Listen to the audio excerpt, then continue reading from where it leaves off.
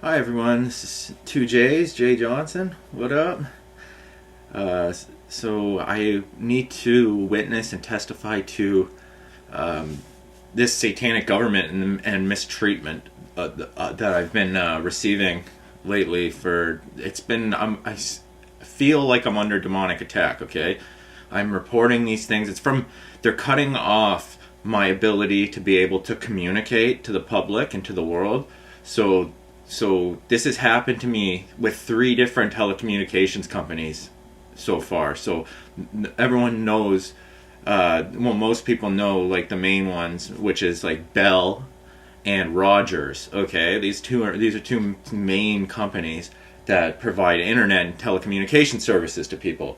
Are supposed to when you pay properly. Okay, so they're using money to try to cut off my communication. So like I'll start this. It's April 15th right now, April 15th 2022, and yesterday, I'll get into this after. I'm going to start off with Bell, then Rogers, then Acanic, this new company that I just dealt with all of yesterday. This was ridiculous. Like, so I'm going to start off with Bell. So like years ago, back in the day it was during when the iPhone 4S came out. Okay, this was like the 4 that came out. This was like years ago. Okay, so I went and got a cell phone from Bell.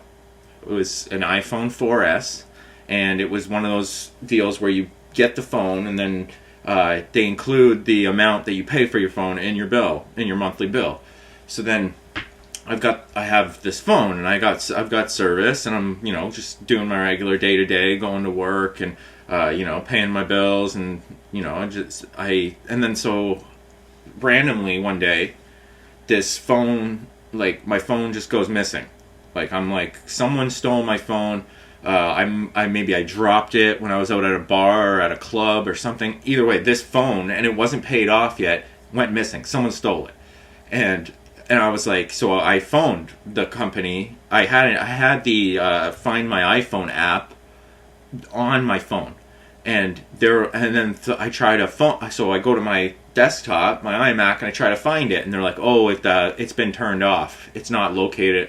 Your locator service on the phone isn't turned on, so you can't find this phone. It would have had to be turned on. The app has to be turned on." So I was like, okay, well, that was basically useless for trying to find this phone. So then I phoned the company, Bell, and I'm like, okay, my phone is missing. It's stolen. Cut off the services. If anyone's using my phone, it is not me. Cut it off. I do not have my phone. It is stolen. Cut it off. And then so they're like, and then so they, then they apparently cut it off or whatever. Okay, well, where was it? Blah blah blah. And they try to act like they care or something that it's gone. Meanwhile, I don't know who stole it or what's going on. Like I said, maybe I just dropped it somewhere and someone picked it up. But either way, someone stole this phone. Because then I receive a bill for $2,000 from Bell, and I'm like, what the heck? $2,000. The phone itself was only, when it first came out, it was only like $500 phone or something. You know what I mean? So I was like, what the heck is this? And then they're like, oh, this is for service from this day to this day. And it was like months down the road. I was like, I reported this phone stolen. I'm not going to pay for services. If they're like, oh, we can see that this phone is being used from this. And I was like, I reported it stolen this day. I'm not paying for this from this day to this day. That's not happening. I reported it. It will be on file that I reported this phone stolen, and to cut off these services. This phone is missing. Someone stole it. Cut off the services. I made it very clear. And then so they're like, oh, well, there's nothing we can do, blah, blah, blah. And they gave me this big hassle about getting another phone and receiving internet from Bell and all this. So I'm like, $2,000? What? Like, I can't afford that. So I was like, what the heck's going on? Like, I reported this phone. That's useless. I'm not paying $2,000. So like, oh, well, Bell won't provide you services anymore. So I'm like, okay, well, what how much do I have to? They're like, you can pay a percentage of this and settle this matter with Bell, and then it'll be off your record, and it won't affect your credit, and it won't mess up your credit, and you'll be able to get I'm like, so I'll be able to get a new phone? They're like, yeah, if you settle and pay this amount. So I was like, what amount? And they're like, well, usually it's around, the creditors and the companies want around 50% of what you owe. And I was like, or what they claim you owe. So I'm like, what? Like, give me a number here. I want a number. Oh, 900, and we would accept 900, and it was like $950, something like that, something in the 900 range. So I was like, so $900. You want $900 for this phone that got stolen? And they're like, oh, well, because you didn't pay off the full balance for this phone yet. I was like, okay, well, the phone itself, if I would have bought it new in the store and fully paid for it cash, it would have been what, $500? Okay, so it wasn't fully paid off yet. And then what, maybe the month of service, or 1 or 2 months of service that I actually had the phone and was using it, I'll pay for that. Like, that makes sense. And that was maybe like, okay, so I'll pay off half, and then I can get a new phone. And they're like, yeah, okay. So then I was like, even though, like, you know, I was working at the time, but then I was like, okay, Mom, can you help me with this? You know, and my mom's so sweet. She's always like helped me with my these issues and situations, you know. So my mom's like, okay, well, I'll help you pay off that balance so that they can stop harassing you. Don't mess up your credit, and so you can go get another phone and function. You know what I mean? So I was like, okay, thank you, Mom. Like, I need my phone for work. I need my phone to communicate and all that. You know, it's important to be able to communicate to the world, to be able to function properly in society. You know what I mean? They make you need a phone for like everything.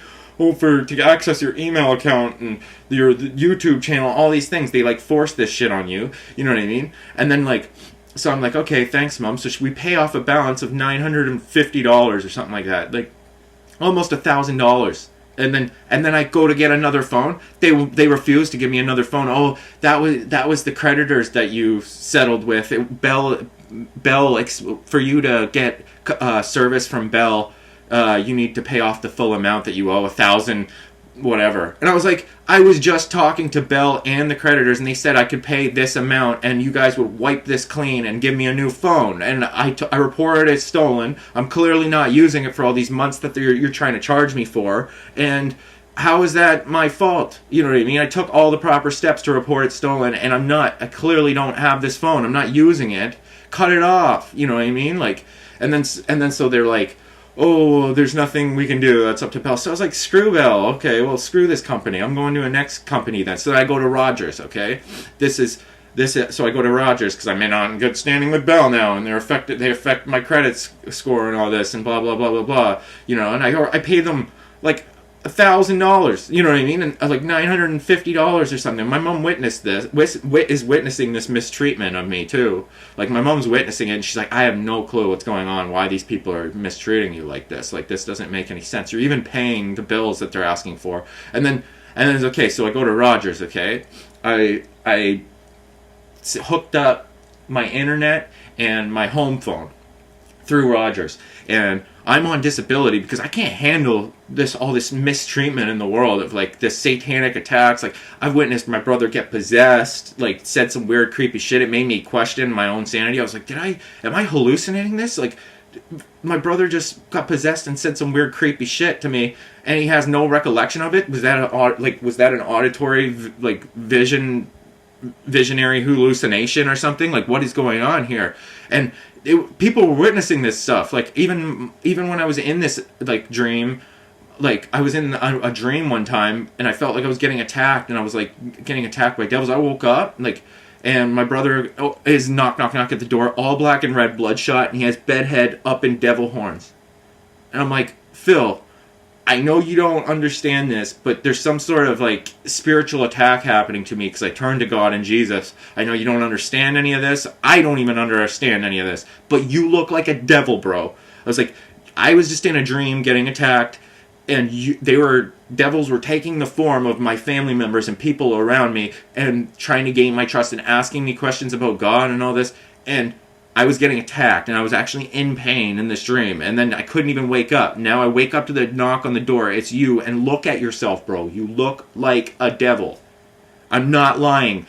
Like, witness what I'm saying. He's like, looks in the mirror. He's like, yo, I do. He's like, yo, I'm not even trying to. I was like, look at you. You're in all black and red. Your eyes are bloodshot red. And he's like, oh, that's because I just smoking weed. I was like, I know, I get it. You don't get it, how you look or whatever. Look at your eyes. Eyes are bloodshot. You're in black and red. You have devil horns, bro. You have devil horns on your head. You just got you have a tattoo of a she-devil on your arm. Like, what is going on? I think he ended up getting a devil tattoo after this happened. I don't know if he had the devil on his arm when this actually happened, but then like he did end up getting a devil tattoo like right after that. I'm like, oh, thanks, that's gonna help my mental health, bro. Like, and then like, so then he's like, yo, I do. Sorry, my bad. I'm not even trying to trip you out. So I'm like, I go to my mom. I'm like, to tell her this. I'm like, Mom, I'm under like some spiritual satanic attack. She's like, oh, it's your ex-girlfriend on the phone. Basically, this girl that just like slept with all my fucking friends. Pardon my language. And she's like, oh, she's in her room alone. Someone whispered your name to her, she said, and she's scared that you're in trouble. And I was like, she's like, she wants to know if you're okay. I was like, no, I'm just under some satanic attack. My brother looks like a devil. You just turned on me, and with every association I know, you became some friggin' hole bag, some whore, and slept with like the whole town. And now you're acting like you care. Like, and then like, and I was like, yeah, I'm fine. I'm just like losing my effing mind here. Like, so I'm like, I'm like, Mom, hang up the phone. Like, I don't care. She doesn't care about me. I don't care about this. I just want to tell you about what is going on right now. So I tell her about my brother and the stuff, and she witnessed it too. Like, she was like, you know, I was like, Mom, like, look at him. Like, he has the devil horns. Like, she was like, I was just in this satanic dream and this and that. And like, my mom even witnessed some satanic stuff too when she was talking to me. When she was in my room, and I was talking to her about, testifying to her about Jesus and about some of this stuff, and she's like, the devil came to me, and I had a vision where my arms were like literally on fire. Like, I was in extreme pain. You're talking to me, telling me this stuff, and the devil, and something was, and like the devil, like some devil was whispering in my ear that I can't trust you. See, he doesn't care about you. Look, you're in pain, and he doesn't even see it. He doesn't even care. You can't even trust your own son, and all this. And she's like, he doesn't care about you, and blah blah blah blah, and talking about like, and I was like sitting there testifying about Jesus and all this stuff that's going on. So like, then my mom tells me this like seconds later. She's like, something just came to me and gave me this vision, and it was whispering that I can't trust you about this stuff. And I know my mom has mental health. I'm like, this sounds friggin' nuts. I was like, she's like, I was like scratching my arms. She's like, I was like, Mom, that didn't happen. I'm looking at you the whole time. We're having a conversation.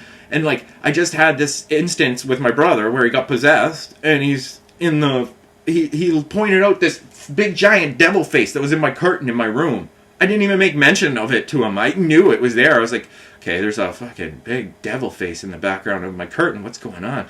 Like, almost like the movie The Haunting, you know what I mean? Where you see these faces popping out of this curtain. But it was a huge devil face, like a big skull-looking evil face. And I could feel it in my room. Like, there was, like, people around, and, like, these, like, I just don't trust these people anymore, like around me. But I was like, what is going on? Like, you know, so I didn't mention the face. I was like, okay, am I just losing my mind? Am I seeing things? Is this hallucination again? What is going on? And then my brother turns to me and he makes mention of this face. You see the face, right? The face in the curtain. And I was like, what the fuck is going on? And then he's like, just wanted to make sure you see it. Turns his head, keeps looking at my computer, keeps talking. I was like, what the shit, Phil?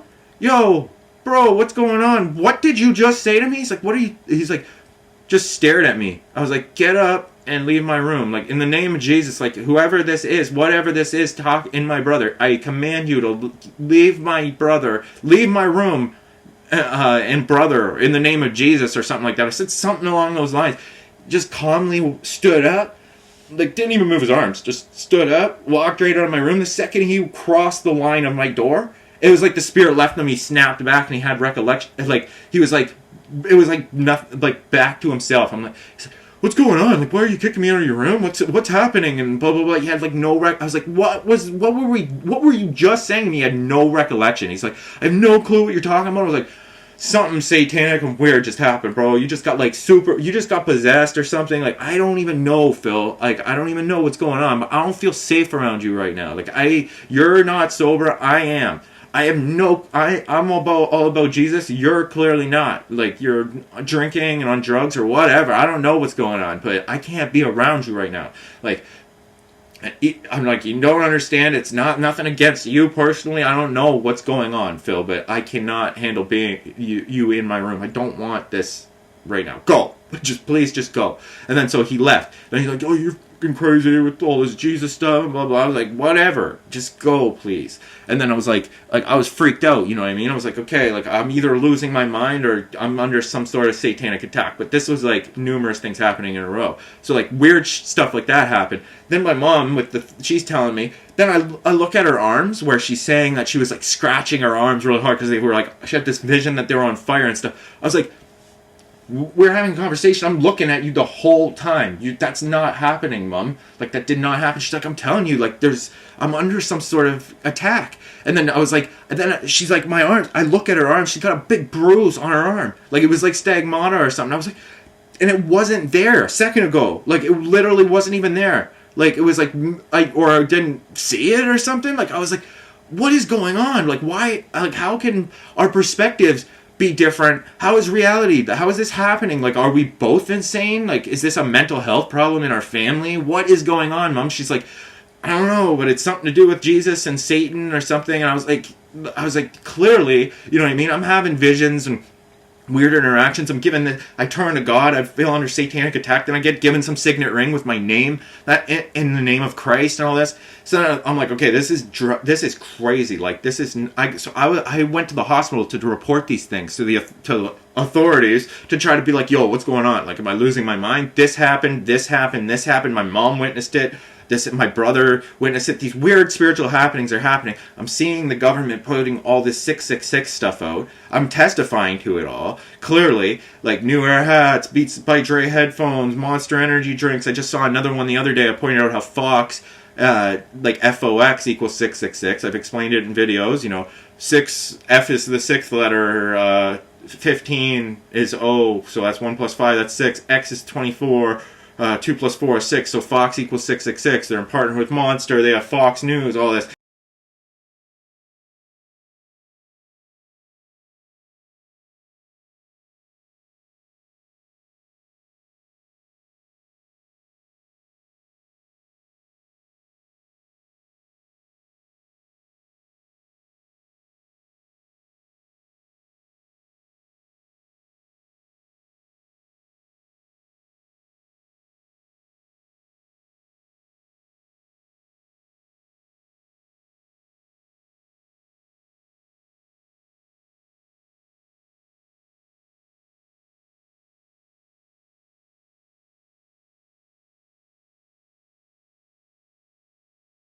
So, like, Fox equals 666. I'm pointing this out. So I pointed out the company Famous. You know, I have to witness this stuff. The company Famous. They have a star on their hats, which is like 5-point satanic star that, you know, is on the American flag and all their satanic stuff. Oh, be a star and idolatry and all this. And then, like, you know, and then they even try to connect it to Jesus, like, oh, the wise men followed the star, and it's to do with, and they always try to claim that there's some Christian origins behind all their satanic stuff. And then, like, and they have a big F is their logo, and they'll put this on a hat, like Famous hat, and then you're putting a big F on your head, which is 6, you know, and then there's like little X's all over the hats, and X equals 6 too, you know what I mean? So I was like, okay, Famous is clearly in on this. They're putting F, which equals 6. Then I'm like, I'm on Sport Check the other day, I'm looking at hats again, and I see a company called Fanatics, and I already know being a fan, that's all connected to idolatry and all this. Then I look on the side of their hat where the New Era logo usually is, because I pointed out how New Era has 666 in their hats. Then they have an F for Fanatics on where the New Era little logo on the side is, and then you look on the inside, F going all along the inside of that hat. So I'm like, this has got 666, like F all over this hat. Like, then I was like, I'm gonna rebuke this. I'm gonna point this out to people. So then anyway, crazy stuff like this, okay? Then I'm like, I get out of the hospital, like they literally put me in the hospital, okay? When I was having these interactions, like I went to 3 different hospitals. I went to Ajax, I think Bowmanville, and Oshawa. I couldn't get any help from any of these people. Like, these doctors think you're crazy. They don't believe what you're telling them. They're just like, their answer is medication. Oh, we got to get you on medication. I'm like, I'm like, I believe in, this isn't the time I want to cloud my head with medicine, you know what I mean, or drugs. I was like, I'm trying to be as clean as possible. Like, I'm about working out, being healthy, and I follow the scriptures. Like, it's in 2 Peter, it says, like, be of sober mind.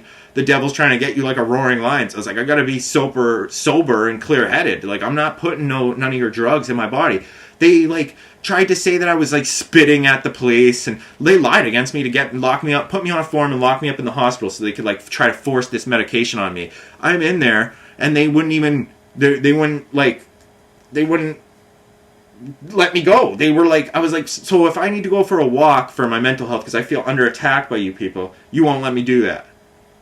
And I came here willingly at first. I came here to try to get help, and you guys wouldn't help me. Then I got into, like, an interaction with my mom. She phoned the police because she got scared, and then, like, huge past stuff, and then I got locked up in the hospital, okay? So then I phoned the rights advisor. I'm like, they're trying to force some drugs in me. I was like, they've locked me in here under false pretenses, saying that I'm spitting at them and being aggressive. It's like, she came in, or the rights advisor on the phone, or whoever it was, talked to me. They're like, yeah, they'd have to prove that, because everything in the hospital is supposed to be on camera. And these police that picked you up, they're supposed to be recording situations too. So I was like, I go there. Even the police lied to me. They were like, "Oh no, like, we'll just take you and you can get help, and we'll help you and this and that." I was like, "Okay, so, like, you're not gonna pull some, like, shiesty shit, because I got some weird shit going on right now in my life and I have no clue what's going on." They're like, "Oh no, it'll be fine," and blah blah blah. The police officer's like, "Oh, my name's Jason, and people call me Jay too," and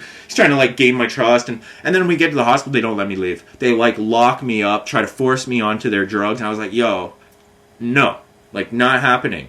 You know what I mean? And then I look, and they're trying to say that I'm spitting at people and blah blah blah. Big post-trauma stuff, okay? But I was like, I said to the cops, I rebuked them with scripture. I'm like, you just bore false witness against me.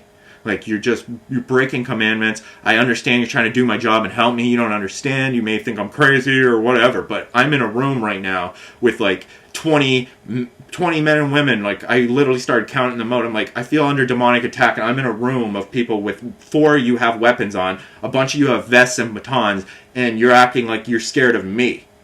Like, meanwhile, I have like, my motto is live to love to live. Like, I literally showed them my live to love to live tattoo. I was like, this is the motto I live by. I tried my hardest to be a non-violent human being. I have no history of mental health issues or violence, or criminal record, you know what I mean? So, like, you're acting like you're scared of me. I'm scared of you guys right now. I'm in a room with 4 people, 4 guns on your hips, and, like, I was like, and I started counting out security guards. 1, 2, 3, 4, 5, 6. Why are there 20 of you in here right now? Why am I surrounded by 20 people? I got up to 12, and they realized, and they looked at each other, and they looked around, and they're like, and then a few of them left the room. They're like, yo, he's right. Like, why are there, like, 20 of us right here right now? He's clearly talking to us like a logical human being. You know what I mean? Like, I'm not threatening anyone. I'm not doing anything wrong here. Like, what's going on? I'm just talking. Like, and I'm using scripture, testifying. So, like, I'm like, okay, well, whatever. The more to hear the word of God, the better. But I'm not attacking any of you or anything. I'm just trying to figure out what's going on and asking for help here. Like, I need someone. I'm trying to witness this. So then they left, all this, I got locked up, blah, blah, blah. I go on disability. They finally help me get on disability. I'm like, I can't process what's going on right now. This is nuts. I'm under some sort of spiritual attack, and I need a witness to this. Like, I need someone to understand what's going on here. My mom was witnessing some of it, and it was scaring her too, you know what I mean? So she was like, and I know my mom has mental health issues. I've witnessed, sometimes I think my mom's possessed and stuff like that. Like, I've seen her act possessed around me before. Make absolutely no sense. And, like, basically lose her mind before, like, around me, like, and I know, like, even when she had 4 kids, she had 4 of us close in a row, threw off her hormones, she basically lost her mind and got put in the psych ward for a bit. So it's a family history. There is family history of mental health in my family. But, I mean, for me, I've always been, like, logical, talking to people how I am talking right now to you guys. The odd time, obviously, because I get overwhelmed, so sometimes I get into a manic state about it where I'm like, this is nuts. Like, this is crazy, so my mind gets racy, trying to process, like, what the heck is going on here? And I go into prayer, like, I'll start praying, and they think that, and anyone who witnesses it thinks it's crazy that you believe in God, and then you go to prayer all the time or something. And I'm like, I have to go to prayer to keep my sanity. Like, this is nuts. You know what I mean? I'm staying connected to God through this, like, you know what I mean? Like, that's what I do. I cling to God and to the name of Jesus, you know, like, to stay sane. they check it off as crazy. So I'm like, okay, what's going on? They let me go. I get my own place, go to Rogers to try to hook up my internet. Okay, I agree to pay like what I could afford on disability, like I could afford like to pay like $60, 60 something. I agreed to pay like $68 a month for my internet, like unlimited internet and home phone. It was something like 60 something dollars. Then like a couple months go by, a little bit of time goes by, I get a bill for $183 for the month. Triple the amount of what I was paying. And I was paying it like clockwork on the day that I received. I'm like, when I signed up with them, I'm like, okay, I'm on disability, so I receive my money on the last day of every month.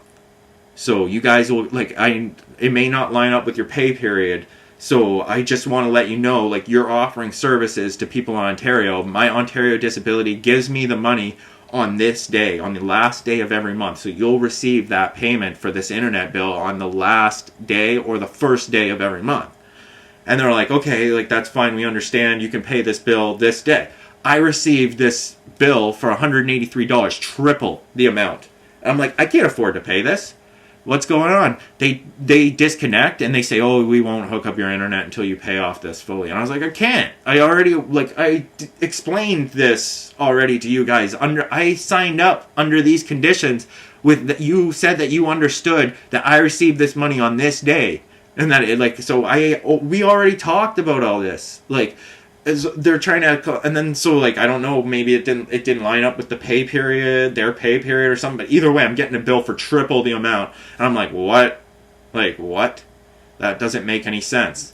So then they're like, I don't know if they were trying to charge me for the next month or whatever. Same thing. I was like, I haven't received the service for these 2 months. I'll pay for the last month of what I just received. I'll pay the 68, whatever I agreed to. That's it. You're not getting that extra money, that 120 whatever dollars. I can't even afford to. I'm on a budget here. I'm on ODSP. So I'm on Ontario Disability Services. So then they basically cut off my internet. Stopped me from being able to share this stuff on the internet about all their satanic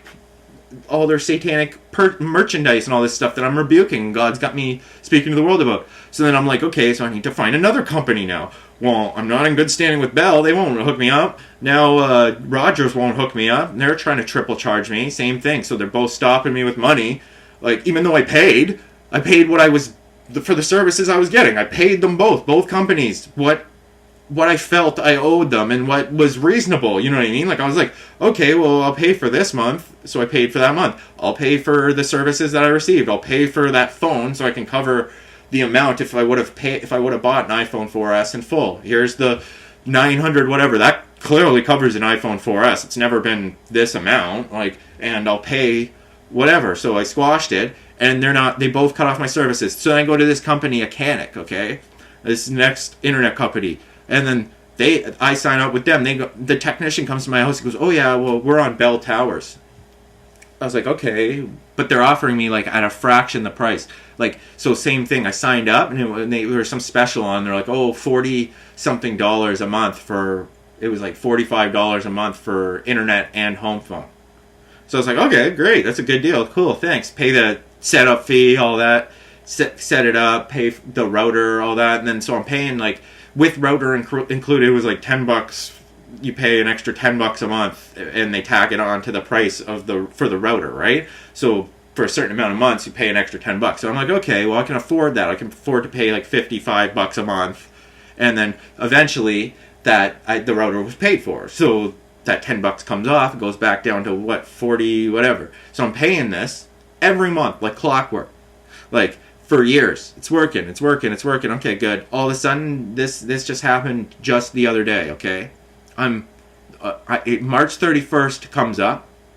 I'm still rebuking these things and all this. And there's been other issues with my computer where they've tried to shut down my account and affect my communications with people and stuff like that. They've blocked my Facebook account and tried to give me a strike against my YouTube channel, take a video down that I was put out that's rebuking, pointing out pedophiles and all these royal people that are involved and, and all this satanic government stuff. And then they took one of them down and I had to like, okay, well, I'll have to, do a revised version and edit a little bit of this out of whatever they're saying isn't it goes against community guidelines or whatever. And then so I take it, I made a new video, blah, blah, blah, blah, blah. So March 31st comes up. Boom, receive a bill, $121. Double the amount of what I signed up for. What the heck? Phone them. What is going on? Why are they doing this? Phone them up. It was an error in our system. It was an error in our system. They gave you 2 invoices, so this is the invoice for March and April. I'm like, well, April's just started, so you're what? You want me to pay for services I haven't received yet, and you cut off my April services? Because I paid. Like, I phoned them.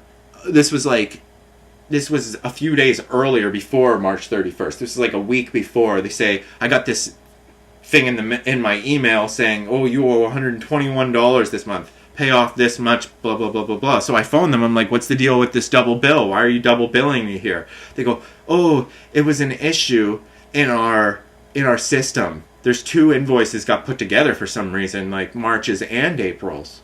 Okay, well, why? And they're like, oh, well, just ignore the April and just pay the March one. Then the April bill will be sent to you at the end of April. I was like, okay, so what? Just pay. And they're like, yeah, so just pay the $59.35 for March. So I'm like, okay, that makes sense.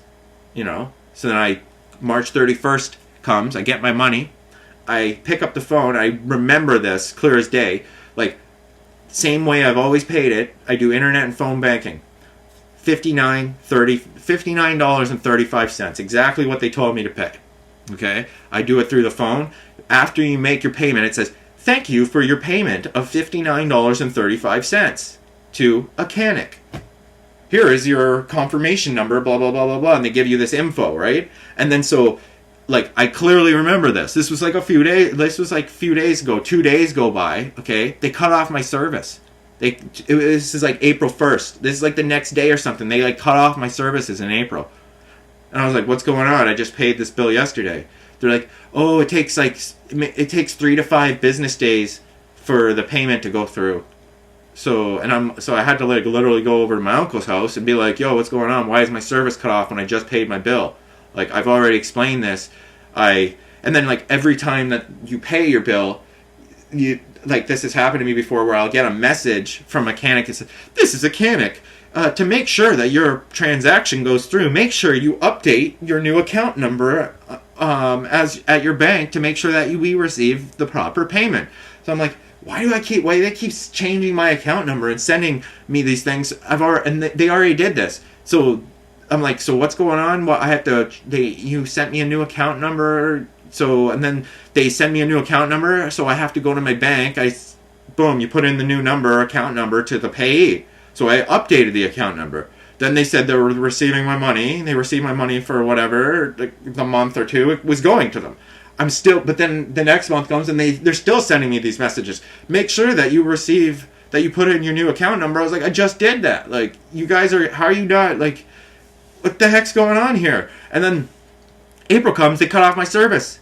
I phone them, they go, oh, you have an outstanding amount of $121. I was like, yeah, I just talked to someone about this. They said that they gave me 2 invoices, one for April and one for March. Well, like, it's April 3rd or whatever, or 4th. I think this was like the 4th or 5th. Like, this was the 3rd or something like that. And because I was at my uncle's, and I'm like, my service has been off for a couple days. I had to come to my uncle's to even call you guys or to even check my email to get this bill and to pay these bills. I pay through internet and phone. I need these services so you guys could receive the payments you're asking for. So, like, I'm getting no warning that you're going to cut off my service and deactivate my service. And I've been a paying customer solid for like 3 years, no issues, 4 years, no issues. Then all of a sudden I get this double bill and I'm getting double charged and you're shutting off my service. With no warning or no nothing. So, like, and I'm clearly trying to straighten this out and get this dealt with. I phoned the first time, someone says you guys made an error, your system made an error and is trying to bill me for the next month that it clearly hasn't gone by yet. I haven't received this service that you're asking for the money for. And clearly, I'm not going to pay it if you have my services cut off right now in April. I'm not receiving April services. I'm not going to give you money for April. You're going to have to adjust that bill and give me a reduced price for the days that I'm not receiving this service right now. They go, oh, well, it takes 3 to 5 business days for this bill to go through, but we would need the full amount of $121 to activate your service back up. And I was like, for April, I was told that you guys made a mistake, and I just paid the $59.35 for March that I owe. As far as I'm concerned, I haven't received any services in April yet, so I'm not going to pay a full amount for April. Like, that doesn't make sense. You're not making any sense. Like, and then they're like, oh, and so I'm like, okay, so I just paid 2 days ago, March 31st. I just made this payment, $59.35. So I expect my services to be turned on the 5th at the latest, because you said it takes maybe 3 to 5 business days. So this bill should be paid on the 5th. Like, and my services should be back on, right? Like, 3 to 5 business days, paid my bill, you know? And they're like, oh, okay, well, we'll wait, blah, blah, blah, blah, blah. But they're like, you have to pay the full amount. And I was like, full amount? I haven't received these services. How do you not comprehend what I'm saying? I'm not going to pay for a full month when I have no service in April. I have no service. You're not providing me the service that you're asking me to pay for. Do you not? And I was like, no offense, but like, and they're asking me for credit card information over the phone. They're like, oh, if you get a credit card, how do you pay? And I was like, through debit. I'm not giving you my credit card information over the phone. Even people at a Canuck, you could be dishonest people, take my credit card information and max my credit card. And no offense, but you don't speak English, and this is like what it warns you about on YouTube all the time, talking to these like Indian people or Chinese people or whoever from another country that doesn't speak English. You don't give them your credit card over the phone. That's so stupid, you know what I mean? I'm like, I wasn't a sucker. I'm not born yesterday. Like, I don't trust you to provide me with the service. You're not even providing me with the service that you're asking me to pay for. Like, something's going on here where you guys are trying to steal an extra. You're trying to double charge me. They're like, oh, blah, blah, blah, blah, blah, and they just kept talking. Same things. They're just saying the same stuff over and over. And I was like, yo, you're not solving my issue here. You're not making any sense. Can you put me on the line with someone who comprehends English and understands what I'm saying here? Can I speak to your manager? They wouldn't even give me the manager. They wouldn't even, then I talked to this woman. She's like saying the same thing. And the same thing. It's like some East Indian woman. Then they put me on the phone with another man. He's saying the same thing. It's all like these Indian people. And they're like being like rude and stuff. And they don't even understand. Like, I'm like, how do you guys not comprehend what I'm saying here? You're trying to get me to pay for a service that you're not providing at the moment. And you just shut down for me not paying, but I've already made that payment. So then, like, okay, I'm done with this. Okay, 5 days, the bill, you will see it has been paid like clockwork for the last few years. I'm a steady paying customer. It's been paid. You've been receiving my money, have you not? For 4 years straight, no payment issues.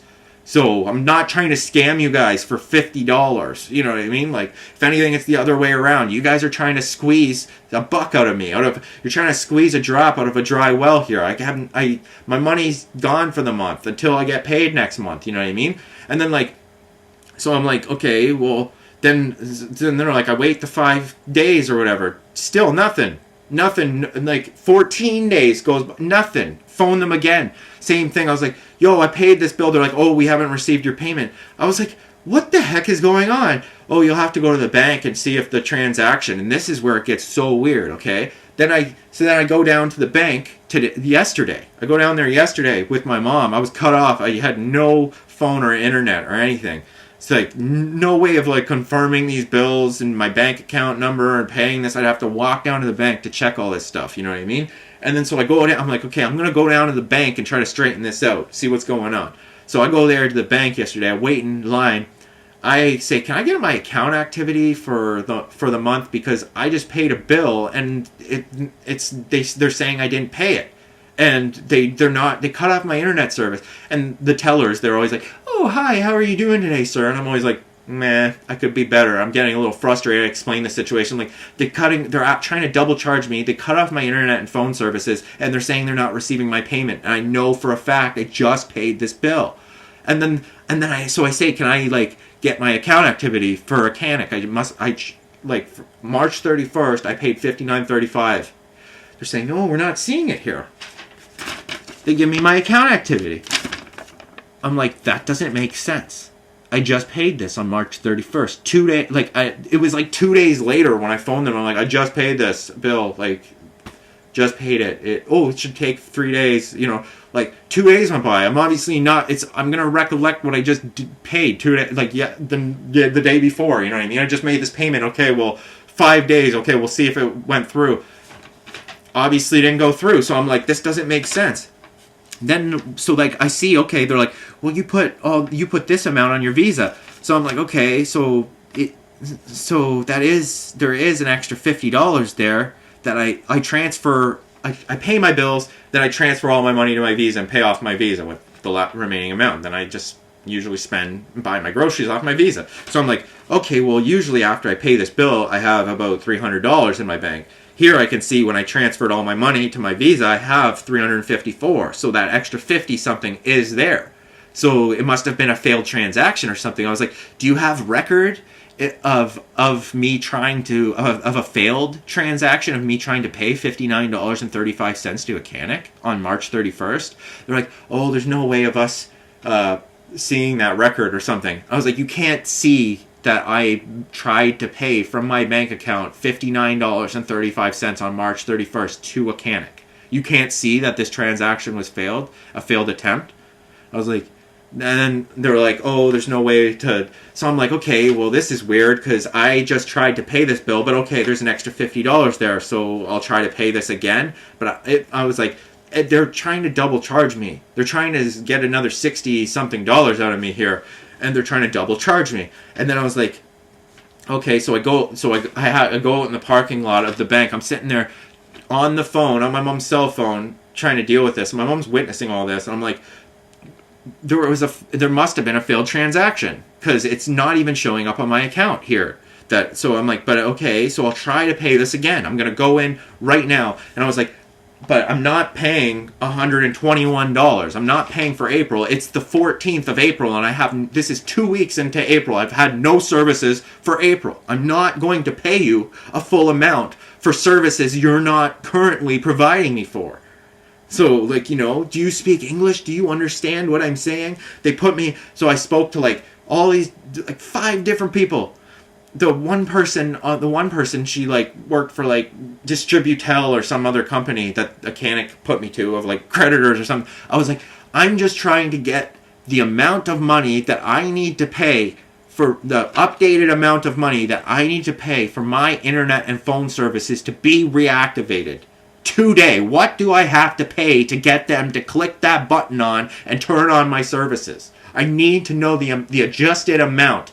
I'm not paying a full amount for April when I've received no service this April. So they're like, okay, well, she goes, oh, it says that your services have been on. That your services just got cut off today.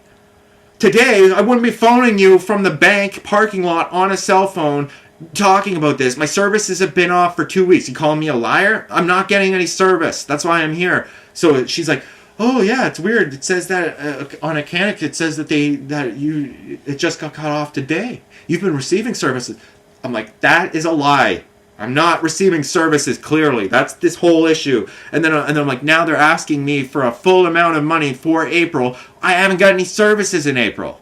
Can you please figure out what's going on with this company, why they're trying to double charge me for April? I already phoned and talked to someone. They said that they made a mistake. Their system made a mistake and put 2 invoices. The invoice for next month, April, with March's. So they're trying to charge me for April, but I'm not receiving any services in April. What's going on here? Like, and I was like, at least you speak English, and she spoke clear English, you know what I mean? You could tell it was someone from this country or something, you know what I mean? So I was like, okay, well, thank you. At least I'm talking to someone that comprehends. So they're like, okay, well, I'll try to talk to my supervisor and we'll send a priority thing to a Canic, try to get this updated bill that you have to pay to get your service back on. I'll phone you back. I'm sitting there in the parking lot for like 2-3 hours. My mom's in the parking lot, no call. Like, she's like, this is ridiculous. Like, so she's like, maybe try phoning back a Canic. I phoned back a Canic. I was like, I explained the situation again. Every single time that they do this, they're asking me to confirm my information. I had to tell them, Jay Johnson, account number this, phone and this services. Like, it's like I'm a broken record. Literally, I'm repeating this. Like, I've talked to like so many people about this today. You know what I mean? This was just yesterday. Like, I'm like, how many more people do I have to explain this situation to? Like, is this rocket science? Like, you know what I mean? Like, I pay the amount. I want to know the amount I have to pay so you to flick on that button and turn my internet back on. Like, it's plain and simple. I'm at the bank. I'm ready to pay this bill in full because some sort of transaction failure happened. It was obviously on your side of switching my account number or something to do with the bank. Something's going on here. You refused my payment that I paid. It's not showing up on as a transaction, and you shut off my services without warning, like the very next day, without even warning me about any of this stuff. Like, this makes no sense what's going on. And I was like, I just want my updated bill of how much I have to pay to go into the bank right now to pay off this bill to get my internet turned back on for the month until I get my April bill. My updated April bill, which will have to have 2 weeks off reduced for me to pay. So they're like, okay, well, and they're all, oh, sorry for this, sorry for this, sorry for this. I don't want to hear 1,000 sorries. I want you to fix this problem. Your sorries are meaningless to me if you're not going to fix this problem. I appreciate your attempt to apologize, but this is wasting my day. Okay? My time feels not valued here. The other woman didn't even phone back, so I phoned back and I'm talking to a mechanic again now. I'm talking to this company. This just happened yesterday. This is why this is so frustrating. This wasted my mom's day too. Okay? So then I'm like, she's witnessing this. She's like, what the heck is going on? Like, what is wrong with these people? Like, and my uncle witnessed this too when I was at his home trying to speak to them. He's like, it's like they don't speak English. Like, what is going on? I was like, I don't know. Like, I have no clue. Sorry, I have to frustrate you with this, Uncle Glenn. Like, you know, and he's like, oh, it's all good, and blah, blah, blah, blah. And he's sitting there playing Diablo, which I'm like, that game means the devil. You know that, right? And that's the game that my brother plays all the time, like Diablo and blah, blah, blah, blah, blah. And I was like, whatever. And he's sitting there speaking against God and, you know, and like denying Jesus and all this. And I'm trying to process this. I'm like, yo, you're okay, whatever. I'm just trying to get my internet done, but I just want to let you know, like, this video game means devil. It trips me out a little bit, you know. It's like, I know you have mental health issues too, so it, like, weird stuff. He even said when he went to go get his vaccine, he said when the woman that gave him the vaccine was dressed as a devil. He said the girl that injected the vaccine into him, he was like, I don't know if it was around Halloween, like, or that he got, like, October, that he went and got this vaccine. He got vaccines and boosters. He was like, yeah, it tripped me out because, like, the girl was dressed, she had a devil tail and everything. She had horns on her head and a devil. And I was like, and you took that? You let them stick that mark into your arm? Like, didn't that affect your mental health? Like, how did you trust that? Aren't you, like, my uncle suffers with, like, paranoia, schizophrenia and stuff like that too. You know, he has, like, some sort of mental health issues, you know what I mean? And then, so he was like, yeah, I just wanted to, you know, get it over with and this and that. I was like, no, I'm not letting him stick with me with nothing. Like, you know, but he tripped me out that he's like, oh, she was dressed as a devil and then he's playing Diablo. I'm like, isn't any of this, like, raising any red flags with you or anything? And he's saying, like, he said, like, oh, couldn't God, I was thinking the other day, like, couldn't God do better? Like, he has all the power to make everything in the universe, and this is what you made. Like, there are all these planets out there, but what, like, none of them are inhabited and they're all just a bunch of floating circles. And I was like, I had the exact opposite, like, outtake, and I was like, I, like, marvel, like, at when I'm drinking a glass of orange juice. I'm like, wow, someone took the time to grow this, squeeze this into a bottle, and I'm allowed to reap the harvest of other people's labors, like all the food and all the animals that have died so that I can eat and put their hard labor, like Jesus said, you're reaping a harvest from a field you have not worked, you know what I mean? Like, I am a marvel at, like, I'll be eating a plate of dinner and it has, like, all these different kinds of foods. I can mix different kinds of juices, grapefruit juice with orange juice, and I'm like, whoa, like, look at all my luxurious blessings from God, and I didn't even have to go to work for this. I put in my service. I try to provide service and, you know, preach to the community, put out music, and I've worked numerous jobs serving coffee to people, working at grocery stores, doing dishes, just anything that I can be useful. You know, I try to help people and be useful and to be of service. You know.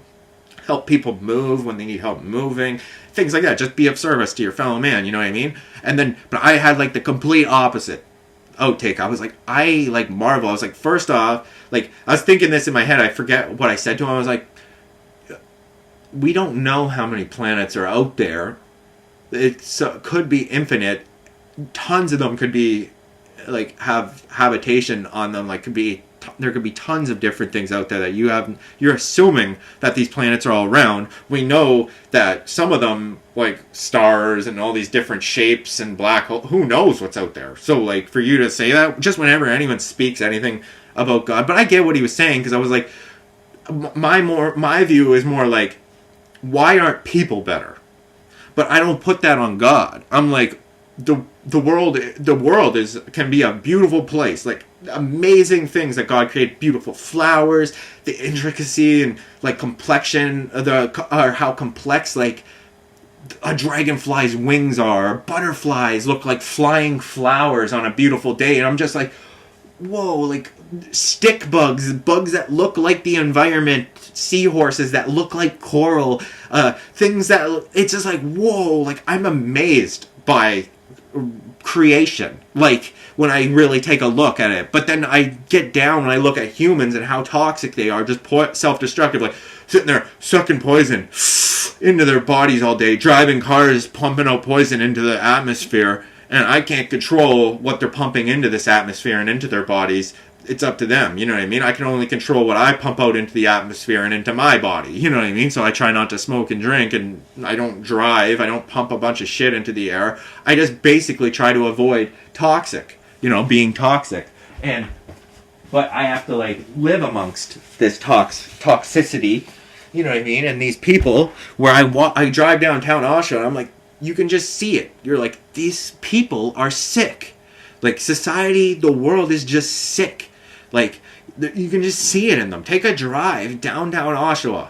You will see these people laying on the streets like these drug addicts, homeless people, just sick. The world's just sick. You can just see it. You just drive down, and there's just people, like, you can take a look out your window. You don't have to go downtown Oshawa. You just go into, like, I live by a road. I could look out on Olive Avenue here, and I can see people just driving by, sucking on toxins all day, just smoking cigarettes on their way to work. Gotta go get my caffeine fix and head to work, and they just use it as a crutch to function in this madness, you know what I mean? The satanic society of like toxic, like of this government trying to stick you with toxic vaccines and sell you cigarettes and sell you poisons, alcohol, and all this nonsense. It's all just sick.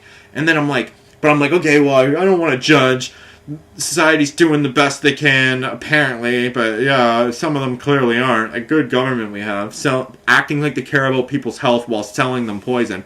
Oh, that makes a lot of logical sense to me. But anyway, I'm like, I'm no one to judge, whatever. Who knows what these people have been through that got them to the level where they're drug addicts and on the streets and stuff like that. I'm like, whatever. Just gotta ignore it and live your life and just pray to God and try to be as healthy as you can be. You know what I mean? Be the change that you want to see. So I'm like, either way, so I'm like trying to deal with these people. So I'm like, I just need to know the number. I've been in the parking lot. I'm in the parking lot of my bank. I need to know the number that I need to pay because there was some sort of failed transaction on the end of the bank or a canic. It's not me. I know I paid $59.35. It's not showing up for some reason. I have no clue. They're not giving me a record that I even paid that. So my perception right now is tripping me out because it's different from what reality is claiming just happened. So I'm thinking, did I hallucinate paying $59.35? I was like, no, because I paid it. I had these conversations with these people, and then I remember the call. I've paid this way for months. I remember the call typing in $59.35, and then I remember hearing it say, thank you for your payment of $59.35 to a canic, like it always says. I remember that. Like, I remember it saying that. Like, from my, like, and even if it was a failed transaction, it should show up at my bank that I tried to pay this and that the transaction that I attempted didn't go through. This should be on record. You know what I mean? But either way, they're not providing me that record. So I'm like, okay, well, something's going on here. So it was probably just a failed transaction. And then I put all the money to my Visa, and I thought the bill was paid. You know, honest mistake. Something went wrong here. I just need to get this remedied, pay my internet, and get it turned back on here. Okay? So I need the revised amount that I need to pay for March, because I have not received services for all of April. So I'm not going to pay a full amount for April when I haven't received 2 weeks of services. And then so I'm like, how much do I need to pay right now to walk into the bank, pay that off for you to turn my internet and phone back on? How much? Oh, okay, well, I'll get back to you, or let me talk to someone and I'll tell you. So they put me on hold again. Like, I've been on hold for like 3 hours talking to numerous different people that are all claiming, oh, your services just got turned off today, and oh, you gotta pay this amount, and blah, blah, blah, blah, just confusion. And I'm like, okay, I don't want to explain this to anyone else. Just fix this problem. This is not rocket science here, okay? There's some sort of failed transaction that happened on the bank's end, on a Canuck's end. Something happened. I've caught this mistake, and I'm trying to remedy this. But you're not making this any easier, because the services that I need, that are required for me to get this issue fixed, are cut off right now. So I'm sitting in my bank parking lot on my mother's cell phone waiting to pay this off. And my mom's going to give me the money to pay this off. And she knows I'll pay her back for this. I told her that. She's so sweet. She helps me with these things. I struggle with these things, you know what I mean? And I'm on disability. I can't even imagine someone who has severe mental disabilities trying to deal with a situation like this. I have I have a trouble relating to the world and communicating to the world because of this. This stuff is crazy. These interactions are happening, and I'm like, I can't explain what's going on. This makes no sense to me. You know what I mean? I feel under some attack. This is crazy. People don't comprehend what I'm saying. Things happen, and apparently my perception isn't according to reality or something, is what they're claiming. You know what I mean? So I'm like, what is going on here? This doesn't make sense. I was explaining it to the people in the bank. I was like, this doesn't make sense. I'm confused about this. This is confusing the shit out of me. Okay? You're trying to deal with someone who's on disability because of these kinds of instances right here. I'm trying to process this right now. What is going on? Okay? And then so she goes, oh, okay, well, we'll give you a $20.17 credit to your account off of your April bill. And I was like, okay, well, that doesn't really make sense, because I was like, I haven't received services for 2 weeks. That's half the month already, and I haven't had any internet or phone services, and I've had to waste my time and be frustrated trying to deal with this. Okay, so I expect my April bill to be something around $30. Okay, because that's about half of what the month. You know what I mean? And she's like, oh, we'll do $20 credit. I was like, that doesn't sound right, but okay, so you'll take $20 off of my April bill. When I receive my bill in April for this month, I'm expecting my April bill to be sent to me for $30 or whatever. She's like, oh yeah, okay, well, we'll take $20 off. So I'm like, so how much do I need to go into the bank and pay right now to have my services turned back on? $62.15. So that's it. That's all I have to pay. I'll pay I'll go into the bank right now, make sure that this gets paid on the bank's end, get the receipt showing that I paid $62.15 for the services in March to you. And I'll get the receipt to make sure that I paid this. It will show up on my bank. I have my mother here as a witness that I paid this, okay? And then so she's like, oh yeah, $62.15. Okay, I'm going into the bank to pay that right now. And then she's like, and then you have to call me back to let me know that you paid it. Okay, so then I have to call you back. And they're like, yeah, okay, so I'm going into the bank right now to pay this. Then I'm going to call you back, and you're going to turn my services back on? Yes. Go into the bank. My mom gives me $70. I pay it. Boom. $62, whatever. Get the $8 change. $68.15 or whatever. I had 15 cents in my account, so they give me $8 back or whatever. Then I'm like, okay, I give that to my mom. Here's your change, Mom. Thanks a lot. Okay, so now I have to phone them back. The people in the bank are like, did you get your issue fixed? I'm trying to. Apparently, this didn't go through. I'm paying them again right now. And then they're saying they're going to turn it back on. Oh, that's good. That's weird that this is happening. Yeah, it's kind of weird that your bank can't give me a record that I attempted to pay this bill and that something didn't go through. This is really weird to me that your bank has no recollection of me trying to attempt to make this payment, and even if it is a record of a failed attempt, you know what I mean? And then shouldn't there be record of that failed attempt transaction? Shouldn't you be able to show me, yeah, there was an attempt made here through the phone or through internet and it didn't go through? It was a rejected payment. You guys can't show me that I'm not lying, that I attempted to pay this. Oh no, we can't. So I was like, yeah, that's weird. And then a mechanic can't see that that there was a failed transaction. And you can't tell me that it didn't go through and whatnot. And I was like, okay. Well, then I pay $62.15. Go out, phone them back. I phone them back, and I'm like, okay. My mom drives me back from the bank to go home. I was like, okay, we got this dealt with. This has been like 3 hours of our day. You know what I mean? So I'm like, okay, I'm gonna go home. We're in the parking lot. She drives me back. We're sitting in my parking lot. She's like, okay, here's the phone. I was like, I was like, okay, phone them. Phone a mechanic. Someone comes on the line. I just paid.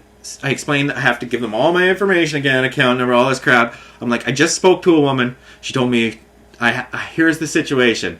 I got double charged. I was told it's an error on your guys' side at first, that you gave me the invoice for April, got put with March. I haven't received any services for April. You're trying to get me to pay for services that I'm not receiving at the moment.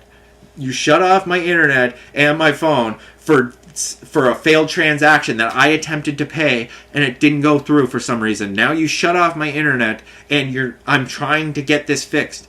And I was like, I explained the situation again. I was like, I'm gonna pay I was told that my April bill that you send me will be reduced when I receive it. That you took $20 whatever off. So then they go, oh, it may take 3 to 5 business days to show.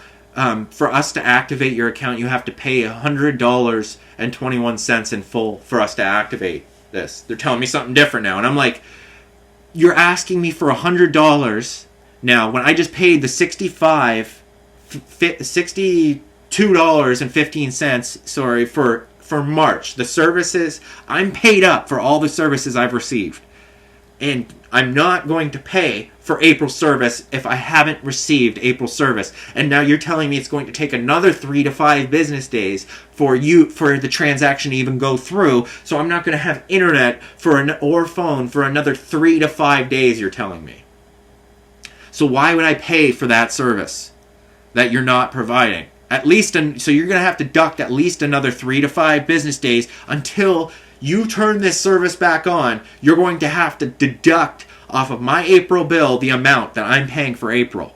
You're losing yourself money with every day that goes by that I'm not going to pay for a service that you're not providing me. What don't you understand about this? Am I not speaking English to you? This guy goes, oh, we'll need the full amount to pay, paid, or we can't activate your service. I'm like, I just spoke to someone.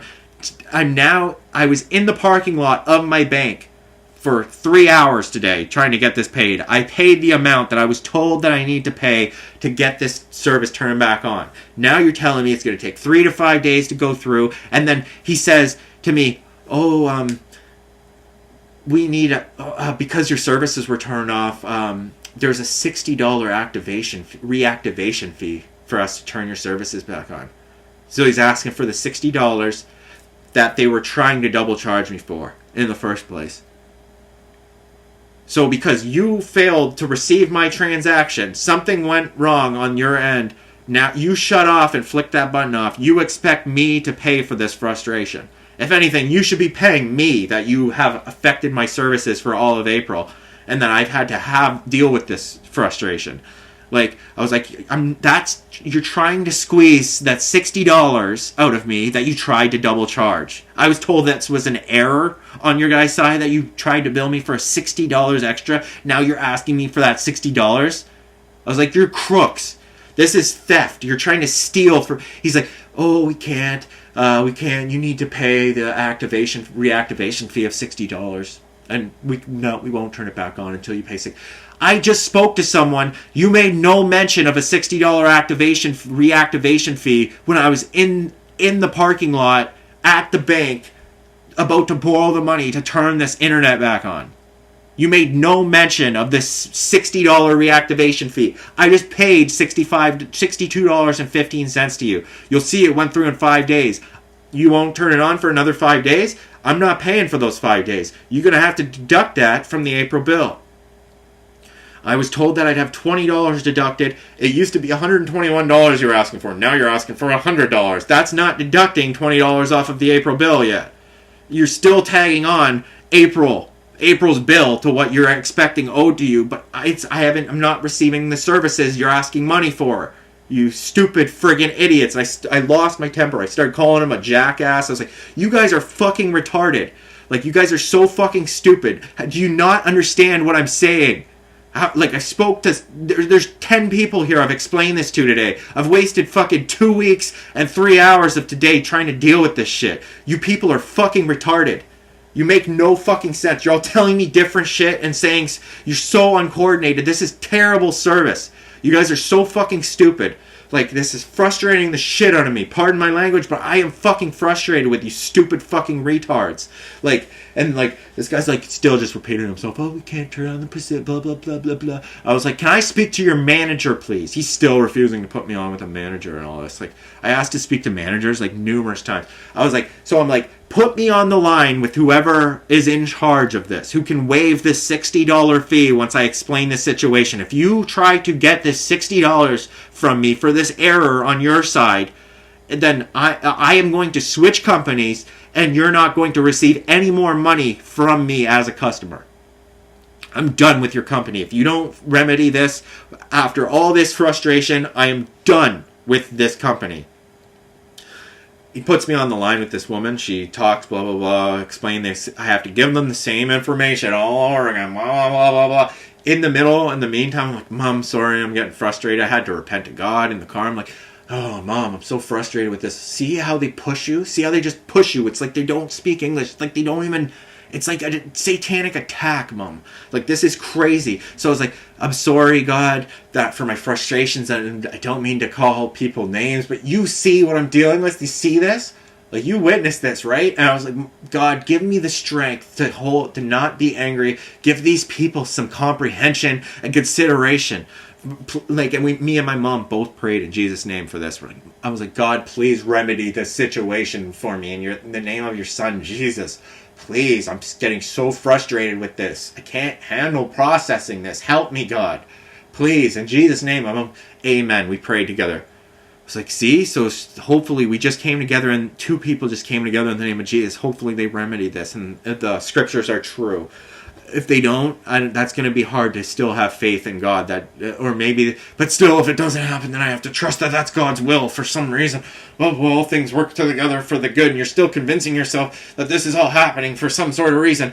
Me and my mom were kind of just laughing about this. By this time, we're frustrated but laughing at the same time because we're still praying about this and just trying to deal with this nonsense. You know what I mean? And then she's like, "This is ridiculous. This is crazy." She's like, "No one." She's like, "Even I witnessed." She's like, "Even if we tried to tell someone this, there's no one else that's witnessing it." I was like, "This is all supposed to be being recorded for purposes."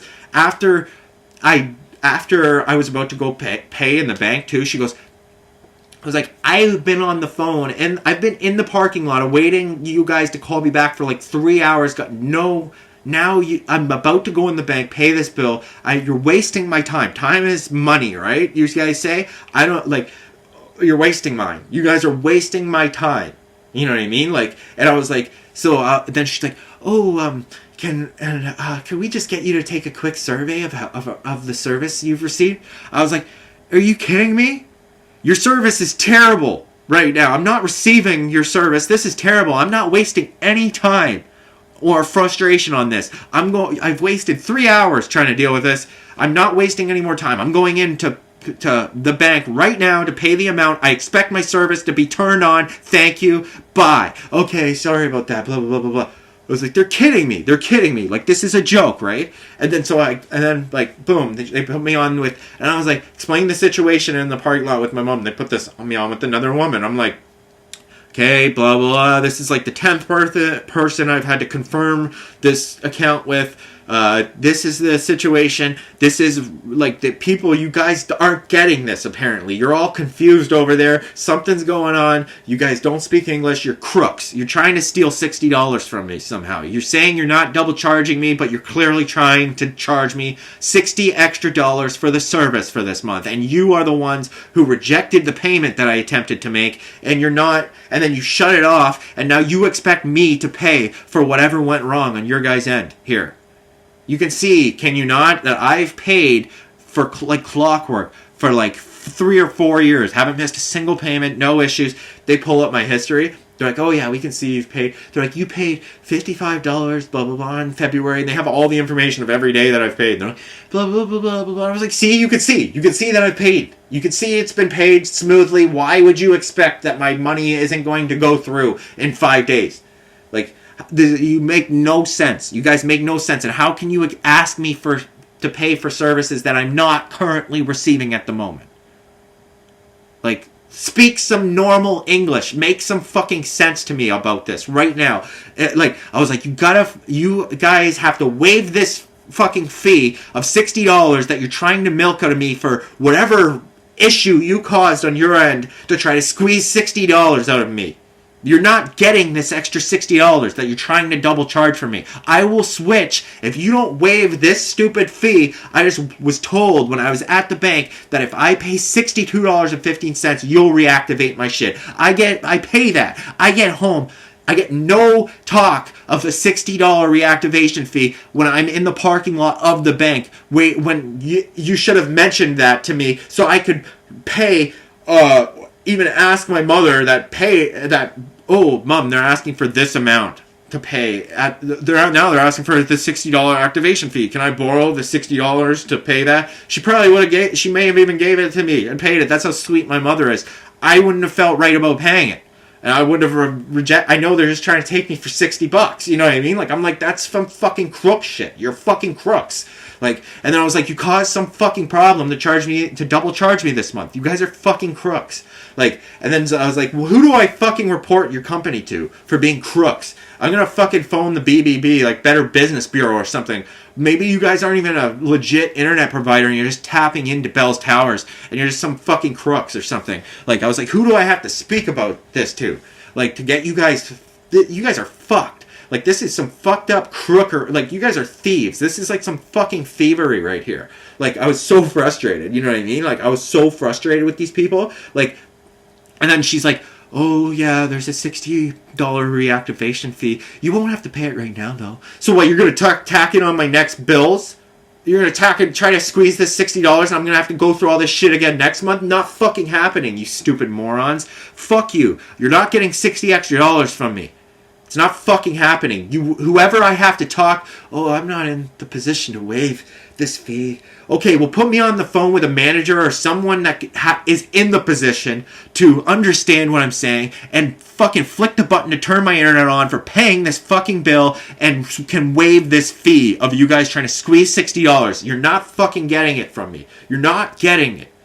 You're not getting it. It's not happening. I will fucking switch companies. Then I have to go to another company, deal with the same kind of shit. Oh, you gotta pay this amount to reactivate. Now you need to buy a new router. Oh, now you need to fucking pay this amount, this ridiculous amount to set up services that you already paid for with this other fucking 3 companies that are fucking retards. Selfish, greedy fucking pricks. Like, it's fucking infuriating. Like, that's why it even says things in the Bible. Oh, kiss the Son, lest he will fucking furious anger. His anger can flare up in a moment. That's how I feel. I'm like, my anger is flaring up in a fucking moment because these people are fucking retards. I'm putting out fury. It says the Ezekiel one that they put in Samuel L. Jackson in Nick Fury, the false scripture they're putting out that I have in my Jesus is Coming video. It feels like they're just trying to stop me from putting out all this satanic rebuking. Like, I'm just rebuking all this satanic shit that they're putting out there, and they're just trying to fucking stop me from being able to speak it to people. I bet you all go onto YouTube after these fucking 2 weeks and they put a strike on my channel, or they some notification, oh, you didn't respond or do this, so we shut down your channel. Like, meanwhile, we cut off your internet access, and they know I'm not receiving those messages. They're just fucking trying to shut me down here, people. Like, you people won't listen to someone who has a signet ring in the name of Christ. It's in the scriptures. God's rebuking all this evil shit through me, and no one's fucking listening or taking me serious. Like, it's a fucking joke. Like, you guys are fucking retarded. You know what I mean? That's what I've already said in that righteous anger video. Like, I'm like, this is fucking retarded. Society's so stupid. It's all fucking idolatry, NHL, Grammys, fucking UFC. It's all fucking idol worship. A bunch of idol worshipping, satanic fucking government psychopaths. You guys are fucking pedophile psychos. It says this in the Bible about, Ezekiel, then you will know my name is the Lord when I lay my vengeance upon you. And then he shoots him in Pulp Fiction. And they put that on Nick Fury and Avengers. On his tombstone, Ezekiel, blah, blah, blah, the path of the righteous man. They try to say the path of the righteous man is enclosed on all sides by the tyranny of the wicked and blah, blah, blah, blah, blah. That's not in the scriptures. They're trying to make righteous people feel like they're surrounded by evil and they can't do anything and can't win. Like, meanwhile, it's not even about winning. It's about just preaching the truth of the gospel and that God smites and gives wrath to the wicked. That's the whole point. And that it says with furious rebukes. That's why it says, like, Nick Fury. They put it like Fury, and they're talking about Fury, and they're promoting, like, Furious, but they're not even putting out the proper scripture. You know what I mean? And then, like, God will put out a furious rebuke like this of me. You know what I mean? And what? Every time I get pushed to anger by these satanic people for not being fucking, like, comprehensive of what you're saying to them, and they're just, like, in their greed, just trying to milk money from you, and you're like, you know, like, just ridiculous idolaters and just craziness, honoring soldiers and all this, we're Christian soldiers. That's fucking bullshit. You guys aren't supposed to be throwing stones at people. Thou shalt not kill. That's a commandment. There's no fucking excuse for killing people, you fucking psychopaths. Honoring people. David throwing stones at people and you make him king, but then Jesus comes, doesn't throw a stone at anyone. You guys fucking put a thorn crown on his head and fucking put him to death. You psychopaths. It's a fucking demonic attack. You guys are fucking psychopaths. And then, like, I rebuke all this shit. You know what I mean? I rebuke it all. And then I try to clean up my language, but I'm getting pushed to anger. God witnesses this. I give this to God. God, do you not witness the anger of what I'm trying to deal with here? This is righteous anger. How, like, people are trying to push me to wrath. And I'm trying to bless them. I'm like, God, give these people some consideration. So turn them from their wicked ways, God. Turn me from the wickedness of getting angry with them. If it's not righteous anger that I'm angry and that it's not your will, please, I'm trying to serve you. I'm not trying to go into fits of rage and serve you with anger. I know that doesn't serve you to the best. I'm trying my hardest. I'm just one man here trying to deal with this, Lord. I am like a kid in a world that I don't understand. What is going on here? If you're good, why is this like this? I need your will to come to pass. We need to see that your word is true. We need the trumpets to go off. We need the angels to come down. We need them to be the wicked to be put to death, as it says. We need this to happen. We need your word, Lord, to be fulfilled. We're praying for it. We're waiting for it. We're craving it. Like, and every day that goes by puts more doubt and disbelief into the believers' hearts that you're good and ever going to do this. Jesus' word said, the kingdom of heaven cannot come in a way that can be observed and seen by man. Then they're saying the trumpets are going to go off and everyone's going to see it. That doesn't make any sense. So maybe the context was at the time the people couldn't witness the kingdom of heaven is among you. The kingdom of heaven is at hand. But the trumpets are going to go off and the sun's going to come down on the clouds of the angels. Everyone's going to see it and observe it. That's total contradiction. That doesn't make no sense.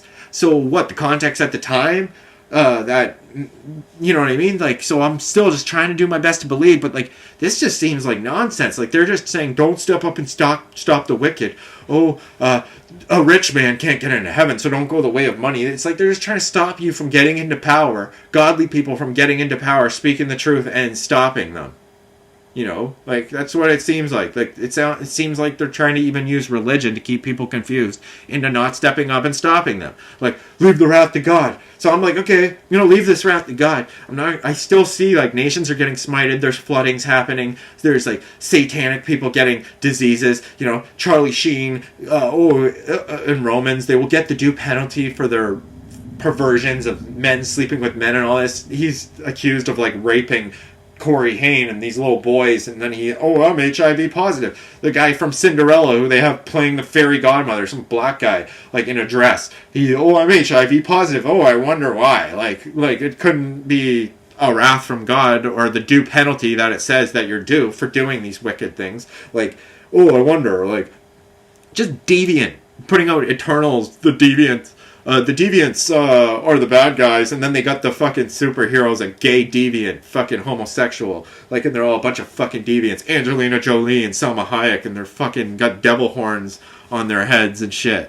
You know what I mean? Like, in their costumes, and like, just fucking nuts. Like, just deviant beings trying to act like other beings are deviant, and then they make them die. They call them eternal. The wicked, the Eternals. Yeah, the gay guys are the Eternals. Like, the gay superheroes. Like, just stupid shit. Like, this world's so fucking stupid. It's, like, so hard to process as a person. Like, and not be angry in your rebuking of it. It's like, this is a fucking joke. Like, this is disgusting to me. Like, this is just, like, so fucking beyond. Like, this isn't human stuff. Like, that's what I said to my mom. I was like, Mom, you witnessing this? Like, she's like, this is ridiculous. She's like, this is ridiculous. And she's like, I was like, I can't even afford to go with another company. I can't find another internet provider. And then they're just going to pull the same shit. Like, who do I go with now? Primus? They'll be, like, connected to Rogers or Bell or something, and they'll fucking won't give me service. You know what I mean? Like, this is ridiculous. Like, they're attacking my ability to communicate with the world. Because I'm rebuking them. And I'm putting out stuff to do with Jesus and pointing out other products and all this satanic shit. So I'm like, what the shit is going on? Like, what's going on? Then my mom's like, oh, I know, but... And I was like, Mom, I'll pay you back for that. She's like, oh, don't worry about it, and blah, blah, blah. And I'm like, no, I will pay you back for that. And then she's like, and I was like, Mom, like, now I have to what? Go pay this $60 activation fee to them, and we already paid them $60, and they didn't fix the problem. So what? I'm going to pay them another $60? That's letting them steal that $60. They're double charging me. Like, you're witnessing this, right? Like, they're fucking trying to steal from me. This is theft. They're trying to steal from me. Like, and they're trying to do it in a tricky way. This is deception and fucking trickery. This is from greed. Like, this is clearly a greedy fucking internet company, which they're some of the richest companies. They fucking flick on a button, and what do they have to pay for? The service on the towers? You know what I mean? Like, I don't understand. Pay to all their technicians and all this. Who fucking cares? I don't give a shit what they have to fucking pay for. You don't fucking scam people like that. You be upfront and honest about your business. You don't tell someone you're going to provide them service for a certain amount of money, then throw in the double fee. That's fucking false. That's some deception, evil shit. That's some fucked up, evil shit. I'm being fucking wronged here. I'm being mistreated. And as a human, who's a person who's on disability, I can hardly process being in the world, functioning, because every single interaction that I have with people where I'm trying to communicate or relate turns to fucking frustration, where I want to climb a clock tower and fucking shoot some evil fucks. Like, I just, like, want to go kick in the door of a mechanic and slap the shit out of these fucking people. You know what I mean? Like, you just want to go in there, boot fuck their door, flick on the little fucking button that turns on my internet and be like, I just fucking paid you for this service. Turn it the fuck on, you stupid jackasses. Slap, slap, slap. You know what I mean? Like, I'm not that kind of person, though. You know what I mean?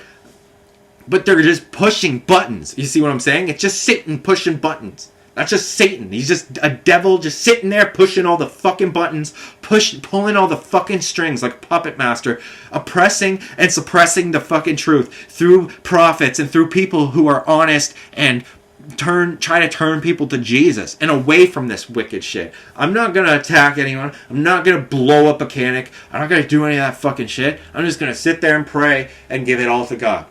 And then it's just going to happen again and again. I got to, endure the torture till the end. Come fucking cut my head off.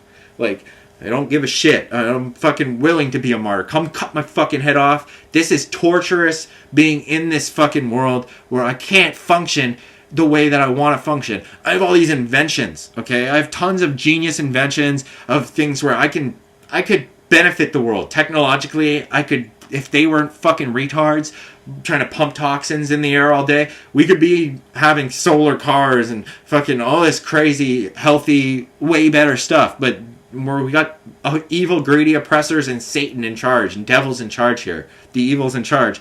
I can't even attain a patent and like to get some of my genius inventions, and like not even genius. Some of them are just like, I would say they're simple. You know what I mean? But who knows? I could put out these inventions. I could be putting out products that benefit people, but that would be serving money. So I feel restricted to go that way. Then I have to get into fellowship with their companies. Their companies will make me sign contracts with them, then put some sort of satanic logos on my products, and I'm in fellowship with the darkness. So I can't go that way. So I can't make money my master. God's my master. So I say fuck money. I don't give a shit about it. I give up my life that I feel like I deserve for God. I don't give a shit about money. So I'm like, screw it, whatever. I don't care about money, being rich, all that. I want my treasures in heaven, I guess. Whatever. The streets of gold that apparently exist that no one gets to see. That, we're hoping for. You know what I mean? Like, oh, no one sees it except for he who comes down from heaven and blah, blah, blah, blah, blah. These promises that, like, but, like, you're witnessing all the wicked receive their due reward in life and all this, but they're going to destruction and blah blah blah blah blah, all that. Like it's fucking crazy, man. It's nuts. And I'm like, whatever. So I sacrifice my life to that, whatever. I don't give a shit about money and all that, whatever. These people don't deserve the inventions if they're too fucking stupid to accept good inventions and support a loving being who's going to benefit them technologically. You know what I mean? Like, whatever, they don't want a person of God to benefit them, so they reject me, the world rejects me, and I reject the world, whatever. You know what I mean? I do my best to love the world in order to love God, but whatever, you know what I mean? Like, you can't go the way of money and be in fellowship with these wicked companies and putting sixes on stuff and stuff, so I'm like, whatever, I fucking hate money. It says you either detest money, you can't serve two masters, you'll either love one and detest the other or whatever, that's scripture. I love God and I fucking detest money. But I get frustrated that God allows this wicked functioning to go on still. Why? How can we perceive you as good while you're allowing this to go on? But I have to I can't speak against God. I have to trust in your timing. And who knows what you're up to in the background? You know what I mean? I don't know. I can't comprehend any of that stuff as a human. I don't know what you're doing in the background, how many times you protected me with angels or whatever. I don't understand it all. But I try to not speak against God, but a lot of this stuff is not making any sense. It just appears like some devils are just posing as an authority of God, but they're not. And they're just stopping people from going forward, godly people from stepping up and going forward and stopping them and getting money, power, and all that in the world. Like, it just doesn't, it's infuriating. I'm like, whatever, screw it all. I'm ready to try to go find a piece of land and live in the wilderness off locusts and honey, like, and not drink, just like John. You know what I mean? Like, that's where I'm at. I'm like, put me in a cabin, give me locusts and honey, I'll eat fucking bugs for the rest of my life. You know what I mean? I don't give a shit. I just want this to be over. Cut my head off. You know what I mean? Get this over with. I can't take this anymore. I don't want to be around these beings, these compromised satanic beings that are clearly not of God. They're clearly not being loving and of God. Clearly. They're putting 666 on people's heads. So I don't want to be here. I don't want to be among this. I don't want to have to fucking vent this shit. It's like, there's even scriptures like that. Oh, God has bound all men to disobedience so that we can receive the mercy of God and all this. So it's like, so you're what, binding us to be wicked sinners so that we can receive your mercy? Like, that doesn't make any sense. If it's ideal that you don't want us to do evil and sin, then you give us the teaching and then you don't put us in positions that push us to sin, like, and anger and all this stuff. That doesn't make sense. You know what I mean? So, like, that part doesn't... There's so much that doesn't make sense about this gospel. You know what I mean? But then there's things that do make tons of truth in it. But then it does appear that they're using it for wicked manipulation, too. Like, So it's like, what is going on? You know what I mean? So I try not to act in violence, step up. The thing that makes sense about the gospel to me is love God and all others as yourself. God is love, so you got to love the love that's in you, the God that's in you. If you have love in you, you have God in you. If you view God as a part of yourself, love is a part of yourself. You ask love to be a part of your heart. You do your best to love every day, and you view, same with other people. You view them as they're in your mind. They're a part of you, so you try to love them as yourself. I do my best to do that. I have to apologize when I say fuck these stupid jackass people. That's like calling me a stupid fucking jackass. That's like insulting me or insulting God from my perspective. But I'm not. I'm clearly making it clear. What's like, I'm not witnessing God in them. I'm not witnessing love in them and God in them. So from my perspective, that's not God or me, or they'd be loving God and me the same way. You know what I mean? So that's wickedness. That's greed. That's evil. How can you be of God but be putting out products with 666 on it? How can these authorities be of God? That makes no sense. If you're of God, you don't put out products that clearly have 666 on them. They're not of God. Like, it's obvious. A tree is known by its fruit. They're putting out evil fruit. Like, they're putting out rotten fruit. I know them. They're a bad tree. You know what I mean? I'm putting out good fruit. You know what I mean? Like, look, I got trees on my shirt right now. You know what I mean? And it's like the weirdest thing is like, okay, and the company is 10 tree. And this new company, 10 tree. 10 is the number for J tree. And 10 is but then 10 is also, J is also 10 is the Roman numeral of X. X can mean the mark. X, how they're putting X on everything. X marks the spot. X here, X there. So like J, which is 10, Roman numeral X. So my name's connected to the X, to an X or to a mark or something. You know what I mean? They're putting this X on stuff. XXX. I've explained this in videos. 666. SIX. They're putting XXX on stuff. Jesus was crucified and nailed onto. There was 3 X's, 3 crosses. The thieves or whatever, and killers or whatever, and Jesus. There was 3 X's that represented the sins. Our sins. He was made a curse. He was nailed to the cross, to a tree. So it says he was cursed. So he was made into a curse in our sins. So like but my name J can be connected to X because J, the 10th letter, and then they're also trying to connect my name J through the city of Toronto. They started calling it the 6, and they're putting out hats with the Blue Jay one eye symbol in the Blue Jays logo, which could have been God mentioning my name through Toronto. 2 J's was even hidden in one of their logos. Like, I didn't choose. That name was given to me before that logo came out, and before that, like, I knew any of this. Like, before I even turned to God and got baptized and all that. Like, this is unfolding. I was like, I didn't know all this. And then, so they start calling the city that God made mention of me through Toronto Jays, TOJs. They're trying to they put an fake American rapper in there that's clearly satanic, put in songs with Lil Wayne saying things about these hoes love me like Satan, and they're all like, they're all connected. They're all, he's got an eye tattooed. They're throwing up the 6 eye on all this shit. The Summer 16 tour and all this. It's all fucking 666 shit. I've proven it. They're all a bunch of Satanists. Then they put up billboards in Toronto. The 6 is watching and all this shit. They're trying to, like, it's like the devil trying to say that they're watching me and shit. Like, and I know they are. Like, I can see that they're watching me. They're Hollywood speaking against my name, but they're also trying to make me into, like, the Antichrist or something. You know what I mean? They're putting my name, Toronto Jays. They're trying to call this city the 6. So that I've seen hats where they're putting a J logo on there with an I, and they're putting the 6 right beside J. Like, on a hat, on people's heads. And I'm telling people, yo, don't wear New Era hats. Don't put on Jay's hats. Don't put on any of that shit. You know what I mean? Don't put any of that crap on your heads. Like, you know what I mean? Like, either way, it fucking trips me out. And then, like, I'm like, but then also, when I see it, it helps me when I see people wearing Jay's hats at times. Because I'm like, it helps me to view them as myself. Because they're wearing my name on their head.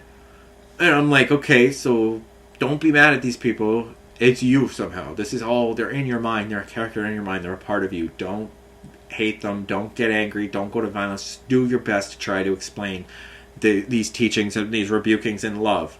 Even though you don't comprehend what the heck's going on fully with it, but you just have to witness some of this, because this is crazy. Like, this is crazy stuff. When I grew up as a kid, I didn't expect any of this. I don't have any clue, but I was given a signet ring. I had an interaction with God. I was told that I was sent back. He said, the ones you love need you. And then he sent me back, and I didn't even want to come back. Wherever I was, I don't know if it was a dream or a vision or whatever, but like, I was laying on my bed. I turned to God through his son Jesus. My spirit came out of my body, and it hovered over my body, a foot over top of my body. When I was on my bed, I could see my face. I was looking down at my body. Like, it was like what's described in some of these near-death experiences you see. I could see my body. Then my spirit went sucked into my heart. It was like the spirit that was hovering. I was looking, and it went into the heart of my body. And I went into, and then I was in a white place, beautiful white place. I felt completely, like, just enveloped in love. Like, I was just like in this place with the spirit. The spirit showed. I was in front of this light spirit. It was light. It was like the silhouette of a human man. It was transparent. It was invisible. This was the invisible God that's described. It was God. He claimed that it was God. I knew it was God. He was invisible. But you could see energy, like rain, like colorful energy, radiant, going through this being, and you could just feel it, like emanating, just love coming from this being. It was like, whoa, I need to get close. You just want to be around this being. You want to get closer. You just feel ultimate pleasure, like euphoric pleasure around this being. Like, you're drawn to him. Like, you just want to be. And he could change his form. He could turn into different beings in front of me.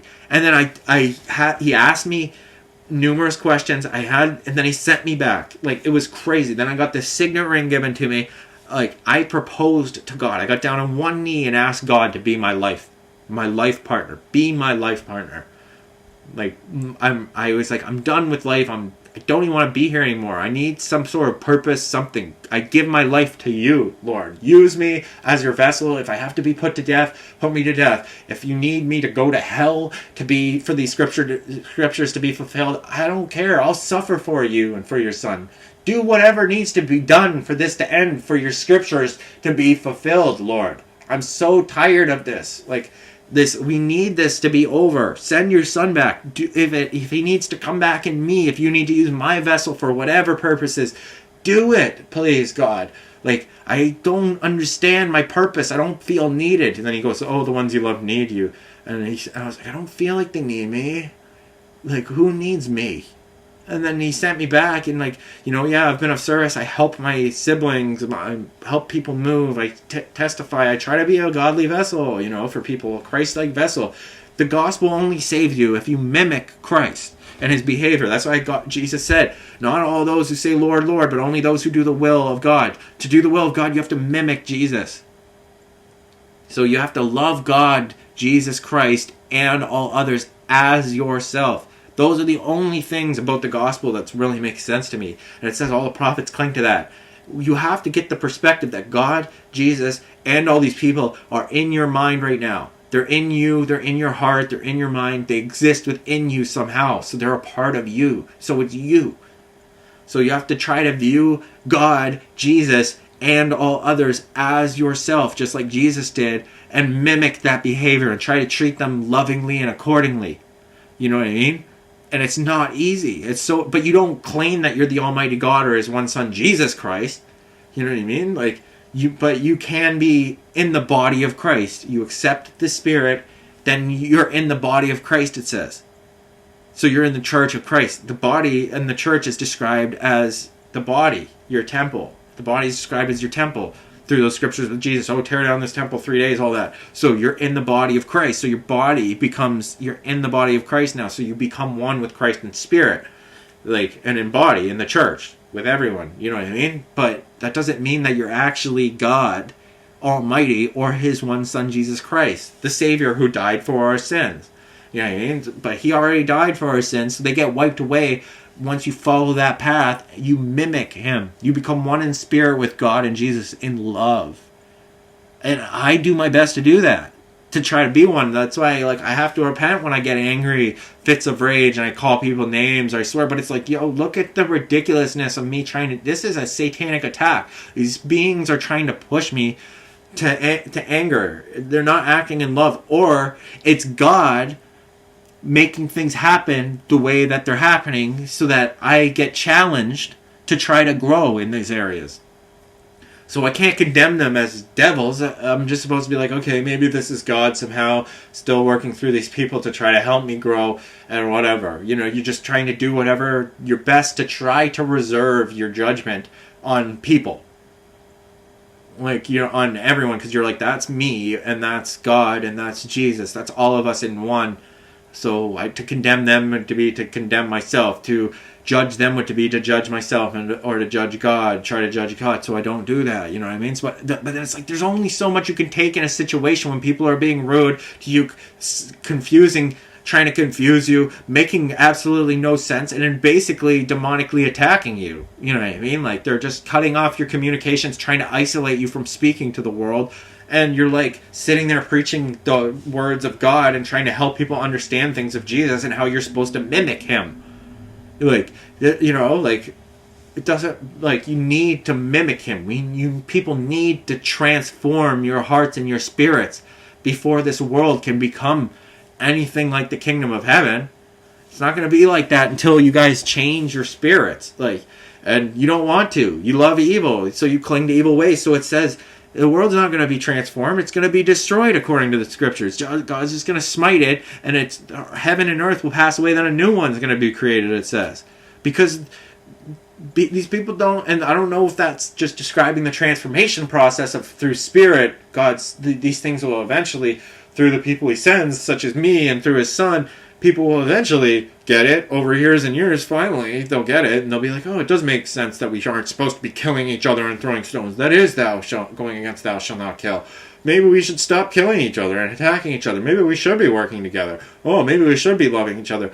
Oh, like maybe they'll eventually come to the revelations of, oh, we should just turn all these weapons into plowshares and pruning hooks, since that's clearly God's will and the revelation that he says that we should eventually come to. But like, it has to happen in the right time. But, we're not allowed to do that now. We're going to just honor soldiers that keep fighting over oil and over stupid shit. Like money. Like, it's like, whatever. These people, internet, all that crap. Like, the only other reason I care about it is because it feels like they're just trying to stop me from speaking the truth and witnessing. You know what I mean? And I have to have internet connection and phone connection to be able to communicate to people across the world. You know what I mean? So they're trying to suppress my ability to do that. So I can't help but feel like this is some sort of demonic attack and oppression and suppression of God's spirit and the truth that he's trying to give through me. You know what I mean?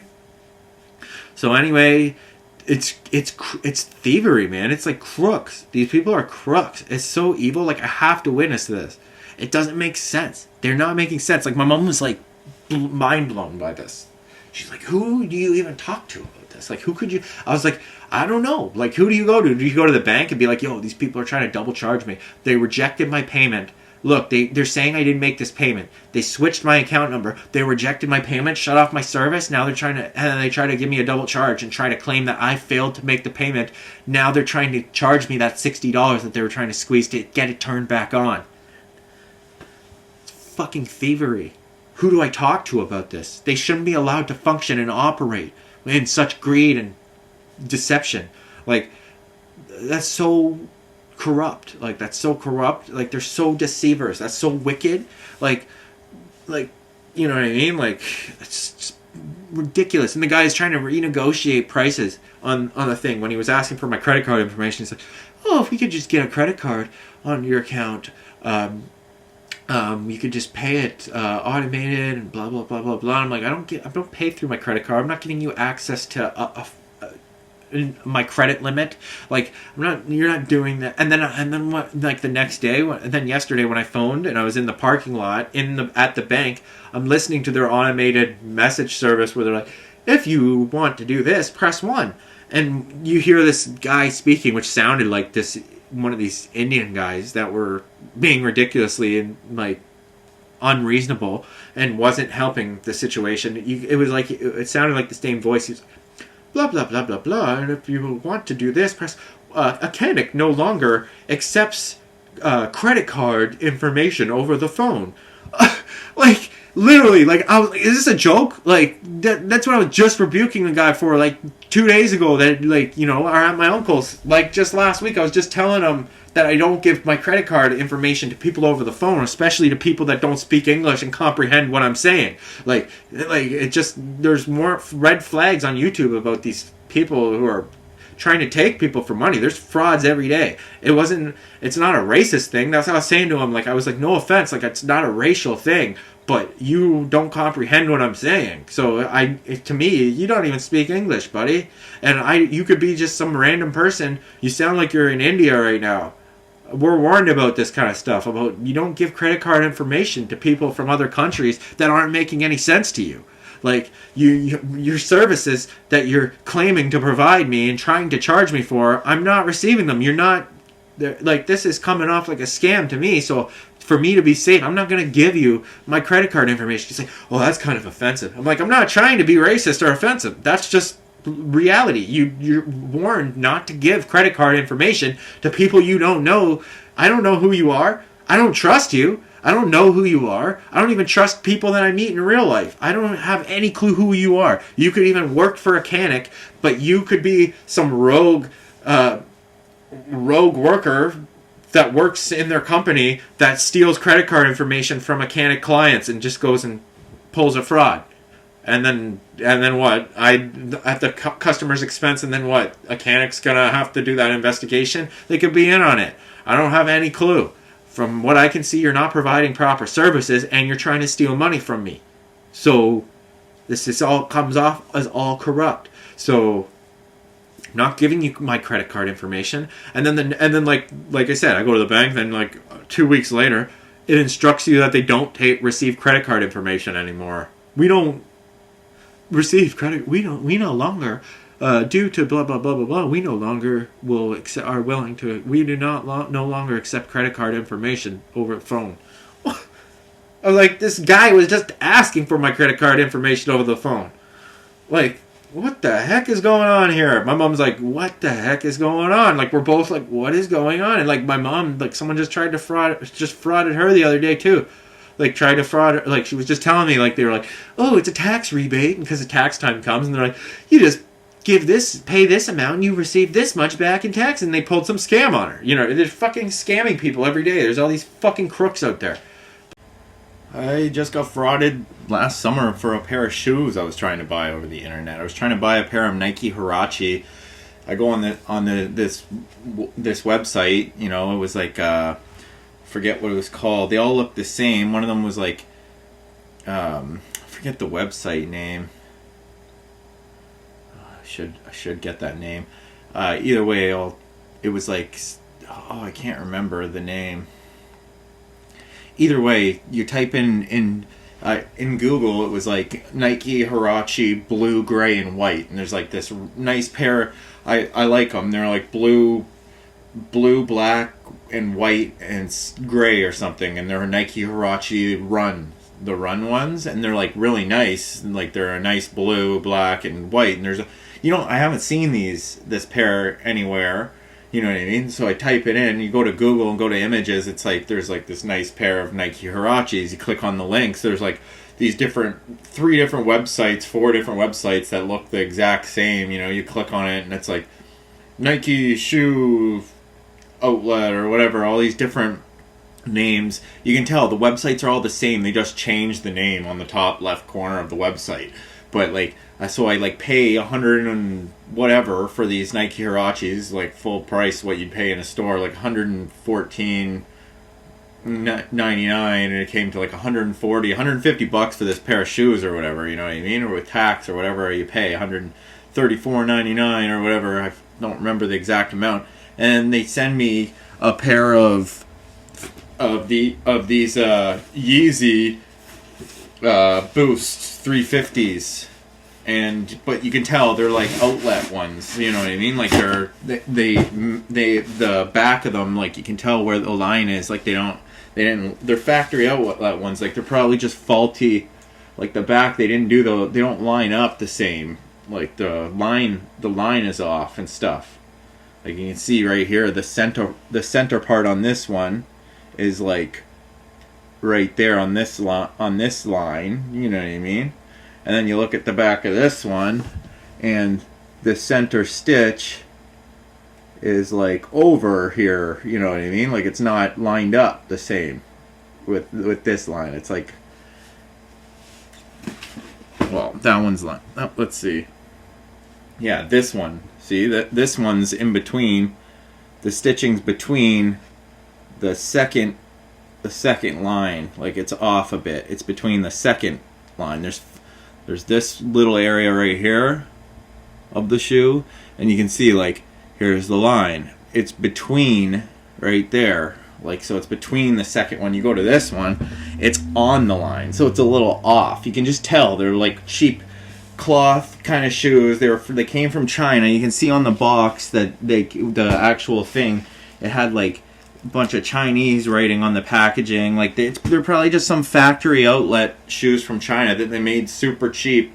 You know what I mean? And they're probably got a stock of the like ones that are faulty. You know what I mean? So that either way, they send me these shoes, which I don't care. I thought they were nice and they're comfortable enough anyway that I wear them still. I got fortunate that they even sent me a pair of shoes because I go on the reviews for this site and I see all these other people's comments and they're all like, scam site, bought 2 pairs of Nike Hirachis, they sent me a broken pair of Ray-Bans. Like all these people that were just getting sent faulty different products.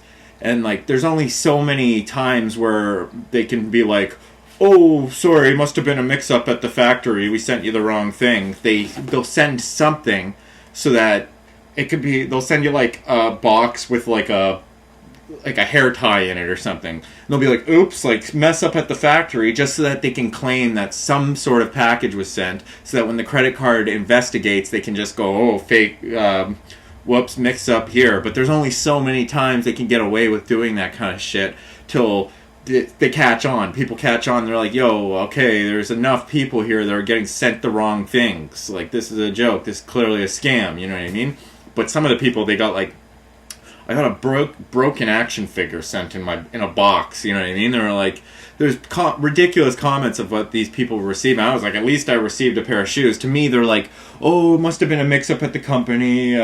Oh, can't you just keep that pair of shoes since they're more expensive?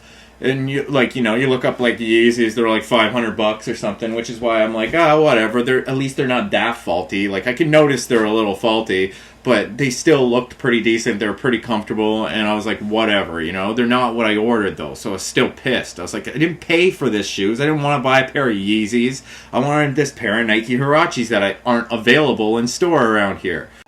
And it's like I don't support idolatry, so it's like even like. Now I'm walking around in a pair of Yeezys. He's involved in all this idolatry, false Christianity nonsense too. Like he's all satanic and shit. Like, oh, about Jesus, it's all the same shit. It's all idol worship and shit, Grammys and all that shit. Like Kanye West, every rapper you can think of that, even like, oh, Justin Bieber, and they're all like, oh yeah, Jesus and blah, blah, blah, blah, blah. And, like, meanwhile they're like walking the wrong path, like, you know what I mean? So like the parable of the 2 sons, they're the ones who say yes to Jesus, but they don't do the work, you know what I mean? So like it's the opposite. Sometimes I may say some things that it sounds like because I'll get like confused. I'm trying to puzzle over the things of Jesus. So sometimes I might say no, but I still walk the walk, you know what I mean? So that's the difference of like, I'm out of the parable of the 2 sons. I'm the one who, sometimes I say no at first, then I think about it, but I still walk the walk and serve the Father. You know what I mean? I still do that work. So it's like, they're all these other people. They're the opposite. They claim to say yes to God and Jesus, but they don't go and work the field. You know what I mean? They're not actually putting in the work, like to serve that serves the Father. So they're the other son. You know what I mean? So I just wanted to point that out. But it's like then they got me wearing like I would never buy a pair of Yeezys. I don't want to rep idolatry or anything like that. But still, then there's scriptures where it's like, oh, I will put your enemies under your feet, and people of Satan. Like I said, I got Lucifer.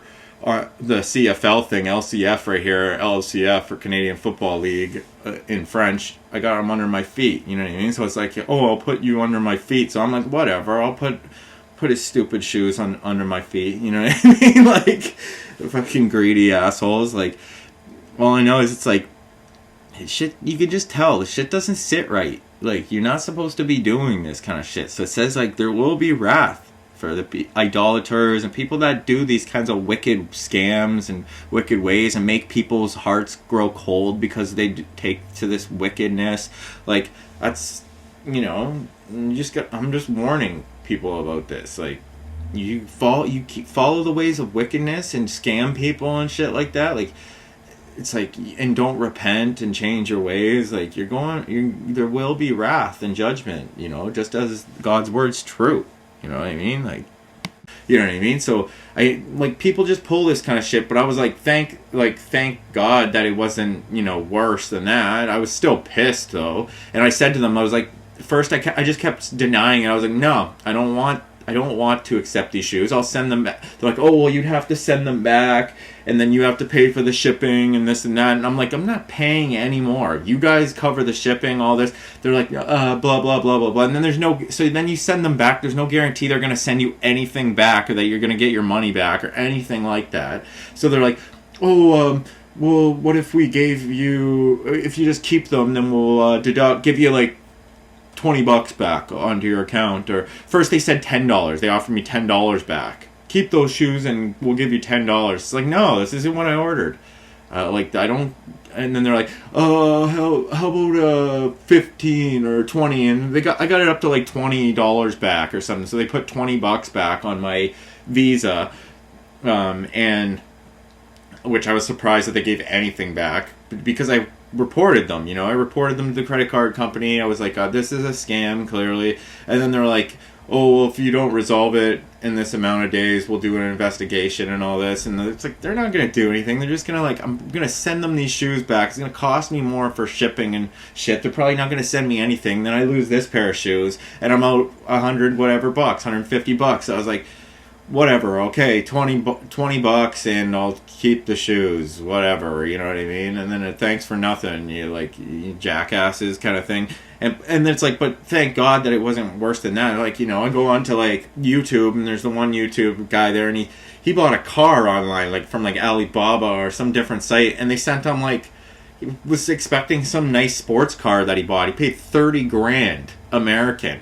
And he got a car for like a little pink mini, like tiny little smart car. It's like a little pink golf cart that you could get in China for like $1,000 or whatever, you know what I mean? So they just kept the rest of his money. They're like, oops, same, and they tried to pull the same shit. Oh, we'll just blah, blah, blah. And he just exposed the guy, you know, he's exposed the scam and the company with his social media. The guy had enough followers that he made his money back on his like YouTube views, getting paid from YouTube for exposing this guy and all his social media exposure, right? So he didn't care. He's like, no, I just want to save people from getting scammed like how I just did. I don't know how people get that much money to blow it away over the internet on stuff like that, you know what I mean? But like, obviously this guy like gets paid by YouTube and all these different companies. I won't even sign contracts with YouTube because I know they're in on this 666 shit.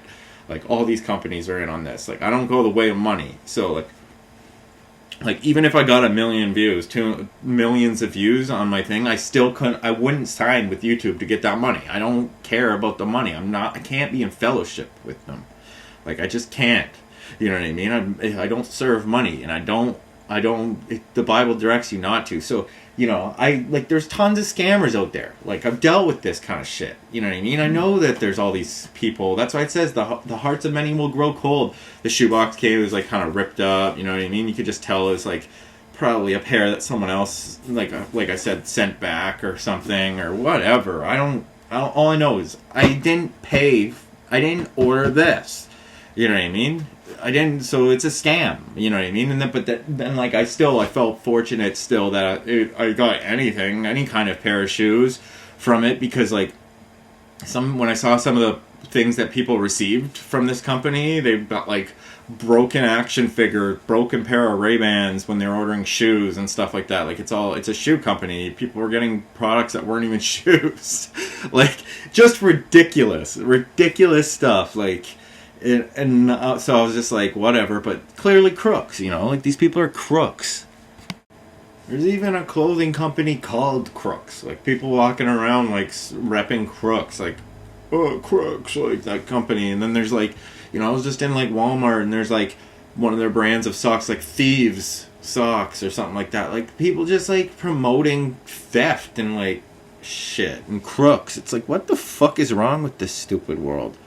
Like, thou shalt not steal is a commandment of God, yet you got people walking around wearing shirts promoting crooks and thieves. Sock company called Thieves. Like they're wearing crooks and thieves things.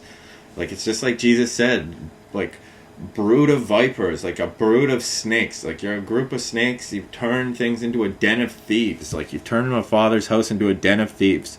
You know, a bunch of snakes. But I mean, like I said, like it's like with everything. Like even with Nikes, like Nike Huaraches, like even Nike, like I said, like I just like they're involved in this too. You know what I mean? Like I just saw a Nike hat, like I said, with FFF on it. That's 666. Like, you know, so it's like it doesn't matter basically. Like all these, you'd have to cut off all these brand companies. That's what it is, branding. They're trying to put the mark on you. That's what they do to animals, like cattle and stuff. They're branding you.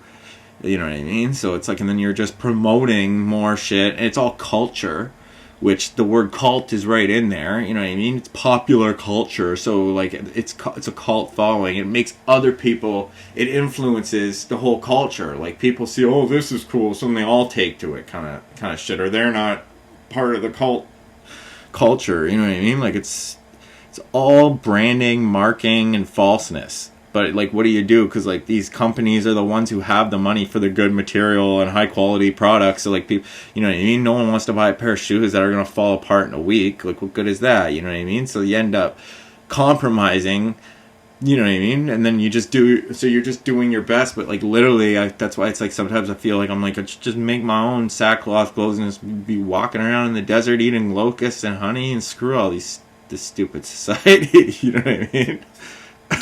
Maybe if I can find the company or the websites, there's 3 or 4 of them. Every time that they get caught for doing this, or they get enough investigations going on from like FBI or whoever's supposed to be investigating this, it's obviously they use some address from America. Like it says like, oh, we're based in this, but then you can clearly tell it's all from China. So like it's international stuff. So like when they do this, and they use false addresses and all this different stuff, so that when they go to investigate, like, you know, people from America, they're not going to waste their time going to China to investigate these companies and all this and like hunting down, like, you know, these people just work the borders, you know what I mean? So that they work their scheming.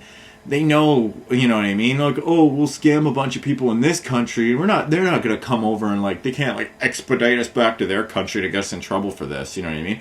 But either way, some governments work together. Sometimes like FBI could like, you know, blow the whistle to their government, then their government could investigate and stuff like that. But, you know, it's just crooks operating and doing these scams and things, and they're just cutting corners, and they just find loopholes, and they just scam people, you know what I mean? So it's like, but if I can come across the sites, I'll put them in the link to give a warning to these people not to go to these shoe companies. But you can see every time that they get enough complaints where people are like, yo, don't buy from this company, then you can go to Google, and they just change their name. They just like, it's that, but you can see their website's the exact same setup. They just switch the name of the site.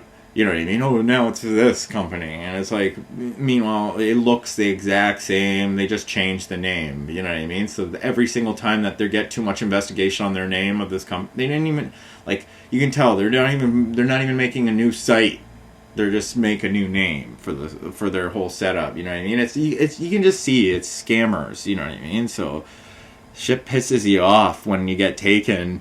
But then it's like, then I come across more scammers, and I'm like this, and I'm like, yo, I can see this is a fucking scam. Like, you guys are fucking crooks.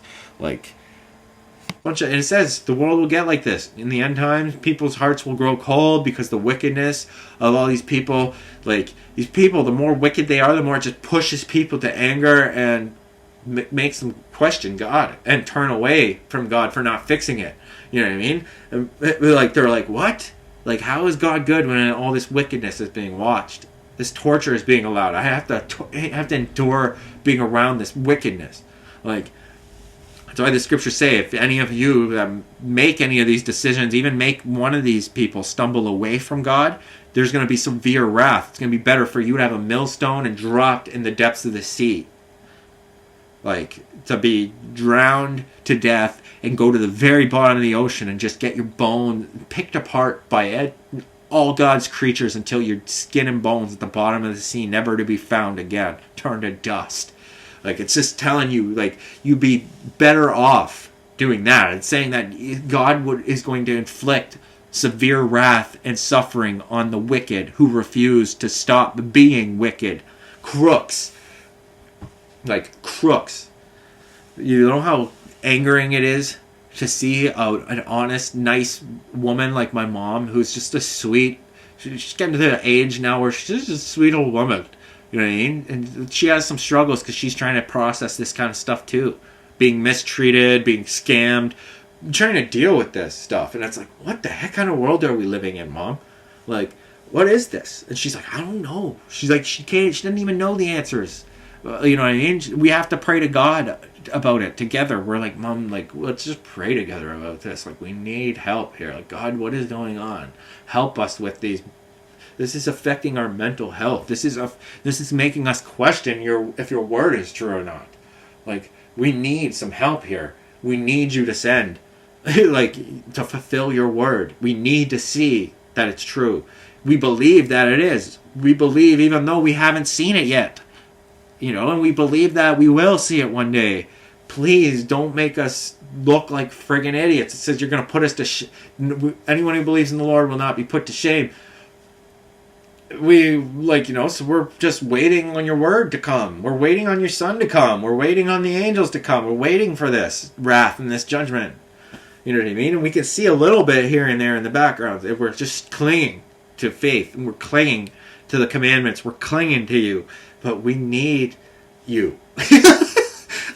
This is ridiculous. You know what I mean? Like, this is so crazy. This is madness. For anyone to try to be...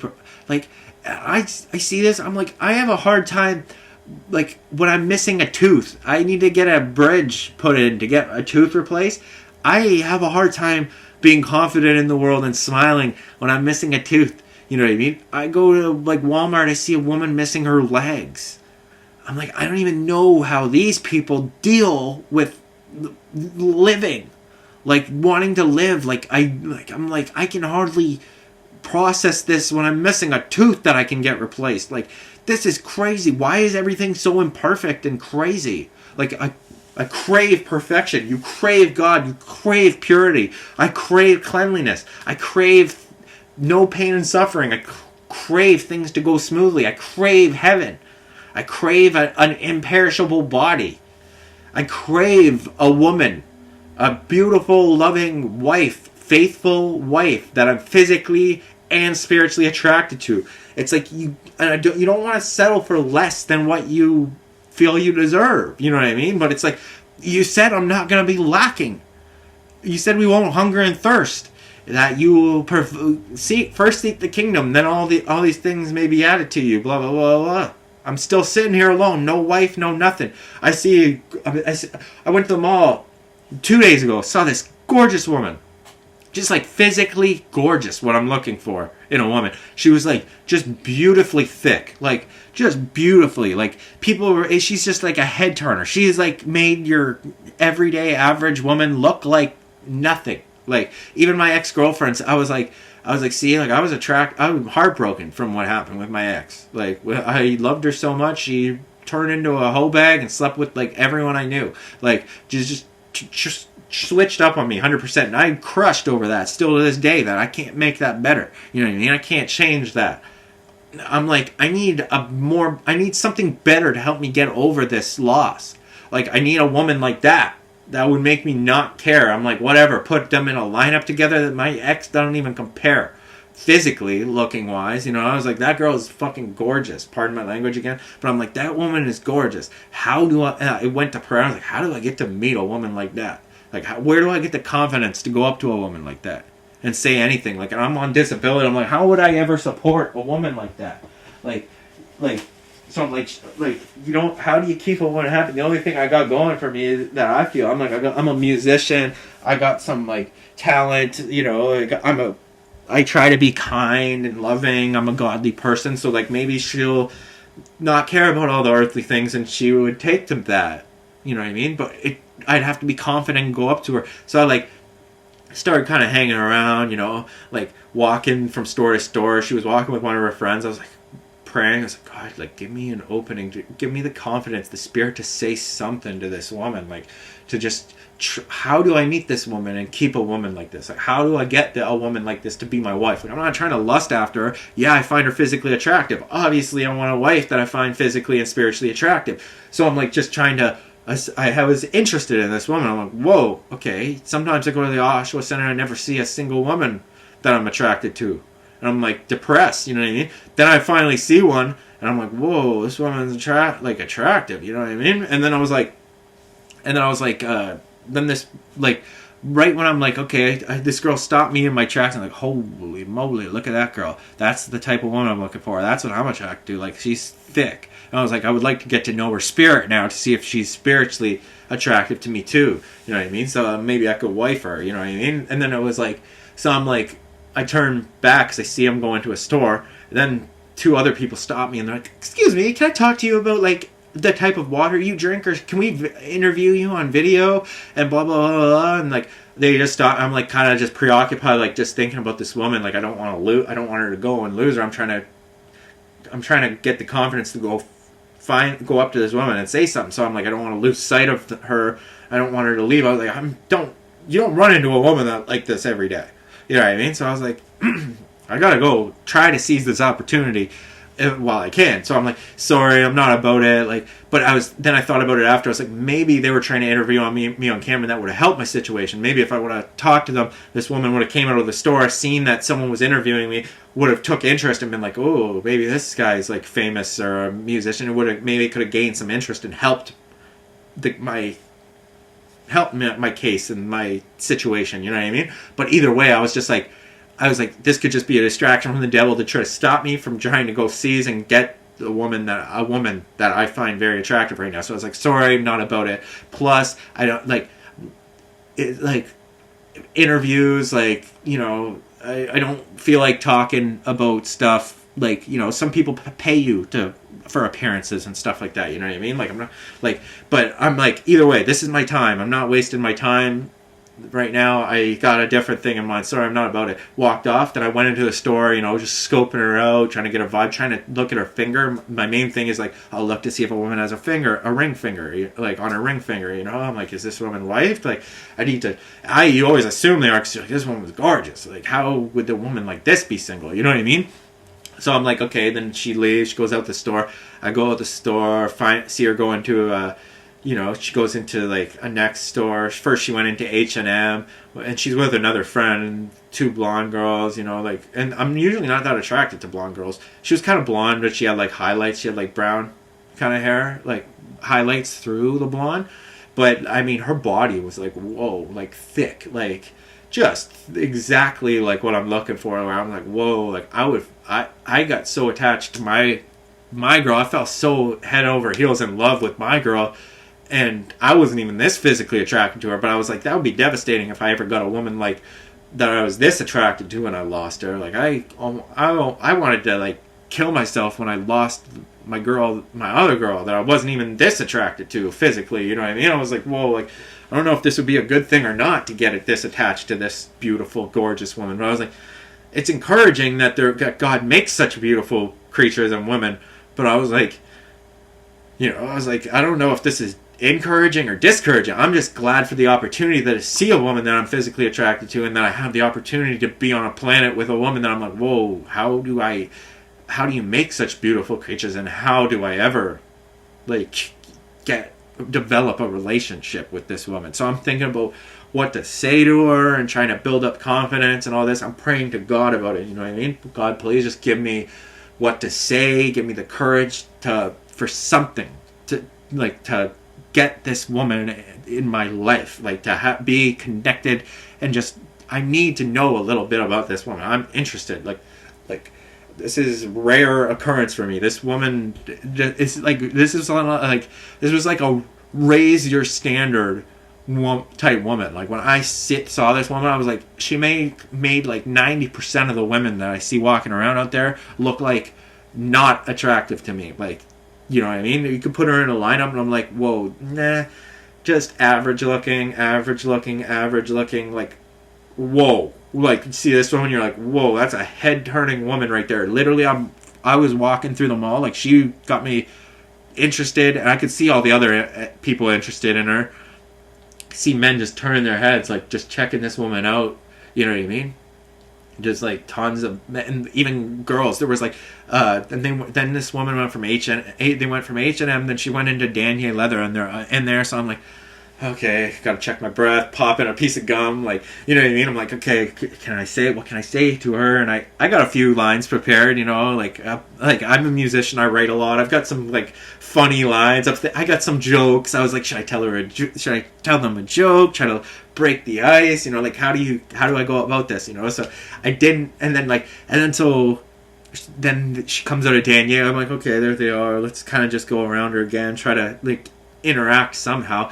And I went into, like, I saw her go into another store, so I went into, like, I went into another store, they walked by again, I went out, kind of just stalking this one, not this one, like, and not trying to be creepy, but, like, in a genuine, like, want to get to know you way, you know what I mean? And then I was like, okay, and then I go up to, they go to this next door. I'm like walking right. I'm like behind this woman. I'm like, whoa! Like look at like the body on this woman. Like, oh my goodness! Like just praying to God. Like, please God. Like, please God. Like, you know what I mean? And I was like, just hoping she's God sent, not like hell sent. You know what I mean? And then like that. And then it was like. So then, as I'm like behind this woman, this next two couple of like a little girl and a guy, they were maybe teenagers. They see me looking at this girl, but they were all looking at her too. Like everyone in the mall is like head turning, checking out this girl's ass, like, and her assets. Like she had just thick, like I said, like she just had big breasts, pretty face, like just well maintained looking girl, big, thick, just beautiful, like. And I was just like, whoa, like, wow. You know what I mean? Like, that was just, she is a good-looking, attractive woman. Like, I was like, if I had a girl like this, everyone in the world would be jealous of us. We'd be like a power couple. I'd be famous in a day. I'd do one of my twerking songs or one of my videos, get her in my videos, give me a kiss. Every guy in the world would be wishing they were me. You know what I mean? It'd be like some Every Guy Want a BJ stuff like that. Like my first mixtape thing, you know what I mean? And I'm like, you know, I'm a nice guy too. Like I would treat her right. I would treat her like a queen. You know what I mean? Like I would literally wife this woman, and then like I'd treat her as best as I could. You know what I mean? Like I would go to work for this woman. You know what I mean? I would work to have kids and maintain this woman. This woman would give me motivation to work hard. You know what I mean? Like harder than I already do. You know what I mean? To try to support her and our kids and this and that. You know what I mean? So I was like, okay. So I got behind us. This other little couple. They see me kind of looking at this. The girl like looks at me. She's like all these people are just like, whoa. Like some of them are giving her like cut eye looks because her ass is so big. Like they're like all the girl, like jealous girls or whatever. Who knows, right? She's getting mixed looks from all these different people. And I was just like, either way, she was drawing attention from like everyone. You know what I mean? She got like a stripper body, basically. Like, you know what I mean? I was like, whoa, like guys will pay to see this body. You know what I mean? Like I was saying, you know what I mean? But I was just like, and she just had this like tight dress, like nice dress on, so she was kind of dressed to look like getting attention. So I was like, I don't know if she's married, because she's like, she clearly looks, she's dressed like she looks like she's trying to get attention, you know what I mean? So in the mall kind of thing, you know what I mean? So I was like, okay, I gotta get a vibe of how old this woman is, of her spirit, try to see like, so like I get either way. So I'm like, I was still praying about it, trying to build up the confidence. Then I see them going to this next shoe store, like the shoe company store, and I'm like looking for an opening where I can talk to her and not come out off like a stalker or a creeper, like a genuine, and also in a place where I could be more private and I'm not going to like embarrass her or her friend. And you know what I mean? Like, so either way, then they went to like one of the most like private areas of the mall, like down by Sport Check in the Oshawa Center like area. There's like not many stores there, but they go into the shoe company and they're looking at the shoes. So I walk by and I'm like, okay, I don't care if this woman knows it, if they know that I'm like kind of stalking them, trying to get this opportunity or not. I even have in one of my songs, I have that in one of my songs. So it's like, big ass, I stalk it. See a nice ass, I stalk it, and all this. And my power lines, I think it was called Power Lines or Power Moves. It was called Power Moves. My track Power Moves. So it was like, I'm like, big nice ass, I stalk it, or whatever, right? Like if I see a woman with like a nice booty, like I'm like, I gotta get to know this girl somehow. Like I gotta stalk this girl and like try, not in like stalk her, like, but at least try to make an effort to introduce yourself. You know what I mean? I'm gonna follow this girl, try to get to know her a little. Like that's what I want. You know what I mean? So I'm like, okay, but you're trying not to be like creepy or like predatory or anything. You know what I mean? So I'm like, either way. So I see her in the shoe company store with her friend, and I'm like, whew, okay. I sit down on the bench outside of like Chapters or the book place or whatever outside of Sport Check, and I'm just praying still. Oh my God, give me what to say. Please just give me what to say. Give me the confidence. Give me the spirit. Just help me, please. Like, I don't know what to do here. I don't, you know me, I don't have that much confidence. Like I said, I need to get this tooth replaced. So like I need to pay for this bridge. I'm missing a tooth, so I'm kind of unconfident about that, about even smiling. I'm not that confident of a person. I'm kind of a shy type guy, you know what I mean? But I still know that you need to take a chance. You need to swing to hit. You know what I mean? Like, you're not gonna get a home run and get this girl home unless you at least try. You know what I mean? So I'm like, okay, I gotta try this. Like, I gotta try. Like, I'm just trying to build up the confidence. They came out of the store. They see me sitting there. There was another guy that sat down with his kids beside me, and I was, you know what I mean? I'm sitting there and I'm just like praying still, God, just please give me an opportunity. They turn and they walk towards me. They see me sitting there. I don't know if they noticed me following them, trying to get this opportunity. Even if they did, I don't think, who knows? I don't know if if they'd be like, oh, that's a decent looking guy, or if they'd find it creepy or not. You know what I mean? But either way, I'm not trying to be like creepy. So I'm kind of not even looking at them. They turn, they walk towards me. I was like, yes, thank you, God. Here's my chance. And then like they kind of stopped like right in front of me, and they're looking at the stores. There's not really anything there. Then there's no stores around the corner. Like, so they're kind of like, okay, well, there's nothing here. So they're kind of just stood there for a second. Her friend gets on the phone. She turns and she like looks right at me. Like, we made eye contact. Like, she saw me. I let her know, like, I was looking at her. I was just like, but I was so nervous. And, like, she's looking at me. I'm kind of, now I got a closer look. When she was going down the escalator, I was looking at her finger. I was behind them and I was looking at her finger. And I was like, does she have a ring on? I saw she had a ring on her right hand. And I think it was her ring finger. I don't know. It could have been on her pinky. I was trying to get a good look. I just saw that there was a ring on her finger. So I was like, oh. But either way, it wasn't on her left hand. And I think the left hand is the wedding band, because I think that's what's connected to your heart. I think it's the left hand that you're supposed to put the ring finger or engagement.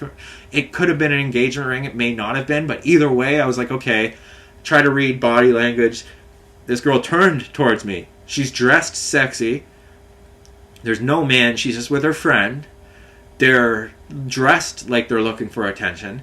She had a ring, but I don't know if it's like a engagement ring or what, you know, or if it didn't look like a wedding band or anything, you know. And then, so I was like, okay, but she's got a ring. Then when she stopped and she's like looking at me, I'm just like, just nervous, you know what I mean? Like, just your heart just like pumping, like, oh, what do I say to this woman? Like, I just let her know, like, gave her eye contact, kind of like try to give her a little smirk or smile, you know what I mean? Like, but you don't know what to do. I didn't know what to say. I was like, this is it.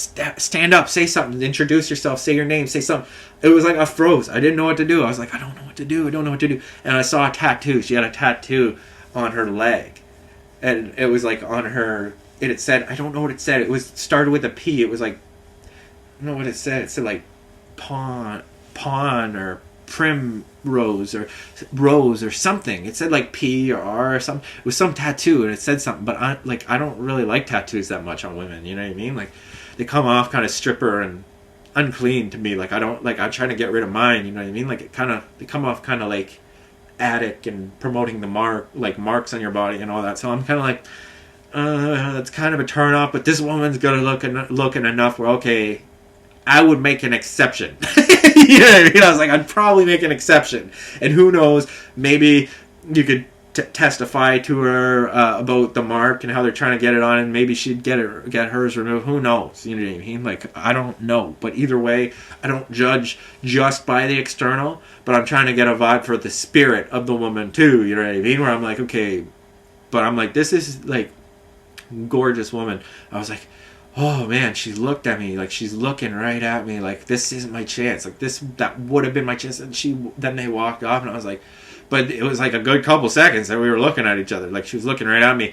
I looked at her, I was like, okay, trying to judge their age. They both looked like maybe they were around my age, maybe a couple years older than me, maybe like I'm like 33, turning 34 this July, so she was like maybe mid. She could have been my age, she could have been younger, but based on how the look, I was like, okay, age appropriate for me. They're age appropriate for me. Like, you know, she could be a few years younger, she could be a few years older. This is around my age.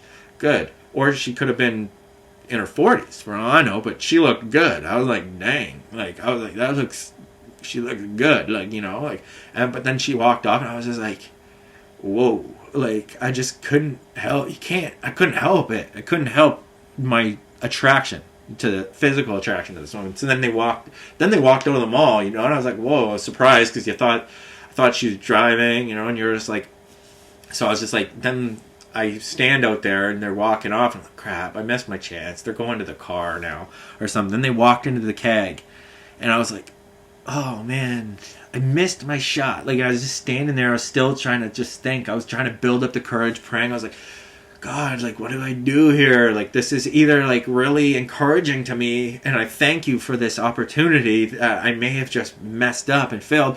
I'm just glad I see a woman like this. You know what I mean? Like, it's gorgeous, but it's kind of discouraging too, where I'm like, I don't know what to do here. Even if I attract a woman like that, I don't have the means to support a woman like that with money-wise. You know what I mean? So I'm like, but I don't always go based on money, and I have to see beyond it. So I'm like, who knows? You know what I mean? Like, maybe she's got money and she'd take care of me. Who knows? You never know with women, right? You never know with people. But I'm like, I'm pretty talented. I'm a rapper. You know, I'm a musician. I'm a talented writer.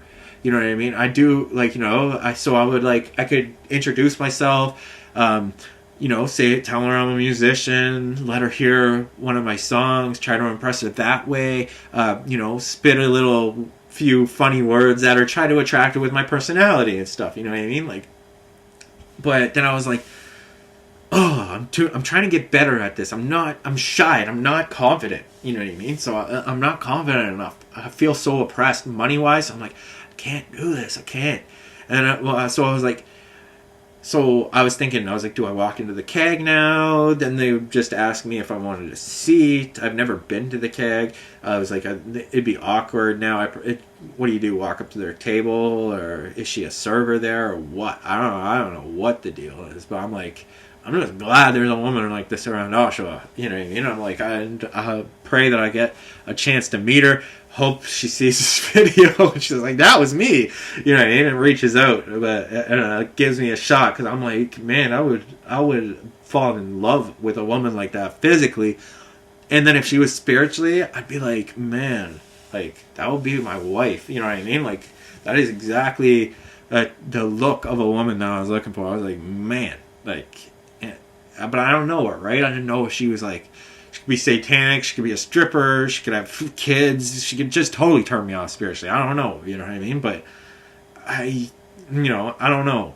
So, but either way, it was kind of like, so the next day I was like, I'm either gonna be thankful or very depressed that I just missed my shot, and that I still feel like I can't meet a woman like this. Like, I just can't. Like, I'm not in the position. I'm financially suppressed to not be able to have a woman like this. Like, you see these, you know that there's all these gorgeous looking women out there, you know, like, and they're all in like porno, making porn movies and strippers, and they're just getting bought by these men. So like, the men that end up with these gorgeous women are these devils in disguise that just pay for them, you know what I mean? And like, a man like me that doesn't live according to money and stuff like that, like, and that doesn't have the money and means to support a woman like that yet, that's just yet, I can't, you know, it's like, how do you get a woman like this? Like, you can't, like, I can't, unless they see through that worldly shit and they just like you, they like how you look, and they're physically and spiritually attracted to you too, you know what I mean? But I don't have the confidence enough to approach them and then to trust that a man with money isn't going to sway her away if I don't have the money to support her. You know what I mean? So you run through it all in your head. But I'm like, I know the world's set up to buy women. They buy people. Like, the satanic people just have it suppressed that godly people cannot thrive. They buy the women. They buy people. They just sway them with money. You know what I mean? Like, it's just pisses me off. You know what I mean? So when I woke up this morning, I knew that was going to happen. I was like, I'm going to be depressed or thankful. So I'm like, I'm going to try to be thankful to God that I had. He gave me the chance. She looked at me. I looked at her. I should have been bold. That fortune favors the bold. I get up. But it's like, I've gone up to women before. I've never got with a woman where I approached them. Like, where I show the first interest. Like it's always, they have to let you know that they're interested in you, or you're for me. But sometimes if you let them know that's to someone that you're interested in them and that you're attracted, they can get attracted to you just because they know you're attracted to them in that way. So they may look at you and take a different look at you, right? But like, track record wise, it's never worked for me. It's just rejection after rejection when you approach a woman. It's because I feel like it's like it comes off needy, or like sometimes I guess it could come off as confident, but it comes off like you're chasing. You know what I mean? And I'm like, nah, I don't feel like so. Like, a lot of the times, I need a woman to let me know that her interest in me, like, in some way, flirt with me, you know, in some way so I can flirt back. Give me that opportunity, because I don't want to come off like a needy creeper or anything, or desperate or anything. And I'm not desperate, you know. Like I said, like, I'm a pretty nice guy, you know what I mean? Like, I'm not like hard up or anything, you know what I mean? So either way, so I woke up and I was like kind of depressed, you know what I mean? Where I'm like, this is either some Satan dangling a woman in front of me, like Bedazzled style, you know, trying to get you to sell out, you know, because I've been running through my head. I'm like, oh, what do I do? Do I go the way of money, and do I, like, you know, get a patent for a few of my things and go get the money? Like, you know, do I start buying, like, become an inventor and put out this product? But I don't want to be in fellowship with these companies. They're corrupt. They're, you know, so I was like, but when I see a woman like that, it makes me want to go get money, and so I'm confident and I have the means to support her and get her, you know what I mean, and be with her. So it was like, it felt like a Bedazzled situation where I'm like, is this Satan just dangling a woman in front of me to get me to sell out for women? Like, or is this God giving me an opportunity? You know what I mean? But there's no way of knowing, because I didn't ask her. I didn't ask anything about her. I don't even know her name. So I don't know. I could have talked to her. It could have just been a big shutdown. And, I'm married. You know, so she could have been married. I could have been coveting another man's wife. I don't know. I don't know the situation. You know what I mean? So that's not coveting in my heart, because I don't know if she was married. And, you know what I mean? But either way, I was just like, man, I'm kind of depressed with this. Like, I'm feeling so financially suppressed and oppressed. And then this whole internet shit happens today where they're just trying to suck money out of a dry well. You know what I mean? And I'm like, I already feel like I can't do anything. Like, I'm feeling strapped. Like, I'm feeling stuck. Like, these evil people, they're witnessing that I'm rebuking it all, that I'm not going the way of idolatry. And then they're mocking my name in Hollywood. And they're trying to suppress my communications. And then I'm getting thrown. Like, I've been in a room with women, taken women home from the bar, and then had them 3 women try to sleep with me. We should have a foursome. And then one of them says, and I start talking about God, and I'm like, that doesn't morally sit right with me. I'm looking for 1 woman, not 3. You know? And I was like, I would be with you, just you. I'm interested in just you, not your friends. And then I hooked up with the one, and then she came back, and she really enjoyed herself, and she was like, oh, I should have just blah, blah, blah, blah. She's like, I don't even know why I was with my ex-boyfriend, and it kind of seemed like it helped her get over her ex-boyfriend a bit. She was like, in a relationship for years, she's like, I just had a better night with you. You were more pleasing to me than he was in 5 years. And I was like, so you enjoyed yourself physically? Great. You know what I mean? She's basically saying, oh, you're good in bed. We were good together. Like, you know, like you were pleasing to me. I was like, oh, good. You know, I'm glad you enjoyed yourself. I put in some effort to try to please you. You know what I mean? Because I'm trying to attract you. Then she came back. Next time I see her, same thing. She comes home with only one of the friends, or the 2 that she was trying to get with me. And she tried to offer me a threesome again the next time. And she already told her friend about how we hooked up and she enjoyed herself. So her friend wanted me really bad. And her friend's just like, ooh, just take his shirt off and just rip his shirt off. Let's just like pounce on him kind of thing. And they're just trying to get my clothes off. And I'm on the couch. I got one sitting here, one sitting here.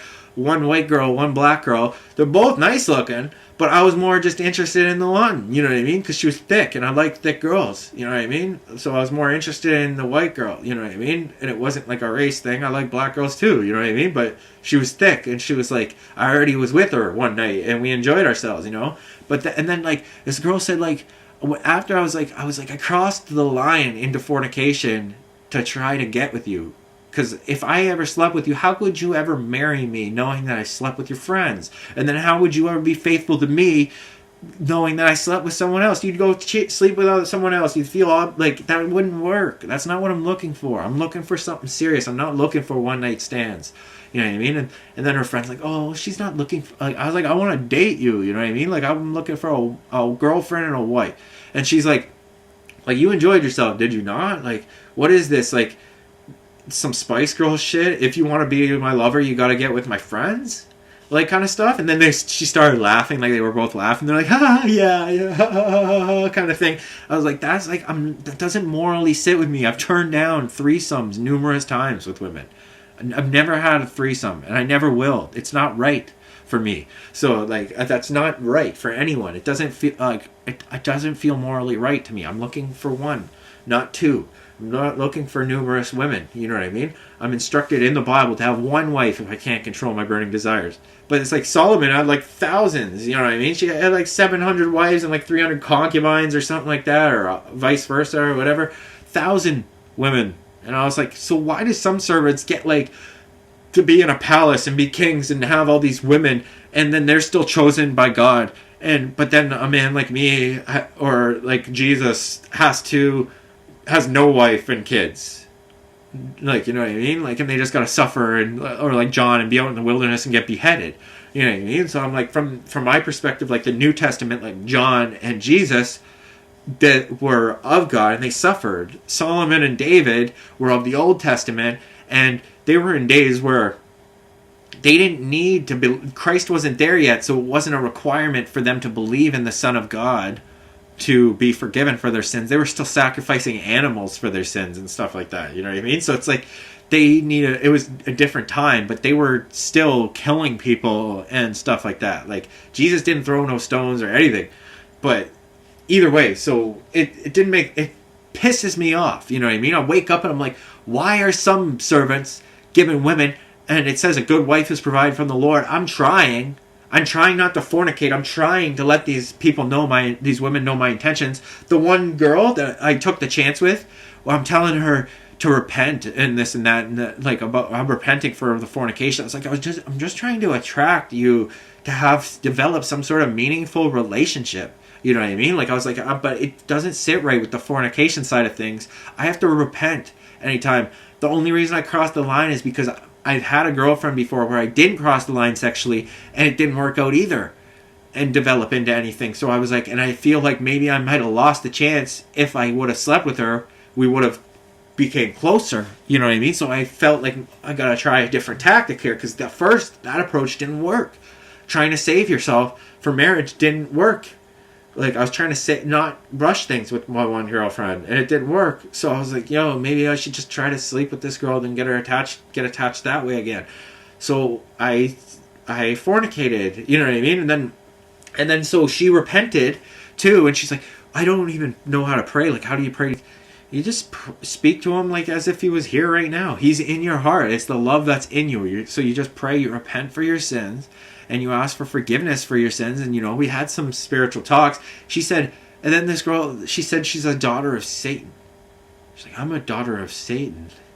And I was like, what the fuck? Like, I tripped out. Like, I was like, this girl just, like, that I fornicated with called herself a daughter of Satan. I was like, what the fuck? Like, who says that?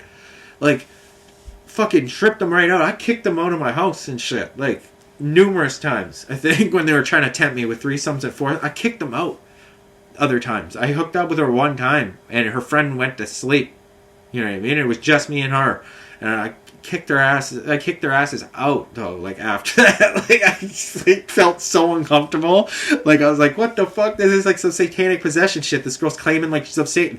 Another girl that I hooked up with back in the day when I was fornicating too, this girl asked me to do a tarot card reading on me. I'm like, that's some witchcraft shit. I don't believe in none of that.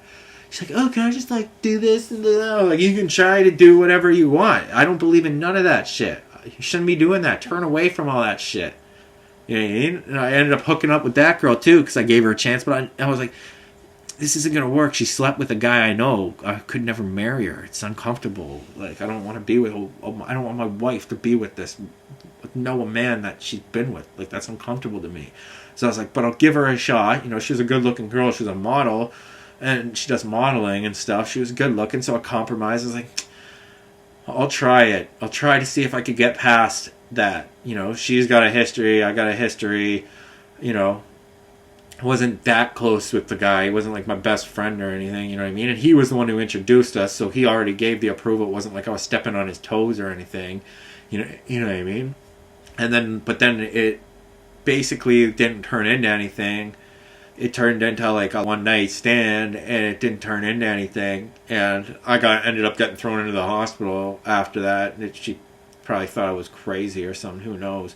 But either way, the whole tarot card reading shit. I'm running into these girls. Another girl, they all come off witchy and like satanic and stuff. It's really trips me out. This other girl I had an interest in, she literally had a satanic pentagram tattoo on her back. She tried to have I was in bed with her and one of her friends.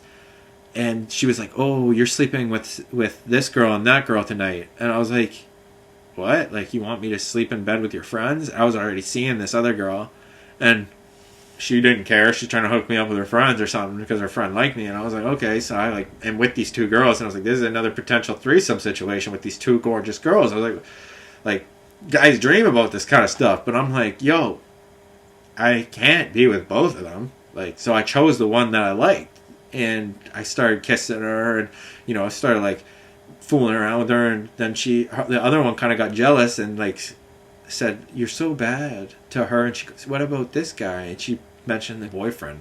I was like, "What the?" And I stopped. I backed up. I was like, "You got a boyfriend? Like, what are you doing?" She's like, "Oh, I'll break up with him right now." She phones him. She's like, "We're done." Blah blah blah. She leaves him a message. She's like, "We're done. I'm seeing someone else." Blah blah blah blah. She's like, "Blah blah blah." And I was like, "Yo, I don't feel right about this. Like that's next level. Like, you just tried to get me to do like this is tripping me out." And then this was the one. She had a tattoo of a pentagram. She's all like, "Oh, it means like the 5 points of nature and this and that, the 5-point star of nature." I was like, that's some witchy trickery shit. That's a satanic pentagram. That's a known witchcraft symbol. Like, You clearly don't know God and Jesus, and I seem like I don't because I'm kissing you when you got a boyfriend, but I'm trying to start. I would date you. I was like, I would actually date you. If you broke up with that guy, I am interested in you.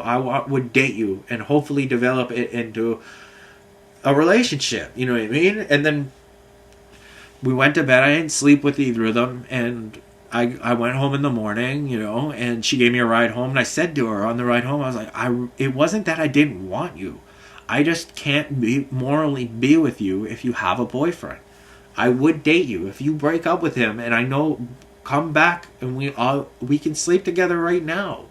You could be my girl, and she did it, and then it didn't turn into anything. So I was like, yo, that was like some satanic shit again. I'm like a witch trying to get me into something, and now she's married and she has kids and shit. And I was like, what is wrong with all this shit? Like, it's like some bedazzled stuff where it's like Satan just dangling the tree of knowledge of good and evil in front of you, trying to get you to partake and be a sinner. You know what I mean? To get God angry at you or something. And I'm like trying to take proper steps, but it's like, man, it's so frustrating as a man and trying to be of God. Now it's been years. I haven't fornicated or drank alcohol.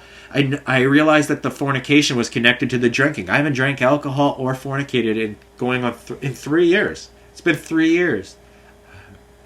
I proved that I believe in God through my actions every day. I repented in sackcloth for my weaknesses. I wasn't taught that fornication was wrong. I fell into fornication before I was even aware of what fornication was.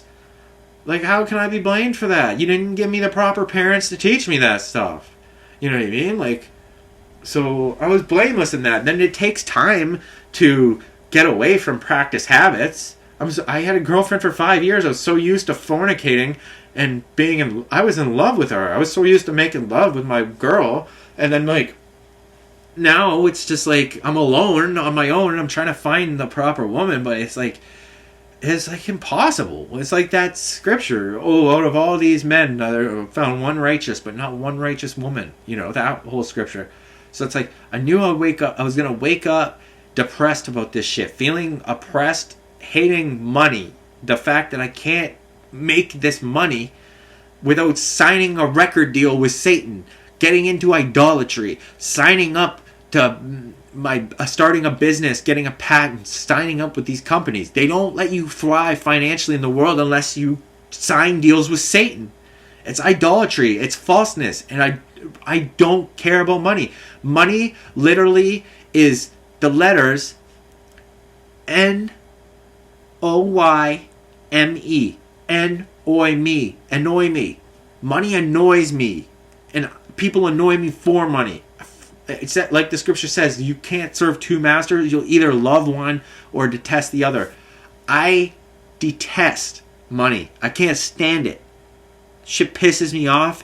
It's how it's their tool to suppress and oppress the truth and the godly people. It's so wicked. These people are wicked. So I had to witness and testify to this stuff. I'm struggling finding a wife. I'm struggling. I've prayed to God about it. He puts me in position. I finally had the opportunity to go up and speak to this. I saw a woman that I was looking for. Where I was like, that's the type of woman I want. That is what I need. Now I just need the confidence to be able to, and the spirit and the boldness to be able to go up and present myself to a woman like that. But every woman that I've met, it's never worked out when I chase a woman. It never works out. It's always been them, the women that they let me know that they're interested in me, and then we hook up. They have to give me that I choose you first, or I can't. It just doesn't develop into anything ever. But it could have. If I could have been bold, I could have went for this girl. She could have found me attractive, and we could have hooked up. And she could be I could be with the girl that could have the woman that could have potentially been my wife. That's why when I was younger, it was all girls. It felt like girls, they're all young. You know what I mean? So I let it slide. I'm like, whatever. I was a kid. I try to put those. Now I'm a man, and this was a woman. When I saw this woman, I was like, that's a woman right there. That is a desirable woman. That was a whoa. I would want to get with you fall in love and marry you and do my best to protect you, but trying to protect a woman and keep other men from going after a woman that looks like that, like, it's like, man, unless you got the money, like, you could still treat her good though. Maybe she's not shallow and doesn't care about that stuff, but a lot of women do. You know what I mean? And I don't think it's shallow to care about money and want someone that can support you and your kids and stuff like that. That's not shallow. It's not shallow to want someone that you're physically, spiritually attracted to and that can be a provider for you. You know, but the thing that is wrong about it is like a suppressed, under demonic attack kind of guy like me who can't get in the financial position without selling out. And it doesn't morally sit right with me to go the way of money and idolatry. You know what I mean? Like, oh, I'm a rich idol, and oh, it's harder for a rich man to enter the kingdom of heaven than the camel in the eye of the needle and all that. Like, it's so frustrating. The gospel seems to be set up to stop you from gaining it's philosophy that stops godly people from stopping the wicked, from getting wealth and worldly power, and making the actual physical changes that are needed. And it says in the Bible that what good is preaching the gospel to people if you can't, like, telling them to repent, turn to God when they're starving, telling them to be filled when you can't give them the physical bread. You know what I mean? That scripture, like, faith without works is dead. So if I don't get in a position where I can physically, I don't have the abilities or faith apparently yet to be able to pray for bread and fish to be multiplied, it hasn't happened. You know what I mean? Like, I could pray for, like Jesus had that ability. I don't, apparently, or maybe I just haven't tried, or I'm lacking the faith. So realistically, I'm like, I don't know, I haven't been able to have that. So what am I supposed to do here? You got me oppressed and suppressed by money. So it's like, this is either Satan dangling money in front of me and a woman in front of me trying to get me to go against God and to curse God in my heart instead of curse myself. I'm more of like a Job person where I'm like, I'd curse myself before I curse God. You know what I mean? But cursing yourself, I understand the concept of oneness. So to curse myself would be to curse God too. I don't want to curse me. I don't want to curse God. I don't want to curse anyone. I just want shit to go smoothly and life to make some sense. And this gospel to actually make some sense. But, like, this isn't making sense. You know what I mean? And, like, something is off and needs to be restored about these teachings. But it's set up that Satan uses women and money to make men stray. And he's been doing it. I've witnessed it. And all the warnings in the Bible about it. Eve with Adam, the Salome and the beheading, her mother Herodias and Salome or whatever. They got John beheaded. They got the king to behead him. Delilah and Samson. Rebecca and with the blind man. Or lying to the blind husband to steal the birthright. With Jacob or whatever. All that. There's so many instances. Warning about women. Jezebel. There's so many women warnings to men in the Bible, and like I can see women cause men to fight, to go the way of money and evil and fornication and sin and all that. So I'm like, it warns you about these kinds of women. Just don't go near her door and all this. Don't fall into the adultery of the adulterous women and all this. So I am so on guard. I'm like, what do I do here? You provide a good wife. You put a woman in front of me. I didn't like the tattoo. I didn't get to know her well enough to know anything. I was willing to make an exception based on how she looked. I was like, man, but then I'm like, that's kind of shallow. I'd need to get to know her spiritually too. So I'm like, physically attractive, check. Minus the one tattoo I could see on her. She could have more tattoos for all I know. She takes her clothes off. She could have ass tattoos, having other people drawn on her ass and stuff. Like, that's not attractive to me. So but either way, I'm like, okay, I'll make an exception. No one's perfect. Gotta give people a chance. Accept them as they are, and then hopefully bring out the righteousness in them as they get to know you and get closer to you and God. You know what I mean? As a man, that's what I try to do. But So I was like, okay, check physically, age appropriate, physically like impressed. Like, I was like, if I had a woman like that, we'd be like a power couple. Like, you know what I mean? Like, every woman in the world would probably be jealous that she has me, and every man in the world would probably be jealous that I have her. Like, and I'm a musician and a rapper, so people be like, man, look at this guy. He's got like this thick, beautiful girl, and like, man, like, no wonder why she's with him. Oh, he's a rapper and blah, blah, blah, blah. But like, I don't have the money side of things yet. But I was like, I could meet her, then God could eventually give me some sort of command to put me in a financial position. Because it says the gold is his, the silver is his, everything's his. God chooses who he raises to glory. So I'm like waiting where I'm like, okay, you gave me a signet ring, and you've promised to put someone on your throne. Right now, I don't see no one sitting on the throne of Israel reigning righteously. And then some people say, oh, it was Jesus that he put on the throne. And Jesus is the king for all time. Jesus isn't physically in the world, so he's not the light of the world. The only way Jesus is in the world is physically, is like through me or through other believers. You know what I mean? The trumpets haven't gone off. We haven't seen him come down. So he's not the light of the world at the moment. His spirit is. But he said, when I'm in the world, I'm the light of the world. Then he said, I will be with you always. So he's saying he is with us in spirit.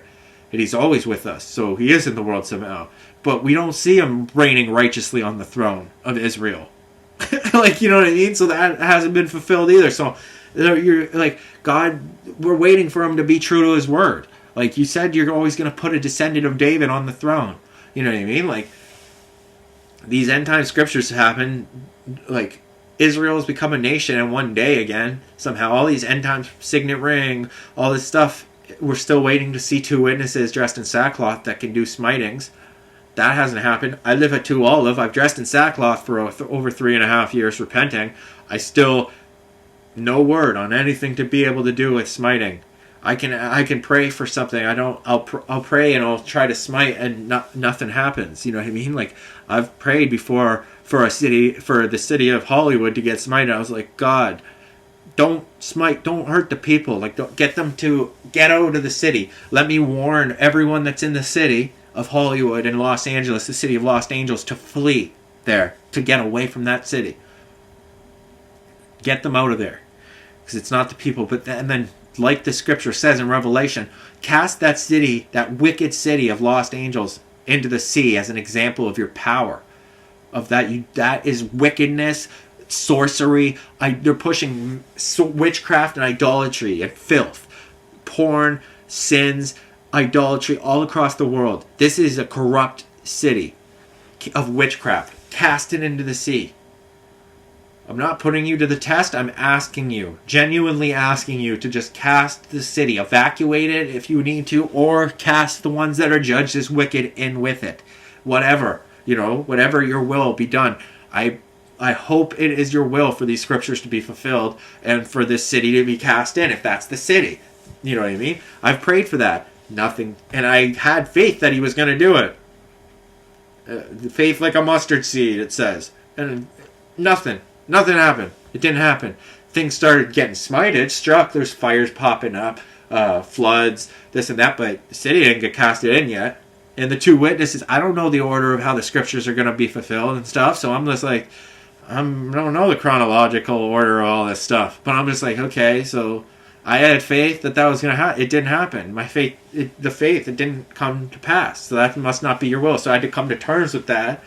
And then it made me feel like I'm some sort of false prophet or something, where I'm like, okay, I wanted it to happen, and you're claiming that it's going to happen because you have the faith that it's going to happen. It doesn't happen. It says, like, if you claim something that doesn't happen and that God didn't command you to do, then that prophet has to be put to death and blah blah blah blah blah. I'm like, how do you ever know if you can make stuff happen with faith if you don't ever give it a shot and try to make it happen by your faith? And then if it says they won't be put to shame, anyone who believes in God and Christ won't be put to shame. I'm praying for this to happen, want it to happen, and say it's going to happen just to test the faith, and it didn't happen. It put me to shame. It totally weakened my belief in God. Like, And it wasn't putting them to the test. I was just like, your word just proved not untrue. Jesus' words just proved untrue to me.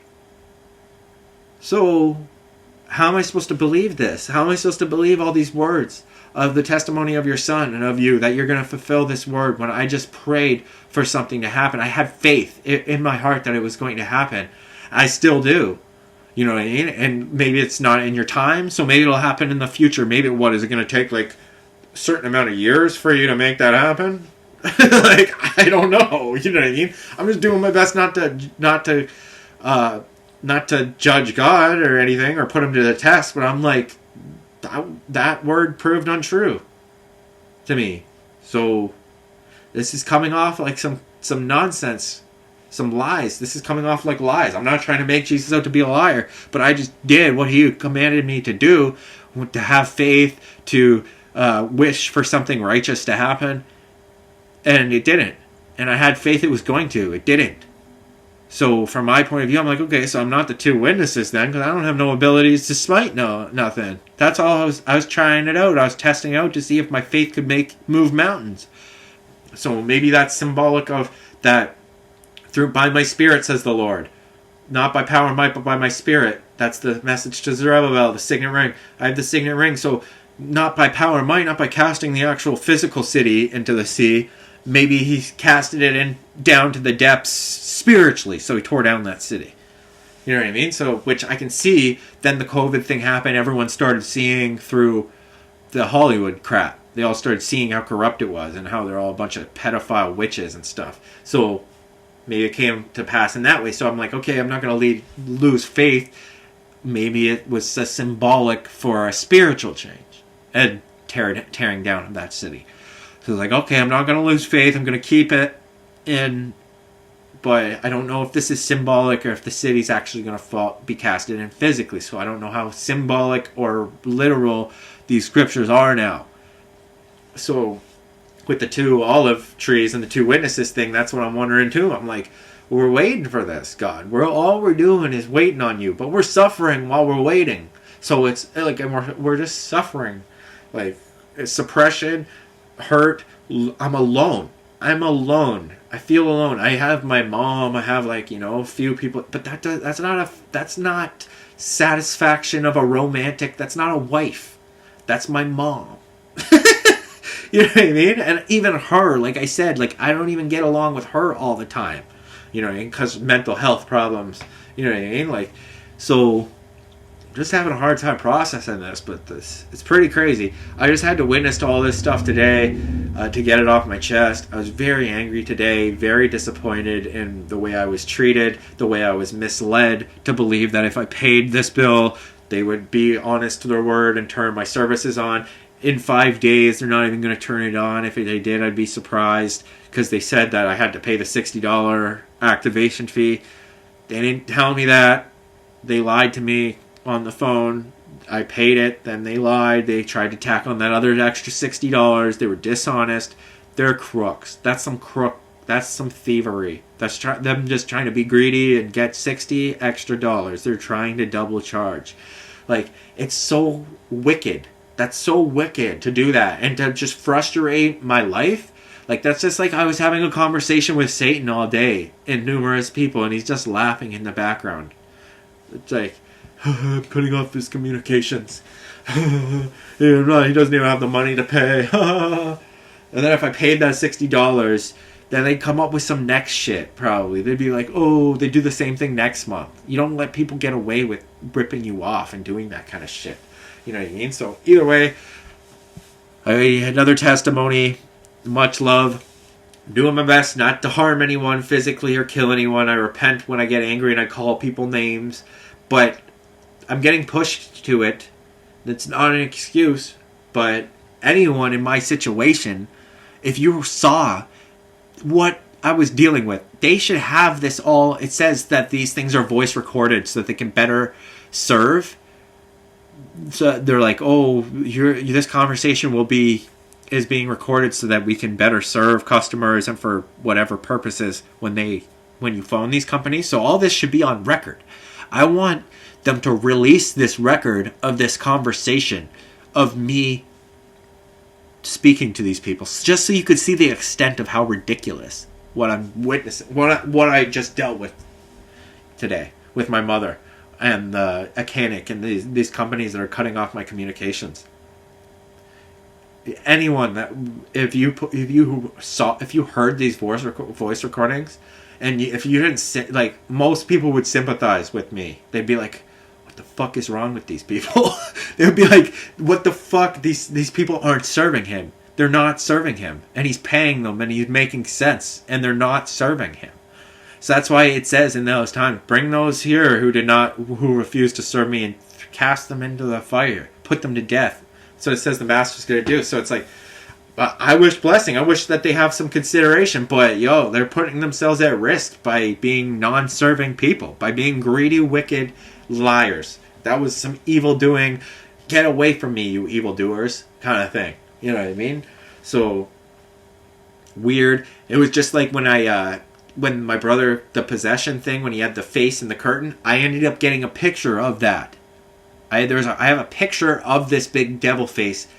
I have one already. When I was around the same brother, I had another devil face that manifested on my shirt, and the collar of my shirt looked. It was a black collar and a red shirt. The collar looks like horns. You can see almost like the Harry Potter sorting hat. I had a face on my shirt. My brother, he had half of his face in the background, one eye in the picture, looking in the background.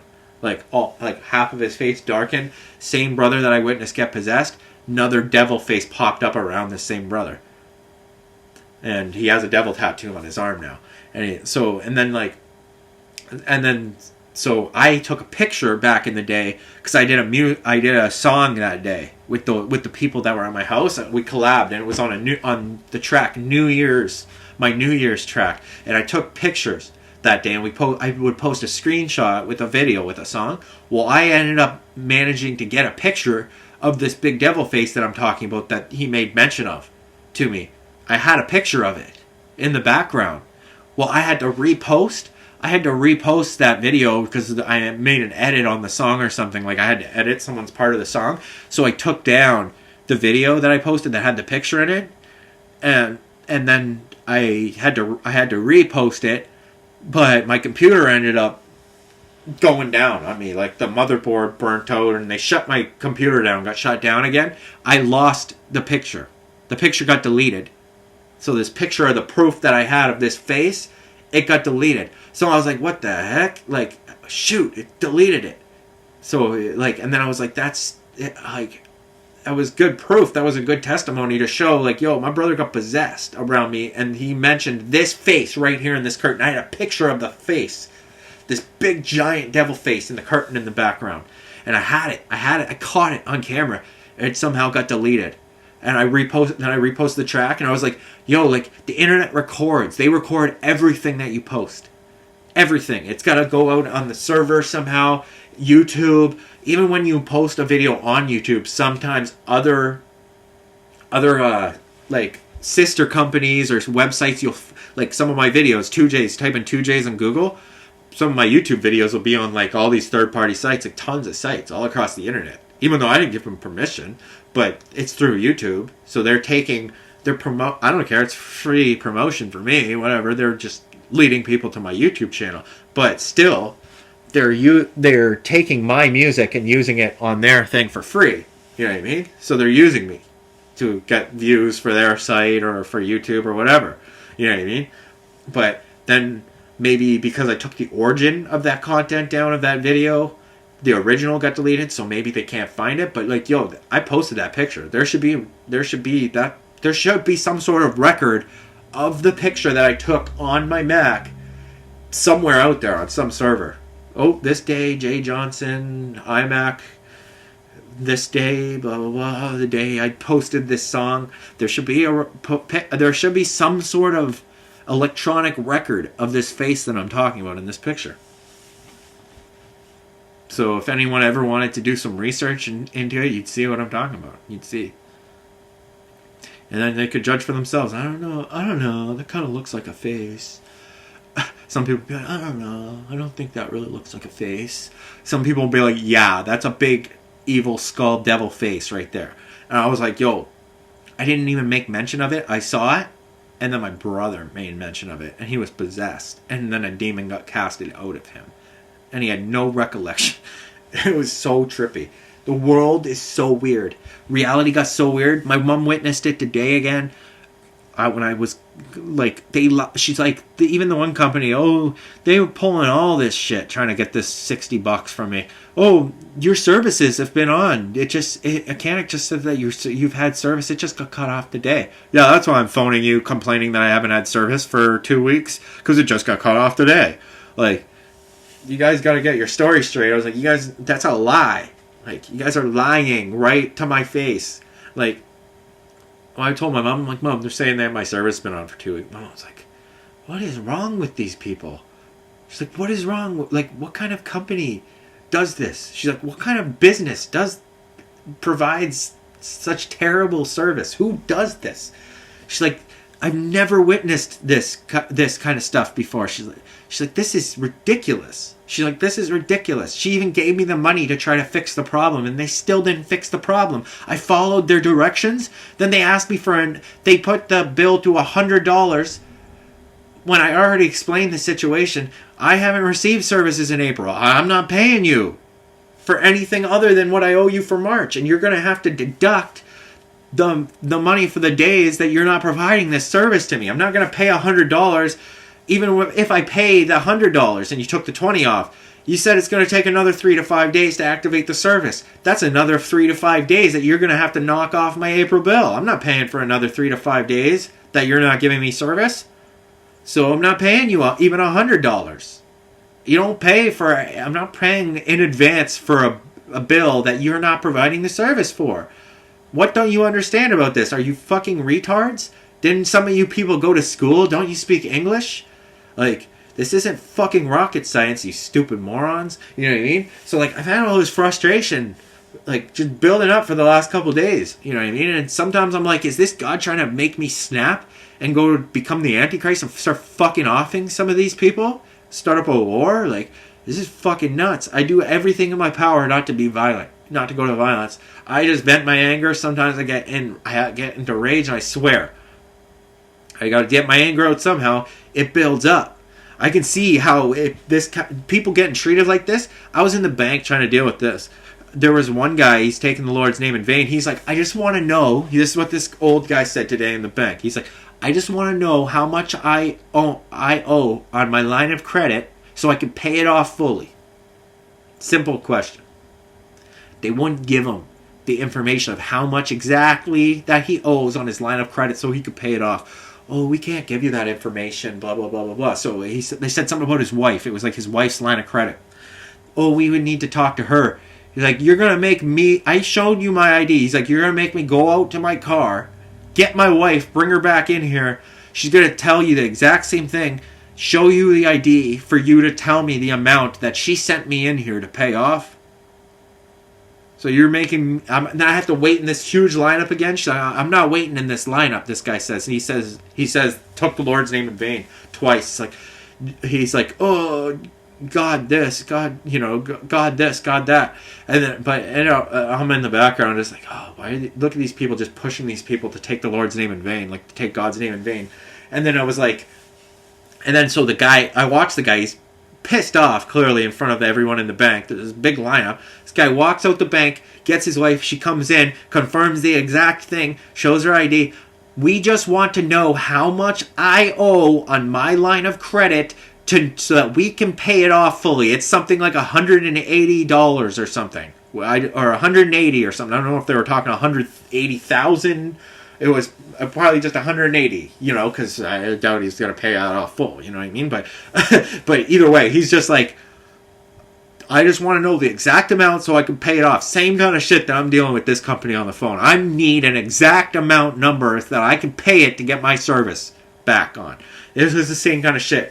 Like, he's dealing with the bank. He's like, they're both like, we just want to know the exact amount. We're clearly who we claim to be. We just want to know exactly how much to pay to wipe off this line of credit so that we don't have to keep paying any kind of interest or taxes or whatever on this. So it doesn't keep growing and sinking us into more debt. they were like hassling them to give them this information. Like, everyone in the bank was just like, what the fuck is wrong with these fucking bankers? Like, they were like, what the shit is wrong with these people?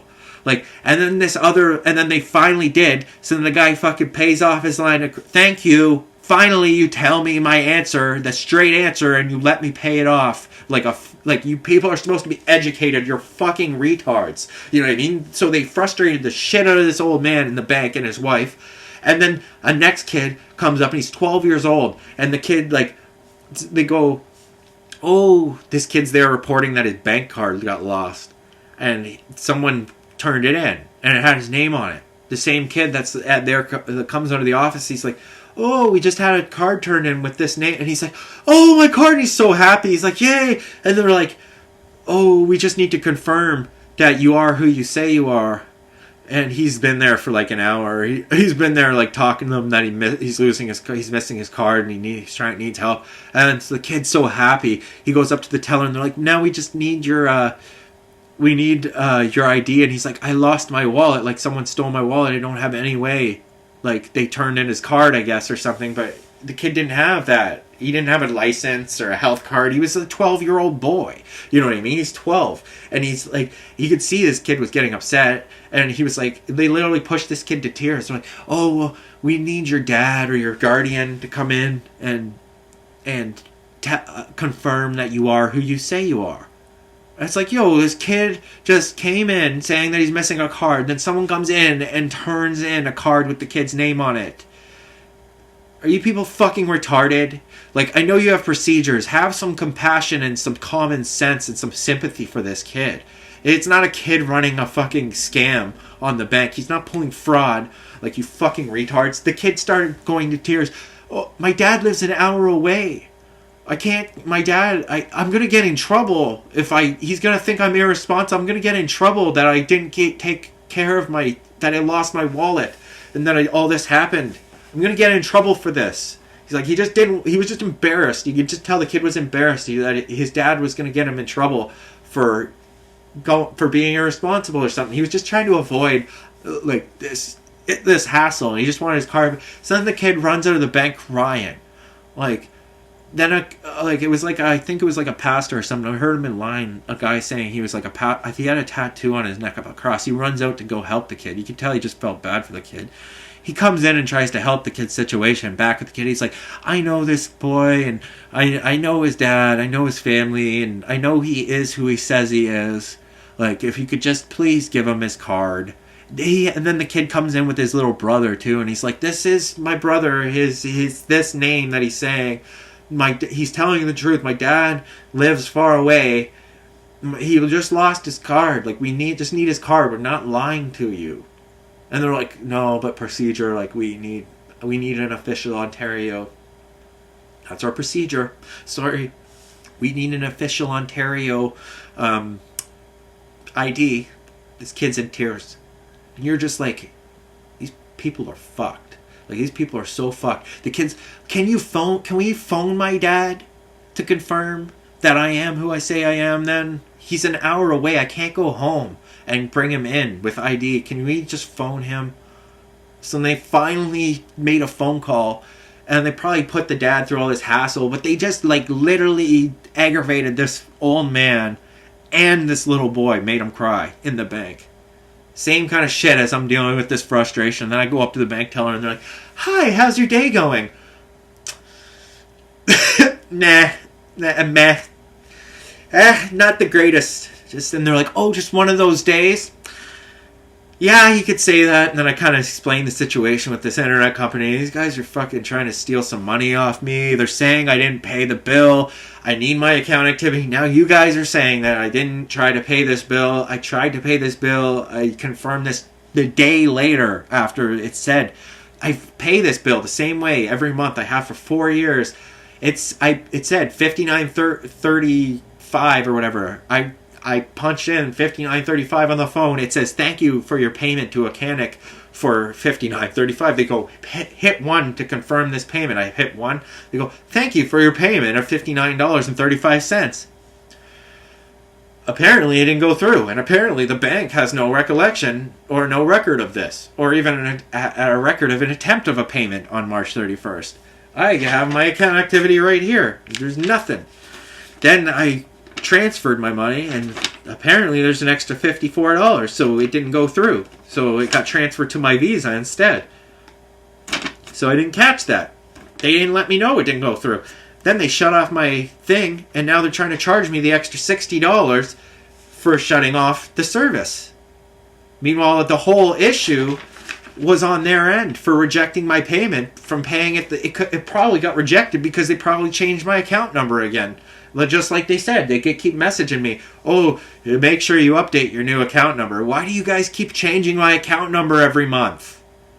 I just switched to the new account number, put it in my payee at the bank. You just switched it again and then got my payment rejected, shut off my service. Now you're charging me for this? Double charge? The exact thing that I'm accusing you of trying to do now. That's what you're asking me for, to get my service back on after all this hassle and having no service in April, and then now you're expecting me to pay for April services when you haven't given me any service in April. Fucking retarded. I'm gonna leave it at that. These people, these devils are just being, it's just fucking nonsense. This world's just fucking sick, greedy, and stupid. And I'm not supposed to judge it though. So I'm supposed to be like, man, maybe it's God just testing me. Testing my patience, blah, blah, blah. But it says God does not tempt. It says God does not tempt. Let no man say when they're being tested that God's tempting them in this. Meanwhile, we got an account of Job where he's talking to Satan apparently, and he's trying to prove to Satan that Job won't curse him in his heart. Haven't you considered my servant Job? And what the shit is God doing talking to Satan? And why does Satan, who's apparently in chains, have this audience with God in heaven, being allowed to smite Job, kill his wife, his kids, all that? What? Like, what? That doesn't make sense. And then it says, oh, let no man say that it is God that tempted him. And then you have an account right here of it's not God tempting Job to curse him. It's him allowing Lucifer to tempt Job to curse God in his heart. So it's technically that's true. It's not God tempting them. But what's the difference of God allowing Satan to tempt someone than when he wouldn't be able to, Satan wouldn't be able to tempt that person without the command from God. So it goes back to God is allowing Satan to tempt. So it's not God that's tempting you. So the word is true. But God, if God is sitting there watching and allowing Satan and devils to tempt people to curse him and go to evil, then what's the difference? See what I'm saying? And I'm not accusing. I'm asking a question. That's not accusing God of anything. I'm not blaspheming him. I'm not asking. I'm not trying to be the Antichrist who says all these accusations against God. I'm asking questions. Why does that not make? That doesn't make sense. Why would God? And then the other scripture: do not put your Lord the God to the test, and all this. Why is Satan being allowed to put God's to the test? What would God have to prove to Satan about Job, about humans? That's putting God's word to the test. You're allowing Satan to question your word and have to prove yourself to Satan. Like, why would God have to prove anything to Satan? Satan knows who he is and knows who and God knows who God is. Satan knows who God is, and apparently it says God doesn't know them. It says in the end times, they're gonna come to Jesus, and Jesus is gonna say, "Away from me, you evildoers! I know you never knew me. I never knew you." So that says that evil and Satan doesn't know God. Clearly, they think they're God and they want to be God, so they go against God. So they deny. They're underestimating the power that God has to put them to evil and punishment and to stop this wickedness and evil. Probably because they're like, if he was going to put a stop to it, he would have already.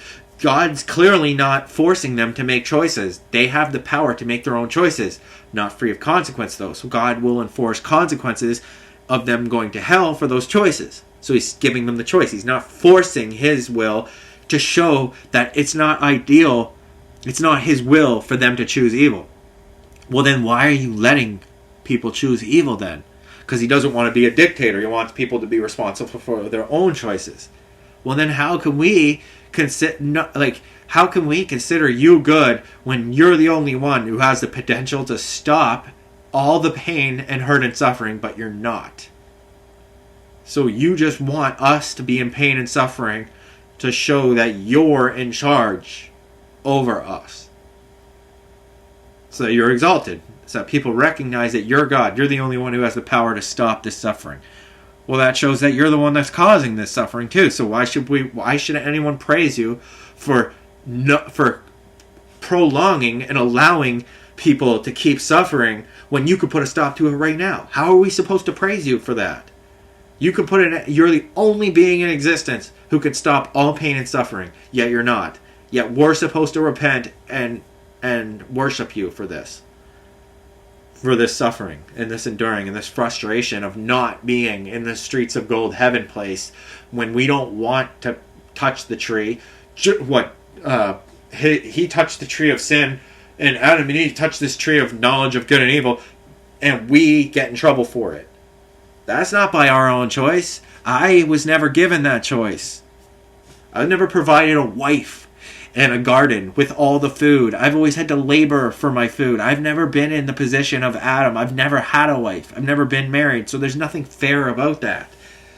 So it's like, but I'm not going to curse God for that. I understand there needs to be responsibility and people do need to be held accountable for their own decisions. But you could see by my choices every day, I'm doing my best to not judge God or other people or to take my anger out and direct it at God or blame God or these other people. They're just following procedure, but for some reason there's some weird thing going on with reality where things are set up to frustrate you and try to push you to cursing God in your heart. Like, everything about that whole situation made me question, like, God, we just prayed about this in your name, and you didn't resolve the problem that we prayed about. And you're allowing these people to be thieves. Crooks. That's crooks. You're allowing them to oppress me and suppress me with money, to cut off my communications to talk. It makes people question, like, oh, who's actually in charge here? It says the world is under the control of Satan. Then it says that Jesus, it's going to become the kingdom of Jesus. The power of this world and the earth and all the heavens is given to Jesus, and authorities under Jesus. He's been given all power and authority, and the power of the earth and heavens is now become the kingdom of our Lord, and all this that it says in the Bible. Well, if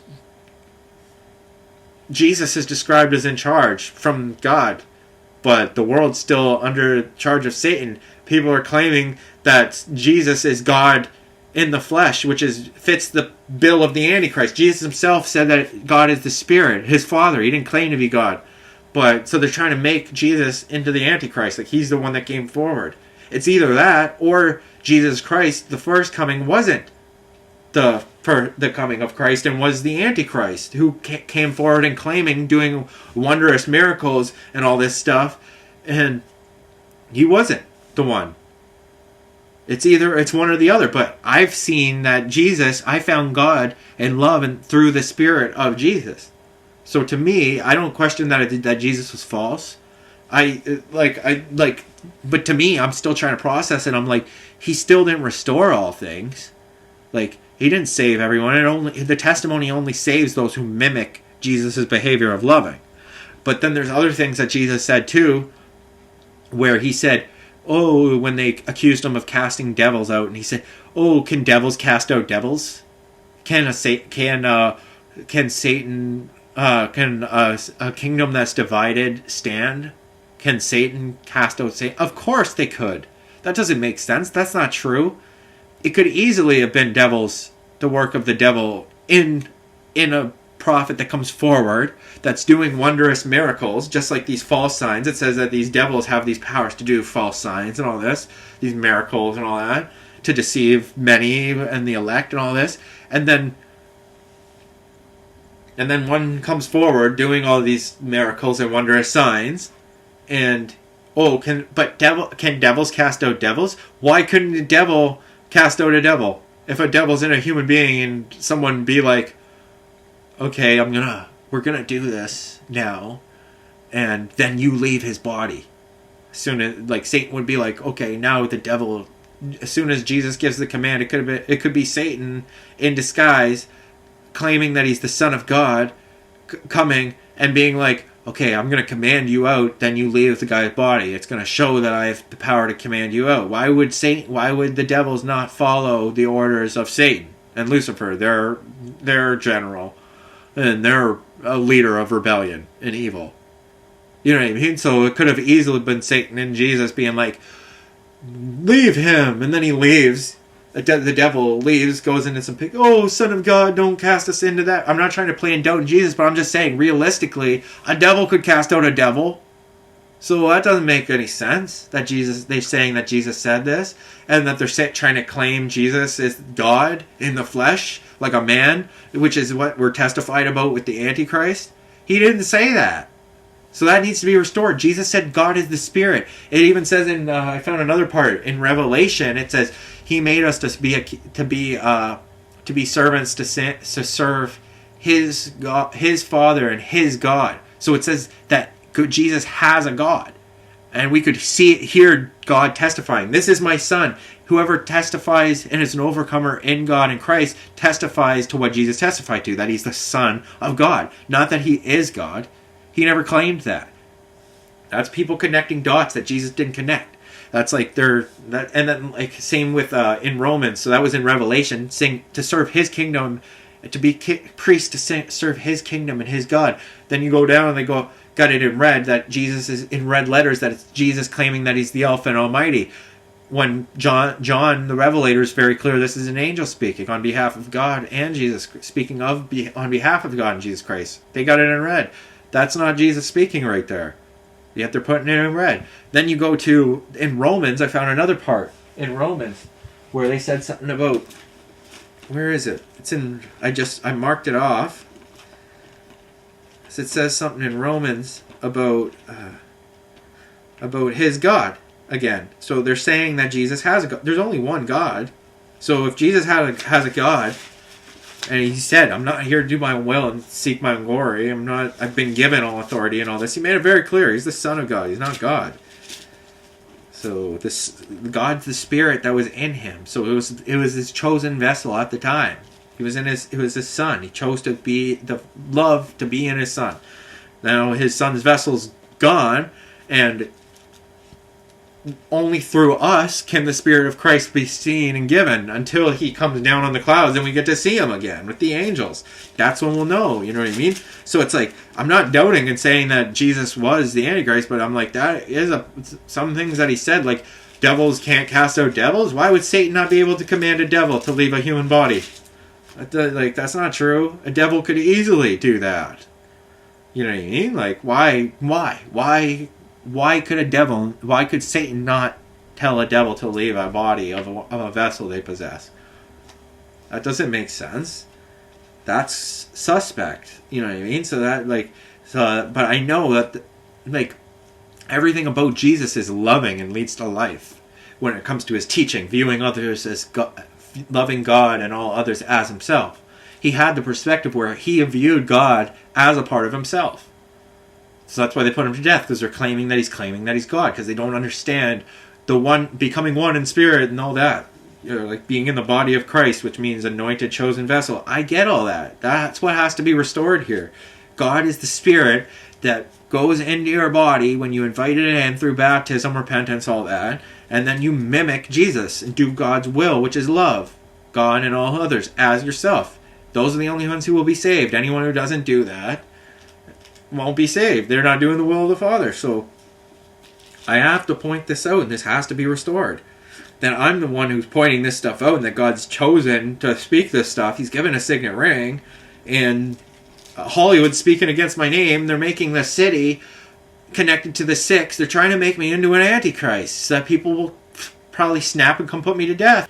So that the same cycle, and then they can just continue the cycle of oh, let's just keep them confused in this stupid oppressive system where we all claim to be Jews, but they don't practice being Jews. They're of the synagogue of Satan, like it says. Hollywood's all Epstein, Weinstein, Seinfeld, Seth Rogen, Jonah Hill, all these claim to be Jew people who are Satanists. They're open, admitted Satanists. Like, and they're speaking against my name. Yet no one's taking to my message because I'm in my hometown, so you can't recognize a prophet in his hometown, in his home country. And it's just frustrating for me. But I'm like, what? So I'm supposed to, like, knowing this, I'm supposed to, what, go out to another country and town? They just removed restrictions for travel. Like, if I go to another town, I'm supposed to, what, go to Jerusalem and go die in the streets preaching to people in sackcloth? Is that what I'm supposed to do to fulfill these scriptures? I'll do that. But I need God to give me the means to and the opportunity to go do that. I'll go fulfill and die in the streets. I don't care if He'll raise me to life through as one of the two witnesses or as both. I don't care. I'll do that. I'll lay my life down. I don't care about a woman and money and all that crap. That's what I'm proving day to day with my choices. But I also am having a struggle understanding why were some servants that were claiming to be God in the Old Testament granted to be kings and sit on thrones, such as David and Solomon, who had thousands and turned to idolatry and were into sorcery and magic and all this. Like, that doesn't inspire too much confidence in your word and your character from my perspective, like, to do that. Like, just a lot of confusion. How are we ever supposed to not take God's name in vain and speak about Him with the due respect when there's mystery about Him? He doesn't fully show Himself, so how are we supposed to fully know You, fully love You, and give You the due respect? You don't show us all. Doesn't make sense. It doesn't make any sense. So, I'll try to find the Romans. Where's Romans? Romans.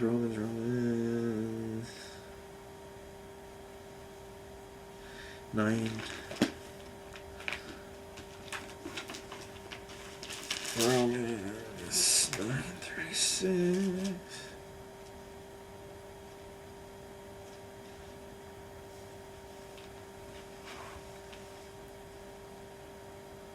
Just as you who were at one time disobedient to God have now received mercy as a result of their disobedience, so they too have now become disobedient, in order that they too may now receive mercy as a result of God's mercy to you. For God has bound all men over to disobedience, so that He may have mercy on them all. That's saying that God makes us disobedient, so that He can show mercy on us. So that's like basically saying that God made us touch the tree so that He could raise Himself above us, convict us of something, and raise Himself above us to show us that it's Him above us to give us mercy. How much of a mercy is that to when you just protect them from falling into evil in the first place? You know what I mean? Like, that's merciful, to protect you from Satan and evil instead of make you suffer it. And evil and suffer self-destruction. You know what I mean? Like, that doesn't make sense. And then that was in Romans, the things where it's saying that we're bound. What good is, why, if we're bound to it, then you're telling us to repent for something that you're making, that we're bound to.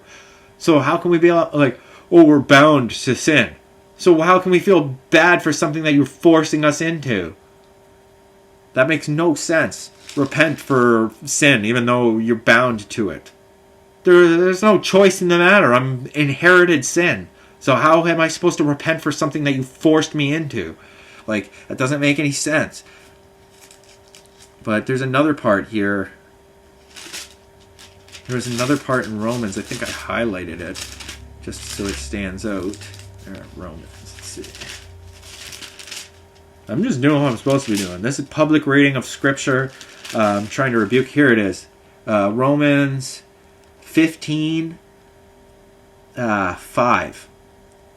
May the God who gives endurance and encouragement give you a spirit of unity among yourselves as you follow Christ Jesus, so that with one heart and mouth you may glorify the God and Father of our Lord Jesus Christ. Glorify the God and Father of our Lord Jesus Christ. So it's saying that Jesus has a God. The God and Father. So that's saying that's not claiming that Jesus is God. That's claiming that Jesus has a God and that it's his Father. The God and Father of our Lord Jesus Christ. It couldn't be more clear. There's only one God. That's what all the scriptures point to. There's only one God. Jesus did not claim that it was him. He claimed that his Father was in him and with him, and that he was the Spirit. That would be the same very Spirit that can be with me and in me right now, because I repented and went and got baptized and believe in his Son. That his sins and that my sins were erased because his sacrifice overtakes my sins. Through his suffering, I could witness my sin, repent for it, and now repent and do the Lord's will, which is love God and all others as myself. You mimic Jesus' behavior. So you love. You have a spirit of love, a spirit of non-violence, non-harming, trying to teach, lovingly rebuke, things like that. Like, I get this stuff. This is what has to be restored. This is like, the world is just so false. It's so false. There's so many scriptures that point out that how can people not see it? That's them. They're trying to make Jesus into the Antichrist, but he is the actual Christ. He's the Son of God. But they're trying to put doubt. They've twisted these scriptures. They've put a lot of contrary things. They've put a lot of things in the scriptures that are, that contradict things and don't make sense. They're just mixing stuff up and confusing people. But they got a whole bunch of people testifying against what Jesus testified to and about what God testified to. God said, "This is my Son who I'm well pleased with." And they're like, "This is me who I'm well pleased with." Like, anyway, I'm going to leave it at that. I've already rebuked a lot of these teachings and restored a lot of these teachings through other videos. But I just needed to witness this. That, I'm under some sort of demonic attack where these companies are using money to suppress and oppress me and cut off my communication. And they're literally mocking my name in Hollywood. Jay Lawrence is the mocking Jay. The symbol's a J that's on fire. And they're like, "Oh, if we burn, you burn with us." That's either God saying, don't condemn these people and don't burn them, or else you're burning yourself. That could be a oneness teaching, or it could be just devils seeing that I'm here and may put them to death and burn them. So they're trying to be like, if we burn, you burn with us. And they're trying to give a threat, and mock me. Because they may know that I may be this person that God chooses to be like, okay, give the command. Just like in the days of Elijah. You know what I mean? Like, they put all the witches to death. You know what I mean? But that didn't solve the problem. You know what I mean? It's the same thing with, when God flooded the earth with Noah. That didn't solve the problem. The sin didn't go away. People just... these spirits just possessed next vessels and they corrupted everything again. So we seem to be in some cycle of God putting their vessels to death, these witch vessels. Then the spirits go away. Then they wait till some next vessels come in. They corrupt them again. They possess those and they just fall right back into wickedness. So it's just a cycle of God just wiping them out, wiping out their vessels for the time being. They don't have these witch vessels. But then next ones pop up and they were more scheming, more corruption, and it's just a cycle like that. And it's been going on like that for thousands of years. So what do we do? Do we choose to put them on to death? And then it wouldn't fix it. They've already tried that. The days of Elijah. They put all those witches to death. For the time being, there weren't any more sorcery, idolater witches in that area. So I'm sure it did some good in the area for the time being, but it's just like some Salem witch trial things. You know what I mean? Oh, the church is crazy for putting all these witches to death. In reality, there are witches. They're satanic people, but we're not commanded to kill them. So that's thou shalt not kill. So it didn't solve the problem when it happened with Elijah. It didn't solve the problem when God wiped it out with Noah. So we're waiting for this last revelation smiting of wormwood and all the 7 bowls of wrath. God's getting angrier and angrier with that. They're not turning away, that people keep going back. They're not turning away. You're not turning away. You're not obeying and listening to the righteous who he chooses and sends to you. You people ignore people like me. You ignore God. The Spirit of God is warning you to go to righteousness. So there's going to be some wrath that's coming. And it's already happening. You know what I mean? Like, it's going to get worse. It's going to get worse. The more, like, it's going to get worse. Way worse. This is happening. It's real. And I'm witnessing some of it. Some people are being able, like my mom, they're being able to witness this weird behavior from the people around me in my life. The government is like, I'm in a war with these beings. This is a war. Like, and I've chosen my side. They know the side I'm on. I don't sign record deals. I don't sign up with their companies for products. This is a war. So choose your side. It's not a lukewarm. I can't be both. I can't be lukewarm in both. I can't serve God by following the ways of idolatry and money. Like, so I made my choice. I don't care. Put me in the street. Chop my head off. I don't care. I'm not going to idolatry. I'm not going to endorse these wicked ways. That's why I'm separate. Come out from them and be separate. But it's not good for me, man, to be alone. So I'm just stuck here alone. There's no women that get this. I don't have the means. I'm oppressed and suppressed to have a woman. Then it says, God is who gives a good wife. He didn't give me no wife. So it must not be his will for me to have a wife. You know what I mean? But then I get dangled these gorgeous women trying to have threesomes with me, foursomes with me, good, thick, beautiful looking women walking by me that, you know, I don't want to be alone. Everything in my spirit wants to have a gorgeous looking wife, but not at the expense of turning my back on the gospel and on God and being a servant of God. You know what I mean? So I have to tell him, like, I don't even know if it's pointless. It feels pointless to even try. This just feels like a Satan and like in some bedazzled shit. Like he just walks by me in a gorgeous woman trying to mislead me down the path of death again. That's what it felt like in the mall. It was either God giving a gorgeous woman that an answer to my prayer, like, oh, maybe if I would have took that bold step, but I doubt it. I would have just made a fool of myself, probably just got rejected and went right back to more anger. You know what I mean? So I'm like, I'm just over this. I'm like, just get me the fuck off this planet already. Like, fuck this stupid planet. Like, this whole shit's stupid. Like, I just want to, like I said, just put me in a fucking cabin in the wilderness. Leave me the fuck alone. Let me just live in a tent and fucking eat locusts and honey and not drink for the rest of my life. Like, and then just fucking behead me, you stupid assholes. Like, I'm like on some John shit. You know what I mean? Like, it's like, that's the same thing with like Jesus, like that whole part with the alcohol I pointed out in a video too. That doesn't make no sense that Jesus was drinking. Like, oh, it can be sanctified, so God's giving you the option. If your drinking doesn't lead to sin, then it's sanctified, and you're doing it in tribute, and blah, blah, blah, blah, blah. Jesus was like, John came not drinking, he came as an example of not drinking and eating a lot, and you guys still accused him of being a devil, so it's not going to make a difference if I drink or not. You're still going to try to accuse me of being a drunkard and a glutton. And then look what people did. They're like, oh, Jesus drinks wine. They make it like...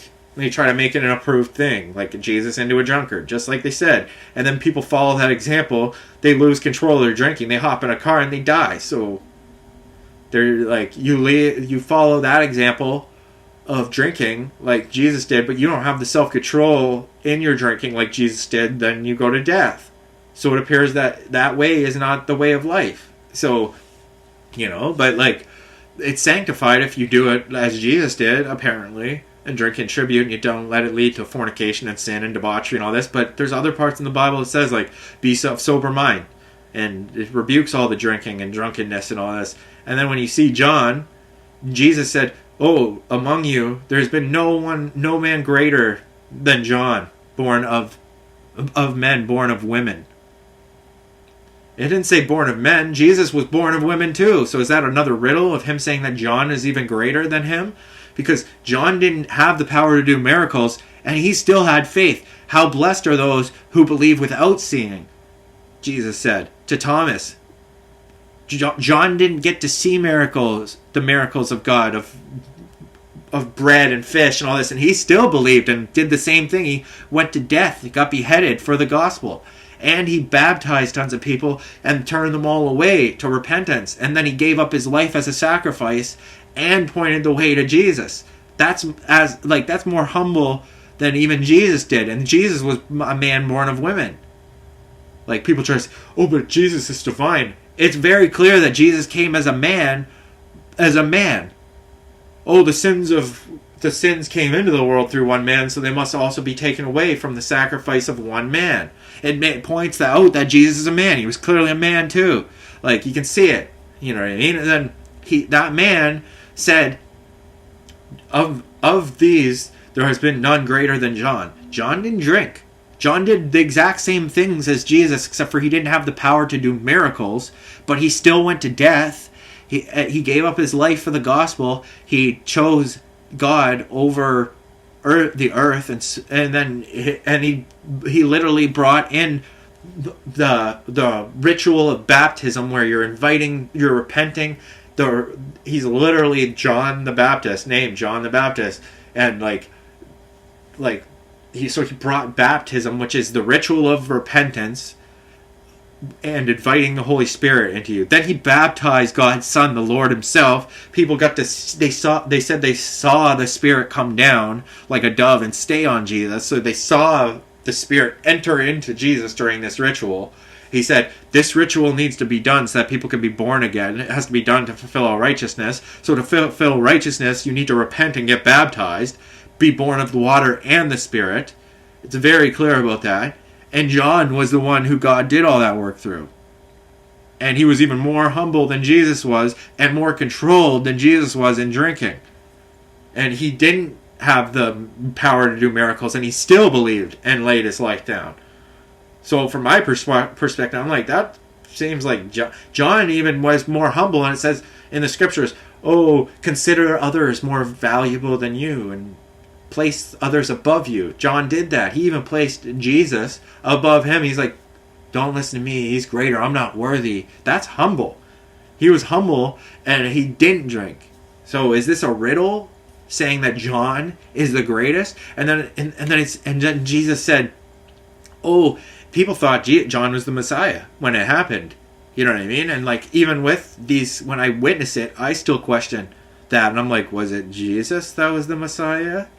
Or was it John? You know what I mean? Or they're both one in spirit. Something's going on where God's using two men.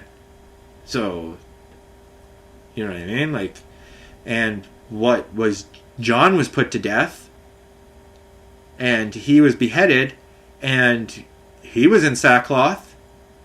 Then Jesus was put to death in the street for 3 days and was resurrected. Was he wearing sackcloth? Maybe that was the two witnesses. Maybe John and Jesus were the two witnesses that were put to death in sackcloth and then raised back to life in 3 days. You know what I mean? We saw Jesus get resurrected back, but we didn't see John get resurrected back. You know what I mean? But still, two men that were used by God, we know one of them was in sackcloth. We know Jesus didn't dress in like royal robes or anything. You know what I mean? But he was put to death, and we saw the ascension, so that could have fulfilled the two witnesses' prophecies maybe. But it says they'll be burned up by their mouth. The things with the nation, they do seem like they're end-time scriptures. The end time hasn't happened yet. The end hasn't come yet. So we know those are future prophecies that have to be fulfilled. But it does still all foreshadow and parallel each other. But just that whole question of the drinking part, Jesus said John was the greatest of men born among women. It would have made sense if he said born among men, because Jesus wasn't born among men. He wasn't born from Joseph. He was born from the Holy Spirit and a woman, a virgin. But Jesus was a man born of woman. So that's like him saying that among these men, there isn't one that has been greater than John. That would include him. He's a man born of woman. You know what I mean? But then John made it clear that it pointed out that Jesus is greater. But it tells you in the scriptures to do that, to esteem others above yourself. John did that.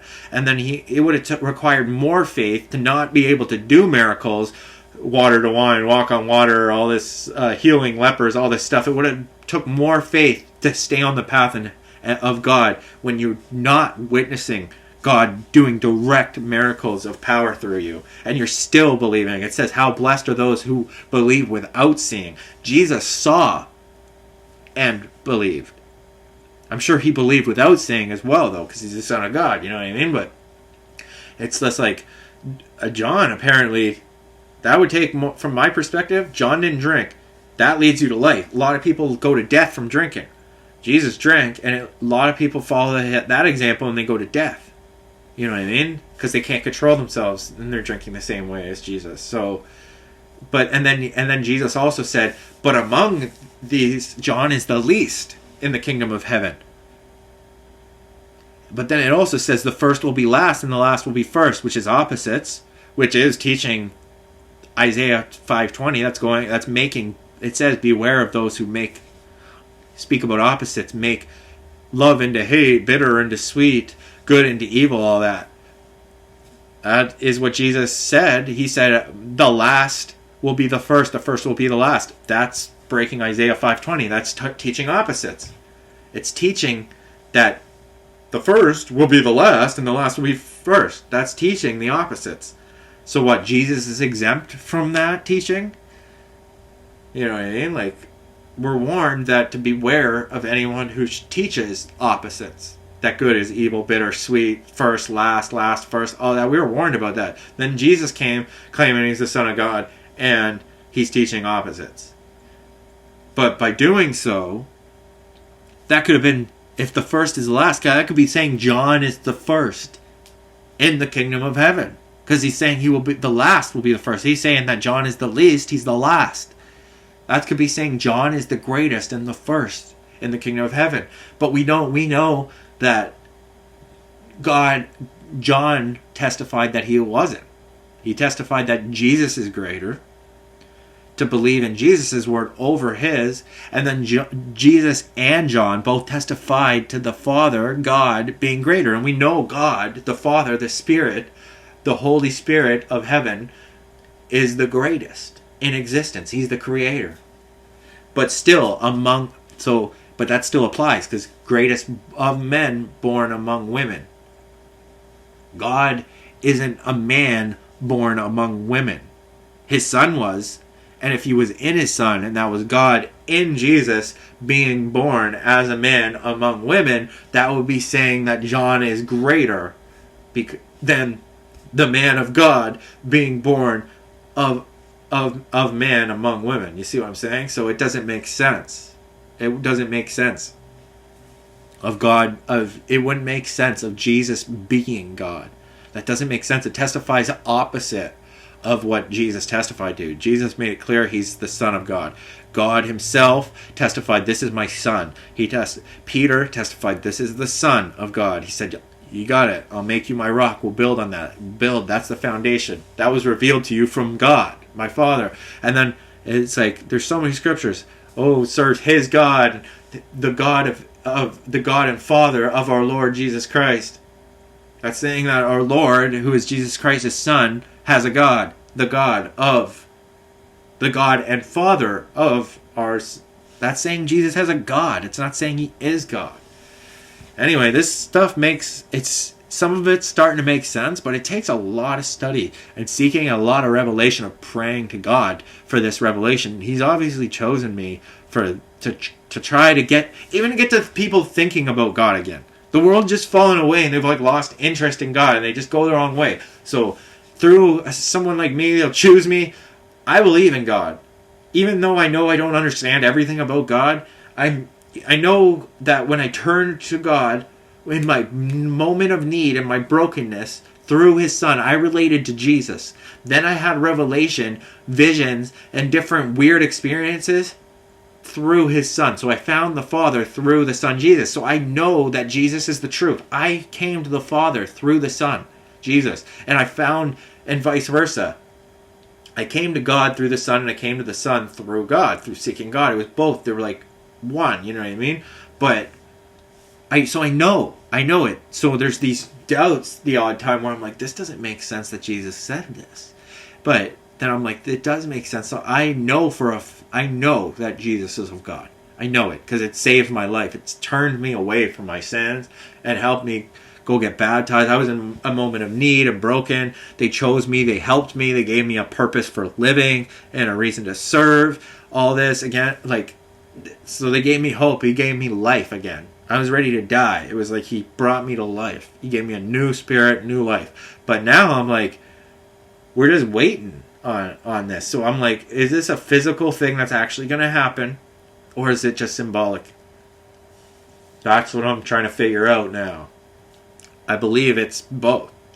I believe it's going to be like, I've witnessed that it's symbolic in many ways, but then I've also witnessed that it's physically going to happen in many ways too, because I have a signet ring with my name in the name of the Lord in it. After I proposed to God and asked him, gave my life to him as a sacrifice and asked him to use me, and then I'm witnessing devils attacking me. Like, I'm in a war, spiritual war, with beings that aren't making any sense in the physical reality. Their actions, their choices aren't making sense. One of them, like, my brother even got possessed and spoke to me as a devil. He let me know that this was not my brother when he was speaking to me. It was Satan showing that he had the power to possess those around me that aren't on the path, that are on drugs and this and that. It was bizarre. And people think you're crazy for telling them this. And I'm like, yo, this is happening. Like, and then they try to make the people around you that are witnessing it crazy too. Like, oh yeah, I've witnessed my mom lose her mind at times. You know what I mean? So people can trust my mom's testimony. You know what I mean? But for me, I haven't lost my mind. I've never lost my mind. I've never attacked anyone. I've gone into a manic state where I get a little wild and erratic in my thinking, because it's like my mind starts racing. Someone's gotta witness this and believe me. You know what I mean? But this is actually happening. But so I get into a manic, angry state sometimes. But I'm not lying. I'm still not lying in that state. This is what I'm actually witnessing. And this is what's actually happening from my perspective. What's tripping me out is I'm like, how can my perspective of reality be different than other people's, like the reality of it? Like right there, how I just paid this bill. I got confirmation that I paid this bill. Then I go to the bank, and the reality is they're saying it's contrary from what I just witnessed. I just paid the bill. They just said it went through. I go to the bank, no payment, no record of payment. They cut me off, and they're charging me more money. So I'm like, did I just it makes you question your sanity. I'm like, did I imagine that? Was that a delusion that I paid that bill? No, I remember the exact day, March 31st, I paid it. I remember having the conversation with the person telling me the amount to pay, because they said there was a mistake in their system. Pay $59.35. I punched it in. It said, thank you for your payment, $135. Hang up. They say there's no record of that transaction. The money didn't even leave my account. I go back to the bank. They said there's no record of the transaction. I look at the amount that I transferred. There was $354. There was usually there's around $300. So there was that $54 extra. So I'm like, it didn't go through. It mustn't have gone through. So why did it say that it went through? And then they shut it off. Now they're trying to charge me another $60.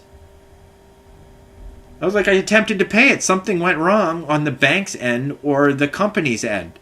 And now they're trying to make it their error, whatever deception and trickery or system stuff they're doing in the background, they're trying to make me look like I'm a liar to try to steal $50 from you for my internet? No, I've paid like clockwork for 4 years.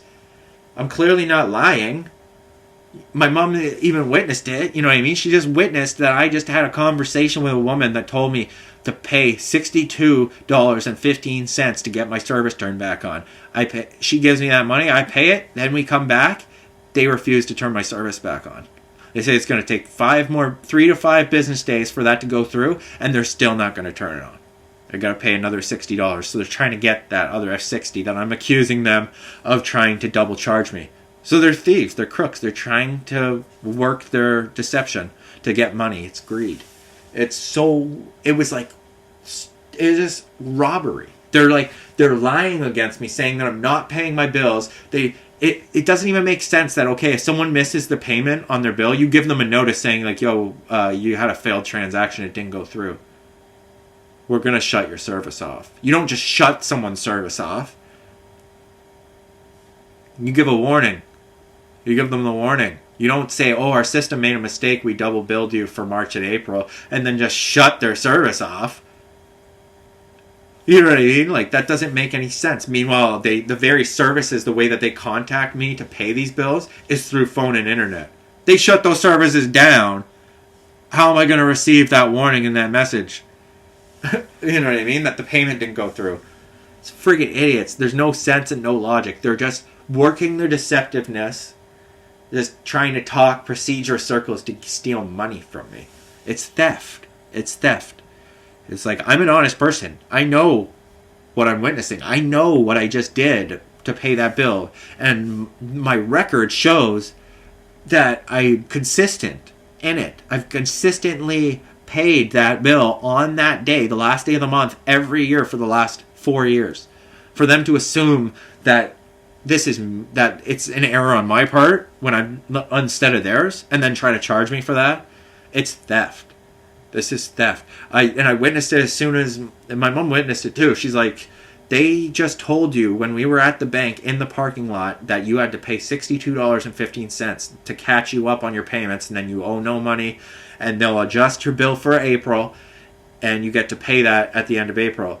Then we paid that, came home, and now they're refusing to turn on your service. And they're still trying to charge you for April.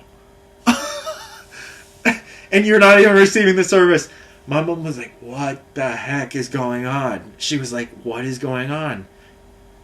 She's like, I was like, it's a cult, Mom.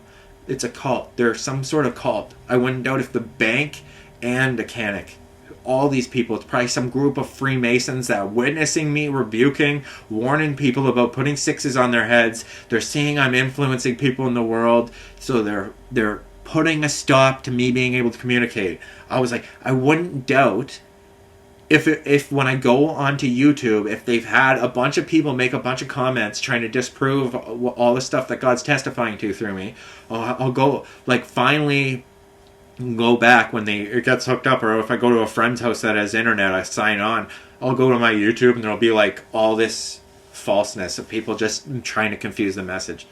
Oh, you're a liar. Oh, that blah, blah, blah, blah. They'll just be trying to disprove everything that God's testifying to. Blah, blah, blah, blah, blah, blah, blah, blah. Satan talking shit.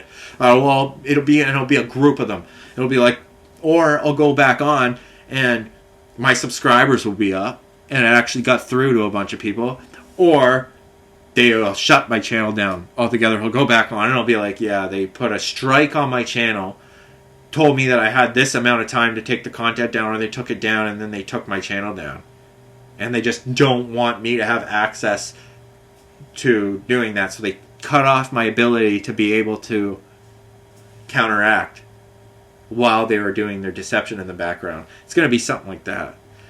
But either way, I just got to trust God through it all. But it is weird. It's so weird. It's such a demonic attack. This is so demonically mad and sick. This world's just... It's messed. It's so messed. For one man trying to process this and not... I'm surprised I have not killed anyone. I'm so surprised I've not lost my mind, climbed a clock tower and shot some people. I'm so surprised I've not gone to an internet company and dropped a bomb in the door. You know what I mean? And that's not a threat. I would never do that, because I have God with me. I live the life of love. I don't threaten. I'm not trying to put that out as a threat, but I'm like, yo, legit? That's what it seems like they're trying to push people to. When I witnessed the treatment of how the government and then the pawns, how they're pulling strings, like Satan and devils are trying to push us to lose our minds, be angry with God and each other, and kill each other, and turn on each other. That's it. They don't even care if you kill their witches. They don't even care if you kill their witches and have a Salem witch trial thing. They just want you to break commandment. They want you to go kill. They don't care. They'll just go possess the next vessel. Then they just landed you in hell and dragged you down to hell with them for breaking commandments. Now you have to answer to God. Told you. So then they can try to justify their murder to God. See, even your precious humans, when they did this, they murdered. They did the exact same thing as we did. Why aren't you know what I mean? They're just trying to prove humanity false. The devils are just trying to corrupt humanity and bring them down with them. So they do this kind of pushing buttons, pulling strings in the background. And it's all money manipulation, occult, this Freemason group or whoever it is in the back. It's Satan. It is Satan and it's devils. They don't like when someone like me comes forward with signs of God, speaking the name of God and Jesus. And yeah, I may swear here and there. I may get angry, furious rebukes. But I'm still not stepping up in action and going and dropping a bomb in a door or climbing a clock tower. I'm not killing anyone. And I'm not promoting anyone to kill anyone. But I'm saying, if I were the one coming down on a white horse with Jesus and an army of angels, if they gave me the power and authority or command to slay you all you wicked, I'd do it. I'd put you all to death and slay you. If that command comes directly from God and Jesus Christ, I would accept their judgment. And I said the same thing about me. If God and Jesus find it me unfit to be in heaven, that they deem me as evil and unrepentant, then I'll accept that. Put me to hell then. I don't want evil to exist. I don't want evil to exist in me or in anyone. So I want it to be gone. I want it wiped out. I want it completely gone. If I have to die for it to be wiped out, do it. You know what I mean? So that's just being honest. So that's why I'm sure people like you, people that are crazy and satanic, you see, I'm a threat to you. If God gave me a command to be his hand in wrath, I would do it. So I know you people do the same. You'd kill me. You people would kill me. It's just like Jesus. You killed Jesus, the Son of God. You'd kill me. Those people that killed, like Saul and Paul, thinking they're serving God while killing people, that's so delusional. You think you're going to serve God by killing? You think you're serving God? You think you're a Christian soldier that you can go to war and kill? Even when God said, Jesus himself said, like, bless your enemies, love those who curse you. Even if it was the devil or the Antichrist himself, even if it were me and I was the Antichrist, you'd still be commanded by Jesus and the scriptures to love me and bless me. Not to kill me. That's breaking a command. So you were told by Jesus himself, so it doesn't even make sense that you people try to step up and kill evil. You know what I mean? Like, you're not commanded to. So, I'm not killing, I haven't killed anyone. I haven't done any serious crimes. I didn't do any serious crimes. When it comes to, like, when I was a kid, I did a few little stupid crimes. You know what I mean? I've repented and been forgiven for that. You know what I mean? You're a kid, you steal. I got caught stealing when I was a little kid. I didn't know any better. I learned my lesson. You know what I mean? It didn't go on my permanent record because I was too young. But I'm sure it's still on the record. But, like, at the police, they'll be like, oh, he stole something when he was, like, 13 or however old I was. You know what I mean? I just stole a video game. And it was for a friend of mine or something. You know what I mean? Like, and it's just a stupid kid thing. And I repented for that. And I faced the consequences. And I dealt with that. And I learned my lesson. It taught me not to steal. You know what I mean? So I don't steal. You know what I mean? Do my best not to steal things. You know what I mean? Like, but it always feels like these people are trying to manipulate and pull strings to make you look like a liar or a thief, like this and that. Like with that situation right there, like, I just attempted to pay a bill. They're trying to act, I'm being treated like I'm a paying customer. They're trying to act like I'm trying to steal from them. Meanwhile, they're trying to steal from me. You know what I mean? And the reason why they're acting like I owe them is as a result of their mistake. Their system mistake. They even admitted it the first time I called. They said it's a system error. We put two invoices went together, so the computer's trying to charge you for April. Meanwhile, they put March and April together. I haven't received any services for April yet. Why would I pay for April? You just cut off my services for April. I'm not going to pay for April. You know what I mean? Like, crazy. Stuff doesn't make sense. Reality doesn't even make sense to me anymore. This shit doesn't make sense. It's like, the only way I can make sense of it is through God and Jesus and the scriptures. Other than that, it's crazy. Anyway, much love. And I called this, like, time ago. I was like, oh, I'm surprised I don't see FFF on hats, or FFF more often on hats and on merchandise and all this. Then I'm at the mall, walking around the mall the other day, and I go into a sports store. Like I was saying, I pointed out how Fox has the F, right? Like, and then the famous hats have the F. Then I find in Sport Check, I find the Fanatics brand, and they have all the Fs on the inside. New Era has all the Fs in 5950 there beside all the 6s. It's a 9, but they're all 6s, so it has 666 and the Fs. Then like I said, I go into this sports store, and there's a Nike hat. And right below the Nike check mark on the hat, it says FFF right on the forehead part of the hat right here. The guy at the store goes, "Oh, do you have any questions?" I go, "Yeah, I was just wondering, what does the FFF stand for on this hat here?" He goes, "Oh, I think it's a France Football Federation." I was like, "Yeah, okay." And then I said to him, I was like, that stands for that's 666. That represents 666 too, right? Just like the Monster, Fox, New Era, all that. And he was like, "Yeah, I heard about the Monster one and this and all that." And then I was like, I knew it. I called it. Like Nike hat, and it says FFF right on it. France Football Federation. So I guarantee all these people in France are rocking 666 on their heads. Like, good job, guys. Like, A, B, C, D, E, F, 6. These devils are effing idiots.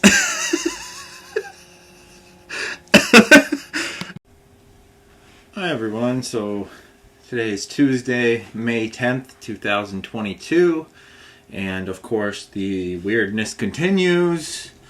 It goes on today and continues just like I said, so some more weird interactions, of course. It's what happened. So I'm walking home from the Oshawa Center the other day, and I was just like saying to people, like, just when I was just weird interactions, like I was saying, I'm visiting my sister, and I go into this convenience store with her and my mom the other day, and I'm like, there's a beer store in this store too, and an LCBO. Look at that. And then this woman's like, "Yeah, go check it out," and blah blah blah. It's a full blah blah blah. And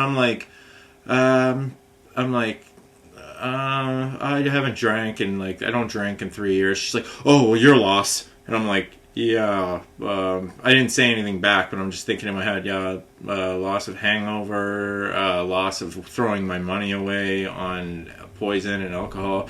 It was just weird interactions, just trying to justify drinking, it's a big loss to not drink or something. And then even my sister was like, "That was a weird response," you know what I mean? Like, whatever, Satan, if it just feels like Satan or just disconnected people pushing buttons and annoying you. And then the other day I'm walking home, and I was just saying to my sister too, because I have a new nephew and he's only 6 months old, and I was like, "Oh, when he grows up, I'll be able to say oh, I haven't even drank once in your life," and when he actually gets old enough to comprehend things and have conversations, I could be like, "Yeah, I don't drink. I haven't drank since you've been alive, buddy." And she's like, "Oh, that'd be a good example for him," you know what I mean? And I was like, "Yeah, I think it'd be a pretty good example for him," and then I'm walking home from the Oshawa Center, and I'm walking, and then all of a sudden, look what pops up at my feet. Oh, a full can of Laker Ice 5.5 beer pops up right there at the curb. Clearly someone dropped it off a bike or something. You can tell it's just sitting there on the sidewalk, beside the sidewalk, right on the gutter of the road, and it's just facing, so I could see it was full. So I think about it, and I'm like, I just walked by it, and I just left it there in the gutter, where it belongs, kind of thing. But it doesn't belong there. So then I think about it, and there's a couple walking behind me, of this guy and this girl. So I'm like, they're gonna probably pick it up and then drink it, and it's poison, and someone else just gonna. It's just the same as finding money on the ground. I've done this before, where I walk and you find cigarettes on the ground, and I end up throwing them out. You know what I mean? It's at times where my brother was out of cigarettes, and I'm like, "Oh, I found a pack of smokes. Here you go," and he appreciates it. But then at the same time, I'm like, was that really helping them? That was kind of poisoning them. So at other times, I've just thrown them in the garbage where they belong, so that no one else poisons themselves. You know what I mean? So it's the same thing with this. I'm like, well, it's just finding a couple bucks on the ground. It's like $1.95 or $2 or whatever the price is of this, and I'm like, but still, it makes me question. I'm like, oh, so what? Is this God putting this in my path? Like, trying to be like, oh, it's okay. And then, like, just the other day, like, my mom said, oh, it was my stepdad's birthday, and she's like, oh, and I had a beer, and I had one beer, and all this, and they're trying to, like, just influences, and I've heard it all before. Oh, if you drink in moderation, and blah blah blah, and all this bullshit. I've heard it a million times, and I'm like, I've made a video on my stance of alcohol. Like, I know Jesus drank alcohol and blah, blah, blah. I've heard all this shit before. Oh, he drank in tribute, and if it's sanctified, if it doesn't lead to sin. People drink and they die every day from drinking. Like drinking, hopping in cars, crash. It doesn't mean they're an alcoholic. They could just over drink one day, hop in a car, dead.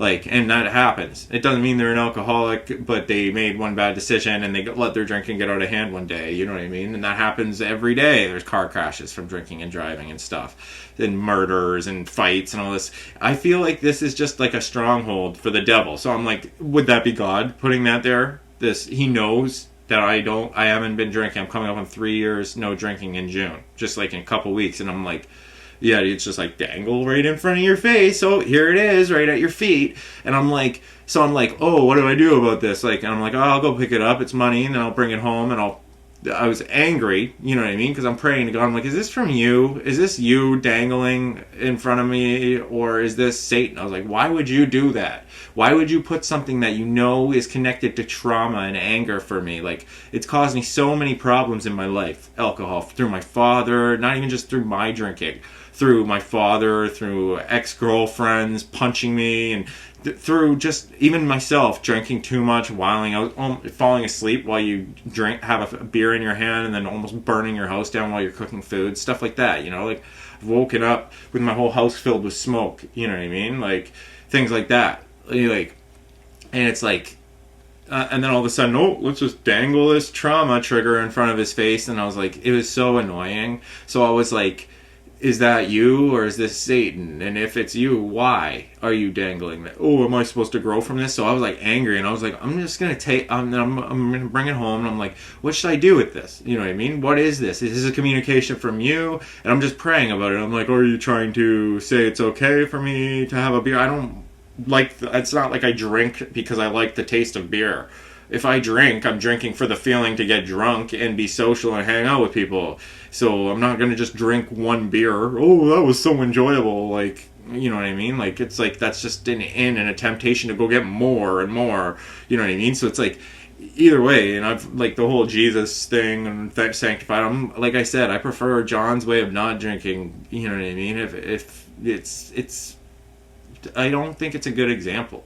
You know what I mean? Like, I've witnessed my dad drink my whole life. Like I've said, I've had so many problems and traumas in my life from this substance. So, alcohol poison. So I was like annoyed. So I'm like, I'm just gonna smash this on camera. I'm gonna make this video. I'm gonna fucking smash this against the ground to show you what I think about this, whether this is from God or the devil or not. I'm just going to fucking smash this on the ground so you know how serious I am about this. But then I was like, well, fits of rage and anger don't serve God. And I was like, with my life, it'd probably just bounce off the ground and crack me in the nose, break my nose or something. You know what I mean? So I'm like, oh, you know what? I'm just gonna pray about it. If I don't get this straight answer, like, from the light confusion is of the devil. So I'm like, if I don't get this straight answer from God, I'm just gonna dump this down the sink. I'll just gently dump it down the sink, but I'll do it on video to still show what I think about this, and to show me overcoming. And so that's what I'm gonna do right now. I'll unplug this. Give me a second. Hopefully this camera doesn't go out. Look. All right, let's go over to my sink. There we are. We're at my kitchen sink. Hey, there's Jesus in the background. Look, live, love, or a picture of what people think Jesus looks like. I was just having fun and I wanted to draw something one day, and I traced it, but oh, look at this. Oh. Straight down the sink. Bye-bye, temptation. Bye-bye, evil poison that kills people every day, that is apparently being dangled in front of my face to try to tempt me back down the path of drinking, fighting, fornicating, all that nonsense. It's triggers. Bye. Let's wash it out so that there's no alcoholics going through my recycling bin outside trying to drink the little bits of the empty. I wouldn't put it past anyone. Oh, wash it out so it doesn't smell and get sticky and bugs and all that. And let's just chuck it in the recycling.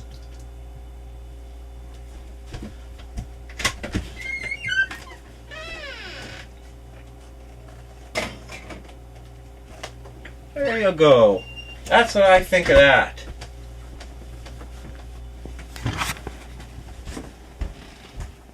And then when I was on the phone telling my mom about it, and she's like, "Oh, don't feel bad if you have one beer," and blah blah blah blah blah. And she's just trying to be nice and encourage me, but at the same time, I'm like, no, I don't want that shit.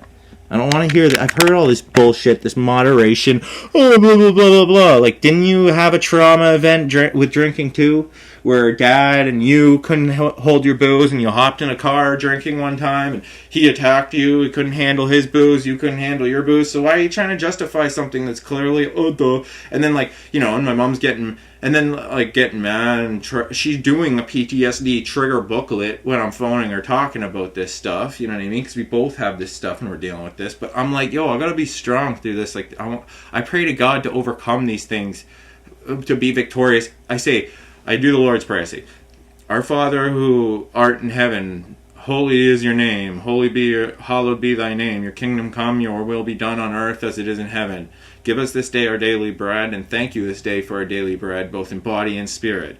For your spirit, Father, in the body of your Son Jesus.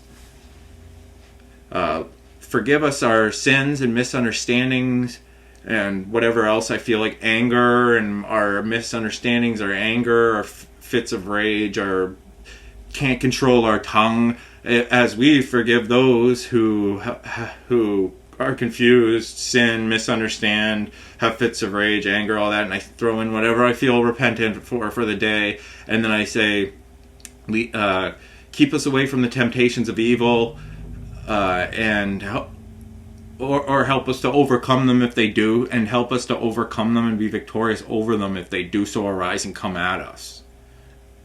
Are permitted to come at us. I don't know if God permits them to come at us, like in the book of Job, or what. I don't know what the deal is, and then I ask for that, and I say, I pray this and ask this in your Son Jesus' name, and thank you in your Son Jesus' name, amen.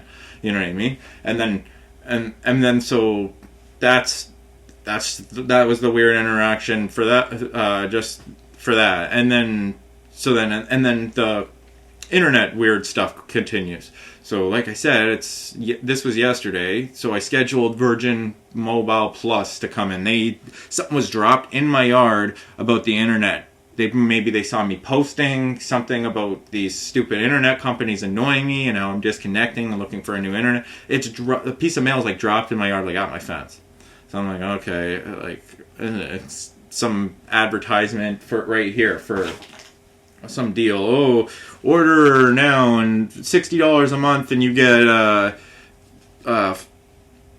$60 a month, only $60 a month for up to 25 Mbps, megabytes per second or whatever. Unlimited usage with the speed you need. Sweet rates keep you gaming, browsing, and streaming all day. Easy online ordering. Manage your account anytime, anywhere with the My Account app. Order now and get $50 Visa prepaid card. Blah blah blah blah blah. And they give you this offer and this code and all this. And then so I'm like, okay, let's try it. So my mom comes over, I phone, I try to order this, and they're not straight up. They lie to me again, and they go,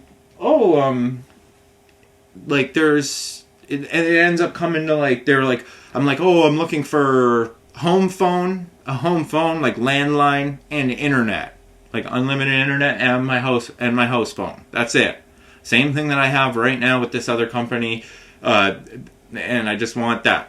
And they're like, oh yeah, that's fine, and blah blah blah. Oh, we can do that. And then they're like, oh, we can update you in your area to 50 megabytes per second. And they're just like, and it won't cost you blah blah blah blah blah. And they just talk, and then I'm like, it'll be this 40 something for your internet and 45, and it will be 36 for your phone a month or something, and with taxes it comes to like 85. Well, I'm like, well, that's not the offer, 60 a month. And so what, that's home phone and internet. She's like, oh yeah, okay, would you like me to schedule an installation? It's no payment installation, no fees. They'll send you the no payment on the router, it's all free, blah blah blah. Sure. Next day, package comes to my door. This box right here. Boom. If you look on it, where's my name? It says right here, Ray Johnson. I'm like, Ray Johnson. Like, once again, no, that's not me. But I'm like, obviously they're trying to send me something. So I'm like, okay, it's probably me. But what? Someone's messed up again. And I was talking to them on the phone about my name. I confirmed with, like, by giving them ID and all that, they know my name was Jay Johnson. So they pulled that up and they know. So something went wrong on that. And then so, but, they probably just made a mistake because you can, like, and put an R in there. And then look what comes. Wireless home phone router. So I'm like, okay, what's the deal with this? And then it comes with, like, a booklet and a SIM card.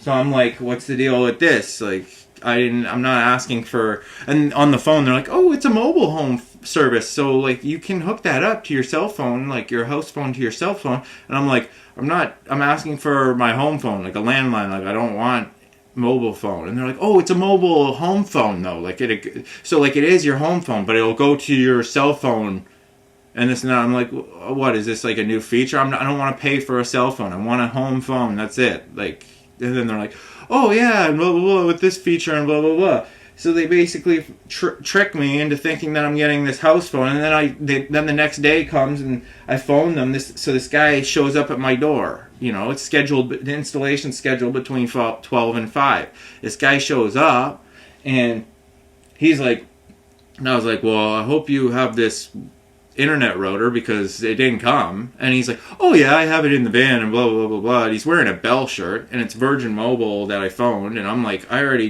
same thing with a Canic, it was like they all just send these technicians that are in the area. But he was just a young guy and he clearly didn't know what he was doing. Like, he even said that, like, oh, I'm a new guy, I don't really know much. And same thing as, like, for all I know, it could have been a Canic guys coming in to do all this again and try to whatever. It was another brown guy, like an Indian guy, a young guy. But these are the same people that this is like the same people I was dealing with before, like. And, like, my uncle said that too. He's like, oh, these internet guys seem to be Indian and brown and stuff. Did you notice that? Like, and I'm like, he's like, and they're so hard to deal with half the time because they don't even speak English most of the time. And these companies come off so greedy. And I was like, no, I never noticed. But then all of a sudden, everyone I'm interacting with, intercompanies, all of a sudden the phone call's getting sent to India. It sounds like I'm talking to all these Indian people and dealing with it's all Indian. It's like, it's just all these brown people. And I'm not racist, I don't care, I'm like, whatever. And then so he like comes in, and I'm like, he's like, he's doing the bell thing out at my internet box or whatever, and he's like, okay, blah, blah, blah. And then he comes into my place, and he's like, oh, you don't care about the masks and this and that. And I was like, no, I don't care about COVID and masks and all that crap. I've been walking around the Oshawa Center around tons of people every day, whatever. I've been in a car with my mom, and apparently they have COVID. I didn't catch anything from these people, and they are fine. You know what I mean? Like, and then, but either way, so he comes in, and then he's like, starts, like, when he comes in, he's checking out my stuff. Like, he starts, like, checking out on my stuff, you know what I mean? Like, my apartment and stuff. Like, he's like, oh, you're a movie guy, eh? Like, oh, you got a lot of movies. And I'm like, yeah, well, I haven't had internet for the last little bit, so I kind of just busted out the movies. I'm watching movies because I need my internet. I usually just stream and stuff. But, and then he's like, and then, like, and then he's like, oh, yeah, and he said, like, things, something about, I talk about it came up about God and Jesus, and I'm like, yeah, I do music and ministry and this and that. And he sees I have Jesus things around my house, you know what I mean, pictures and things. And then, you know, so it gives me some chance to testify to him a bit about stuff. I was testifying about him. I'm like, yeah, Jesus, I found God in Jesus, and, you know, you're supposed to mimic his behavior, follow these commandments, and, you know, and then my life's been pretty blessed for the most part, since I just, you know, you do your best to follow commandments. It makes sense. Jesus clearly understood, love God and all others as yourself. We're all in each other's minds right now. We're connected. He's like, oh, I don't know much about like the Christian this and that and blah blah blah. Oh, I had some friends that are Christian. So right away I know he's not a believer in Christ. He has no clue. But either way, I'm like, okay, so here we go. Here's another, I don't know if like another antichrist spirit according to the scriptures, like he doesn't know, or whatever. It's an opportunity to try to maybe help him understand some of this stuff. So we're talking a bit, blah blah blah blah, blah. and then like, but either way, when he's getting into it, you can tell he's like convicted about things a bit, and he's talking. He's like, oh, I had like, he's talking about right away, even at the door. He was like talking about how you can't trust these internet companies. Like, I'm a technician, like I work for these companies. I'm not supposed to say this, but yeah, they're all like corrupt and greedy and evil. He's like, he's like, oh, their net worth. And I was like, yeah, they're all like so rich, and they still just try to scam you and all this. And I was just getting into how this Acanic company and all this, and just inquiring about them and saying, oh, they said they were hooked up on Bell Towers, and they're all of a sudden they're trying to scam me and double charge me, and Rogers is trying to triple charge me, Bell's charging me $2,000 for a cell phone that I have for 2 months that gets stolen. Just like, and then he's like, oh yeah, and he's like, he's not supposed to say it, but yeah, they are corrupt. It's all evil. I look up their net worth. For Bell's net worth is like $64 billion or something like that. I'm like, exactly, and they won't even waive a $60 fee for rejecting my payment, and they're trying to squeeze $60 out of me still. That's probably why they're so rich, because they're greedy crooks, you know what I mean? And then we're just kind of having a laugh about it, whatever, but still, like, the guy's like works for this guy, like these people, and then so he comes in and he's like, oh, I don't really know what I'm doing too much with this stuff, like, and he's like, oh, I showed him the router for the phone. He's like, oh, I don't know about that. Like, I just deal with internet. Like, I don't know what the deal with that phone is and everything. I was like, well, it has a SIM card and this and that. And I was like, I don't know how this works, but I scheduled this as an installation for my phone, my home phone, and my internet. So that's what I need. Those are the services I need right now. You know what I mean? So I need to make sure that I'm getting the proper installation and things going. And he's like, oh, and I was like, and I had an Android, and he's like, oh, and an Android phone, and I'm like, oh, well, I know this has a SIM card, like, this isn't my regular phone, and he's like, when he's trying to hook up the router, he's like, oh, can you go on, try to text message me to see if the Wi-Fi is on, and he couldn't get it hooked up, and then he finds out he has the wrong router, and he's like, oh, it's not this one, and he doesn't know the administer password and all this, and it doesn't work, so then he phones someone, and I can hear this is some same thing, an Indian guy on the phone, and he's like, oh, blah, blah, blah, blah, blah, and he's like, oh, it's the wrong router, and blah, blah, blah, blah, blah, and then all of a sudden he's like, oh, and then he checks, and he's like, oh, well, it's 17 minutes away, I'd have to go for a drive to go get it, and 17 minutes back, sorry about this, blah, blah, blah, blah, blah, blah, and I'm like, okay, yeah, no problem, you know, the installation said 12 to 5, you got lots of time, whatever, it doesn't matter, I'm in no rush today, but I would like this all done and dealt with properly, like, you know, I am frustrated with this, and then, but, like, while we're talking about this stuff, you can tell he's convicted, he's saying something about BC and how they have vending machines for opioids or something, and he's saying how he used to have a substance problem, like drugs or whatever, and I'm like, oh, this makes me trust him in my house, this person who clearly doesn't know Christ. And then he took God's name in vain in front of me again. He said, like, God damn about things, and I was like, and then I gave him the rebuking and the warning. I was like, yo, that's a commandment, you know, like, and I got the commandments right here. I'm like, that is a commandment. Do not take God's name in vain, like, kind of thing, like, the Lord thy God in vain. And I was like, you know, and I'm like, I know you clearly don't know or believe or whatever, but, and he's like, oh, I know it's your house, and my bad, and this and that. And even when he was at the door, like, he was just swearing a lot, like, so unprofessional, like, oh, F this, and F that, and F this, and F that, and I'm trying to work on my swearing, but it's like, when you're around people like this, it rubs off on you, you know what I mean? Like, language can rub off on people, so I'm like, he's just bringing it out of me. Like, I'm getting frustrated with the company again, company stuff, and I'm like, eventually I noticed I started swearing too, just to try to relate to him or whatever, you know what I mean? And then he's like, oh, so sorry, blah, blah, blah, blah, blah.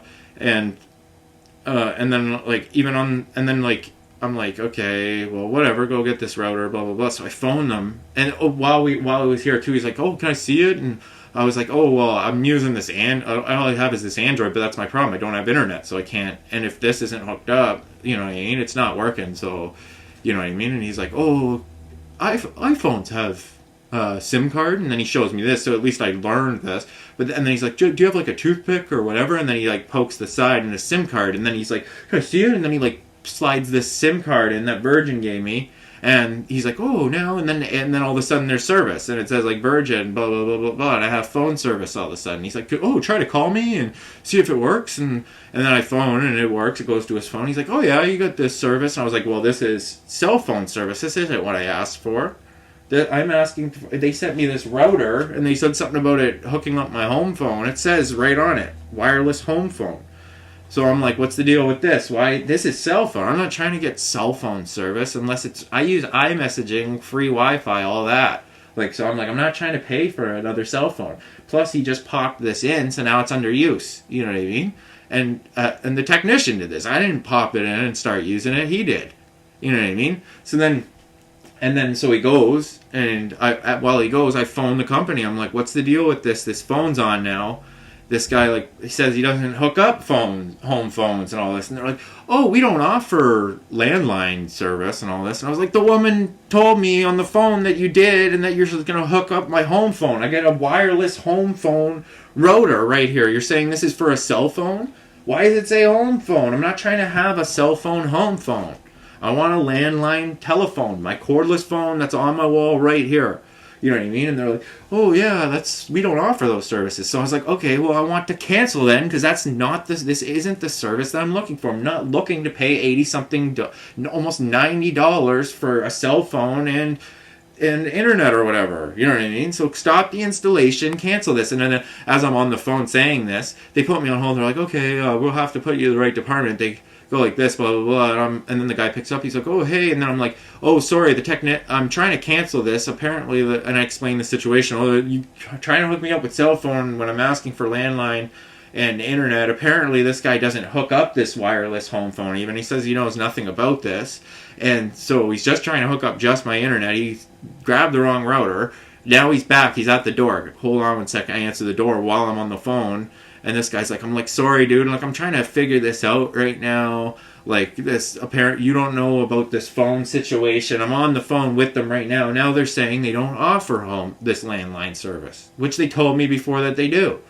So what's going on here? So I'm going to have to cancel this and, find a provider that provides landline and internet. Like I'm requiring and asking for, because this isn't what I want. And then so he's like, oh, no problem, blah, blah, blah. Oh, can I step in? Then he steps in. I was like, yeah, no problem, come in there. Like, and then he comes in and blah, blah, blah. And then when I'm like, so I'm talking to this guy, I'm like, I'm trying to cancel this phone, and this guy's at the door, and blah, blah, blah. And then, like, the guy hangs up when I'm trying to cancel. They put me on the line with the cancellation person. He hears me on the phone trying to deal with this technician, and he literally just hangs up on me. I'm like, what? Like, the phone cut off. I'm like, what's the deal with these guys? Like, I'm trying to cancel right now. They just, like, literally hung up on me. Because you're at the door here. And I'm like, I need to deal with this. But this isn't the service I'm asking for. So then the guy's like, oh, no problem. And he comes in. He comes in. He kind of gets a phone call. And he's just like, oh, yeah, blah, blah, blah, blah. Like, and he's just like, oh, sorry about this. And I was like, yeah, no problem. And like, it's not your fault. You're some technician or whatever, apparently. And I was like, and I'm apologizing to him. I'm like, sorry, I'm not trying to waste your time or anything, but this isn't the services that I was told on the phone and asking for. Like, they're trying to trick me into getting a cell phone and internet again. I'm not trying to get that. I made it very clear what I'm requiring service-wise. Now they're saying they don't offer that. So I got to cancel and go with another company now. And then what? Are you going to try to charge me for all this nonsense again? Like, no, I'm in bad standing with Virgin. And then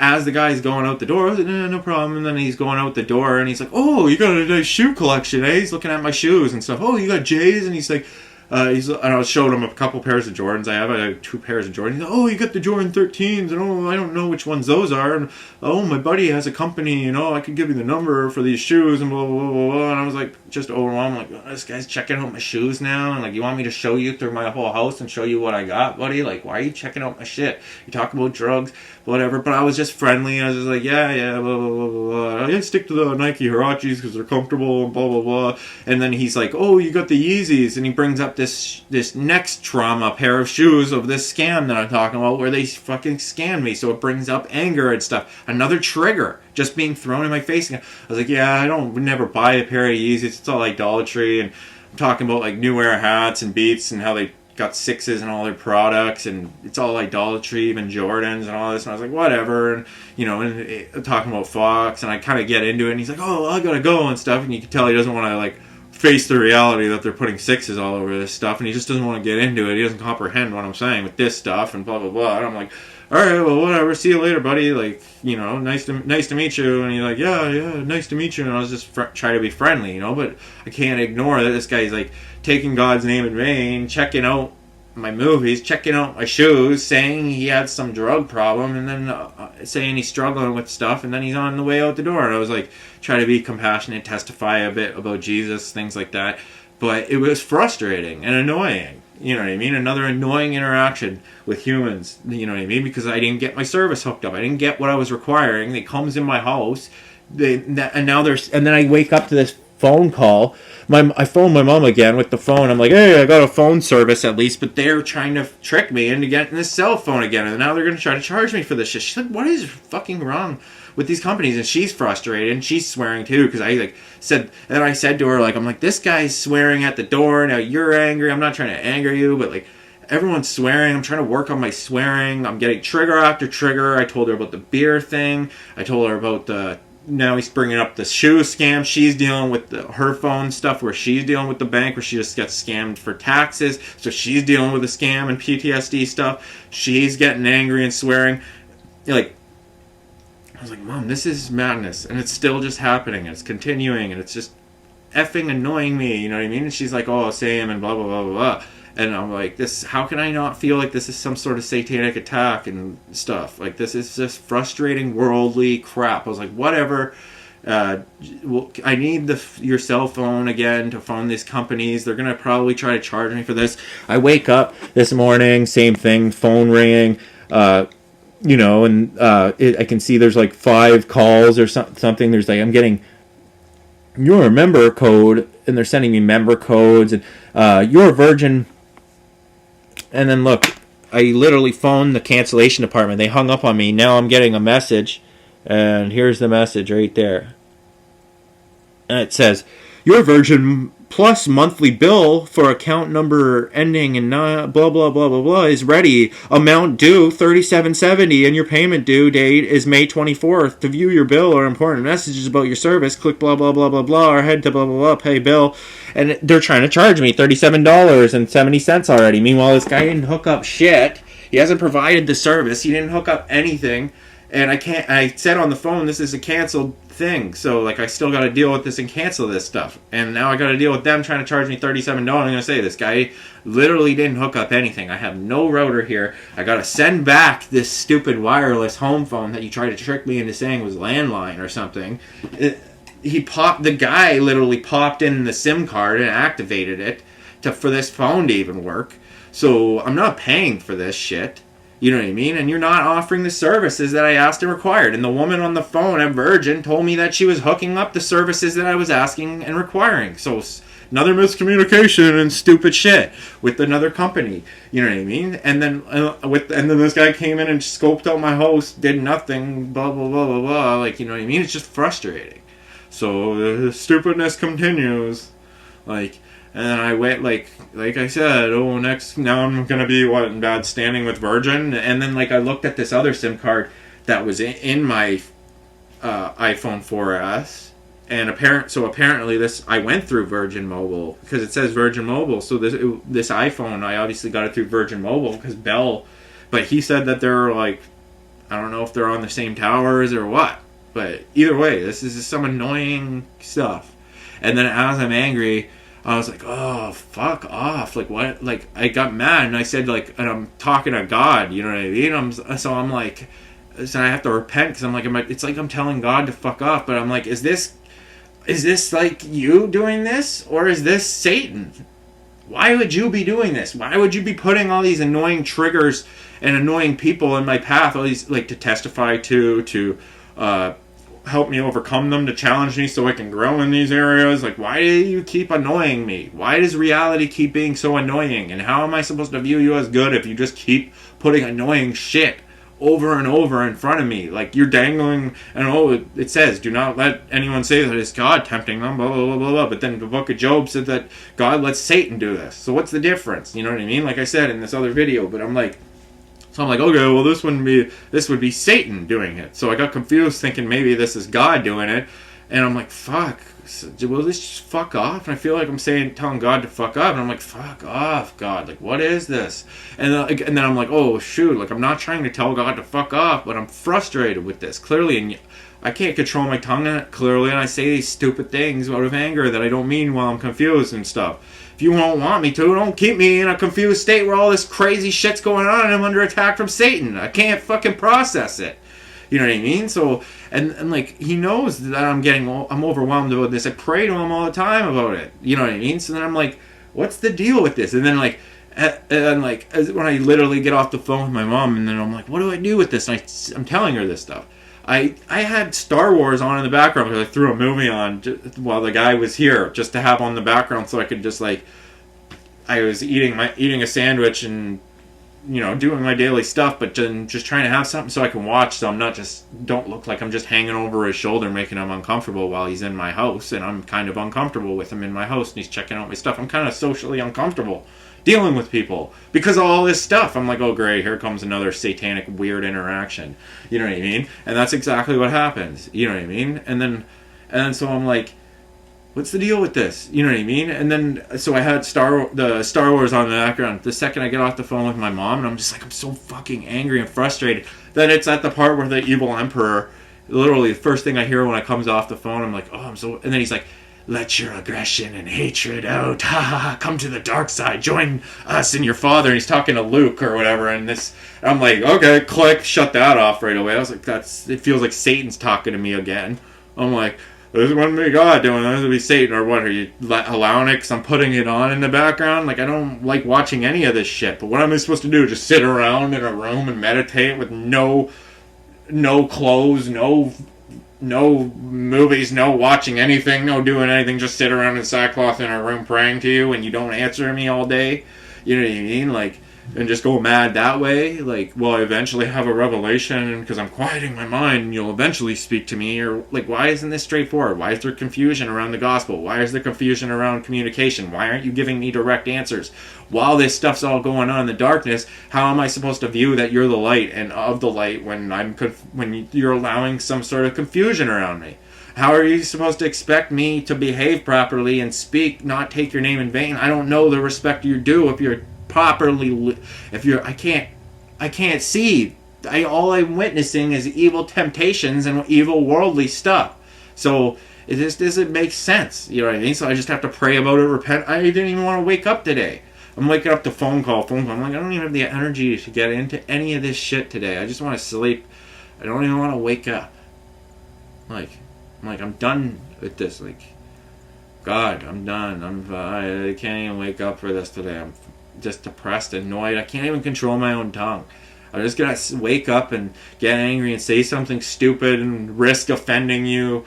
You're probably gonna put something in my path, and it's like all of a sudden you got me just taking your name in vain. Because why? Because I rebuked another guy for taking your name in vain. I gotta practice what I preach. So blah blah blah blah blah. It's like, is this guy getting pushed to anger to take your name in vain? Is that you doing it too? Or why is it seem like, so it brings up all these questions. Are you just binding us to sin and to have these corrupt mouths so that you don't? I thought you want us to be one with you and live in love and live in us and with us, but you don't want to be all and everyone to be equal to you. So you're just trying to make it very clear that you're God and you have the power and we don't. And we're just like, so like, I get this vibe sometimes where I'm like, it just seems like you just you want to be God, and you want everyone to realize that you're God and no one else is. But then at the same time, the gospel's trying to tell us to be one with you, and that you can be all, and God may be all and all this.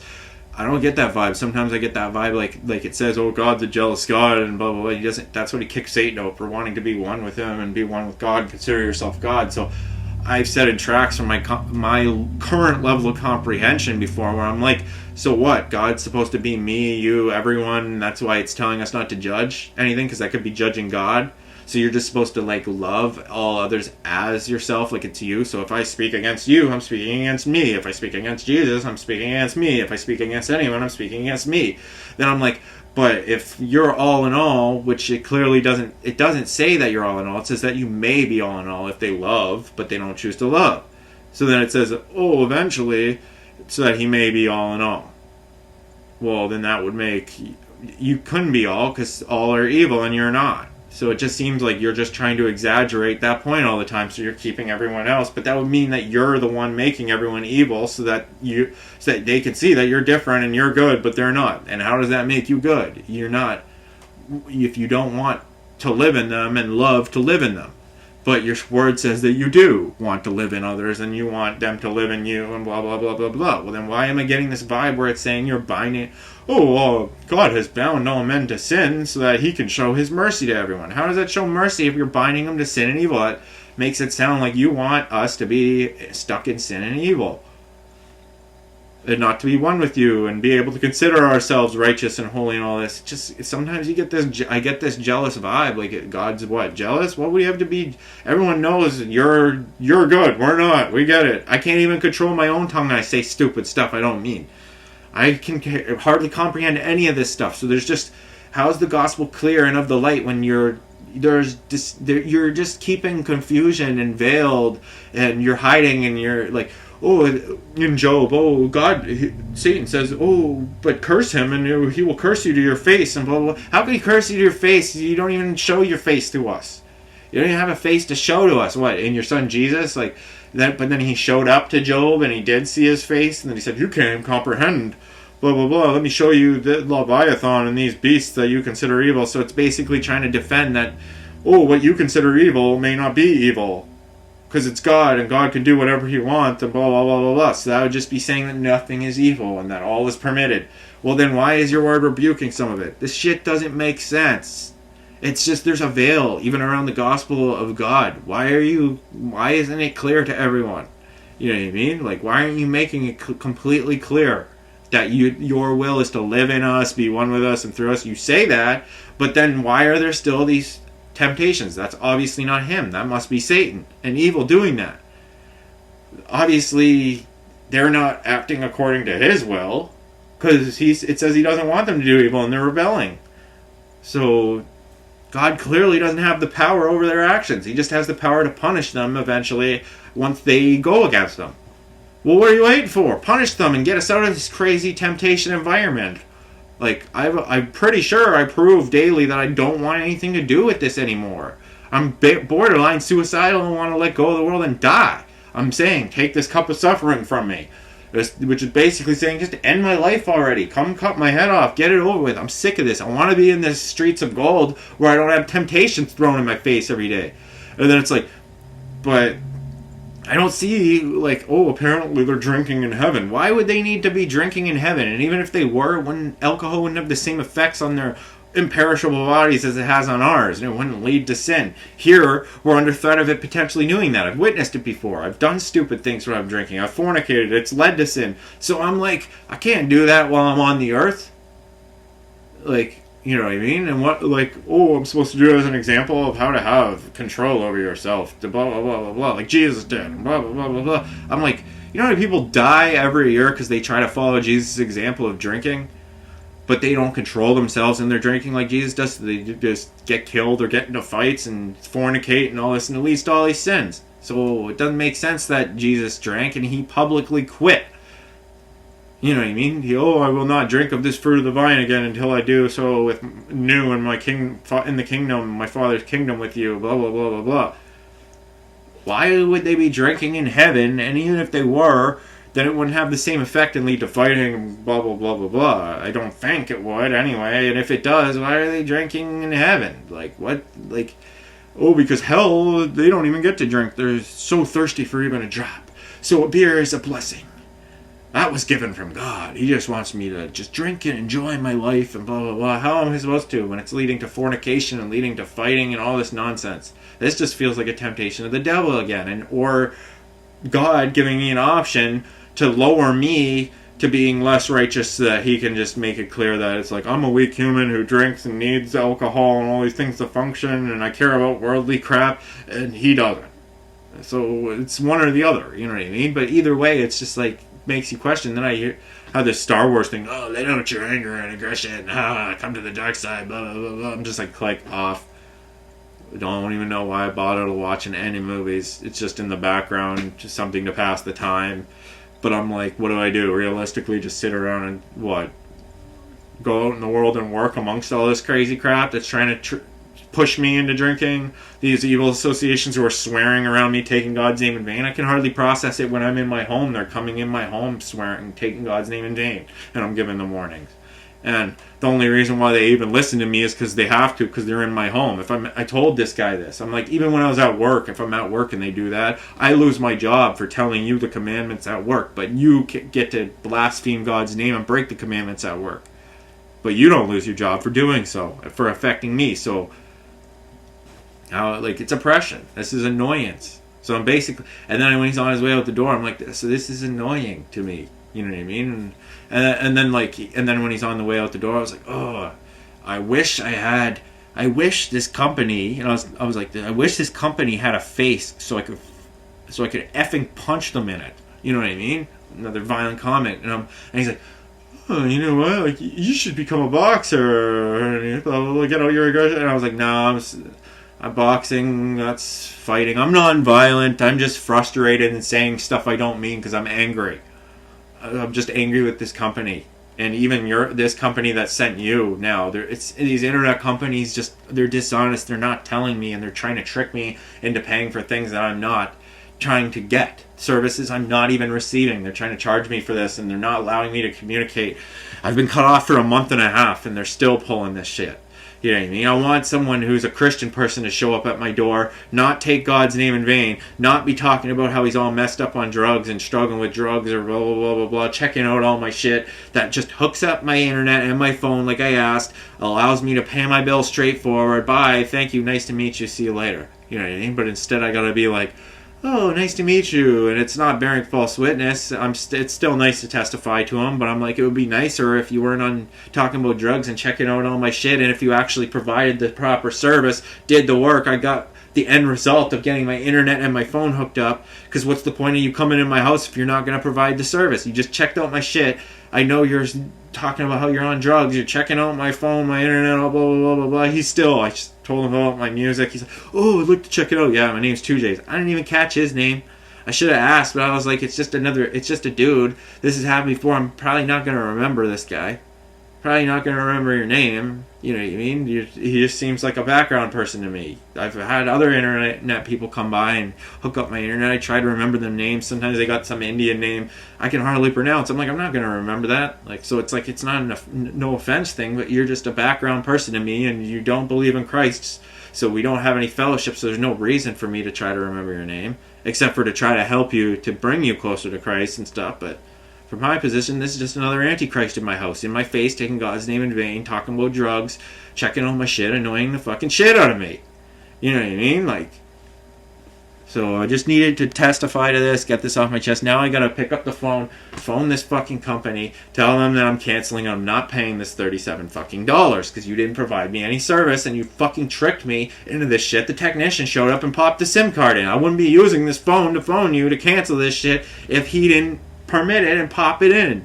And I wouldn't even have the phone to phone you to cancel if I did it. If he did it. You know what I mean? So I'm not paying for this shit.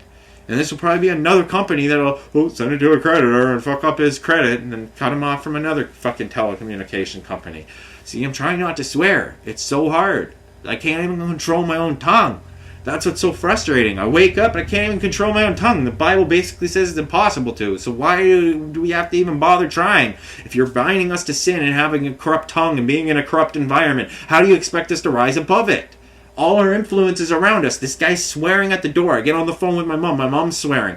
I grew up with my dad and my mom swearing. That's my example. I told my mom on the phone, Mom, I'm trying to swear. You're swearing a lot. This guy's swearing a lot at me at the door when he first showed up. It rubbed off on me. I swore a bit, so that's probably rubbed off on you. Now we're both swearing. I'm not saying that you can't swear, and I know you bundled up your anger. Dad used to swear at you. All that. I'm not trying to blame you. I'm just saying all my interactions are frustrating like this, Mom.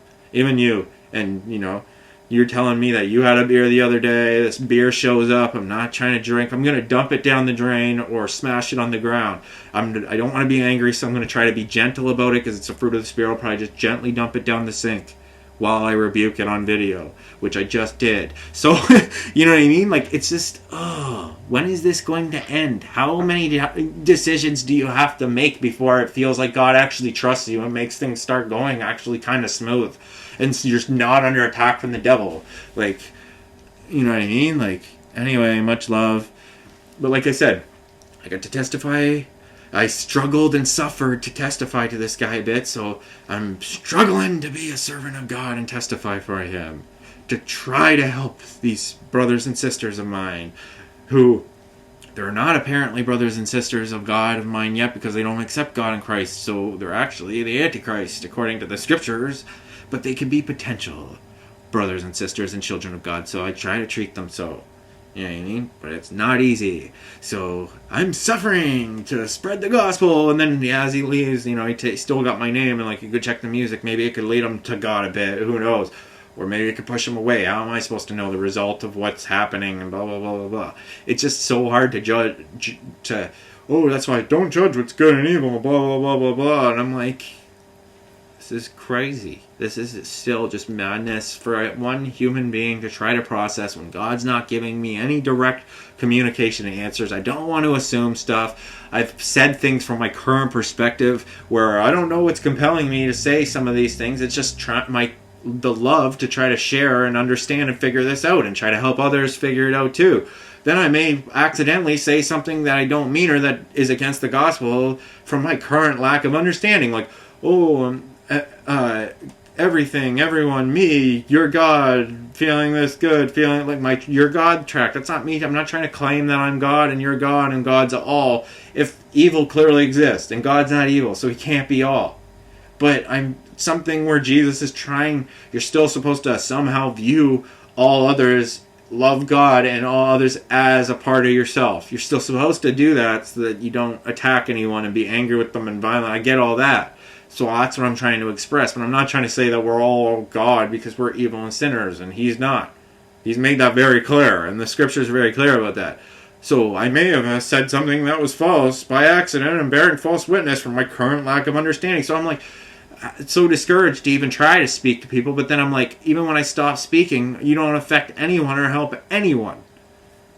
So that didn't work either. And I still...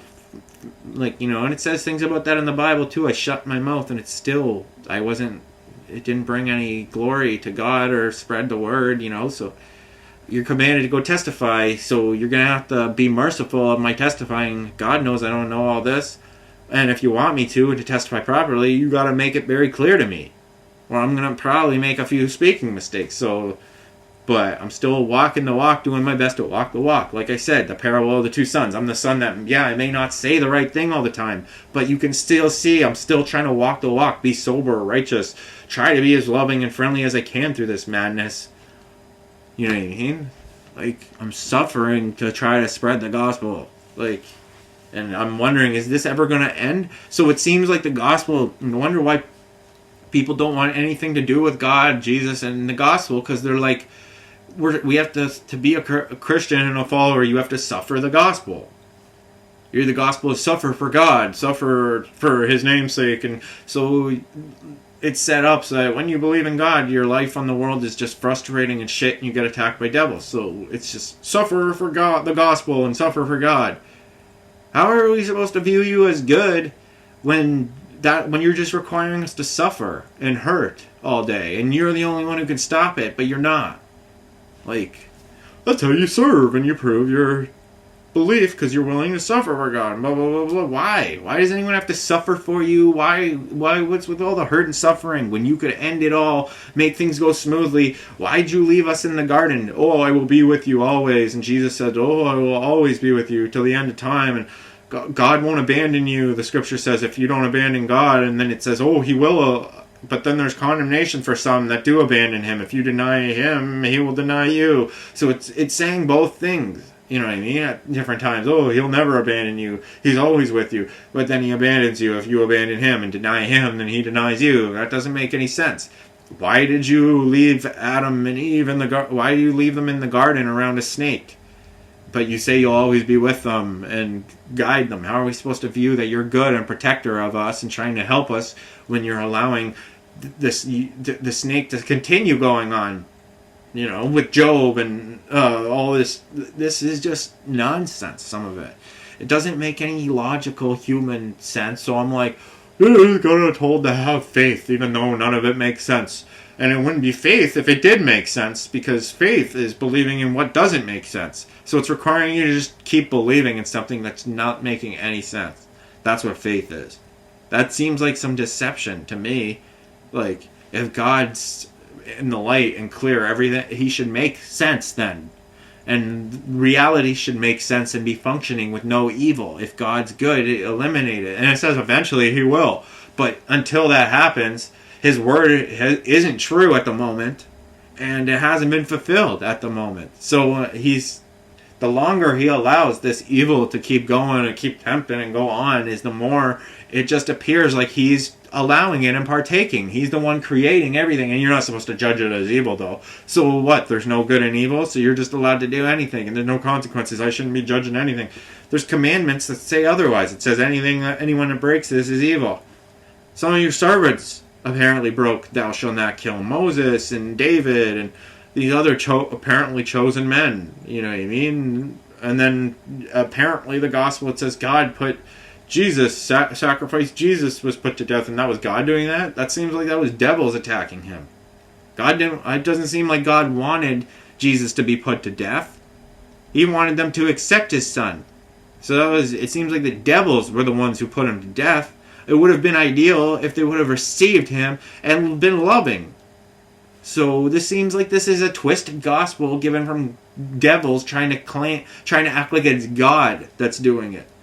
When it's devils that are just keeping us in this cycle so they can keep functioning in sin, and so that we don't step up, see through their lies, and stop them. And realize anyone who's trying to be righteous, they're just stepping up, attacking, wiping out a vessel of God. God sends another one. It's just a repetitive cycle that is never going to be broken until God apparently puts an end to it, or till we come through and someone eventually sees through this nonsense and steps up and stops them. Or just like in spirit, like right through now, speaking about it, maybe people will finally realize, yeah, this isn't making any sense. God's claiming to be good, but He's not putting a stop to this. Oh, but He will. And we'll just keep faith for thousands of years that He's going to keep doing this. While we keep suffering and getting attacked and struggling with, and it's just getting worse. Heroin and cocaine. What will be up next century? Oh, now there's flocka. Now someone's biting someone's face off. Now someone's sedating and raping alligators. These people are fucking messed up. The shit's so messed up. And I'm not supposed to. This isn't supposed to weigh on me and really mess me up. It just feels like this is like Satan's just trying to mess me up, and God's allowing it for some reason. Oh, but He cares about you and He's protecting you from all this. Because my life's not that bad. So I'm supposed to praise Him because it's not that bad.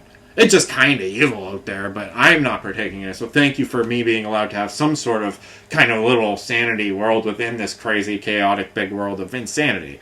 Oh, thank you. And that's supposed to be good enough for me. I'm supposed to be content with that.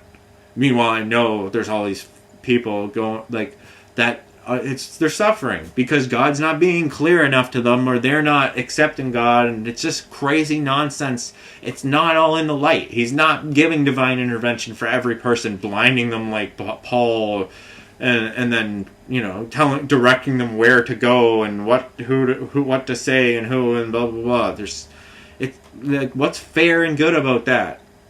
Just there's favor. You're favoring some and you're others, and I'm not supposed to complain because apparently I'm favored and I have some signet ring and blah blah blah blah blah. Why? Why is it like this? Why isn't everyone being treated with the same understanding, loving kindness, and being protected the same way, and being able to see things the same way? And why is there the wisdom hidden from this? Some of them, and oh, I thank you for hiding the wisdom from some and giving it to others, and blah, blah, blah. Like Jesus said, why?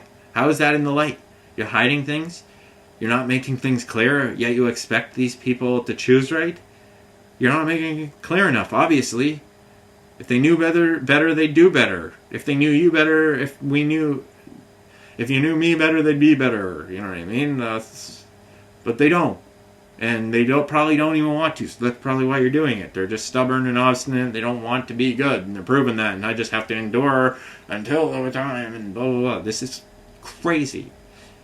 I'm just getting pushed more and more to slip of the tongue, say something that I regret and have to repent for, and I just feel we won't be put to shame. I can't even control my tongue. My tongue shames me daily. Having to vent this stuff, being a human, this is a shame. This is disappointing. It could be better than this, but it's not.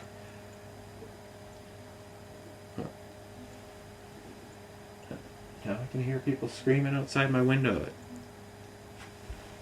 Let's open up the window and listen to this nonsense today. Now what's going on over here? Let's listen to this more craziness.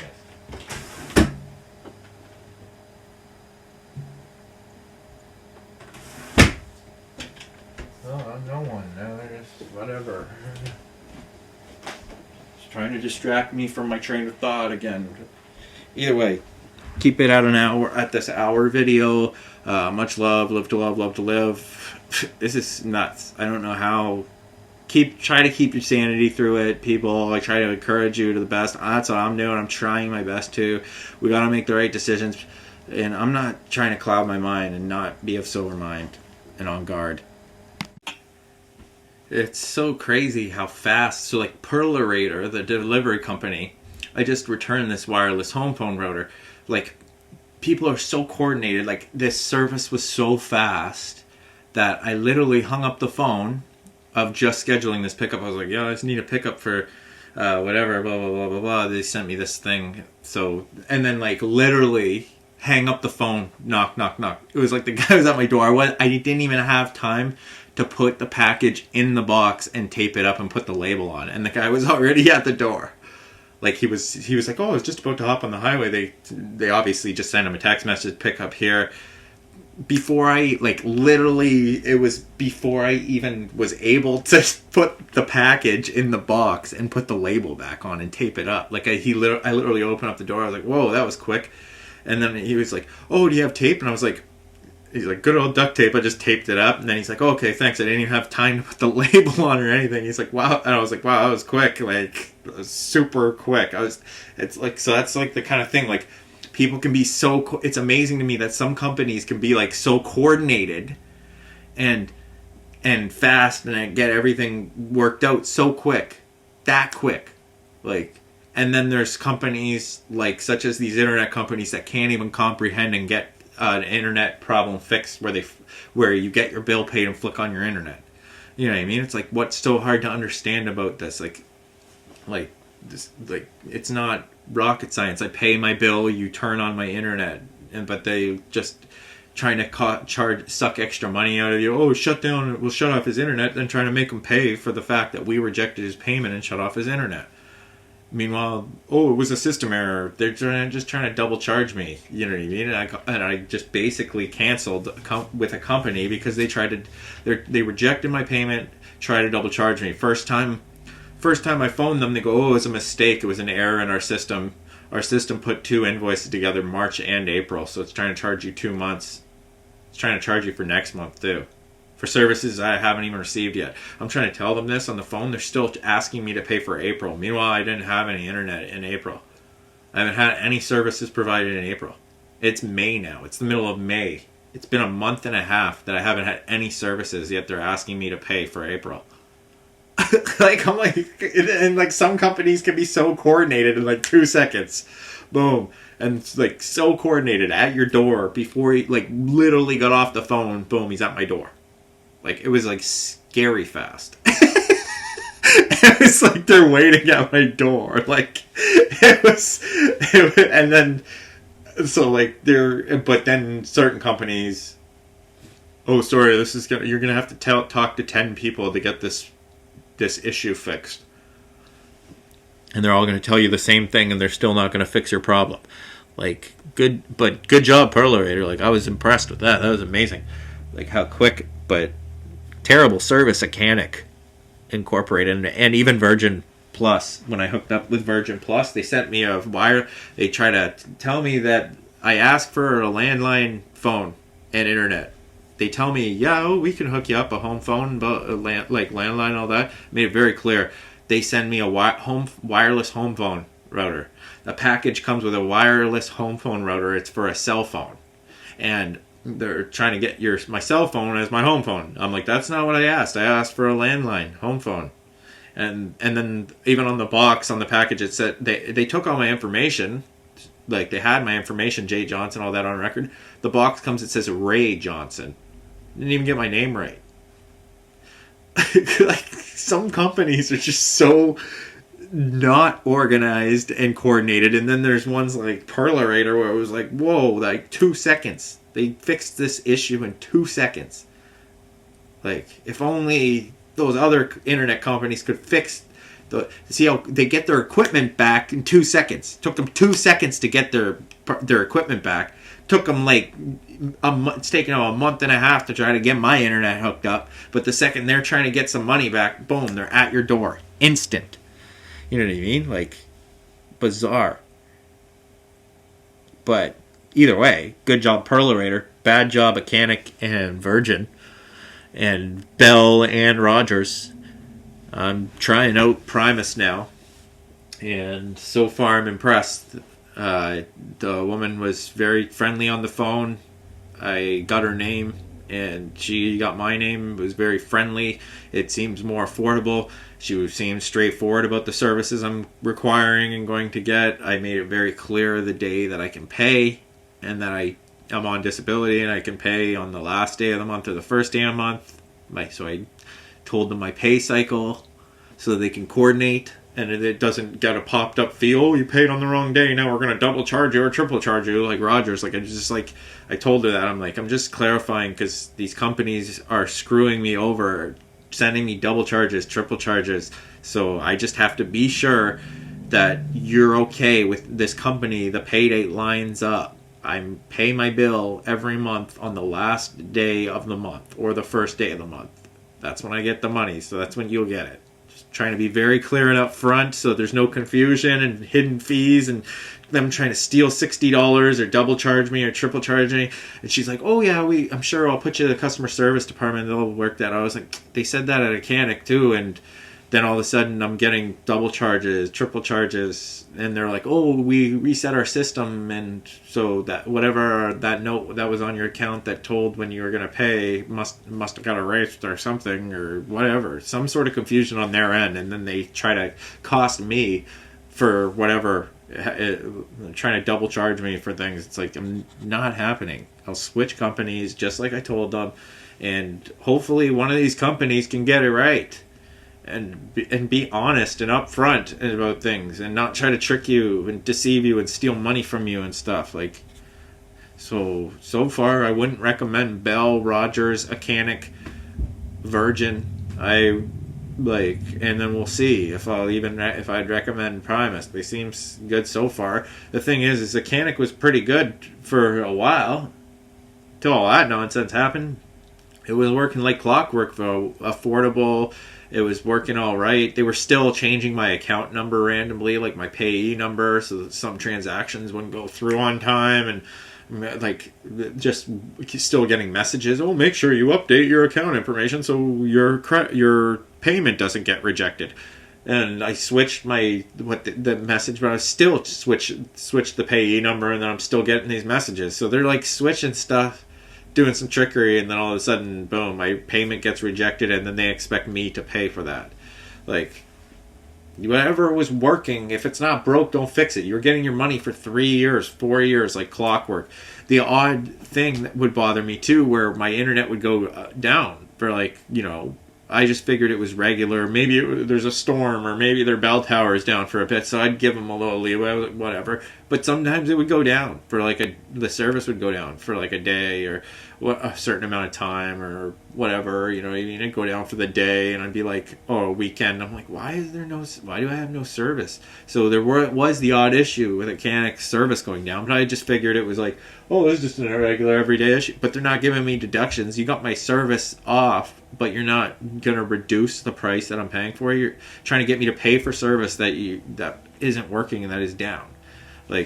So it was all right though for a certain amount of time. You know what I mean? Like, it was working like clockwork. But then it seems like they got greedy. They switched something up, made an error, and then they try to charge me for their error.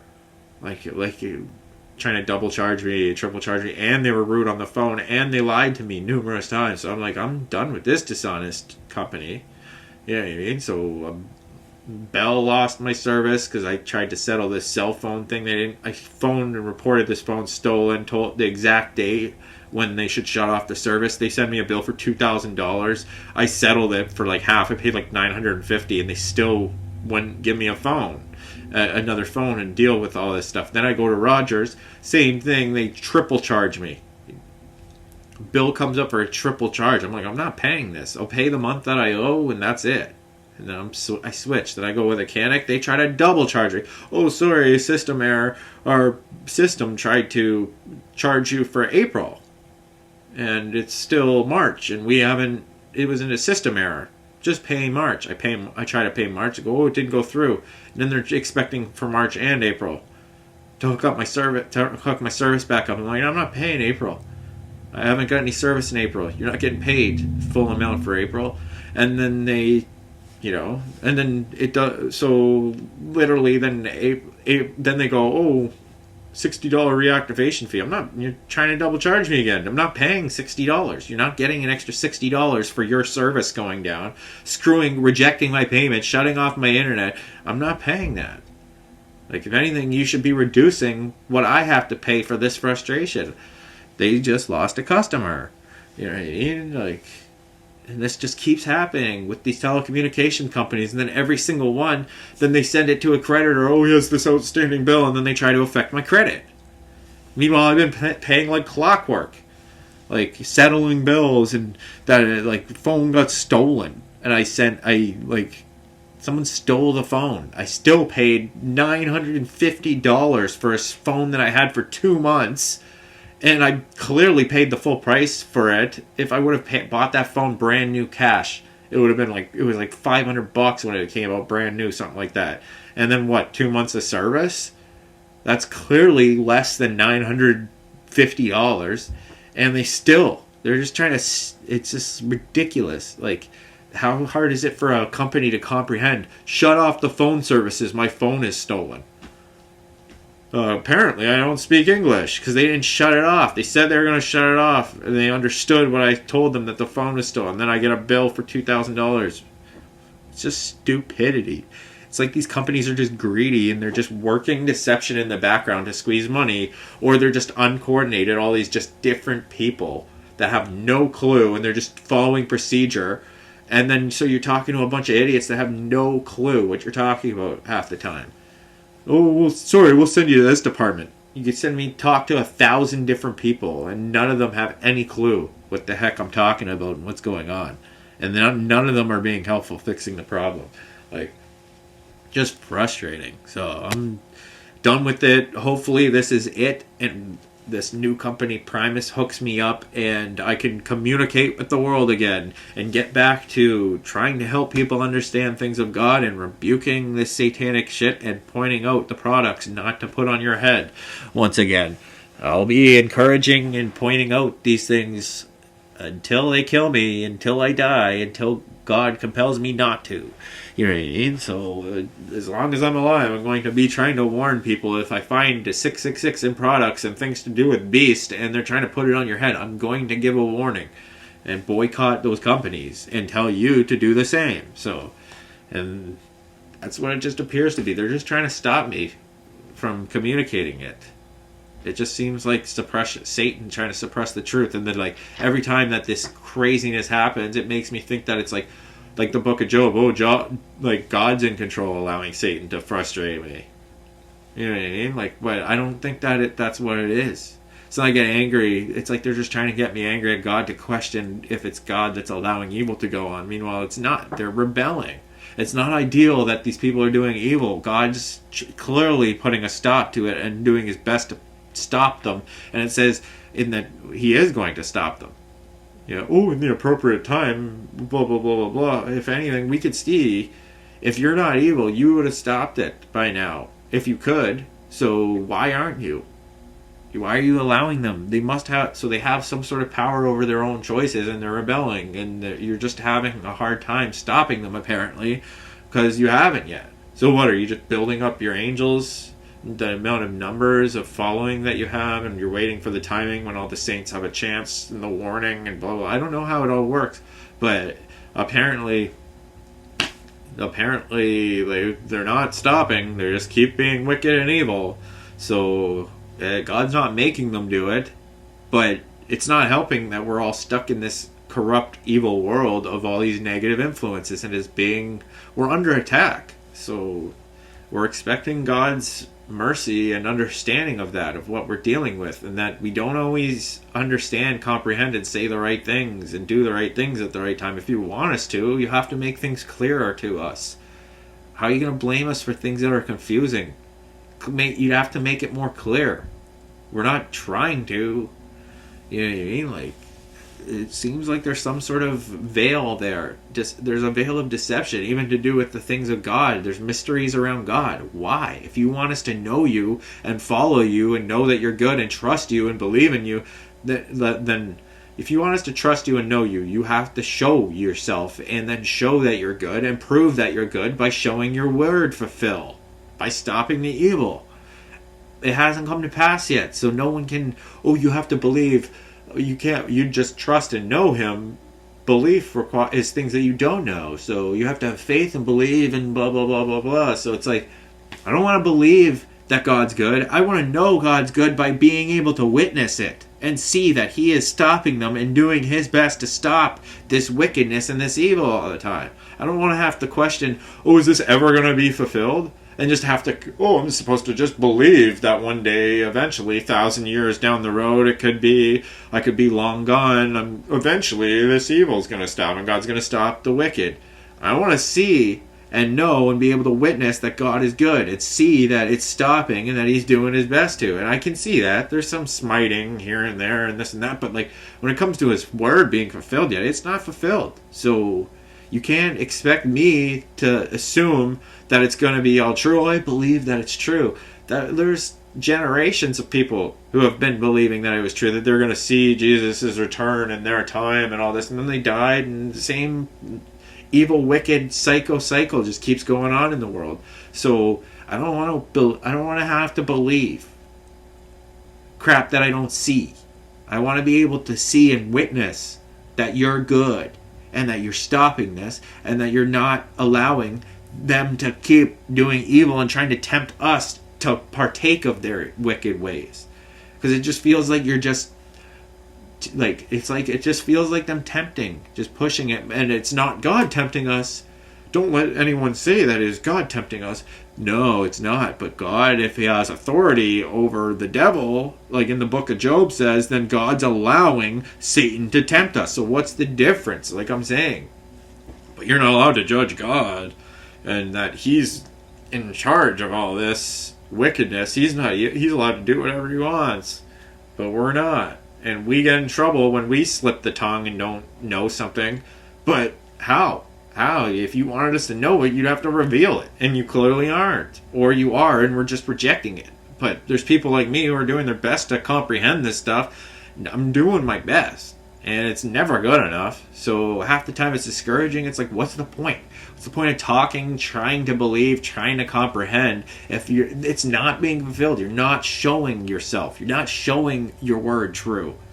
Over time, eventually you get a glimpse here and there that some of it seems to be coming to pass. But, I mean, We need it to be fulfilled. Or, you know what I mean? Like, that's what it is. It's like they're just testing you. Oh, even if you don't see, will you still believe? Or will you turn away and curse God in your heart and blah, blah, blah, blah, blah, blah, blah. It just seems like some just nonsense. Just, oh, believe that God's good even though you can see that it's not. His creation's not. And he's allowing his creation to not be and to keep being surrounded by wickedness. Like, even when they repent and try their best to comprehend and not follow the wickedness, like, I still feel like I'm under some sort of attack. Like, it's being pushed on me and in my face. Like, and I could just say something that out of anger or out of confusion and not knowing, and that could offend God, and then what? I just committed the unforgivable sin of offending the Holy Spirit or whatever. I don't. If you don't want me to, you'd have to give me the understanding so I don't have the confusion. You have to understand there's clearly something trying to confuse me here. There's Satan and this wicked enemy that's attacking me. I'm trying to process it, and I say slip of the tongue things sometimes out of anger. I'm not meaning to. You know what I mean? You're just trying to process and get a grasp of it. You know what I mean? Like I said, my life hasn't been too bad, so I see that God makes good things, and he, you know, I'm pretty blessed, but but I'm also suffering and struggling all the time and under some sort of attack. So it's like, it makes people question your ability to be able to protect us and keep Satan away from us. If that's your will, that doesn't seem to be your will. Your will seems to be to put Satan around us and then just train us to be able to reject him ourselves and turn away. Why are you dangling stuff in front of us if you don't want us to partake? You know, but you're not tempting us or testing us. That's sure what it feels like a lot of the time. I'm not trying to accuse anything, but that's what it feels like. I get a vibe like, yo, you don't want us to be wicked. Get us out of this wicked environment, away from all these wicked influences that apparently the book of Job testifies that you're allowing the devils to put around us and function till the appropriate time and all this. Like, why? Oh, because it just seems like you just created us to inflict us to suffer because someone pissed you off. Adam didn't listen to you, and Satan didn't listen to you. So now what? You just take it out on everyone for the end till the end of time. Everyone's just wicked now. Meanwhile, we're stuck in an environment. No one's given the proper training from birth. Now, I wasn't taught this stuff from birth. I wasn't given a fair shot to ever not fall into sin. I inherited it. How can you expect me to live out ways that weren't learned from birth? I was taught false ways from birth. Now you're expecting me to change those habits? They're instilled in me. And I'm doing my best to repent for them and unlearn and not practice them anymore. But that takes time. And I'm going to have a slip up here and there that I have to repent for. You think I want to sit around feeling bad all the time? Oh, I'm so wicked because I'm confused about this and God doesn't make things clear to me. Is it God that's not making it clear for me? Yes, because he's in control of my influences, parents, circumstances. I'm not in control of all that. I'm in control of what I accept and what I do and my choices. But I'm not always educated properly to make the proper educated choices. So how can you expect me to? Like, you know what I mean? Like, that's the thing that doesn't make sense about the gospel. And it's the frustrating thing about being in the world and about trying to communicate with God. The communication isn't clear enough. It's like a lot of people are praying and then they just assume that it's the Spirit. Oh, the Spirit's, it's God telling me, compelling me. It could be the delusion of your own mind feeling like this, the good in you that's trying to lead you, that's God talking to you directly. You know how many prophets that were like, the Lord said this to me. People assume that it's God talking to them all the time. It's not direct enough. It's like, you know, it says there's things saying, oh, he will give them over to the delusions of their mind and all this, and it's like, what the heck? Like, I'm like one of those people where it's like, unless I'm getting some sort of direct connection, like direct communication, like the one time when I had the interaction with the Spirit of God, and I was in the Spirit world and form or whatever, and he claimed that it was God. I knew it was God. I could feel it was God. I could see it was God. And he communicated things to me. directly. Since then, there hasn't been, it's not like God talks to me every day. Half the time I'm just praying to him and I feel like I'm getting no answers. And then sometimes when I had that interaction, it was within myself, my spirit went into myself, so I'm like, was that just me or some sort of self-defense mechanism to try to comprehend and grasp reality that everyone just hurt me in my life and betrayed me, and I'm trying to defend myself and feel like someone's on my side? So I make up that there's a character, like, there's a part of you that questions that. You know what I mean? But I did have witnessed some sort of interaction with God, and since my life's changed, I witnessed love and Jesus, and a lot of that stuff does make sense. Love God and all others as yourself, and or at least do your best to view them as yourself and love them as yourself. Like, you know what I mean? But you don't claim that you're them, though, or that's Antichrist. Like, there's this fine line of, like, love others, get a grasp that you're one with all of them, try to view and love God and all others as yourself, but don't view that they're actually you and you're actually them, because there are differences. But those differences are why you're all the same. You're all the same because you're all different, and blah, blah, blah, blah. It's all paradoxal, contradictory stuff when you deal with the gospel and get into the deep of it. So a lot of people don't want to think too deep on it. They're just like, la la la la la, just ignore. Things seem to be smoother, and when I don't have to suffer for the gospel and I can just ignore God and Jesus and just deny them, and then I don't have to worry about none of that. Just drink a beer, smoke a cigarette, go to bed, go to work. It's so much simpler. But then in the end, they're going to see that they were ignoring all their callings and all the signs from God, and they just weren't willing to serve. They just denied. So, but then other people are like, why is it still set out to suffer? Like, we have to prove that we believe in God by suffering for Him. And so it can't help but feel like this is just punishment. This is God punishing us for Lucifer and Adam turning and Eve turning against him, and he's just pissed about it. So he's just taking it out. He's got it set up so it's like, now you have to prove that you're willing to suffer and listen to me. Or suffer, go to hell. You know what I mean? And you can keep doing that consistently, but He's trying to encourage you and challenge you to always get better. So life just gets harder and harder, so you can get stronger and stronger. Like, that's what it says, like, with the Paul stuff. Like, and hardships develop character, and character develops, and this develops patience. And so we rejoice in our struggles, and blah, blah, blah. It just strengthens us, and blah, blah, blah, blah, blah. It's like, yeah, that's what we want. We want everything to be hard so we get it stronger and stronger. No, you just want things to go smooth and evil to go away, so that things can be nice, peaceful, and smooth for once in your life. Like, but apparently it doesn't. Even when you're in God's life, apparently, and living in Christ, it doesn't go smooth. You get attacked and under demonic attack. So it's like things just aren't ever going smooth. But one day they're going to. We're going to be in the streets of gold, and everything's going to be smooth, and there's going to be no evil. Even though, so just keep the hope. Keep hoping that this is going to happen.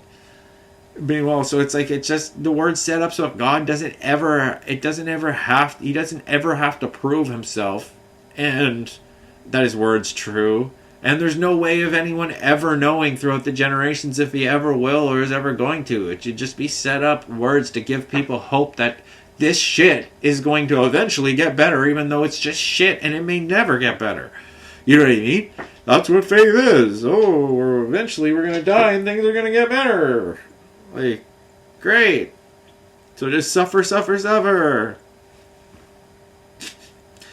Like, it's like, you know what I mean? But, and I do my best to. You know, I'm not killing people and harming people. I'm not trying to blaspheme against God all day. I'm just trying to have some form of quality of life where I can just, like, have things loving and smooth and not crazy. But apparently that's not allowed and not according to God's plan. We all just have to suffer. We're made to suffer the gospel. Suffer speaking the name of God and Jesus Christ and the truth to people. Suffer getting attacked by demons and tempted and trying to process whether it's God allowing them to or if it's just them rebelling on their own. The Bible says that they rebel on their own against God and against His commandments to do these things. But then there's other parts in Job where it's saying He's allowing him to do things. That doesn't make any sense. So something is off there and has to be restored. From my perspective, it wasn't God crucifying Jesus. It was God in Jesus trying to warn people to love and follow commandments, and the devil saw that and attacked him and put him to death, and then they're trying to act like it was God that put him to death. He had to suffer for our sins and this and that. No, we could have been normal, loving, of God human beings, accepted that word, seen that Jesus was a cool dude that was trying to stop violence, tell us to love all each other, and we wouldn't have killed him. We would have been like, you would have praised him and been like, wonderful, thank you God for your son, and thank you son for sharing the Father with us, awesome. And then we would have mimicked him, and the world would have transformed into a heavenly kingdom realm of heaven.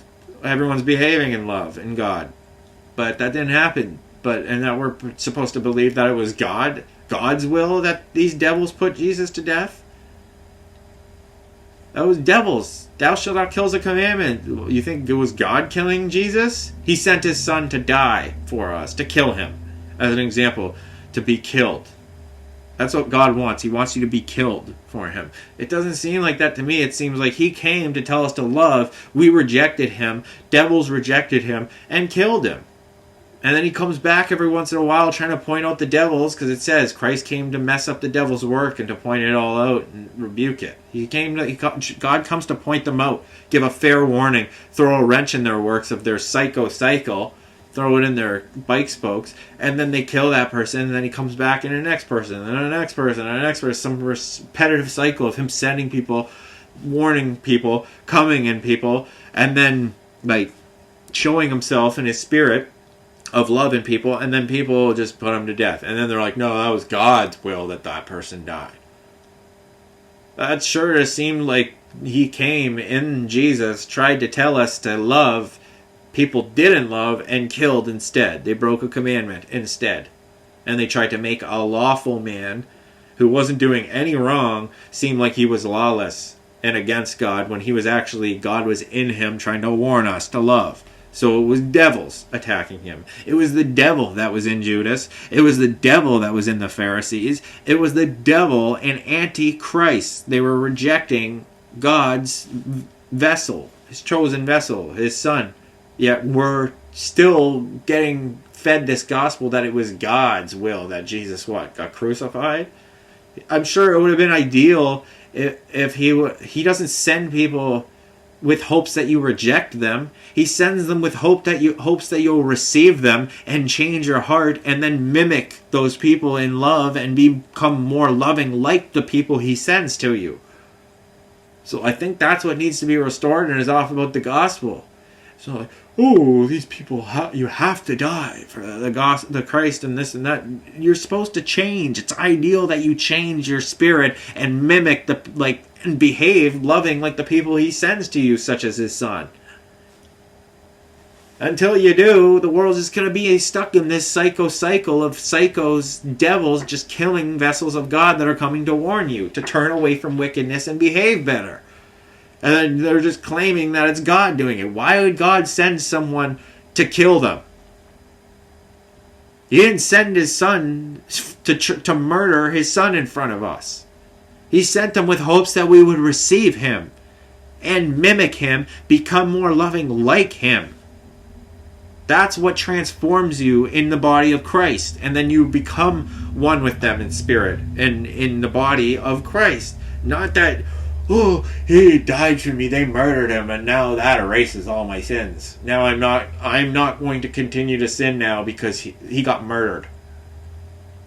If anything, that just makes you question God's power. Like, why didn't you protect your son and open up the minds of them for them to be able to receive them and transform everyone? Because it wasn't according to his timing? From my point of view, it just seems like there's this group of rebels. God sends us someone to warn, sends his son. People don't recognize him. He gets murdered by these beings, and then they try to claim like it was his father murdering him. And that was what God's ideally needed him to be murdered for us to get it. No, he knew that when he came that they were going to murder him. He knows he's coming around murderers and wicked wolves and all that. And he's just trying to give a warning to the sheep. Be like me. Be loving. Follow the shepherd. Be like the shepherd. Do your best to behave like me. Then you won't be sitting anymore. You won't want to because you want to be like me. You know what I mean? So that needs to be restored about the gospel instead of this whole, oh, God sent Jesus to be murdered. It's his commandment, thou shalt not kill. I'm sure he wasn't happy that they're murdering his son. The one testimony says he'll send a servant. Then they slay his servant. Then he sends his son because like, oh, they won't kill. They killed my servant, but I'll send the heir instead. They won't kill my son. Then he sends his son and they kill the son. And it says, what do you think the master's going to do when he shows up? You think he's gonna give them wrath and punishment and discipline? You killed my servant. You killed my son. You think he's gonna be happy? That's what that parable teaches. That it's not God's will that you killed his servants and his son. It's gonna piss him off. And then you got the whole that's the gospel now. It's turned into God sent his son to be murdered for us to erase our sins. No, he sent him so that you receive him. If you didn't and you don't mimic him, that's not going to save you. And you're just going to piss off God, and you're stuck in a false gospel thinking that God's some murderer that punishes his own son for us. He's not an abusive dad. He's a loving dad, and we had Jesus as a loving son and brother that tried to come warn us and be shepherds so that we can behave loving. That doesn't involve murdering him and his son. Like his servants and all that. Like, thou shalt not kill is a commandment. The people that murdered him were breaking the law, thou shalt not kill. God doesn't give a command, thou shalt not kill, to break his own laws. He's not going to say, do not kill, and then kill his son. His own son for us. Do not kill. Like this. Boom. Nail Jesus to a cross. Don't do this to people. You think that's what it was? You think it was like his example? He's giving an example of what not to do? Don't kill my son like this. Boom, nails him to a cross. Think that was God doing that? No, it's more realistic that it was devils saw this man of God, saw the Spirit of God in his son Jesus, and were like, we got to stop this guy. We got to accuse him of something, and we got to get him out of here so we can get them back in this confusion of cycle, where they're murdering people. Murdering the righteous, obeying the wicked, partaking of murder, wickedness, and cheering it on, choosing murderers like Barabbas over the king and prince of heaven. A king and the prince of heaven. His father's the king of kings. Even there's things in the Bible where it says that, like where it says, oh, and it's talking about Christ, and it's like, and the Lord made him to be like this, when it talks about the suffering servant and all that. So it refers to the Lord as his Father, as God. And then it talks about Jesus. It says, oh, he sent him, and oh, he made him to be like this and this and that and this and that. But it refers to God as the Lord and King of Kings and all that. Lord of Lords, King of Kings. Yet people are still trying to put the Son as God. He wouldn't come and murder himself for us. It's not like, I'm going to go there, kill myself as an example of, see, this is what you got to do. Kill yourself.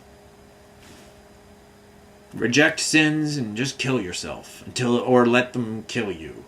That's not ideal that anyone kills people, that you kill yourself, or that you cause yourself to suffer by your choices, or like, he's trying to put an end to all suffering. That requires you to obey the commandments. One of the commandments, thou shalt not kill. So God's not going to disobey his own command to not kill by killing his son or killing anyone. But it talks about that in the Bible. It says the wicked, he's going to put them to death and wrath, and that's the just punishment and this and that, because eventually they're leaving them no choice. They're refusing to stop being wicked, so they're going to reap what they sow. They sow hurt and murder, they're going to get hurt and murder. Eventually they're going to come to the realization, I chose this for myself. I did this to myself. But that seems to be what needs to be restored here. It's not like it wasn't. I'm sure Jesus would have loved everyone to receive him. But he knew they weren't going to. He knows there's an enemy. He knows there's the devil. But apparently, human beings don't yet. They still think that it was God that sent his son to be murdered. That God murdered his own son, or Jesus chose to be murdered. He didn't want to be murdered. He wanted people to get it. He knew he had to. Because he knew they're not going to. So he knew he was going to have to suffer for us to even get a glimpse of what's ideal. It's not ideal that you murder people. So Jesus isn't going to be like, "Ooh, be murdered. Everyone just be murdered." That's not what he created us for. He didn't create us to murder us. He created us for love. So, but now because we've sinned, it's for man to die once, so we all have to be murdered. So God just wants to see us all be murdered, and then that's the due penalty, and he can forgive some of us who choose that. Because we chose to be a martyr, we chose to be one with him in spirit, we'll die to obey him. You know what I mean? So that's the confusion of the gospel, where people are like, is it God's will that we die? It tells us to offer ourselves as a sacrifice. What's with all this human sacrifice? I thought you're against human sacrifice, but apparently you need human sacrifice of your son, and that's the only human sacrifice that is needed now. So there should be no more murder and this and that, because that already happened to Jesus. Like, you just want human sacrifice to stop. You want people to stop committing genocide and murder.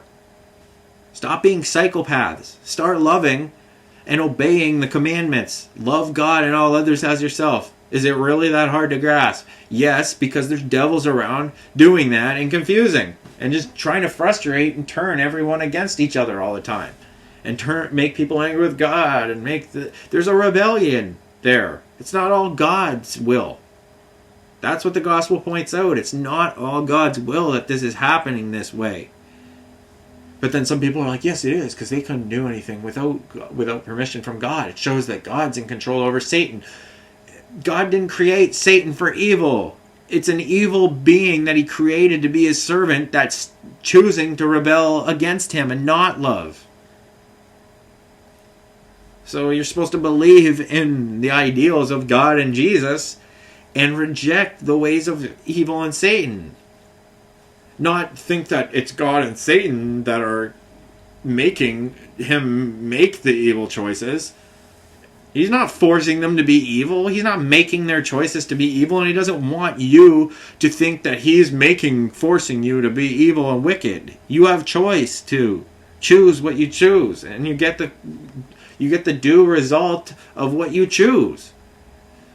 So that's what the devils are just trying to keep you confused of, this is God that is punishing us and he's the one creating the evil and blah blah blah. It's not ideal that people are doing evil. We know God made everything good, and it was good. So it was good. But then there's some of it that doesn't. It doesn't choose good, and it goes to evil. So then it will be destroyed. So it's basically God's just editing out of whatever this life simulation is. He just edits out the wicked. Boom, get rid of them, get rid of that, get rid of that, get rid of that, smite, gone. These spirits just pop up, find a next vessel, keep corrupting, keep murdering, keep going against commandments, keep doing the same old shit. So people just question God. Why hasn't he put a stop to it all yet? Because he's not making everyone's choices. We'd all be robots. So he's giving us all choice to prove what we love, whether we love him or whether we love sin and evil. You gotta make your choice. You can't be like, but then there's evil trying to confuse it all while you're trying to make this choice. He does things and tries to act like it's God doing it to you. Like it's God's will that you're being betrayed and hurt by all these people, and that all this evil is happening, and that you're stuck in it. It wouldn't be ideal. Ideally, you'd be behaving how his son behaves. You'd be loving, and you wouldn't be struggling with all this evil. It's not ideal. He's not the one creating evil for people to do evil. He's not like, go do evil to this person. He's not saying to Satan, oh, go do this to them. It's not like that. But he creates evil because he judges what's evil. If someone does something wicked, he can be like, that's evil. So he just made that evil because you chose to go against his commandment. You just chose to make evil. You chose to do something against God. So that's not like, but it wouldn't be evil if God wasn't there to judge it, but he is. So in that way, it says God creates evil. You know what I mean? But it's not ideal that anyone's doing evil. And for them to think that God's in control of everyone's personal decisions and that he's the one causing you all to do evil and suffer evil right now. You're stuck in an environment around it. Eventually, it says he's just going to get fed up with it again, and he's just going to remove all the good to make the right choice, and he's going to wipe out the wicked again. It is like in the days of Noah. So we can see that's the gospel, that God is doing his best trying to turn people away, but they just reject him and they don't want nothing to do with it. And then so he wipes them out. And they wipe themselves out with their choices. And then they blame God, like he's wicked for doing so. Meanwhile, he's given them the warnings and the choices. They're just choosing to reject it. So we're in this cycle where this cycle where people are trying to act like God's the psycho, killing people, got them stuck in this cycle. And like, God's good at doing good things, trying to help people and bless them all, and things like all the time with love and things like that. It's the evil that just keep resisting. They're stubborn, they're obstinate, they don't want those good things. It says God wants good for us. So he wants good for us. He's not going to just be the one throwing evil in our face, making evil to try to make us stumble and all this. That's what they're trying to make it seem like, it seems like, with the, like God sent his son to die. Like it's his will that his son got murdered by human beings that were clearly being evil. That wasn't the case. He just knew that he had to because he knew these beings exist. So to give us that warning, he knew it was going to happen. So it shows that he was willing to suffer that for us. To allow his son to suffer that. And for his spirit to suffer that in his son for us. To give us that warning. That's supposed to show his love. But it doesn't show that he's ideally trying to murder himself. God, like, it's against murders in his commandment, do not murder and stuff. So it's not God, that was devils. It was devils sacrificing and killing Jesus, nailing him to XXX, a cross which represents 666. It was some witchcraft shit that people just don't understand. Like, that's what it appears to be from my perspective. So they just keep trying to confuse this shit and make you think that it is God that's constantly frustrating you, attacking you, that is what allowing this evil to go on. No, it's you guys that are allowing the evil to go on by choosing it. Like, and by denying God and ignoring him and keep going your worldly ways and all this. Like, it would be ideal if people just stopped murdering, beat your weapons to plowshares and pruning hooks, things that would put the metal towards something like making food for the people instead of shooting the people. They think they can you think you're going to solve the population control issue by murdering the percentage of them instead of just actually making useful tools to provide for them? God provides. So he gives us the blessings that we have the abilities and can breed animals and breed plants. He controls the weather that provides the food. He's in charge whether we have a good harvest and enough food or not. He's proven that over the years. So if we were functioning good, making pruning hooks, farming, trying to just feed people and do the right things, and God smiles on you and blesses you.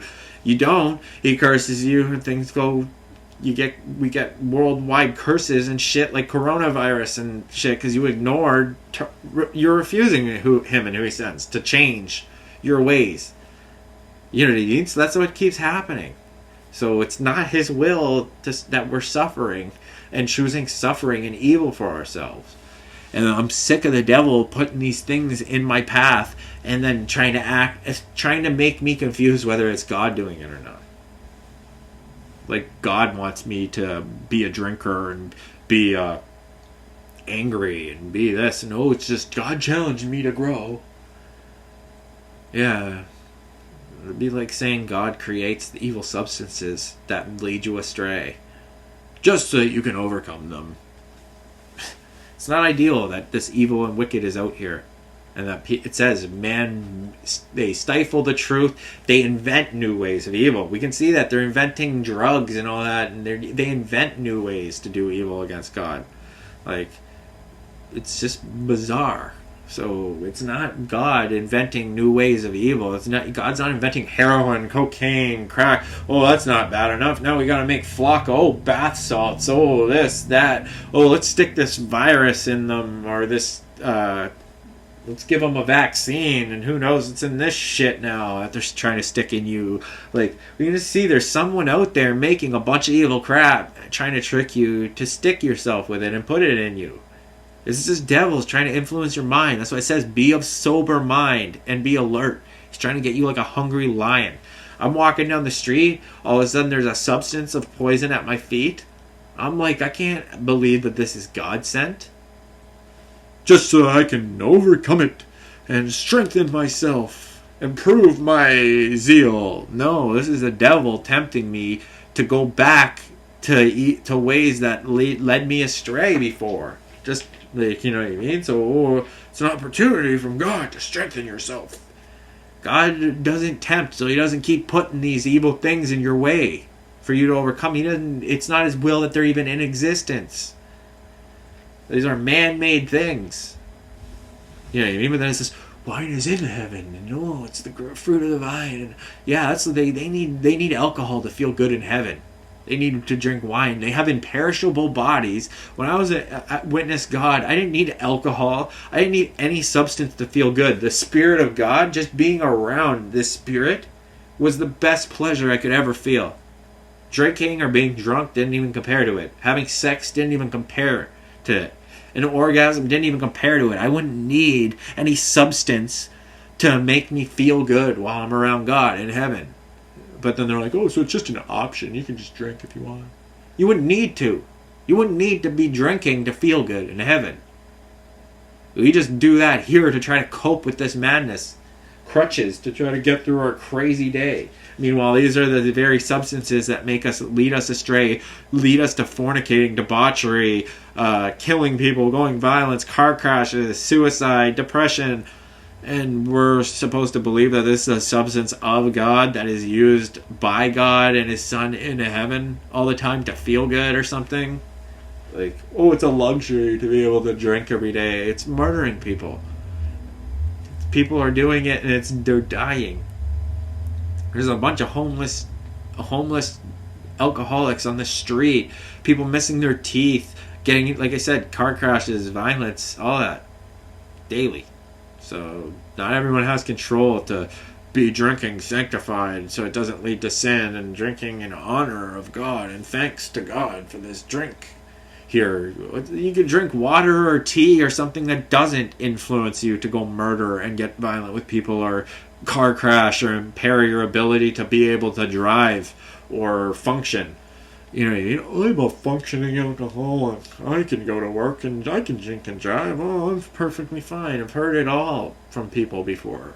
Just denial that they're messed up on messed up substances that are not healthy for them. They're just poisoning themselves.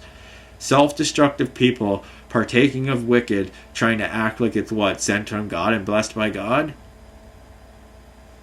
You know what I mean? Like, that's what it seems to be.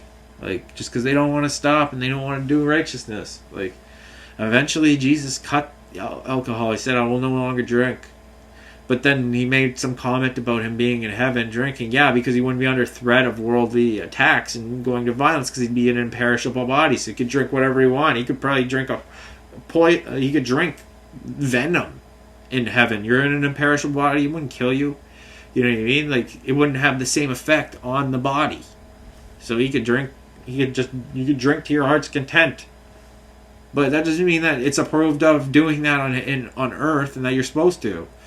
Like, you're supposed to basically cut it until you get to heaven, and then you deserve to be able to do those things because you prove that you can control yourself and you don't want the evil consequences of it. You don't want the evil that comes from it. You just enjoy the actual eating and drinking. You know what I mean? Like, I don't know. I'm just going to keep it at that. Anyway, much love. I just feel like these are the things that feel like they need to be restored. That it's like God's murdering himself and his son to show that he wants us to suffer and blah blah blah blah blah. It's like, nah, I just think he came and his son, he's trying to be a loving example. It would have been ideal for us to listen and stuff, but there's devils and people that don't want to, so they kill them, and then they try to make it seem like it was God's will and that it had to be that way. And they're trying to act like this is all God's will, that it's happening this way. No, this clearly isn't all happening according to God's will. It's not his will for us to be doing this evil. And it just keeps going on. So eventually he's just going to get pissed, get angry, and put a stop to it. And then what? He's the bad guy? Because, no, he gave you warnings after warning after warning. Like, even through me right now, I'm telling you, you don't stop this. This is going to get worse and worse and worse and worse. Realistically, in human terms, yeah. But then you don't want to see the day when God's like, you know what? I've had it. It'll catch you off guard. Come like a thief in the night. Boom, they're marrying and eating and drinking, it says. And then the flood came. Caught them right off guard. Boom, dead. All of them. Except for the very few, that small remnant that it makes mention of in the Bible, that are like, such as myself, who are repentant, trying to do my best to control my tongue, speak righteousness, do righteousness, walk that walk every day. Even though I don't talk the talk all the time, I'm confused sometimes about this stuff, but I still do my best to just dump that poison down the sink. Don't, flush that cocaine that you find on the ground down the toilet. Find a pack of smokes, tear it up, throw it in the garbage. I've done these things numerous times. But it's like, how many times are these drugs gonna pop up in front of me before you realize I don't want these things around me anymore? I'm proving that by getting rid of them, but then they just keep popping up. So I'm like, why isn't it going away? I'm waiting for God to make it all go away. You know what I mean? And it's so frustrating because he's the only one that can. Or all you people can, but fat chance of that ever happening. Everyone agrees all of a sudden, we don't want drugs anymore. We're just going to stop. That's never going to happen human-wise. So God's the one we're relying on to putting a stop to that. Realistically, these people aren't, and everyone's not ever going to agree and stop that unless it's God's will and he gives us all the strength. It's not. It says the words, it's not going to happen that way. The word says there's going to be these people getting worse and worse and doing this until the end comes, like the Noah thing, and then boom, wiped out, and he's going to retreat, take away the ones that don't deserve it.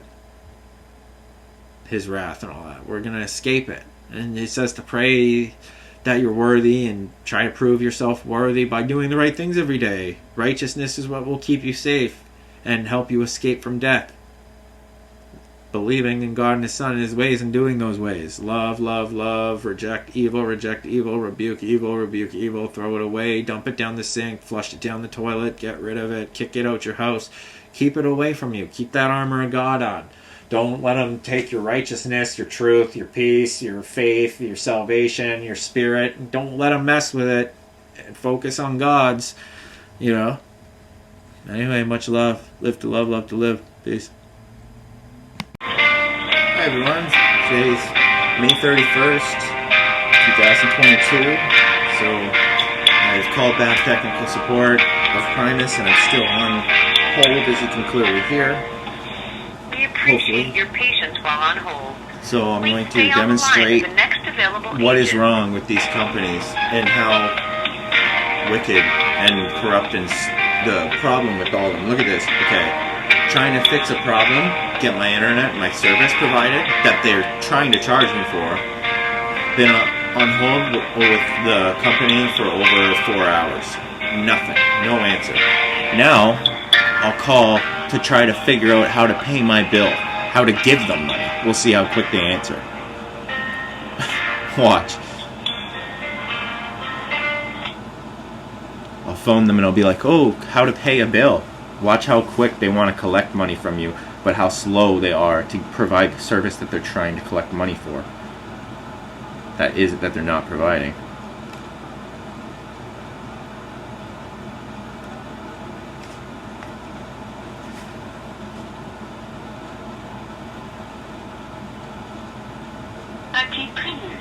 For service in English, please press 1. Pour le service. If you are an existing Primus customer or calling about, please help us direct your call to the appropriate agent by making a selection that best suits your request. Technical To support, sign there's up clearly or no one learn there. more about Primus high-speed internet, including speed upgrade, home phone service, or long distance, please press 1. To learn more about our Primus mobile phone service, please press 2. To have information on your recent order, please press 3. To speak to a customer service agent regarding your bill, to make a payment, or any other items related to your account, please press 4. To speak to a tech, your feedback is important to us. Please stay on the line after your call for a brief customer satisfaction survey. Your call is being transferred to the next available agent. Please note that your call may be recorded and used for quality assurance purposes. We appreciate your patience while on hold. Please stay on the line for the next available agent.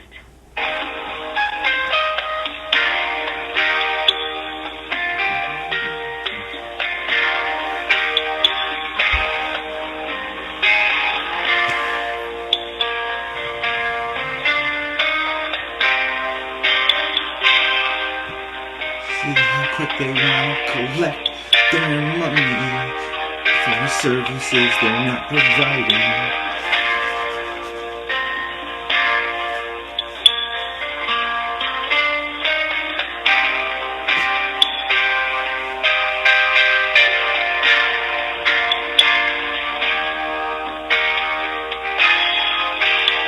Even when I went through this process to try to get another agent, Appreciate it your took patience while on hold. easily 10 minutes Please stay on the hold line for the yesterday, next so available agent. I'll probably just edit it out of the video, skim ahead to show you. But I'll leave it on. Just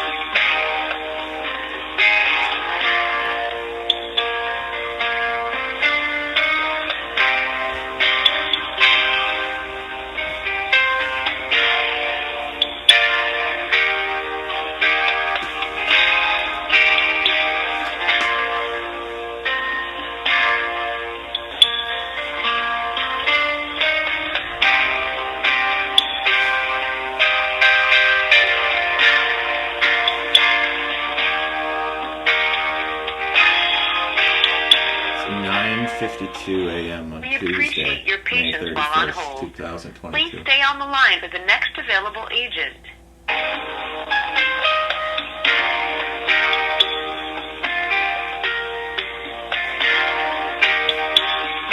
See if their service is any better today.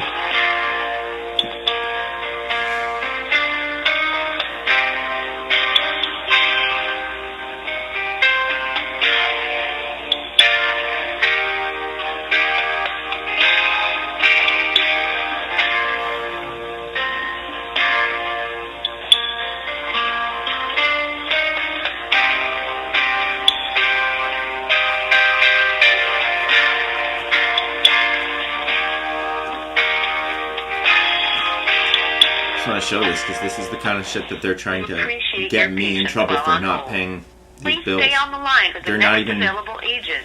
There's no service.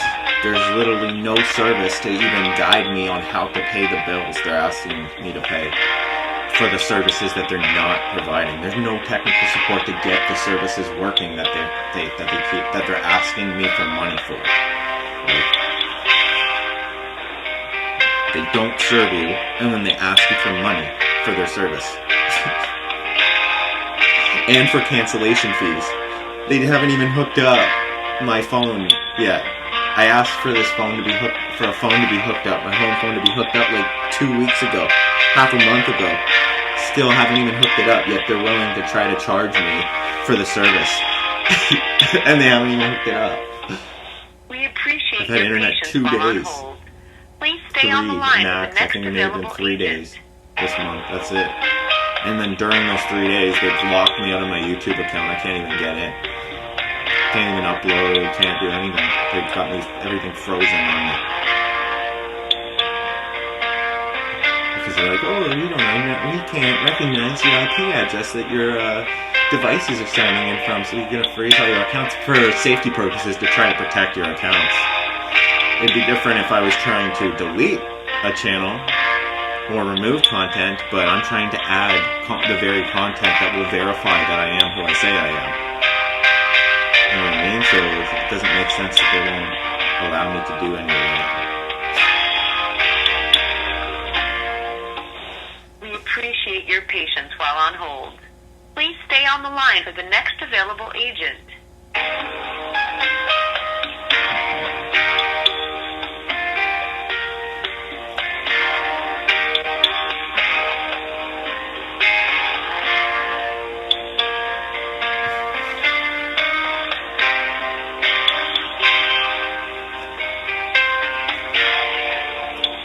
Go brush my teeth and do my daily things. If they answer, I'll just call back, but I doubt they will. I'll get all this stuff done before midnight.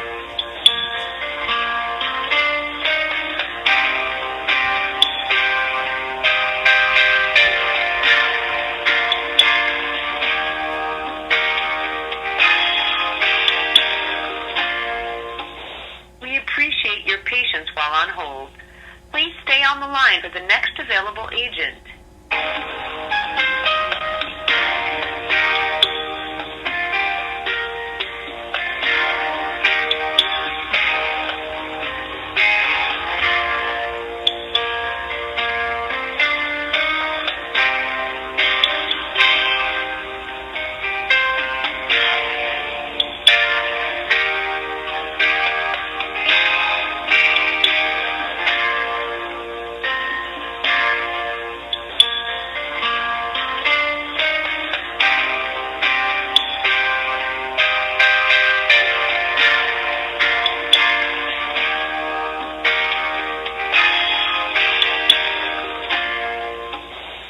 Appreciate your patience while on hold. Please stay on the line for the next available agent.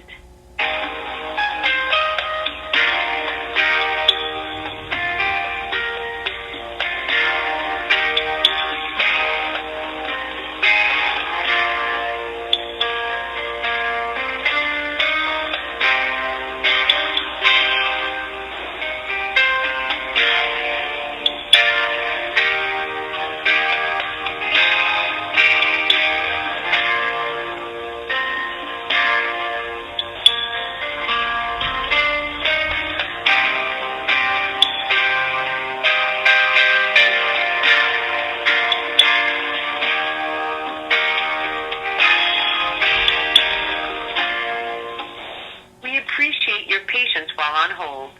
Please stay on the line for the next available agent.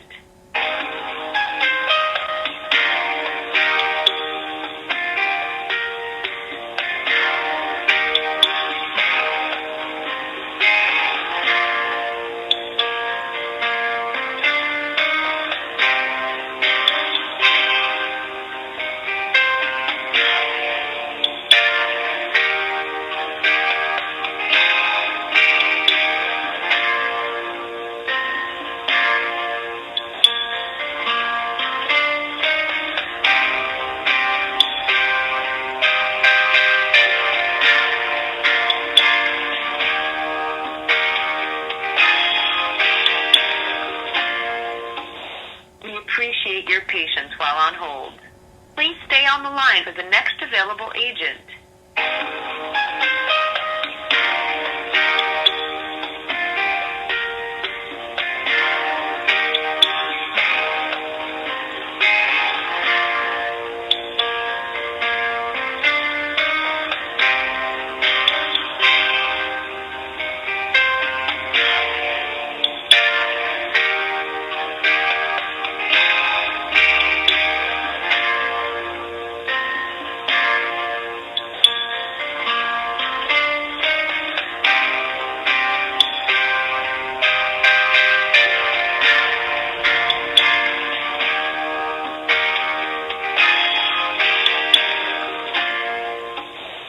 Appreciate your patience while on hold. Please stay on the line for the next available agent.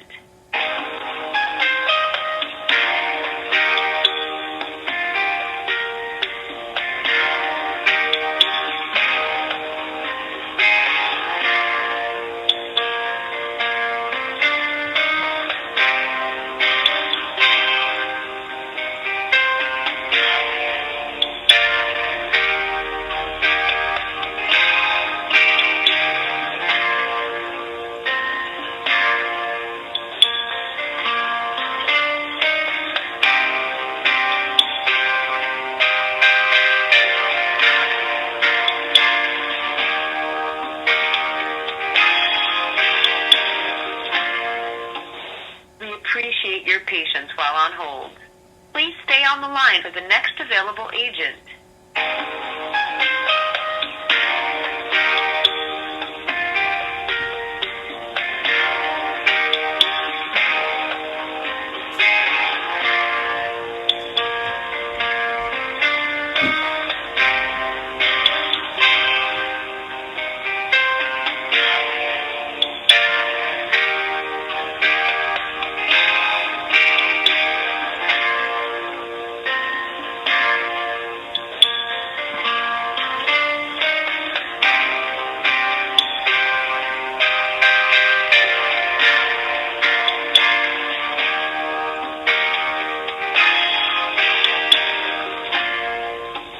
We appreciate your patience while on hold. See? Please stay on the Did all line that, for the brush my next teeth, available agent. lotion my skin. Still nothing. It's 10 o'clock a.m. There's no reason why this company, it's on a Tuesday, there's no reason why there shouldn't be anyone working in their company. And they claim that their technical support's 24/7. I literally was on technical support like for 4 hours yesterday at different times of the day too, like at afternoon, like 3 o'clock to 4 o'clock or something like that, like 2 o'clock to 3 o'clock, and then clearly on the video I show how long I was on there for. Nothing, no one working at these companies.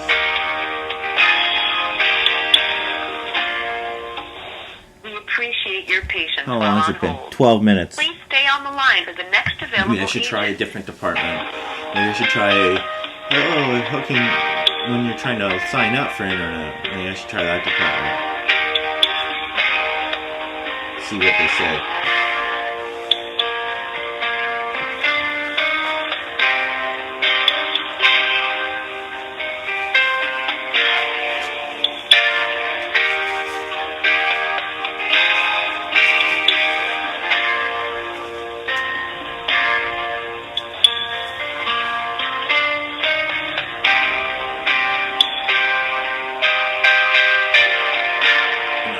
Welcome to the frustration of my life. We appreciate your patience while on hold. Please stay on the line for the next available agent.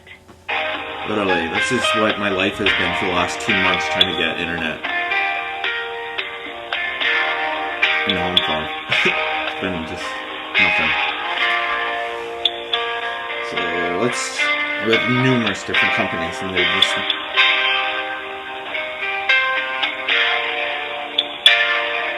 Alright, let's call back and try a different department.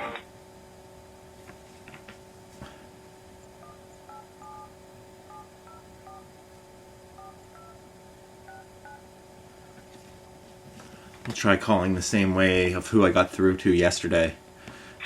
See if this woman For service in English, please press 1. that I talked to yesterday even. If you are an existing Primus customer or calling about it, please help us direct your call to the appropriate agent by making a selection that best suits your request. To sign up or learn more about Primus high-speed internet, including speed upgrade, home phone service, or long distance, please press 1.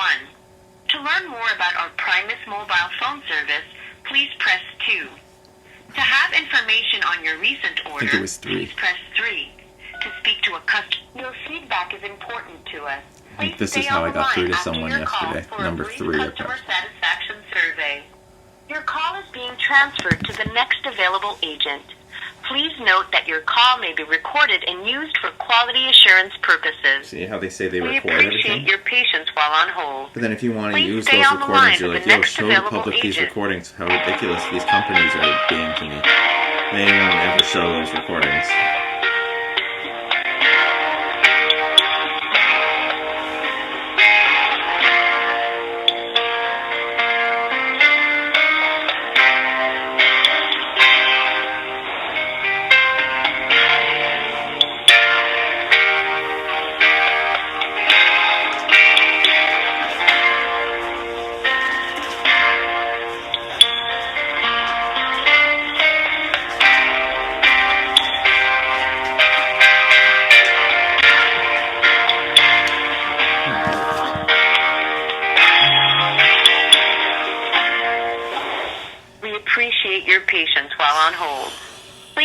on the line for the next available agent.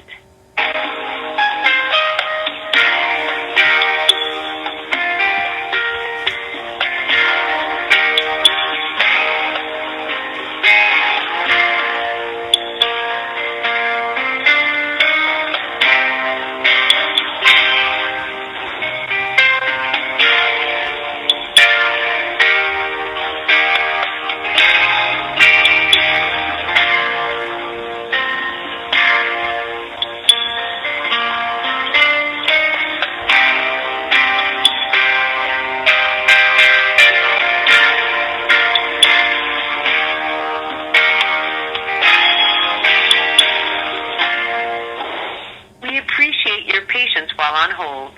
Please stay on the line for the next available agent.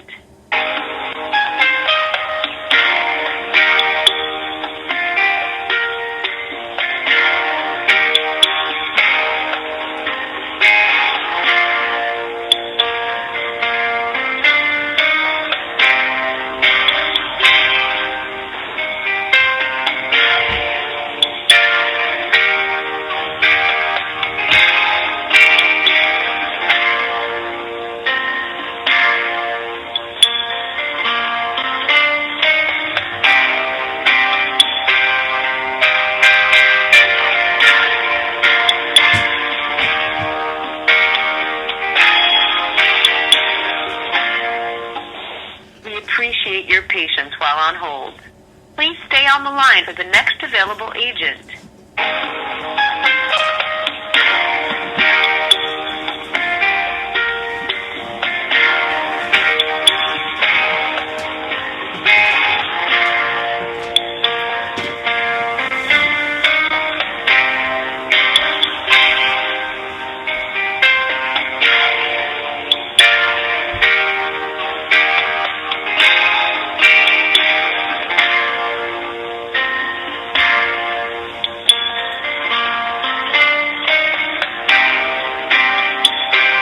Literally, like, it's taking them so long, the laptop's going to make us sleep now. trying to look for it. They're like, oh, it's not seeing We anything. appreciate your patience while on hold. Please stay on the line for the next available agent.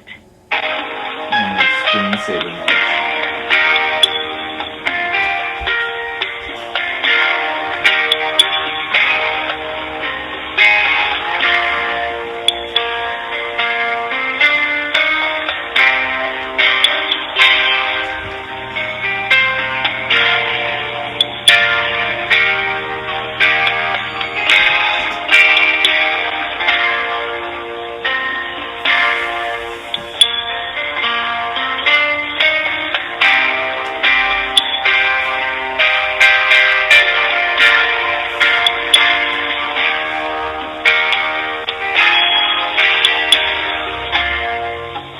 We appreciate your patience while on hold. Please stay on the line for the next available agent.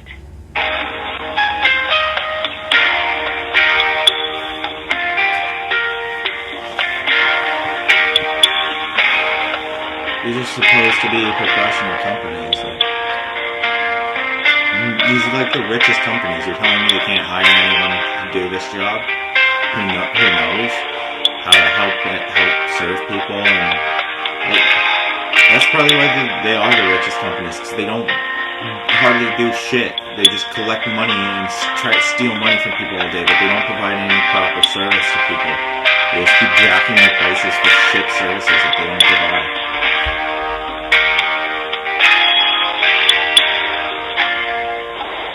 We appreciate your patience while on hold. Please stay on the line for the next available agent.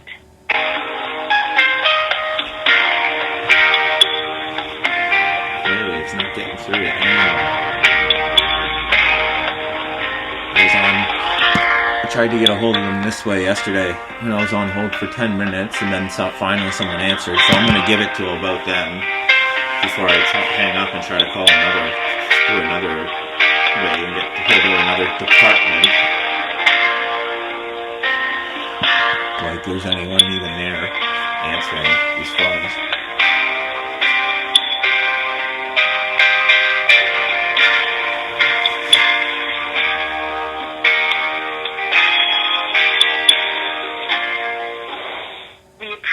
your patience while on hold.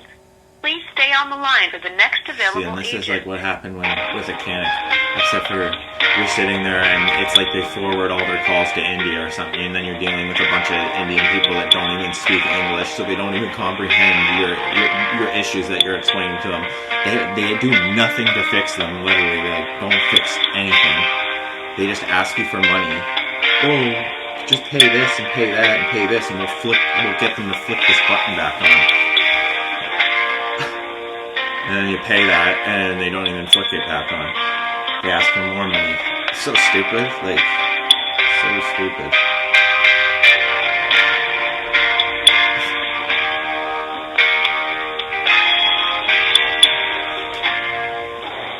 We appreciate your patience while on hold. Please stay on the line for the next The available annoying thing agent. is, like, today's the last day of the month, right? Now, they'll send me notices for not paying these bills that they'll try to send. And I'm like, I haven't had the service set up yet, and I tried to get through to figure out how to pay these bills, and no one's answering. I've literally had no direction on how to pay these bills and how to get my phone service set up, internet, and yet they'll send me these bills, and then they'll try to put me in bad standing with the company, and then they'll send it to a creditor and try to affect my credit. Or if I go to cancel because they aren't providing service, then they'll try to charge me another $100. And they haven't done shit. They've mailed a router that I had to get working. And I got it working for 3 days, and it went out. And there's We been no appreciate service your since. patience while on hold. Please stay on the line for the next available agent.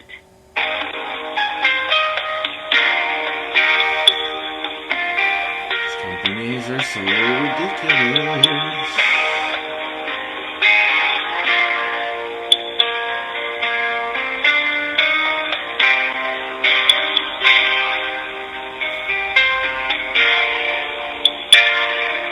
I thought they'd answer quicker to try to receive money.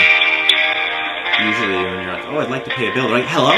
Oh, you just go here and just send the money right here. Yeah, send money. Money. Send the money. Yeah, give us money. But even then, they're not even answering when you're talking about how to pay them. It doesn't even make sense. We appreciate your patience while on hold. Please stay on the line for the next available agent. Oh, we've had a major outage. And trying to get it resolved. In most cases, you can just unplug your router and your power for 30 seconds and just plug it back in and it'll work. Try that 100 million times, it doesn't work.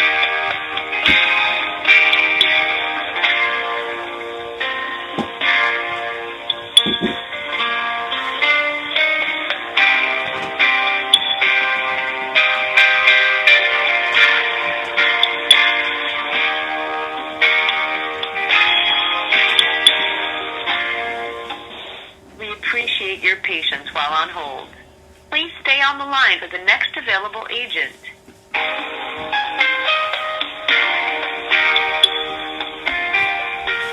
Yeah, I have a life and I have to go out in the world and function. I can't stay on the line for 4 hours for the next available agent. You guys do realize that? My time's valuable.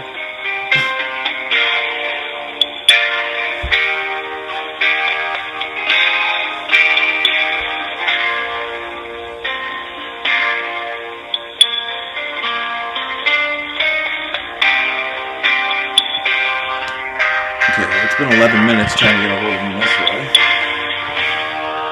It's been nothing, so... We appreciate your patience while on hold. Please stay on the line for the next available agent. Oh, what? Should I call them back or should I just stay on the line here?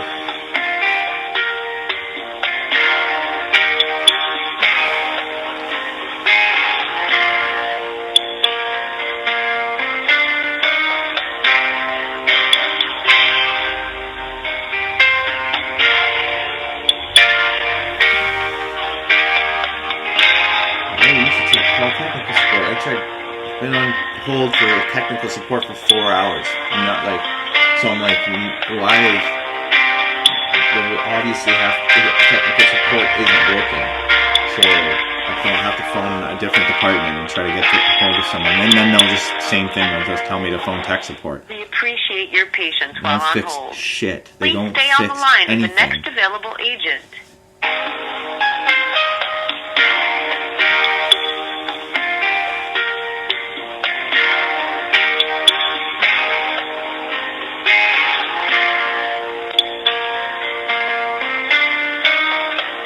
The hardest part is when they answer trying to be friendly, trying to just speak to them like in a nice tone of voice while explaining the frustration of your problems that are like, oh hi, I had an internet outage for 2 months.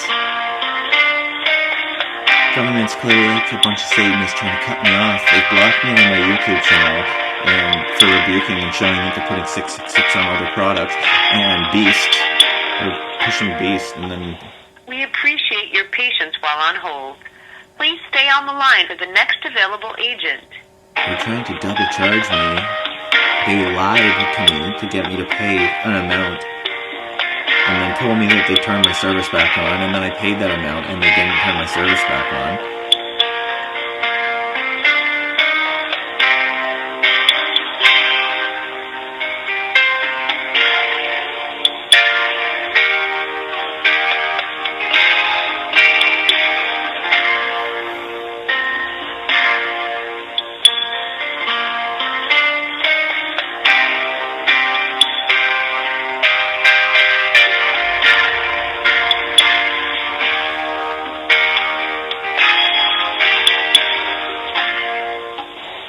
Appreciate your patience while on hold. Please stay on the line for the next available agent.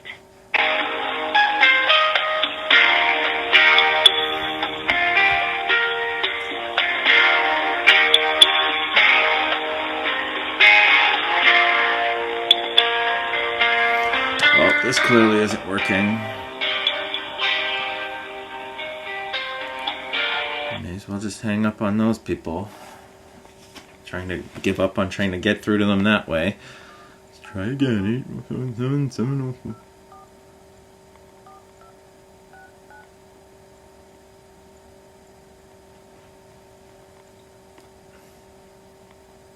Thank you for calling Primus for home.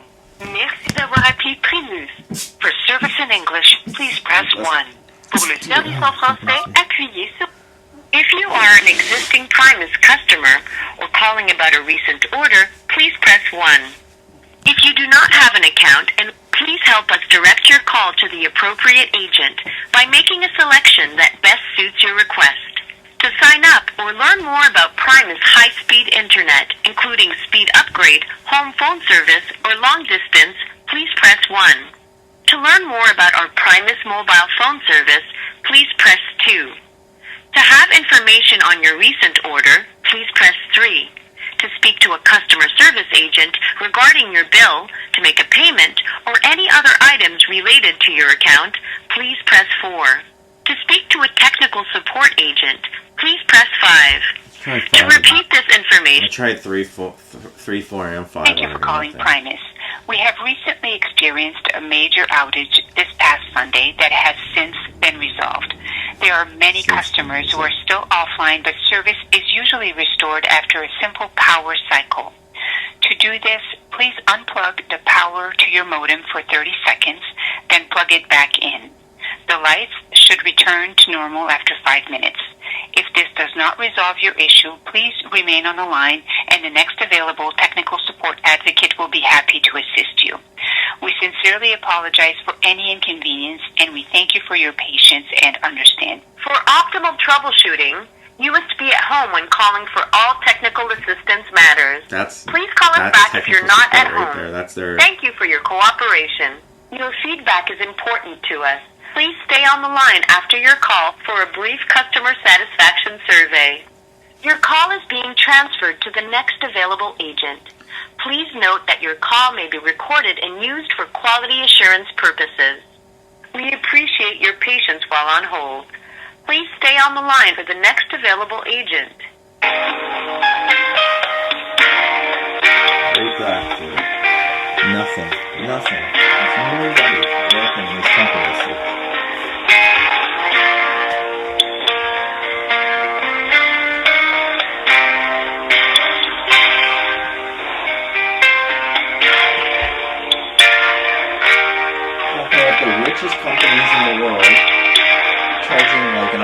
provide for service that is shit and they don't provide, may still affect your credit and affect your communications and ability to be able to function in your life. These are the companies. These are the companies you have to go through the proper channels to function. We appreciate your patience while on hold. Please stay on the line for the next available agent.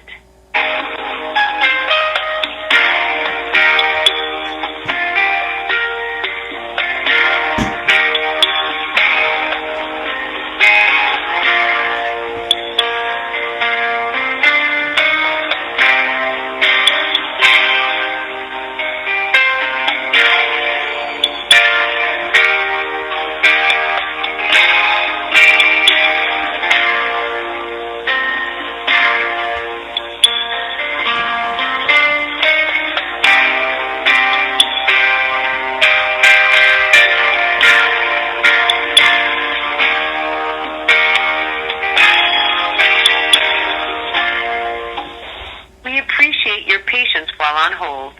Please stay on the line for the next available agent. I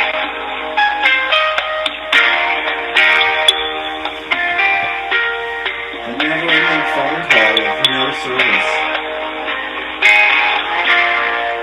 Oh, welcome to my life. This is what my life is like. It's been like this for 2 months. There's been no solving this internet issue problem. Even paying the amount that they told me to pay. I paid it. Get home, they asked for another $60. I'm like literally, I'm tempted to bust out the mechanic roller and phone them and complain to them again, just to see what they say, to see if they still ask me for the money for April, even though I got no service in April. We appreciate your patience while on hold. Pay $60. Please stay on the line for the next available agent. So that I pay $60, you turn my shit back on? You fucking retards. Yeah, reactivation fee. Pay $60, we'll turn it back on. It's almost worth it when you steal the $60 from me to get service back. They're so fucking annoying. You know what I mean? So they're like, literally, like, they're crooks. They're like, literally aggravate you so much to pay them. They're the ones who rejected my payment. They turn off my internet first, flip the button off because there's some sort of payment issue on their end, clearly, and then I get charged for it. And they won't waive the fee after I We appreciate your patience while on hold. corrected the Please transaction. stay on the line for got the their next money, available and agent. they still wouldn't turn my service on. They're still trying to get extra money from me. The exact amount that they tried to charge me for is $60. That's probably just coincidence. They're just trying to get that equation.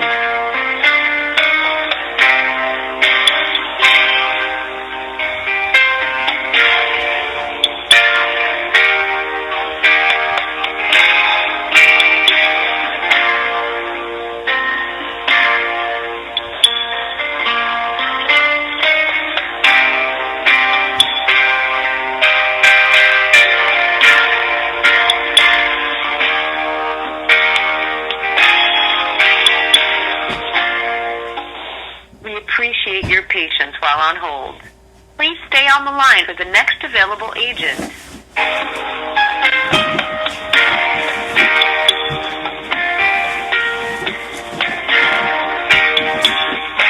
do that. I'm gonna try to hook up at the mechanic orders too. And see if either of the companies will fix the problem. I bet you the mechanic will still try to charge me for April even though they're receiving no service. Or I try charging that extra $60.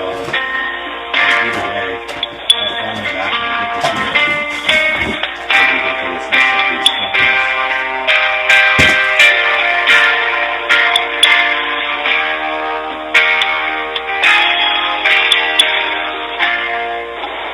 We appreciate your patience while on hold.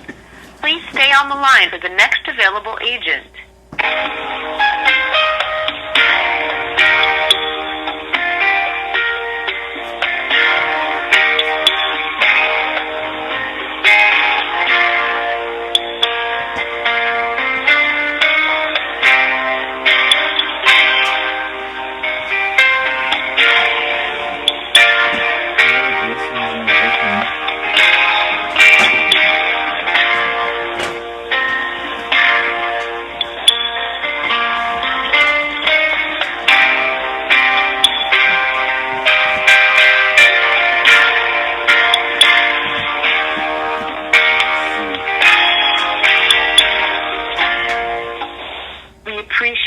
patience while on hold. Please stay on the line for the next available agent.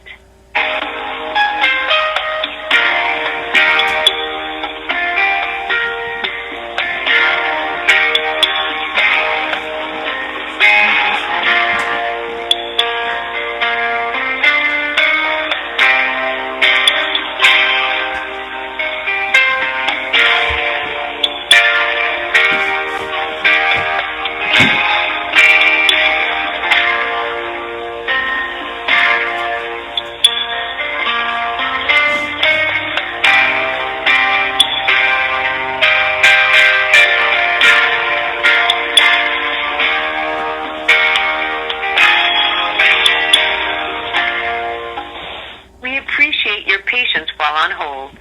Please stay on the line for the next available agent.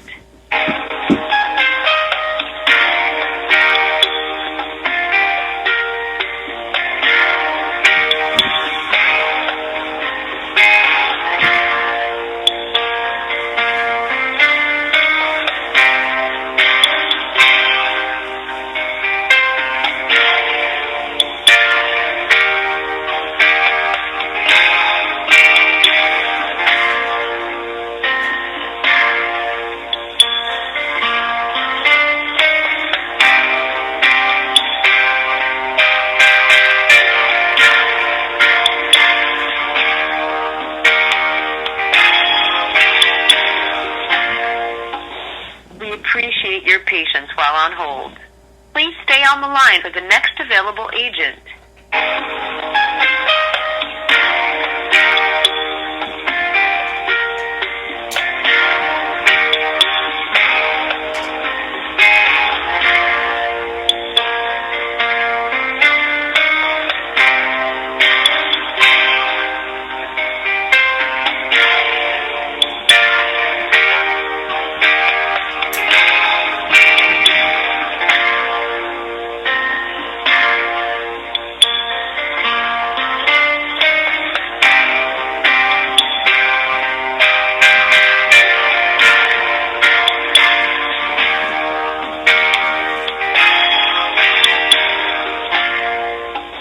We appreciate your patience while on hold.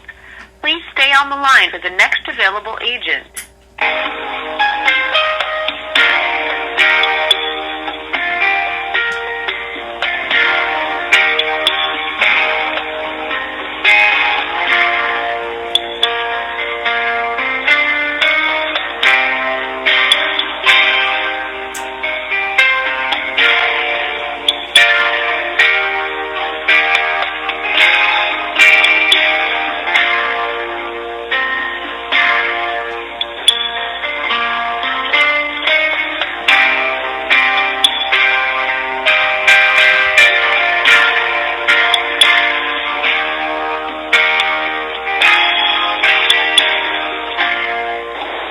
We appreciate your patience while on hold. Please stay on the line for the next available agent.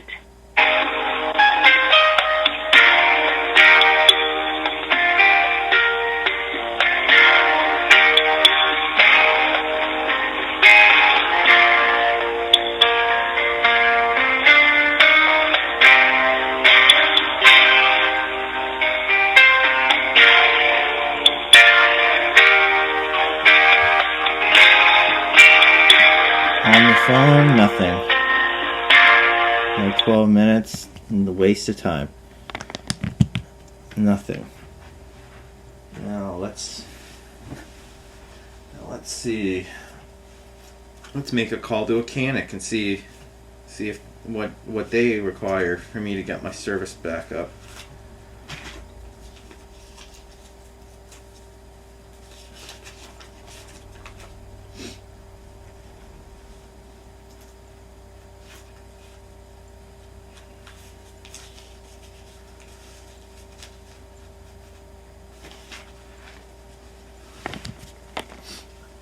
Let's see what a mechanic has to say.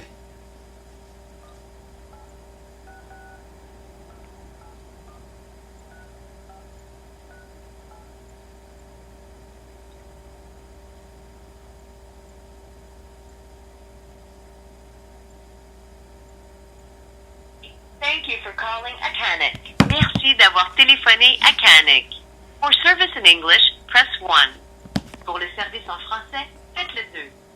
To speak with customer service for billing, payments, account modifications, or to speak with technical support, choose 1. To have information regarding the activation of your service, choose 2. To speak with sales, to sign up or to learn more about our products, choose 3. So I think I want 2. We appreciate your business.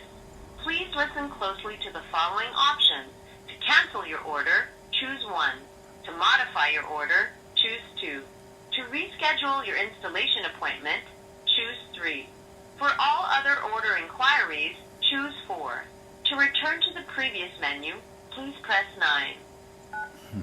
Maybe. To speak with customer service for billing, payments, account modifications, or to speak with technical support, choose 1. I'll try To have that. it, we appreciate your business. Please listen closely to the following options. That's why they lie to For you. technical support, choose 1. To make a payment, choose 2. If you have a question about your bill, choose 3. If you would like to make changes to your account, choose 4. Your call is I have a being question transferred in to the about next my bill. available agent. So I'm gonna ask. Please note that your call may be recorded and used for quality assurance purposes. Thanks for waiting while we serve other customers. Please remain on the line for our next available specialist. Look, they even send you the exact same music for hold. It's like it's the exact same company.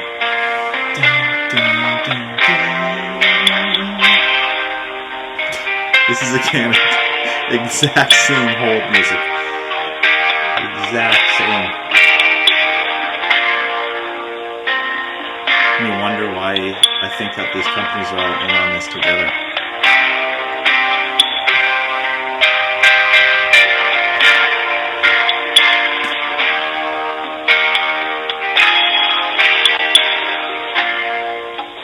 Visit www.iconic.com to see our latest product selections, promotions, or to manage your account details.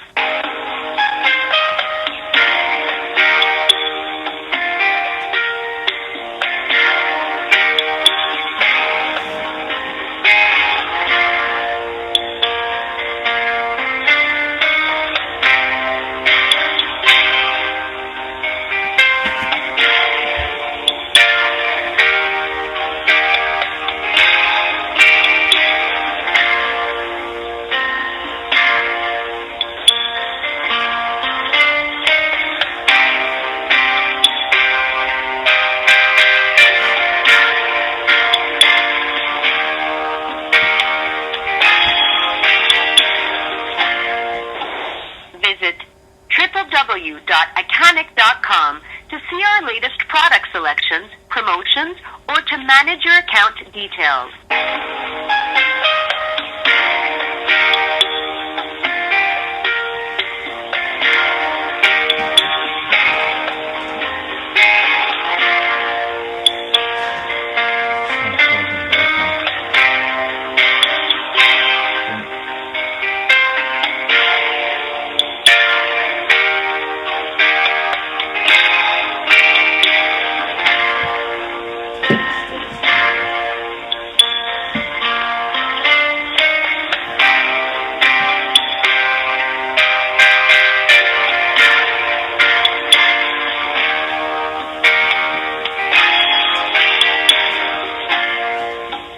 Thanks for waiting while we serve other customers.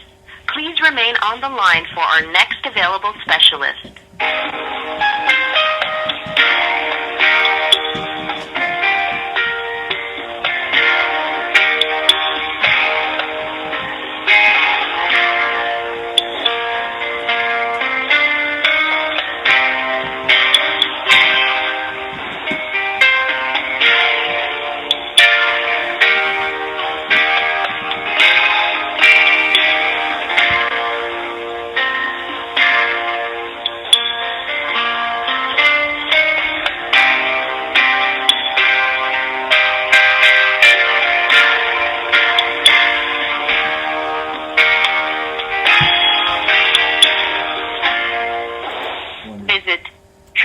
www.iconic.com to see our latest product selections, promotions, or to manage your account details.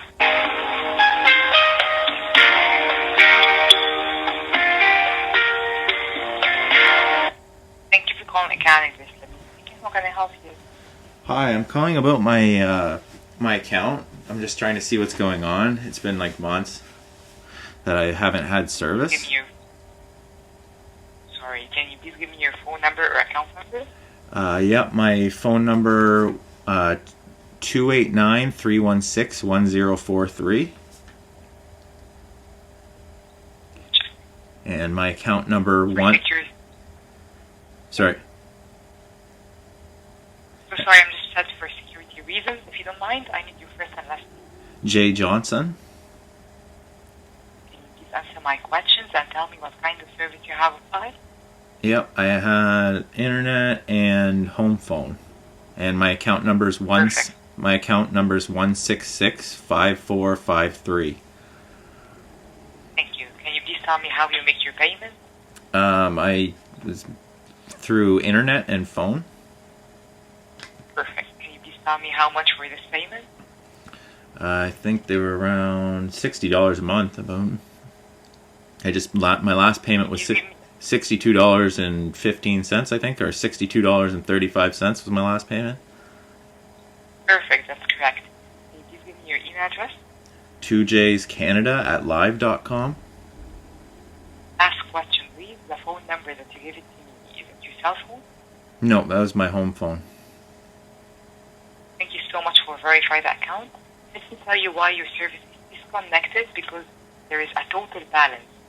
So we have to make this payment, and then we can make a request to reconnect this. Okay. So what's the outstanding balance? $20.16. And what is that for? Check. A few seconds.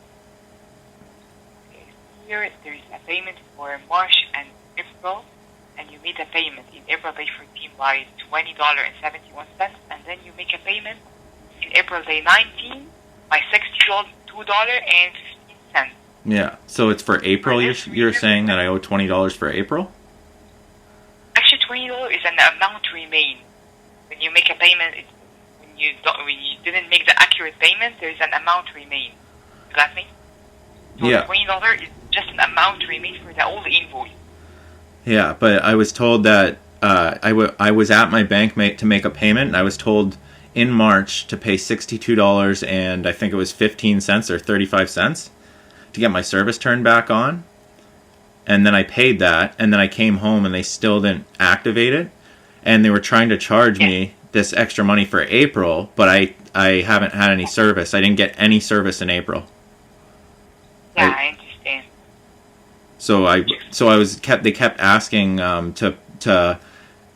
you guys kept asking me for money for April when I didn't receive any service in April. Let me tell you something. As per my system here, I see in April we disconnect the service first time in April day 2, and then we disconnected also in April day 12, according to overdue. Yeah, my service was cut off on April 1st.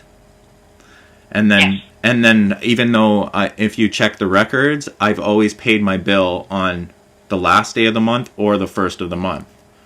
So my service was literally cut off on the day that I've always made my payment.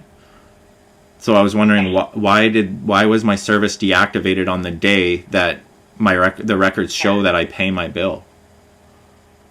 Let me tell you something, sir. I see here there's a credit added to you by $18.64.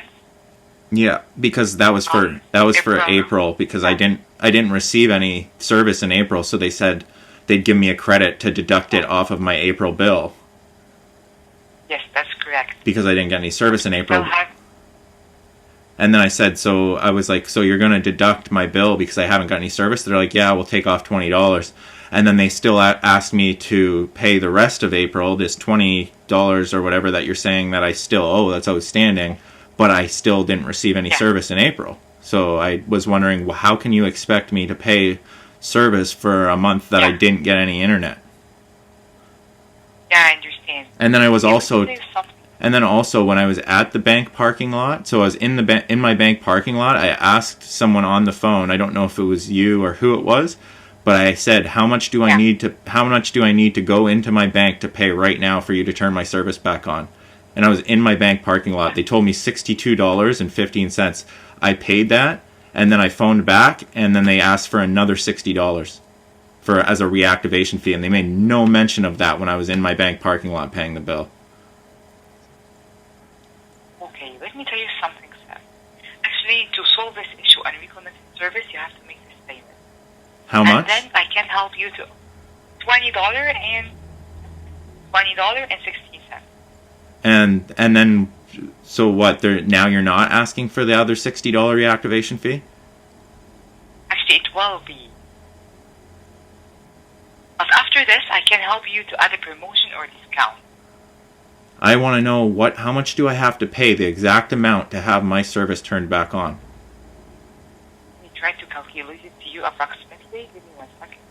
Because I did this. Okay, right now, to reconnect the service.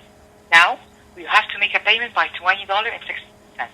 And then my system will calculate the activation fee, and it will be around $60. So around and then another $60. So you're expecting me to pay $80 to get my service turned back on now? Yes, correct. So what is that $60 for? I don't understand. Why would I pay? Activation fee. So I paid my March bill. I paid up $62.15. You can see that? I can see this. And then I got no service in April. Absolutely none. So why would I pay another $20-something for April when I didn't receive any service in April? But there's an amount remains. There's an amount remain as per my system by $20.60. Yeah, and what was the amount remaining for what date was this remaining? Because I paid up till March.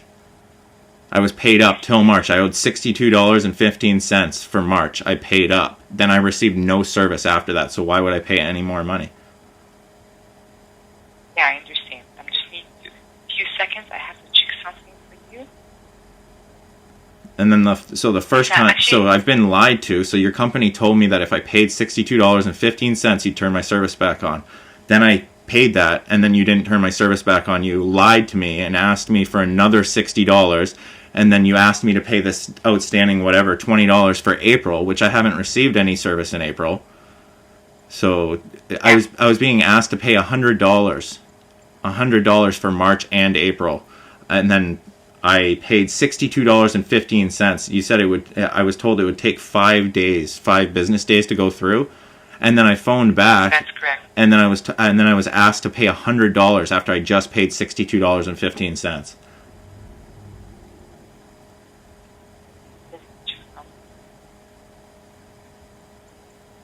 I'm just trying to work out how you guys are coming up with these figures that you're expecting me to pay when I'm for a service that I haven't been receiving.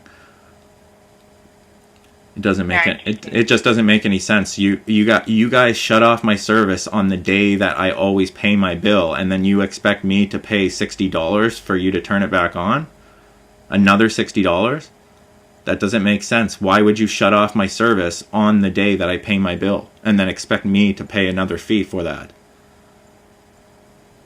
To be clear with you, to reconnect the service, you have to make this payment and then make a payment for the reconnection fee. Yeah, but why? Why would I have to pay $60 for you? Because you. It's a fee. Yeah, first you deactivating my account, but you guys deactivated my account on the day that I always pay my bills. You can see on my records that I've always paid my bill on the last day of the month or the first day of the month. So I had my service deactivated on the first day of the month. Why would you guys deactivate my account on the day that I pay my bill? Because there's an amount remain by $20. I didn't owe $20. I owed $62.15, which has now been paid. Because as per my system, there's an amount remain by $20.60. Yeah, for what? And actually, there's For April? an amount remain. I'm trying to calculate it. Yeah, it doesn't. Sam, I'm telling you, system. it just doesn't make sense. It doesn't make sense. You guys shut off my service on the day that I have always paid my bill, and now you're trying to charge me $60 for not paying a bill when you shut off my service on the day I pay my bill. That doesn't make sense. I'm trying to calculate. A few seconds. Yeah, and I was in my bank parking lot talking to someone, and she told me, go into my bank, pay $62.15, and she'll turn my service back on. I went into the bank, paid $62.15, expecting my service to turn back on. I came home, and then she mentioned another $60 reactivation fee, and I was like, I was just in my bank ready to pay the amount. I asked the exact amount to pay to get my service turned back on, and there was no mention of this outstanding $20 or the $60 reactivation fee. I will need 2 minutes on hold if you don't mind. I have to check something and back. Yeah.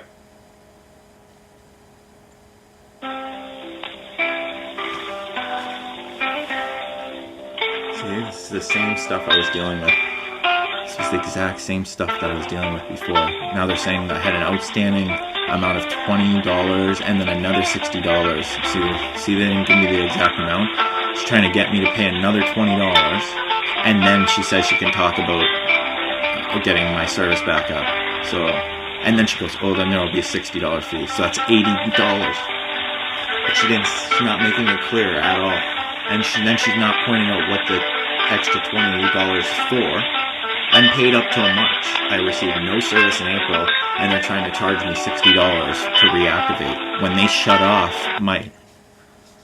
Hello? Yep. Hi.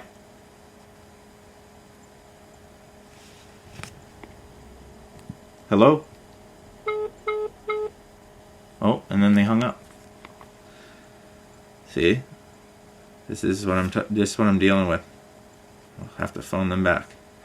See, now they're asking for $60 to activate my service when they they deactivated my service on the day that they've always received my payment. So how am I going to pay? Why would I pay $60 to them for deactivating my account on the day that my bill has always been paid? Now I have to phone them back and watch. I'm going to have to confirm this information again.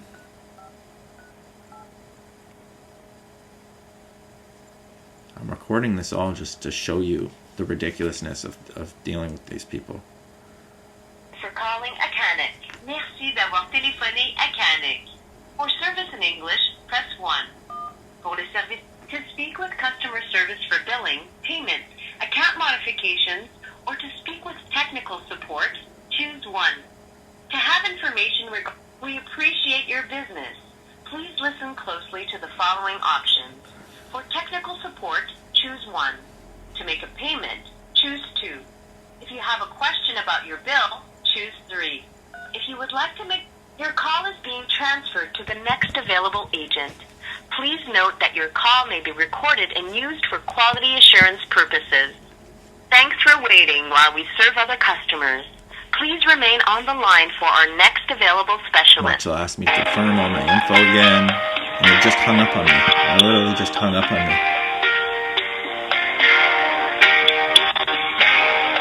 She's just talking in circles, the same. $20, pay $20.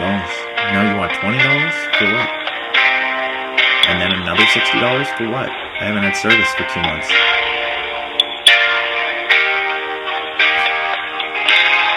Good morning. Thanks for calling Mechanics. This is Rania speaking. How may I help you today? Hi, I was just calling about getting my service reactivated, and someone hung up on me. I'm so sorry for that. Can I have your phone number, please? My phone number is 289-316-1043. Excuse me, 4013? 10. What is it? 289-316-1043.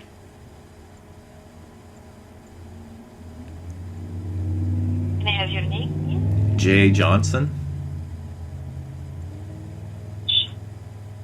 For security reasons, can I ask you what services are you having with us?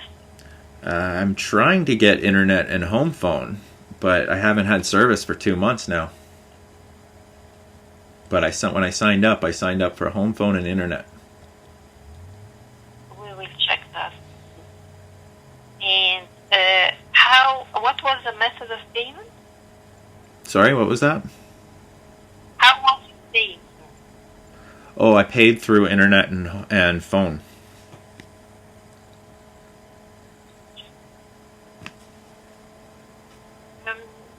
What I see here is that the service is disconnected. Yeah. I've been trying to remedy this for 2 months now. There hasn't been I keep getting told all this different information from all these different service people. I don't know what's going on and what's so difficult about fixing this problem. What is the problem? Okay, so Getting reconnected? It was March. I was told to pay my March bill. I get a bill for double the amount, so for $121 I get a bill for. When I signed up, my monthly bill has always been around $60. So I phone and I say, why do I have a double bill here? They go, oh, it was a mistake in our system. Our system put 2 invoices together, March and April's. So don't pay April's, just pay the March one. $59.35 or something like that. So then I go to make that payment. I pay $59.35. It doesn't go through for some reason. I don't know why. I check my bank. I'm like, why is this a failed transaction? They say, oh, it doesn't show up. There was something to do with a failed transaction. I'm like, okay, so I'll try to pay it again. So then they go, I'm in my bank parking lot. They shut off my service. You guys shut off my service on April 1st, which that's the day that I've always paid my bill. The bill is, like you can see in your records, I've always paid on the last day of the month or the first of the month. So it didn't make sense that you guys shut my internet off on the first of the month, because that's the day that you can see in your records the bill's always been paid on that day. So then I go to the bank parking lot and I go, okay, so how much do I need to pay to get this internet turned back on? $62.15 is what I'm told. And I say, that's how much I have to pay to get my internet turned back on? Yes. She tells me yes. I go into the bank, I pay $62.15 for March to catch me up to March. I come home, then they mention, oh, your account was deactivated. First they asked me for $100 because they took off $20 as a credit on April because I didn't receive service in April. So they're like, oh, we'll give you a credit for $20 off of your bill. So then now they're asking for $100. And I'm like, I just paid $62.15. So if anything, you should be asking for $38 or whatever, the difference. You see what I'm saying? And then they go, oh, there's a $60 reactivation fee. And I go, I was just in my bank parking lot told that if I pay $62.15, you'll turn my service back on. There was no mention of a $60 reactivation fee for you guys shutting off my service on the day that I've always paid my bill. It doesn't make sense. So then I talk to them and they shut my service off, and I didn't receive any service in April. And now when I call, you're asking for money for April and a reactivation fee when all the issues have been on your guys' end. Do you understand the problem? Yes, I understand. Would you please hold the line for 2 minutes? Yep.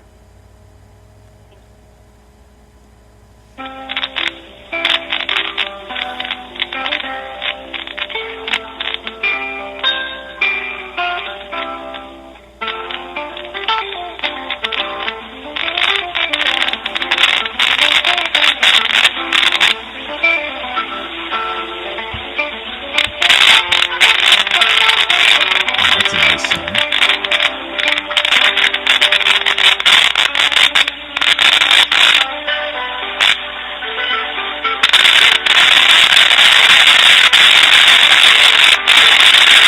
Listen to that sound.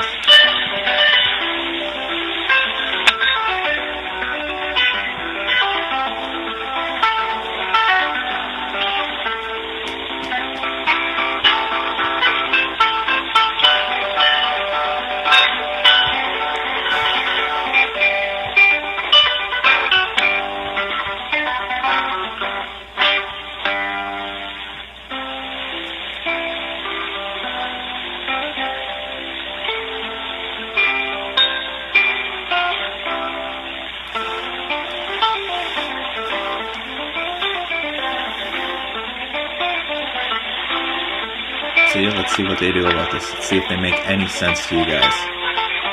I don't think it's that hard to understand, is it? I explained it to you. Shut off my service on the day my bill's paid. Ask me to pay $60 for that. I don't know why you would shut off my service on the day that I pay my bill. Now you try to charge me for a month that I didn't receive any service. Even if they're asking for $20 for April, I didn't receive any service in April. Absolutely none. They said I paid up for March. There was no outstanding. Nothing outstanding. They want to pay me $62.15 or 35 cents or whatever. So I paid the outstanding balance. Now they're saying I have $20 something outstanding and I gotta pay $60 reactivation fee. So $80 something now they're asking me for. I haven't had service for 2 months.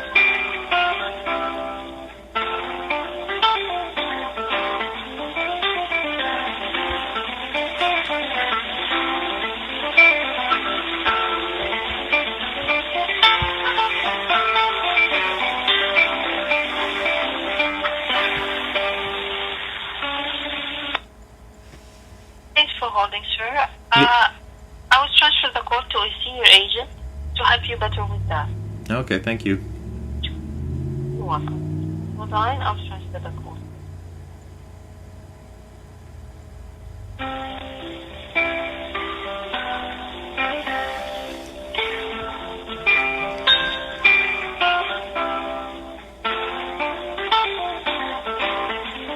At least people are answering their phones.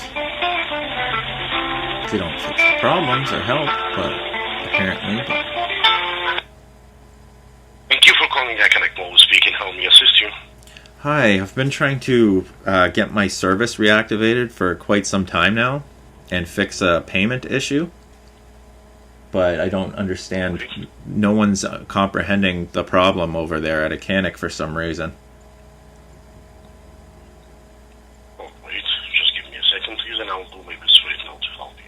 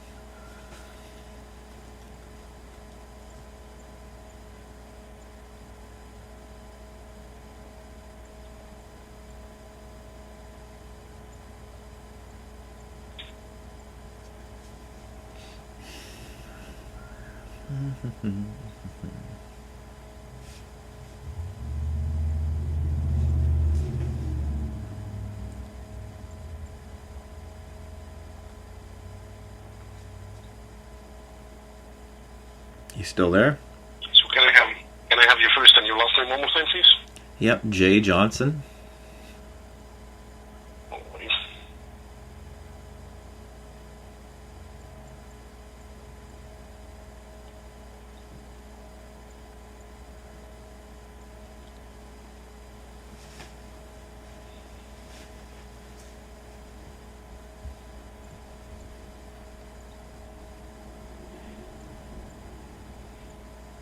Yeah, this account has already been cancelled. It's been canceled? Yeah, the account being cancelled for non-payment. Okay. So why? If you would like to reconnect, that means that we will install it for you from the beginning. Okay. Well, I was just curious because when I just spoke to someone and they said I had an outstanding balance of $20 and something, and then something about a $60 reactivation fee. Right.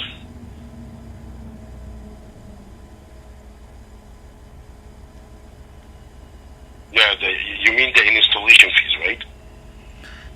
No, they said so. They said I had an outstanding amount of $20-something on my account, and then I had to pay a $60 reactivation fee. So they didn't say that my account was canceled. They just asked me for $80. $80, which is the $60 activation fees, and exactly the $20 that's already as a balance remain on the account. But anyway, let me just explain for you one thing, because in order for us right now to reconnect the account, you used to pay $45 plus tax for the internet, and for the home phone you used to pay $10 plus tax. So you would like to reconnect both of them one more time, right? Well, that's what I'm trying to figure out, because I had them disconnected even though I paid my bill. So I was trying to figure out why my internet and my phone got disconnected on April 1st. It was deactivated on April 1st. When you can see in your records, I've always paid my bill on the last day of the month or on the first of the month. So someone at Acanic deactivated my account on the day that I've always paid. Have been cancelled exactly on April 1st. When, if you check your records, the bill has always been paid on the first of every month or the last day of every month. The cancellation completed order was submitted for April 15th. Service was cancelled April 15th exactly. Yeah, but the account was deactivated on April 1st. And then you guys claimed that you didn't receive it. It was a failed payment. And then so my account was deactivated on April 1st. Even though if you check your records, I've always paid my bills. It's always been paid on the first of every month. So why did someone deactivate my account on the day that it should be paid? That's what I was trying to figure out. So I was just like, why? You said here that on May 16th the account was 50 days overdue. So that means that the payment did not go through for 50 days. So I was March came. So when my March bill came, it came for $121. I've explained this already to so many people over at Acanic, and for some reason you guys aren't comprehending the situation. But okay, March bill comes. It's $121 when, like you said, I only pay $10 for house phone and $45 for internet. So that comes to maybe $60 at the most. I get a bill for $121. I phone, I say, why do I have a double bill here? They go, oh, it's a mistake. Because that was the bill for March, and that was the bill for April. Yeah, and this is on. Wait, stop a second. This is in March when I'm making this call. This was before March 31st. This was March 28th something. So I'm talking to them. I say, why do I have a bill here for $120 something? They go, our system made a mistake. This is what I was told. Our system made a mistake and has put two invoices together, the bill for March and the bill for April. I say, well, it's still March. There's no way. I haven't got any April service yet. So why am I getting billed for a service that I haven't been provided? And then so they go, oh, it's a system error. Just pay March's, and then we'll send you the bill for April. Then so I pay March's. I attempt to pay March's. They go, oh, failed transaction. They shut off my service. You guys shut off my service on April 1st. That's the day that my money has always gone through to pay that bill. So you guys rejected my payment and deactivated my account on the day that I've always paid my bill. Then I phoned them, and you guys asked me for 100 and whatever. Oh, you have to pay the full balance. And this was like into April already. It came to April. They go, oh, it should take 3 to 5 business days for this bill to be paid for us to see that you've paid your March bill. So 5 days goes by. I phone back, still nothing. They go, oh, it hasn't gone through yet. So I'm like, oh, it must have been a failed transaction. I go to the bank on April 15th. And I go, okay, what's going on? And they go, oh, yeah, it failed transaction. It didn't go through for some reason. I go, why? Oh, I don't know. They must have rejected your payment or something. So then I phone Acanic. and I'm in the parking lot of my bank. I speak to someone. I go, how much do I need to pay to get my account activated? I'm told $62.15. I say, so if I go into the bank right now and pay $62.15, you'll turn on my service? They go, yes. I was told yes, very clearly. I go into the bank, pay the outstanding amount that I'm told, come back home, phone again. I'm told I have to pay $100. So then they're asking for money for April and March again because it didn't show that I just paid 62 something.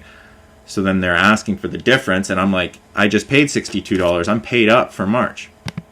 Then they go, oh, well, we need the full amount. And I say, the full amount for what?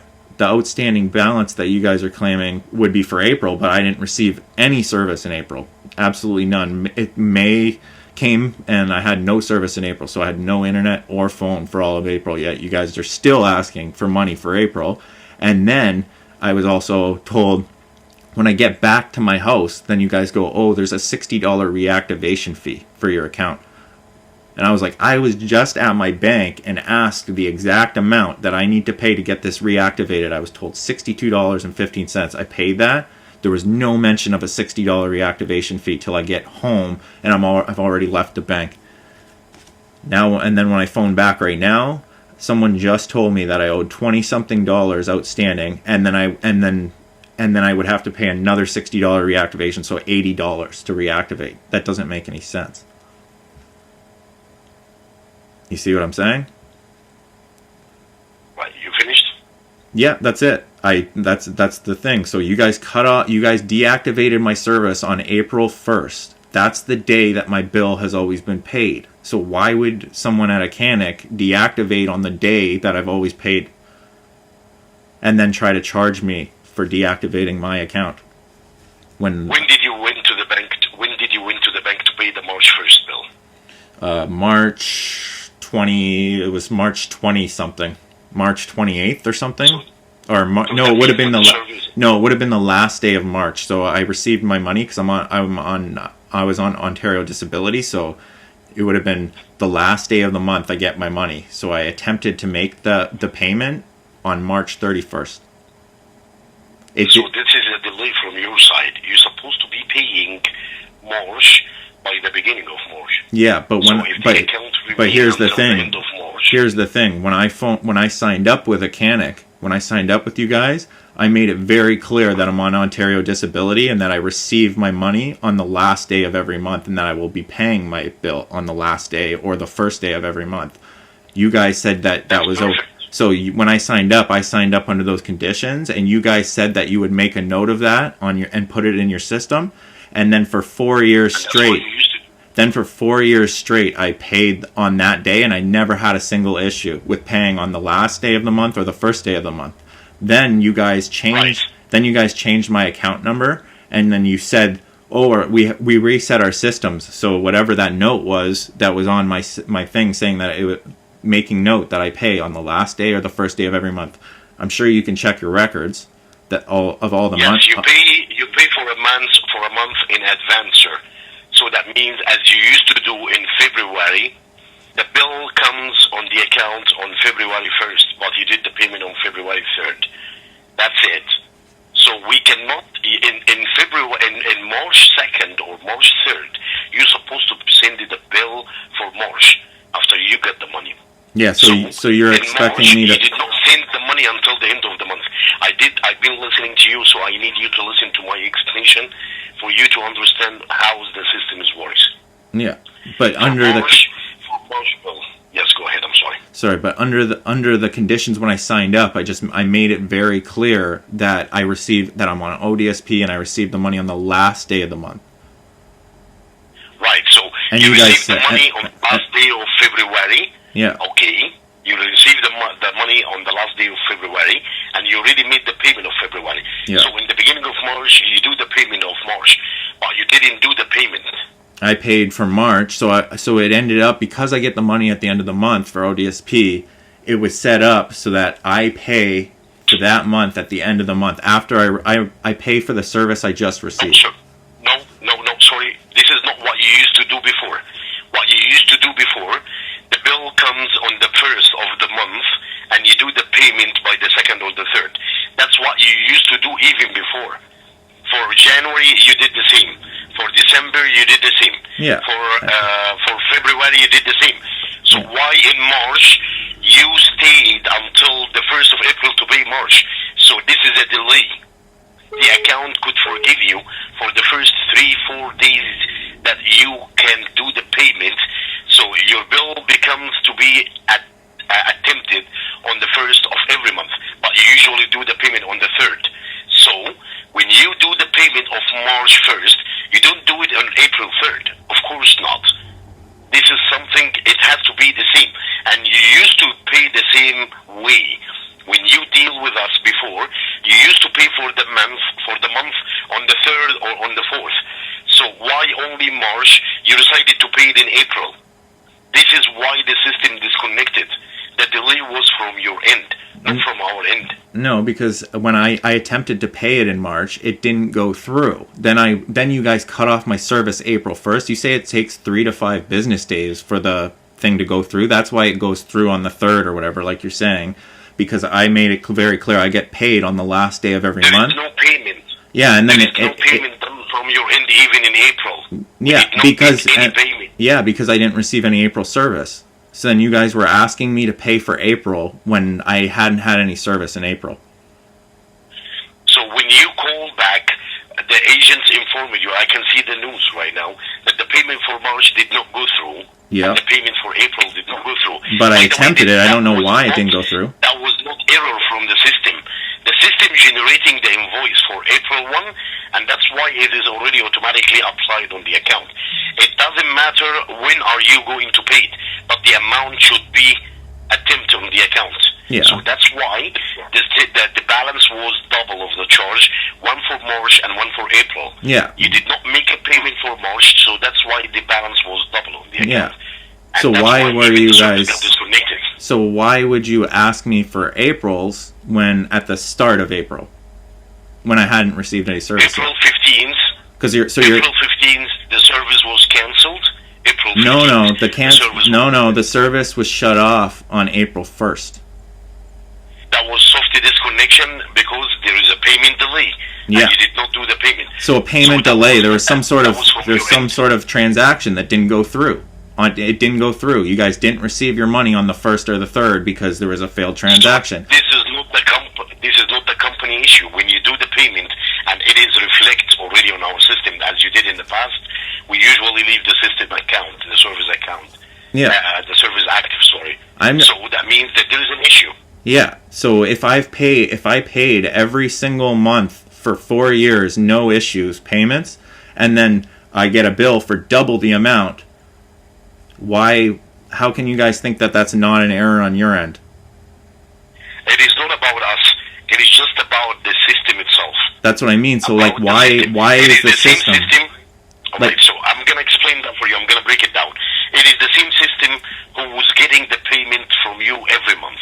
Yeah. It is the same system. Yeah, $60. So what is the issue?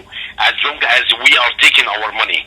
So do you think that any system or any company will refuse or reject to get their own money? Of course not. Yeah, so exactly. That's what I'm saying. Issue from the bank end. Yeah. So it is not our fault. That's what I'm saying, and it's not my fault either. If the bank failed on a transaction, and then you guys deactivate my account on April 1st, you deactivated my account on April 1st, and then you tried to charge me another $60 to reactivate the exact amount that I was told that you guys are trying to double charge me for. Obviously, I'm going to think that you guys are trying to double charge me or steal $60 from me, because I've always paid something around $60 per month. Then I get a bill for $120, and my service gets cut off on the very day that I've always paid my bill. You didn't think that you didn't pay for March? No, I was told that the transaction didn't go through. So I go to the bank and I say, "What's going on?" I go, "Why didn't I?" Exactly why the bill goes double. That's what. Because you did not pay for 2 months. Yeah, but the bill went double. The bill was double before I went to make the payment. I phoned. Yeah, because the system is sending the bill before the billing date. That's what I'm saying. So why all of a sudden am I getting a bill for double for 2 months? Why am I getting for 4 years I've always received The bill for 1 month, $60. I've paid it like clockwork for 4 years. Never been a problem.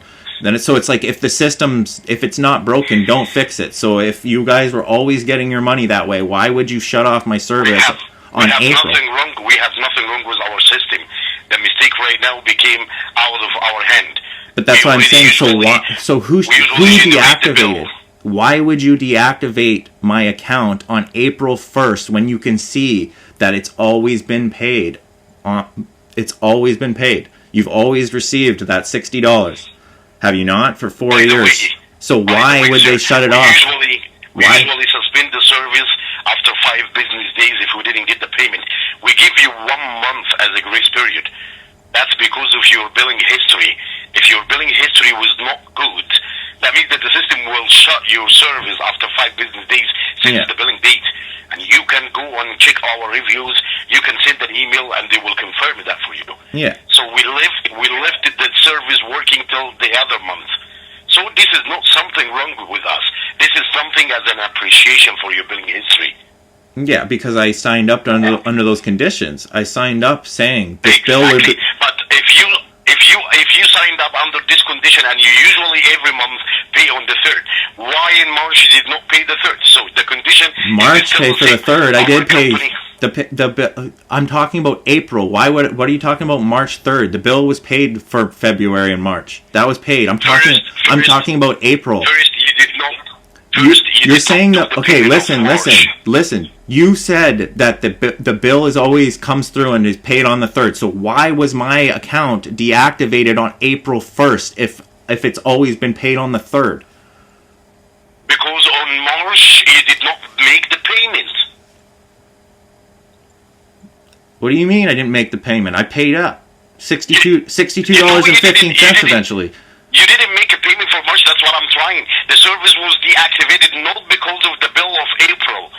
The service have been deactivated because of the bill of March. The bill of March did not reflect until April 19th we got your payment. So this is the huge period between March 1st to April 19th. There is no company on earth will leave the service active for you for 48 grace period, 48 days.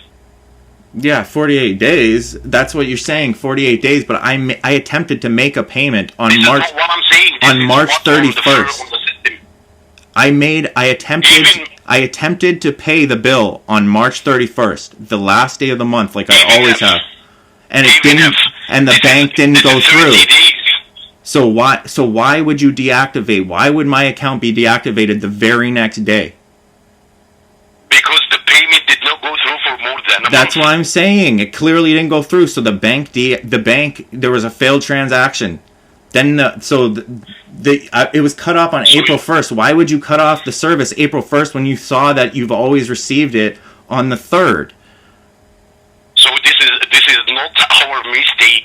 This is the mistake from the bank. So yeah. So like why am I getting charged for it? Why would you guys try to lose a customer that you've got money from for 4 years based on a bank mistake? I'm telling you, there's some sort of error with a failed transaction. I went to the bank. If the customer did not call and explain that there is an error, and I explained it. I called and talked to 10 people. I said there's some sort of failed transaction with the bank. My service has now been cut off. I've attempted it. So I was told, it takes 3 to 5 business days. So I wait till April 5th. I'm like, okay, it's April 5th. That's 5 business days. Still nothing. They go, you have to go to your bank and figure this out. I go to the bank. They go, yeah, it didn't go through. I'm like, they shut off my service on April 1st. This is not our issue. I know it is your issue because this is why I canceled service because this is the issue. The issue is the bank didn't put the transaction through. Then I come and I wait to the 5th. Still nothing. I get notified by you guys to go to the bank to figure it out. I go to the bank to figure it out. They say they made a mistake or there's some sort of failed transaction. So then I phone you guys in the bank parking lot on April 15th to repay this bill. $62.15, I'm told. I pay it and I still don't have service. Someone lied to me. Saying that you would turn my service on if I paid $62.15. What I was trying to explain for you right now, that delay became from your end or from the bank end, and the company here, they gave you a very, very, very long grace period, which is not usual what we do with the other customers, Yeah. even with the company since 20 years ago. So right now, in order for us to reactivate for you the service for both services, Yeah. all right, you do not want to pay the $60 activation fees, which is I can waive it, but I'm gonna tell you right now that if I waive the $60 reconnection fees for you, you are paying $45 for the internet plus $10 for the home phone. So that means we are able to reconnect it for you. We need to add a credit card or even a bank account on the account here in order for us to process the reconnection. Second of all, if you would like to pay the $60 reconnection fees, and against that, I will give you a special offer for your internet, which is $19.95 plus tax for 1 year. That will save you a lot of money, more than the 60. That's fine. I'm gonna do whatever you will ask. Okay, so so you'll waive the $60 reactivation fee. If I waived it, I'm not gonna give you the special offer. Yeah. But if you pay the $60, I'm gonna save you every month at least $24 for Yeah. 1 year. So, and this was the problem with when I had the offer before, because you guys were asking for my credit card, right? You're saying you need a credit. That's not our problem. This is regarding the new system. The new system, in order for us to process any changes or any reconnections, to do any actions right now, Yeah. system is asking us to verify at least credit card, a Visa debit card, or a bank account. Okay. So if I do it through my bank again, like I always have, then what's the problem with that? What's the problem with going through my bank?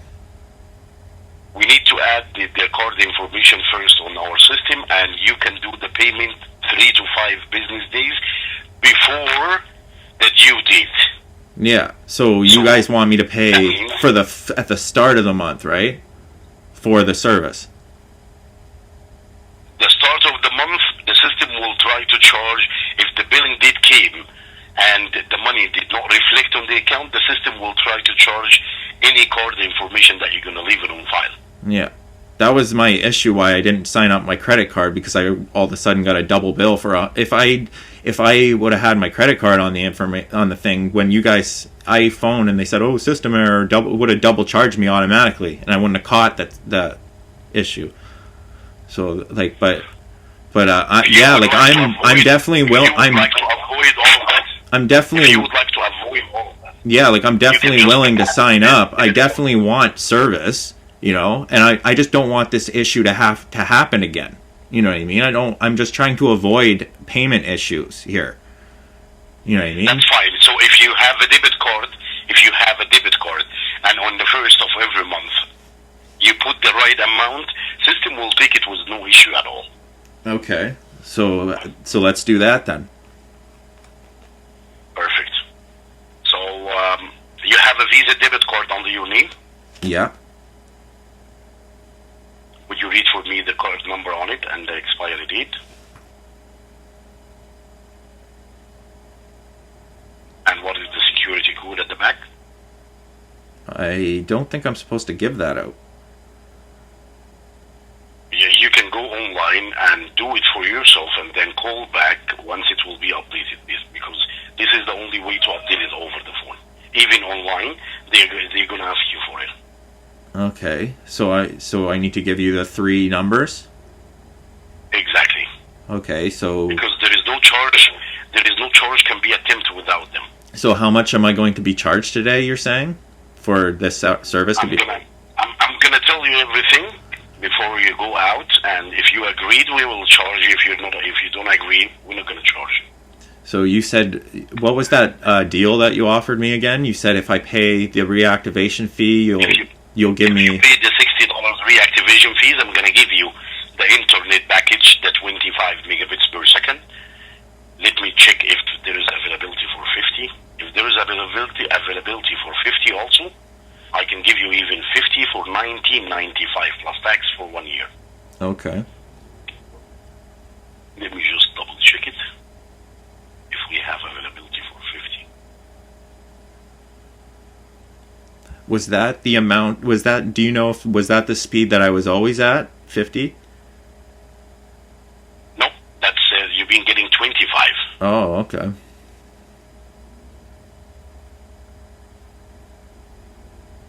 By the way, the offer that I'm giving you right now is not available on the website. This is just an exceptional for you because of the inconvenience been happening. Oh, thanks. I appreciate that.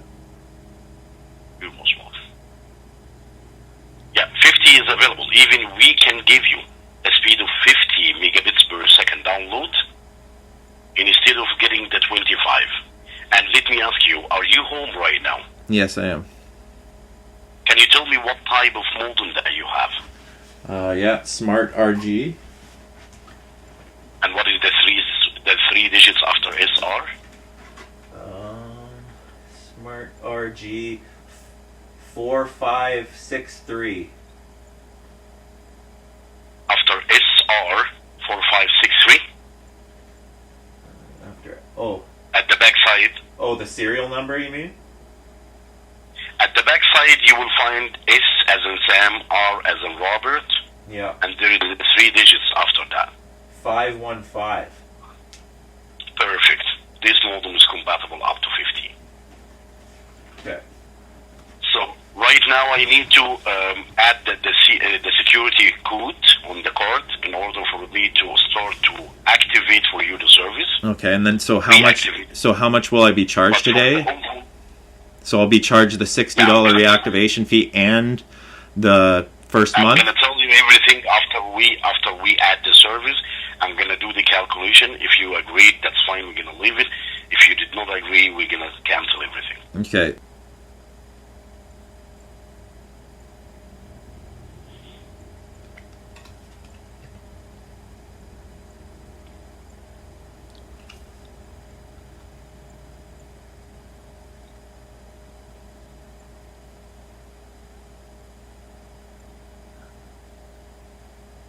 And regarding to the home phone, unfortunately, because it was cancelled, we're not going to be able to reconnect it with the same number. Okay. But I can get Alright. another. I can get another number. You can get a new number, yes. Okay. So the first available date to send the technician will be on June 8th. Okay. So the phone number 289-316-1043. Is this the home phone service? Yes. It is the same, right? Yep. All right.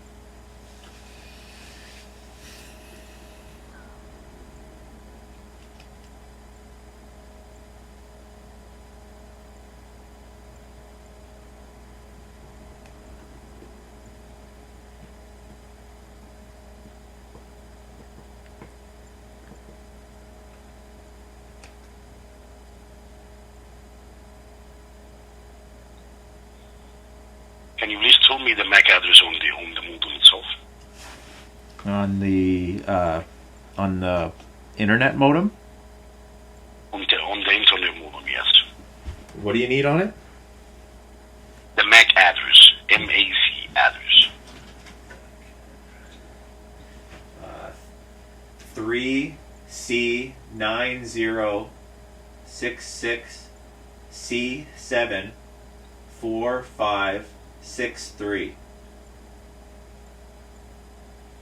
3, C as in Charlie, 9066, C as in Charlie, 74563. Yes. Right?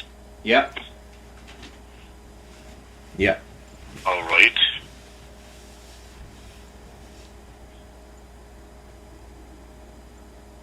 And the service address is still the same, correct? Yep. All right.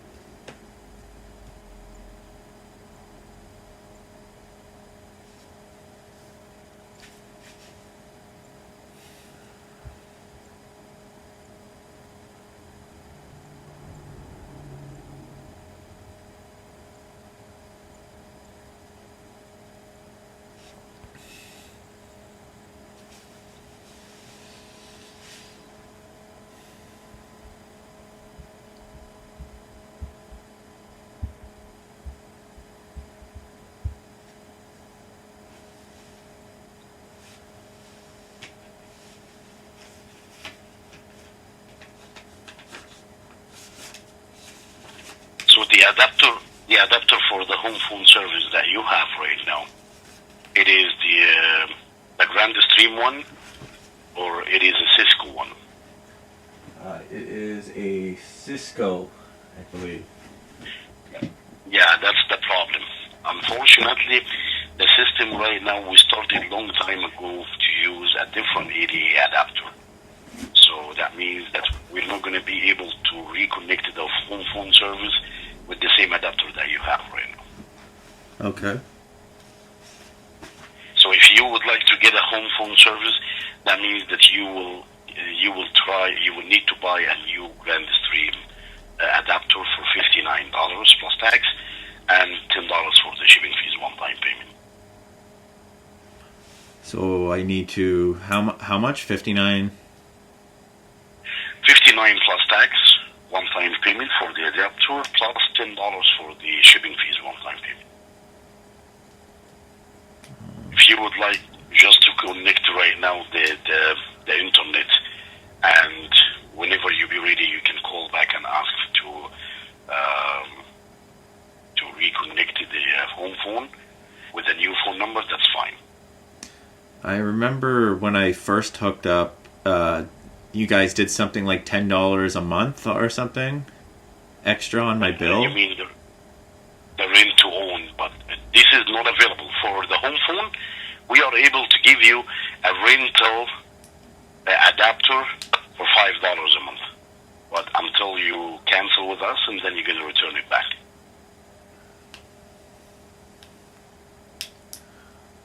How much? Sorry? $5 a month as a rental. As a rental. Or $60 for the new one. 69. Tim for shipping, 59 for the adapter.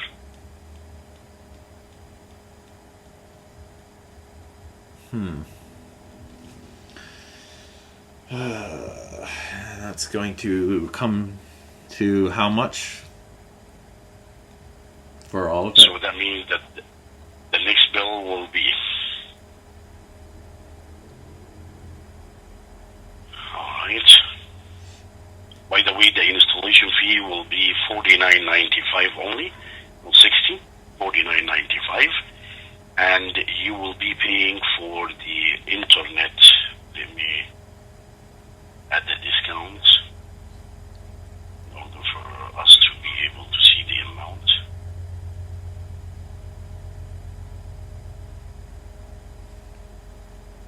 So I just need a grand total of how much it's going to cost to get this back up with the new phone thing included.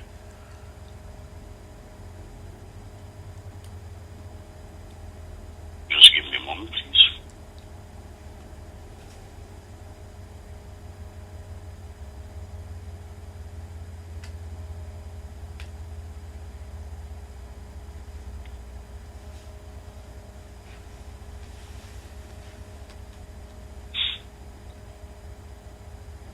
So the total that you will be paying, you will pay the $59.95 for the adapter, plus $10 for shipping fees, plus $49.95 installation fees, plus $15.30 for the internet 50 megabits per second from June 8th till June 30th. Okay. And for the home phone, it will be $7.67 from June 8th till June 30th. Okay. And then that means I'll be paying at the start of the month for the. Starting from the 1st of July, you will be paying $19.95 plus tax. Okay. That's for the internet, plus 10 for the home phone. So $29.95 after tax. It will be $33.84 for another year till June next year. Okay.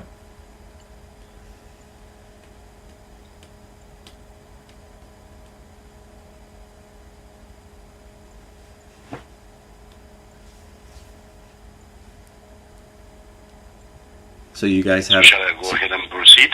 Yep. So you guys have it set up so that you pay at the start of the month for the service.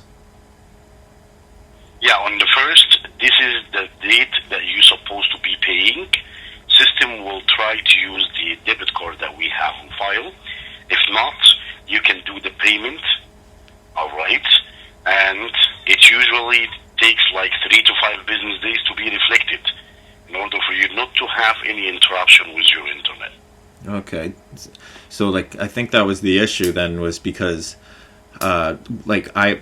say if I pay for the month, right, and you pay for the month in advance, then what happens say if my internet goes down for a couple weeks? Then do I phone you guys and you give me a deducted rate for that month, or you give me a credit to my account or something, or what?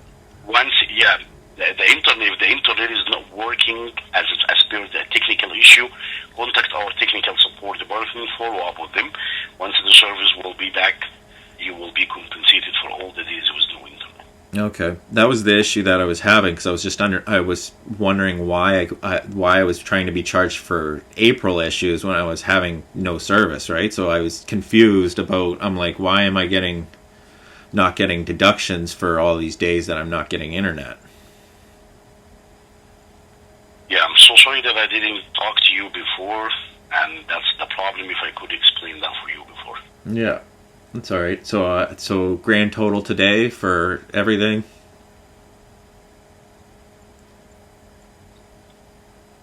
All right, just give me a second, please. Yep.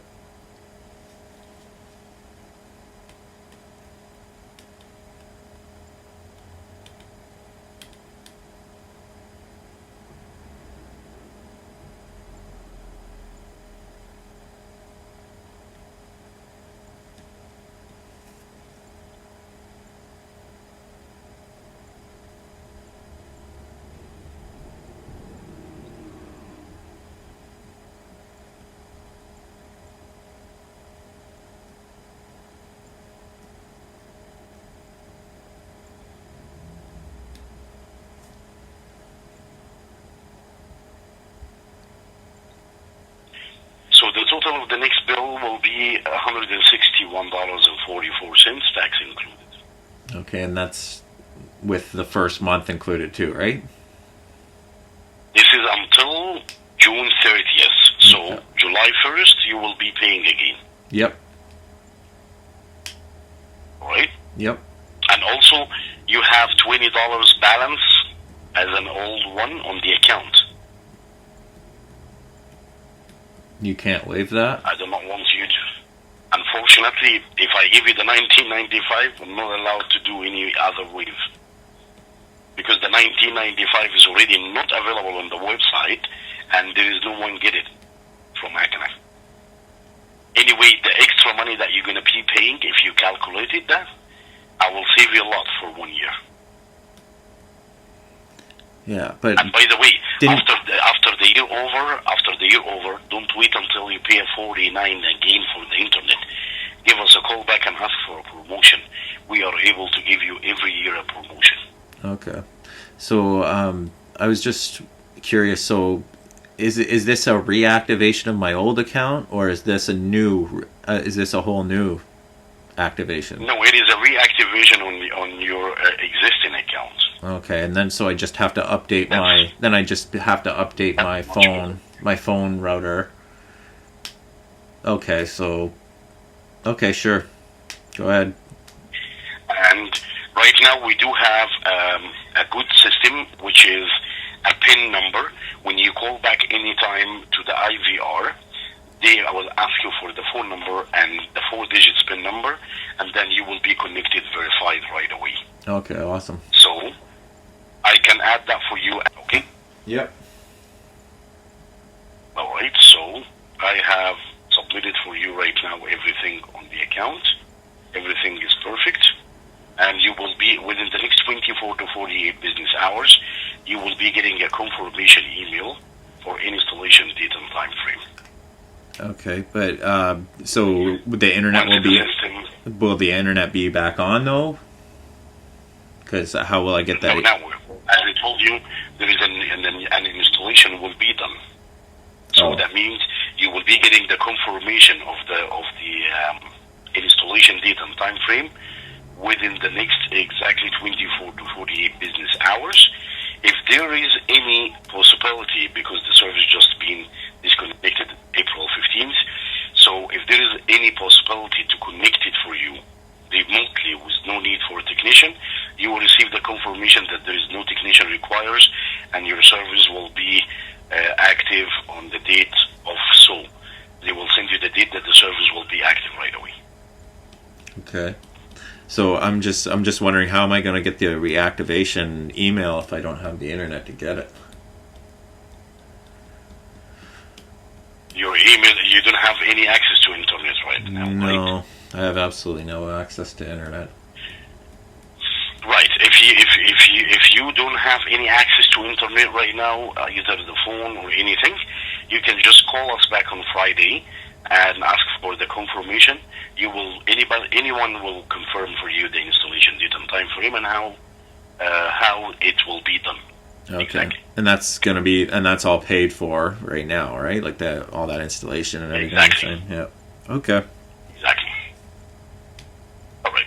Anything else I can assist you with for today? Nope. So what do you think at the latest that I'll get the service back? On June 8th, the one that we confirmed. Okay. So I should have internet by June 8th. Exactly. That's the worst scenario. Okay. And then the phone, you said will that technician with the router, will he do that, or you said it will be mailed to me or something? Yeah, it will be sent to you by Pure Later, the shipping company. Okay. You will be getting it within the next 2 to 4 business days maximum with Pure Later. Okay. All right? Yep. Anything else I can assist you with for today? Nope, that's it. All right. It's been a pleasure talking to you. Thank you for using Akanak. I wish you have a wonderful day. You too. So sorry for all the inconvenience, by the way. Yeah, thanks. I appreciate it. I've just been wanting to get it. It's at least someone is speaking to me properly. Like, it wasn't straightforward enough. before. So sorry for that anyway, and that's why I would apologize that I did not get your call since long time in order to clarify everything properly in order to avoid all of this hassle. Yeah, I appreciate that. I just hopefully this doesn't happen again. You know, where No, I just I'm sure that everything in the future will be perfect.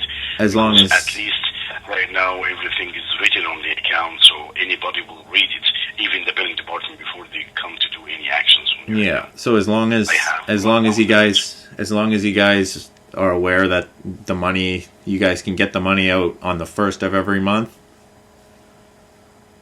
That will be no more problems at all. Okay, awesome. All right. Yep. Okay. Anything else? Nope, that's it. Thank you very much. You're most welcome, Mr. Johnson. Thank you for using Akamak. I wish you have a wonderful day. You too. Thanks. Appreciate it. Bye-bye. Bye.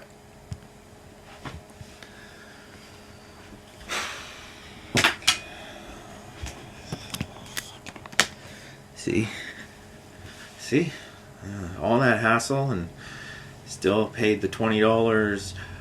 They're telling me different things. First, they're saying, "Oh, $60 reactivation fee and the $20 outstanding." Then he says it's canceled and I gotta buy a new router. I'm just at the point where I'm like, screw it. My mom said she's gonna pay for it to get it all done. I'm going back to the same company that lied to me. They literally lied to me. Just because I can't seem to get service through anywhere else. And I'm like, whatever, my mom said she's going to pay for it. If this happens again, I'll document it again. But, like I'm saying, like, so they're saying, oh, we gave you a $48 or 48-day grace period and all this. So they're trying to make me pay at the start of the month for the service. Like they were, like I was saying, they're trying to double charge me. So they're trying to charge me for March and April. So they want April's payment at the start of the month, even though they haven't provided that service yet. So you pay in advance. That was my problem with them, is they're trying to get me to pay in advance for April, but they cut off my service in April. So I'm like, you're trying to get me to pay in advance for a service that you just cut off. So I'm not going to pay that full amount for unless you provide that service. So I'm thinking, my thinking is, I'm not paying for a service that I don't provide, that they're not providing. You know what I mean? That doesn't make sense. But the way that they do it is they want their money up front, then they give you the service, and if they don't give you the service, then they're in charge and have the power to whatever. Oh, we'll give you a deduction, and it's never fair. Like, oh, $20 outstanding. Where'd the $20 outstanding come from? $60 activation fee, that's $80. New router. They just scammed a bunch of money out of me. You know what I mean? Just to get my normal service. If I would have just paid that $60 at the start, it would have just went smooth. You know what I mean? So basically, I would have had to just let them steal from me. $60. Double charge. And I should have just... So what? To avoid all this hassle of new router, 2 months of aggravation, blah, blah, blah, blah, blah, all that nonsense, I would have had to let them steal $60 off me. Pay it right away. So now this stupid not letting them steal from me ended up costing, and it's not costing me, it's going to cost my mom. They just squeezed 100 and whatever, 80 or whatever. They just said it's going to come to 160 or whatever out of my mom. So an extra $100 for this whole aggravation and 2 months no service. That's how ridiculous it is, and trying to get internet from any of these providers. And now I'm going to have to phone Primus, and they're going to ask for a $100 cancellation fee, even though they haven't even hooked up my phone yet, and I've had internet for 3 days. You know what I mean? And I had to go through this other Virgin Mobile phone to even get any of this problem dealt with, and the technician that came popped in the card, so then I have to pay that bill too. So, and it's like, but my mom said she'll help me pay it, but they're scammers, man. They're fucking scammers. See, and then the second that they can manipulate some money out of you, then their whole attitude changes and they're all friendly again. Well, like they think that you don't. They think that they're like clever and that you don't know what's going on. That they're fucking scamming you. I know that you're fucking scamming me and causing aggravation just to get more money out of me. The reason why I don't care, and I'm like, whatever. I'm just fed up with this. It's 2 months of aggravation, and my mom said she's gonna pay it. So I'm like, whatever. Just get it fucking done. Get it turned back on. I don't give a fucking shit how much it costs. Fucking turn it back on, you fucking crooks. You know what I mean? But I'm thinking that in my head. I can't speak to him like that on the phone because I'm trying to get him to fucking... Fucking annoying. Now I have to call my mom, explain to her, and she'll be like, why did you go back to this fucking thief company? And I'm like, yo, they won't fucking... No other company's fucking hooking me up. They're a bunch of fucking thieves.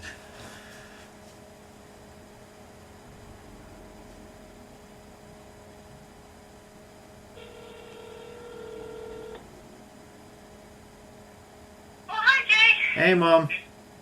How you doing? I'm doing meh. But at least I was on the phone trying to get the Primus Yes. for 4 hours yesterday. No answer. And then so like literally Primus has provided me 3 days service. No phone still. And I don't know what they're going to expect for bill. How are you going to charge me for 3 days internet? And then so I just... You were trying to get them for 4 hours and you couldn't speak to anybody? No, there's no one. No one getting through to no one. And then so I got fed up. I plugged back in my Acanic router and the phone. And I'm like, and I phone Acanic again to try to work out with them because Primus is clearly down. There's no internet service. Oh. So then I phone Acanic. Same old shit. So if they go, there's $20 outstanding on the account. I said I paid the full amount that was outstanding, $62.15 for March or whatever. I was caught up.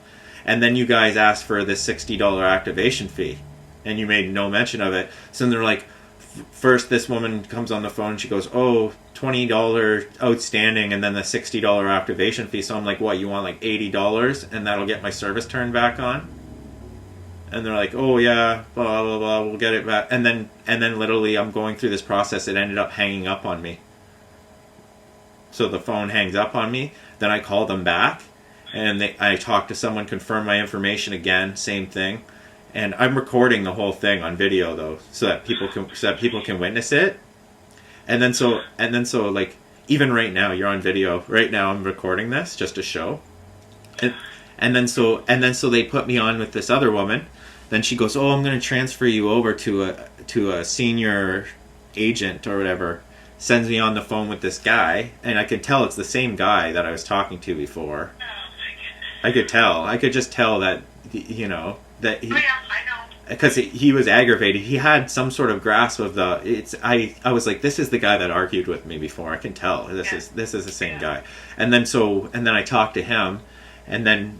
So he's like, oh, it was canceled on this day because I did cancel it, remember? Yep. Because I got fed up with it. So then he's like, oh, so we can try to reactivate your account, but now it's going to cost you this. And he said, and then he goes, oh, so it's this much. And he goes, oh, I can give you a deal for the internet at like $19.99 for 50 megabytes, double the speed that I was at. For if I pay the $60 reactivation fee. They would give it to you for 19 something. A month, so we go for a year. How long? For a year.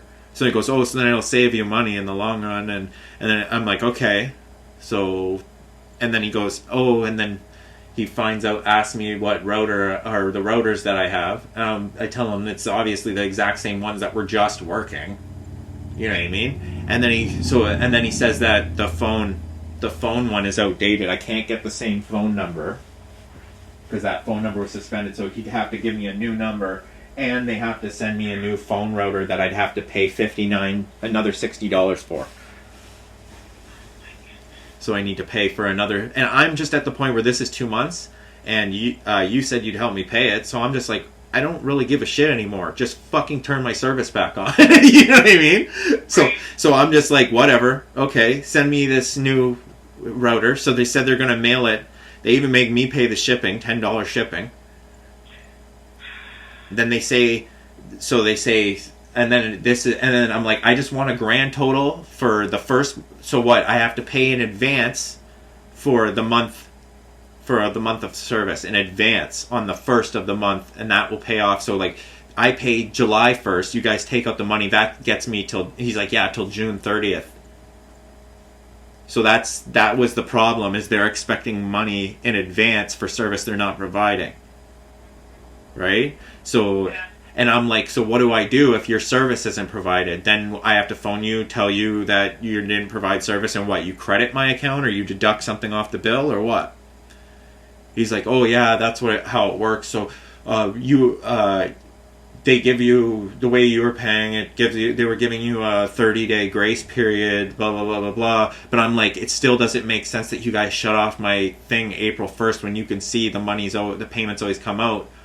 You said that you receive it on April 3rd, or they receive it on the 3rd of every month, because I pay the last day of the month of the 1st, right? So they get their money by the 3rd. So I'm like, so why did you even shut it off on the 1st? That doesn't make sense. And he couldn't explain it. They're just, he's just talking circles. So I'm like, okay, well, whatever. I'm not going to argue with him over this anymore. I'm just like, how much to get my service back on? Wrote that new phone router included. So they're making me pay this installation fee again, because they're going to have to, a technician may have to come in, they said, but they may not. They may just be able to flick the button on and turn it on again. And I'm like, grand total. Give me a grand total number. $161. I'm like, whatever. Because that's the $60 activation fee. So I said to them, so what, are you reactivating my account? Or is this, I canceled, so how can you reactivate? Is this a whole new sign up? Or is this the old account? Right. He said, oh, this is reactivating your old account.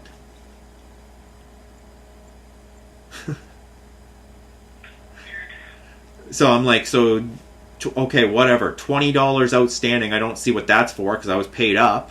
So you're expecting $20-something for April. You didn't give me any service in April. And $60 reactivation fee, but you're going to give me a deal for the next year of $19.99, you say. So I'm just interested, so how much is my next month bill going to be? It should be $19.99 for the internet, right? And then it should be like the whatever, $10 or whatever for that. It should be around, like, it should be cheaper for the next year, right? You know what I mean? Yeah. Because he said, it better be a cheap bill. Like a cheaper bill if they try to pull some next shit. But either way, I was like, whatever. I gave him my debit card. They did the one-time payment. I think they probably took the money out of my account right now, because I know my money's in there. I don't like that they have access to just take money out of my account now. You know what I mean? Because they tried to double charge me. Now, what happens if some extra money goes missing? You know what I mean? Yeah. But either way, so I'm pretty sure they took $160-something out. I was like, whatever. You said you'd help me pay it, so I was just like, whatever. Just get the fucking internet back on. Was it hooked up now then? No, so now June 8th. So now they're sending me the confirmation email. They said no later than June 8th, and that's the day that the college starts. Right. Okay. So I need internet by then anyway, so yeah. I'm like... Okay. But isn't that fucking ridiculous? Better believe it is. So I was like, see? So that just ended up costing me extra $100 if I would have just let them steal that $60. So they're basically, they just caught 2 months of aggravation and another extra $100 they tagged on. I had to buy $19 something for a year. That will be good. Yeah, but then I had to buy a new router for $60. Hold on, I just got to take this call. Hold on. Yeah.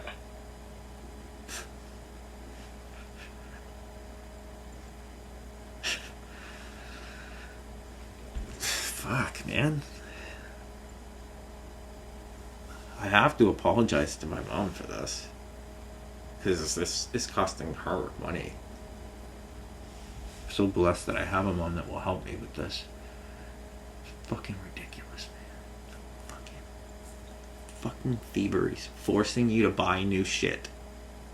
So it's because then it would be 160. So if they 20 a month, so that and normally you would have paid almost 60. Yeah. That's pretty saving. And then $10 for phone was what I was paying before. So that'd be like what, 30 a month, 30, 40, it's going to be like maybe $40 a month, 40 something a month for the next year, they say. Okay, so Get- that's 20 savings, so that's 200. Yeah, so that would be 200 you'd be saving. Yeah, and that's- 600. Seems like they kind of worked it out just in the one payment. Yeah, but that's given that they don't pull this kind of shit again. Right, if they don't, then it seems like it's even. And then he goes, oh, and then after that year's up, you could phone us back. Every year we can give you some sort of promotional offer, usually. Okay, well, we'll see what happens. And I just, I'm going home now, and then I'm going to come get you. I just have to apologize to you because this ends up costing you money. You know what I mean? Like, Yeah, that's okay, man. it's like, I'm sorry, you know, like, but like it's ridiculous. Like, I documented this. I knew this is what they were trying to do. Yeah, no, it's nothing to do, you know. They just there's no so they stories. they You just went through a lot of bull crap, they so- just forced me to update my phone router. Meanwhile, this exact phone router was just working 2 months ago. Yeah, You know what I mean? So they're yeah, ju- it's crazy. like it's just thievery. Yeah. You know what I mean? They just. But like I said, they're kind of working it out where it will kind of balance off. But how are they allowed? How are they allowed to cut? Like they see that I've always paid my bill on the last day of the month or the first day of the month. No, somebody messed up, right? Somebody And messed up so on and it. he said it was the bank. So he's like, oh, because the bank, that failed transaction didn't go through. And I was like, well, yeah, obviously maybe it is the bank, or maybe it was my error, their error. Either way, I don't care You know, whose fault. whatever. I was like, I don't care whose fault it is. There's just a failed No, transaction. no. I was like, there's just a failed transaction of some sort. But I just don't want this to happen again. So Right. I don't want you guys trying to ever take money out of my account unless it's on the first day of the month. Right. And he's like, oh, that won't happen. And I have him on video, this Yeah. whole conversation, the whole Well, that's good. the whole process of this, and just so people can see the circles that they're trying to talk, right? Like, Well, it's just annoying. But anyways, I gotta go because I'm coming to get you, and I have to put the laundry away. So. okay. The good news too that I found out that like I can go print all my stuff at the campus at the Oshawa Center. Oh, good. Yeah. So Perfect. I was wondering, I need to get that. I need to get the doctor to sign my immunization forms, just to show that I'm immunized and all that. And then so I have that form that I have to get the doctor to sign, and then I have to print off the children's aid one. Yeah. So I was just wondering, like, could we go by the Oshawa Center quick so I can print those off? Yeah. Okay. Okay. Okay. And then what doctor are you gonna get? Do you need a doctor to sign it? Yeah, so just someone who has access to my immunization to see what ones. Hold on, that's Laura. Hold on. Yeah.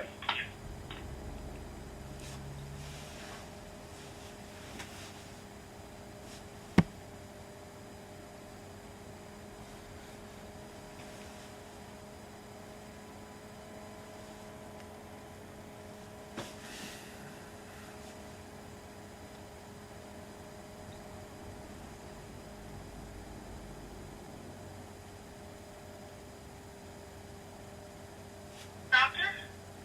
Yeah, I'm thinking, I don't know, the only doctor that I know that has records is that Forrester guy. Okay, so you'll have to.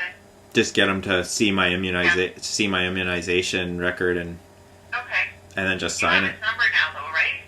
Yeah. So you phone Erin. Just phone Erin and tell her what you need, and then she'll set up an appointment for you, and then I can give you a ride down there whenever they set it up. Okay, thanks. Yeah, because it's like I'm just trying to get it all. I don't know what their rush is on that. Like it starts on June 8th, right? So like Yeah. I'm pretty We'll sure. just blame it to Erin. I don't think they'll care about that as long as it's in process. Yeah, me neither. I think that, but Right. for the So they'll just get it on file. But the children's aid one, I think, before they can put through the OSAP thing, like if I want to get the children's aid grant, then they need that before they can process the OSAP stuff. Okay. But yeah, so I just want to get it all done. But Okay. So I'm gonna go now and I'll come get you. Okay, thanks, Mom. Okay. Goodbye. Love you. Bye.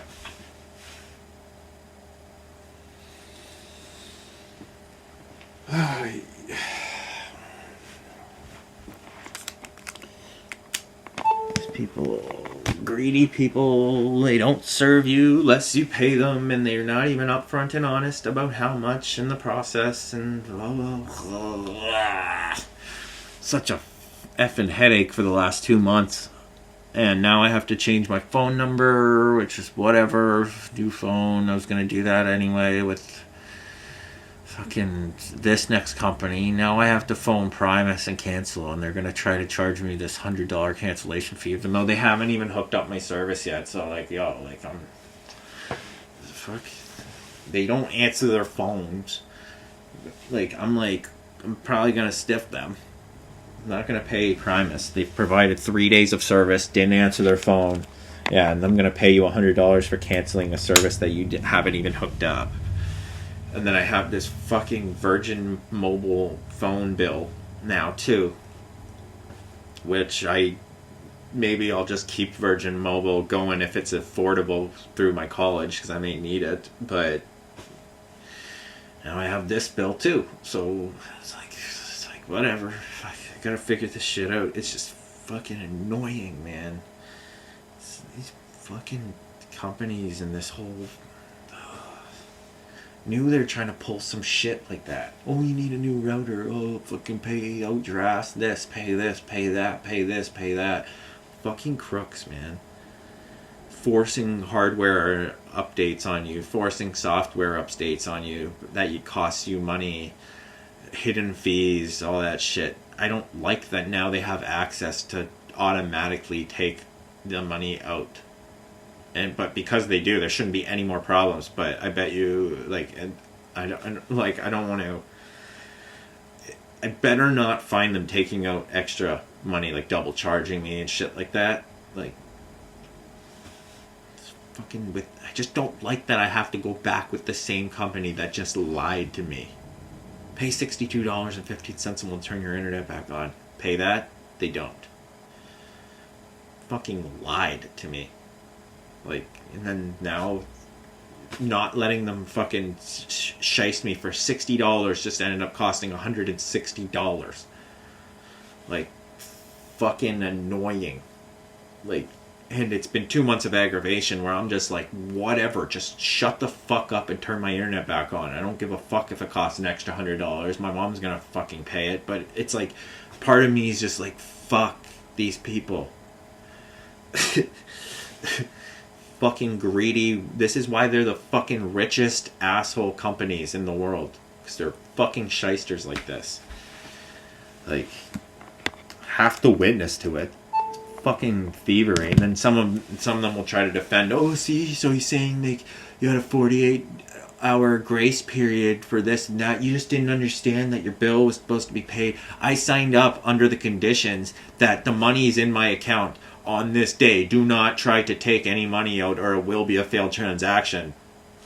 It doesn't make sense that they shut off.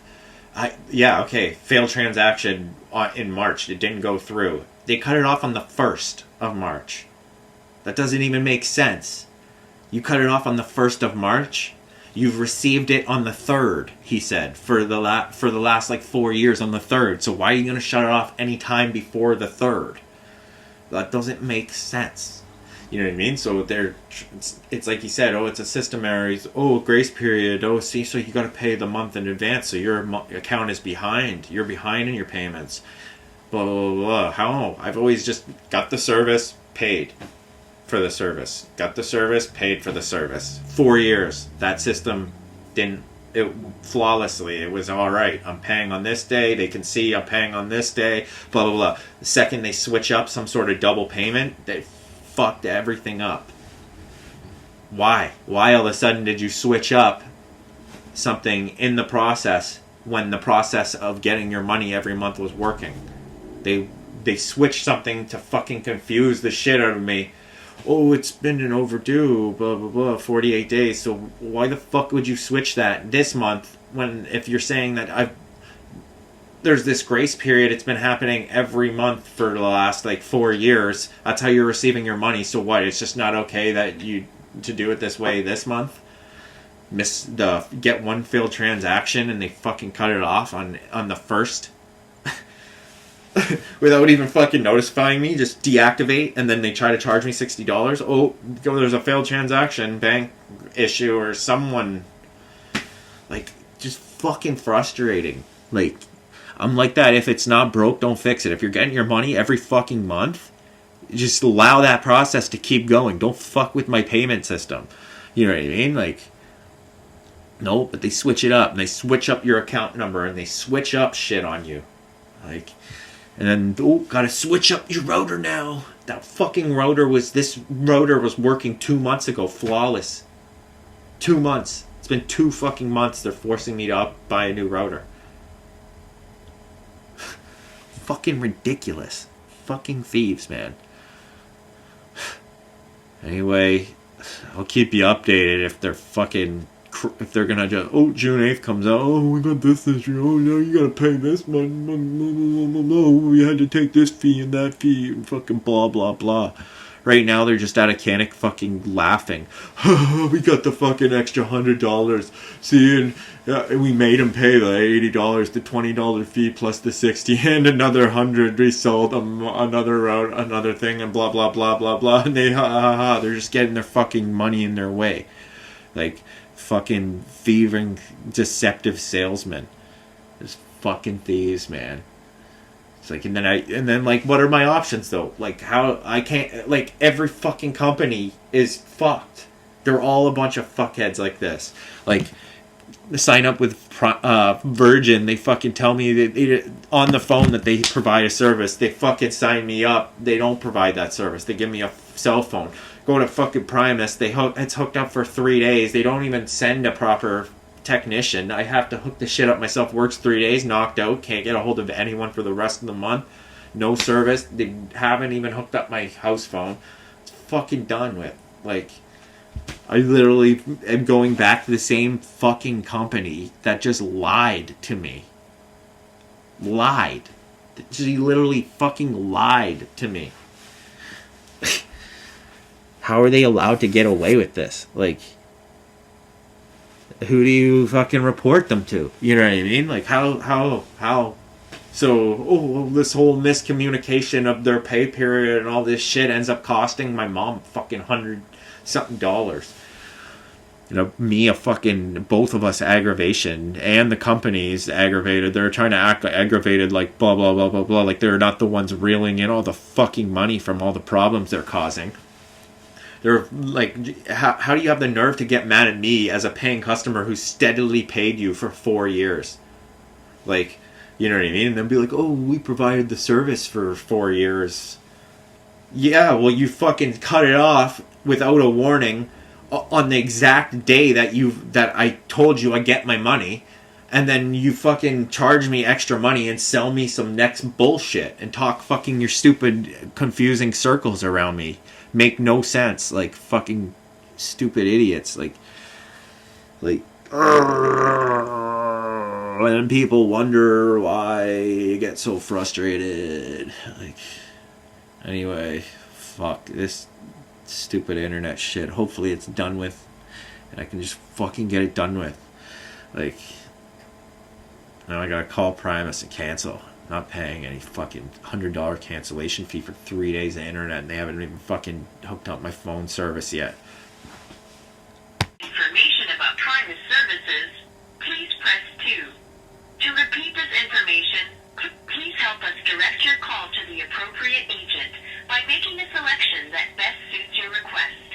To sign up or learn more about Primus high-speed internet, including speed upgrade, home phone service, or long distance, please press 1. To learn more about our Primus mobile phone service, please press 2. To have information on your recent order, please press 3. To speak to a customer service agent regarding your bill, to to make a payment or any other items related to your account, please press 4. To speak to a technical support agent, your feedback is important to us. Please stay on the line after your call for a brief customer satisfaction survey. Your call is being transferred to the next available agent. Please note that your call may be recorded and used for quality assurance purposes. We appreciate your patience while on hold. Please stay on the line with the next available agent.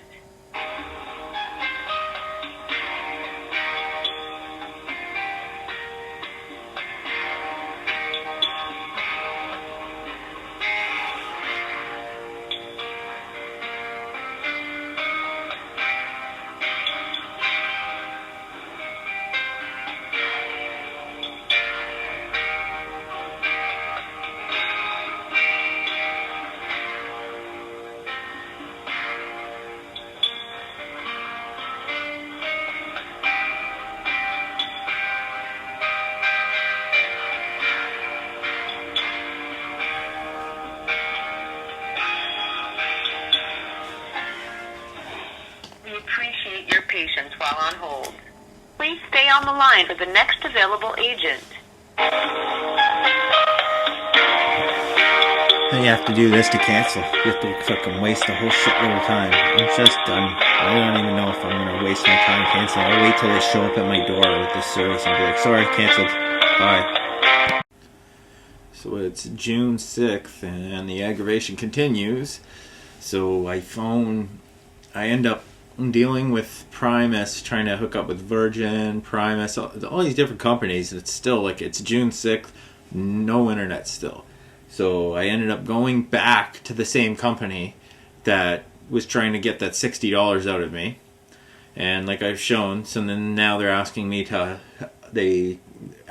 buy another phone router that just literally worked 2 months ago. So now they're making me update phone router, and now they asked for $160 one-time payment. So now I'm just like, whatever, get this done, hook it back up. So I ended up going back to the same company that that lied to me and tried to steal from me in the first place, and now I have to phone Primus, try to cancel with them. I phoned them 2 days ago because I'm trying to get my internet hooked back up because I'm trying to start college on the 8th. It's the 6th right now. I have an exam tomorrow, and I'm still having to go down to the Oshawa Center to get internet connection to even do my schooling. And I'm just like, whatever company. I got 2 companies trying to get 2 different companies. Like, yo, someone get my effing internet hooked up. You know what I mean? So I went. But basically, I'm like, it's like, okay, let's see if either one of them, like, basically try to make them race, see if either of them will make any sense and get my stuff hooked up. So now I've got this other one scheduled. They said they can't send anyone in except for on the 8th, the day that I need it hooked up. They're saying the exact time that I need, like, between my schooling's supposed to be my first day of college, from 8 o'clock to 1 o'clock. They phoned me. They said they can only send the technician on that day between 8 o'clock and 12 o'clock. And I'm like, you can't send it any other day. You can't send it like a day before. Like, I need it, like, they're like, oh no, sorry. So now I have to figure that out. But I can't miss my first day of college. That looks terrible. And then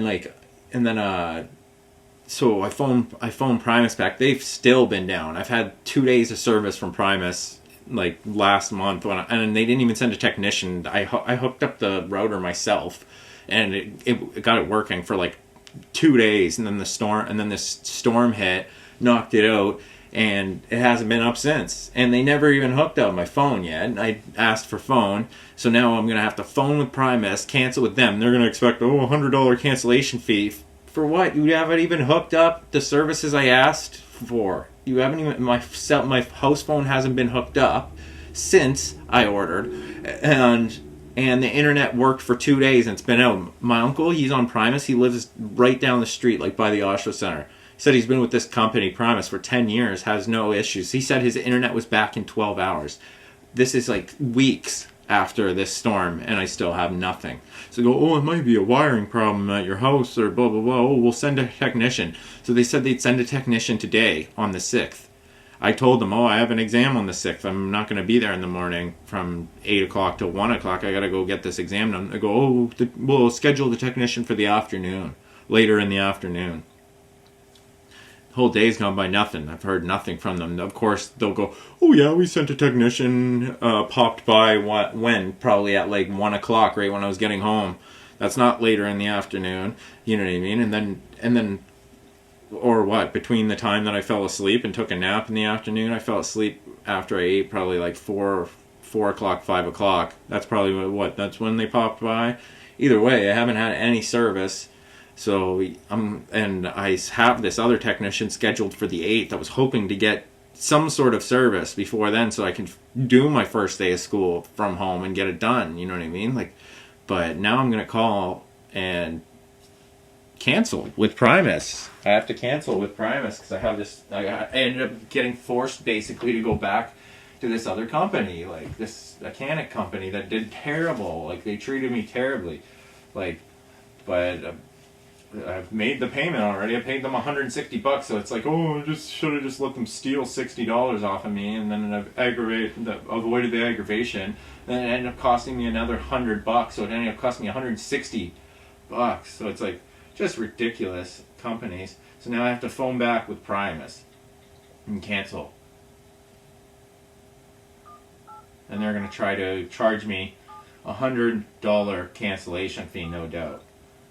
And they haven't even hooked up diddly squat yet. Oh, it's $100 to cancel.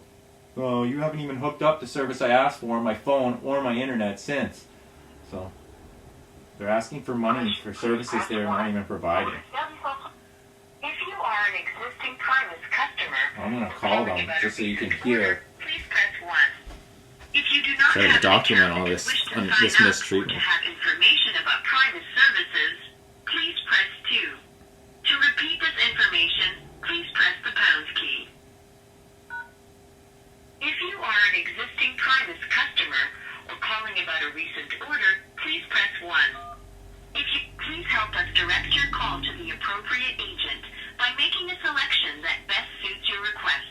To sign up or learn more about Primus high-speed internet, including speed upgrade, home phone service, or long distance, please press 1.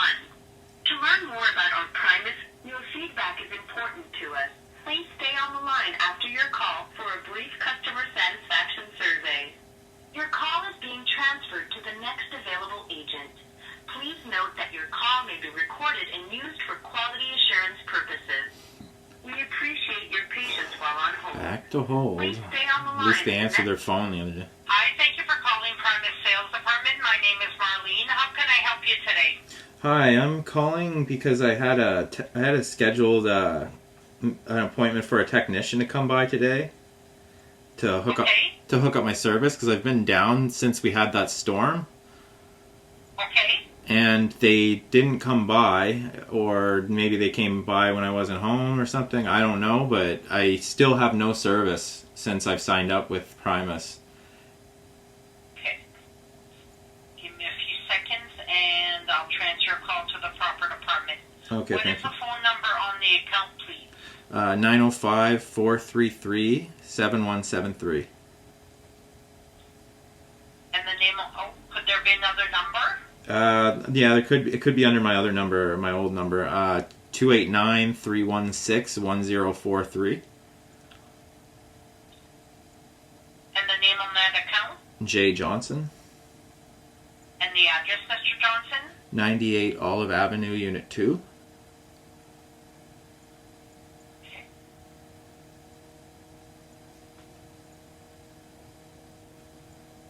So let me transfer to the right department. They'll be able to assist you. Okay, thank you. You're very welcome.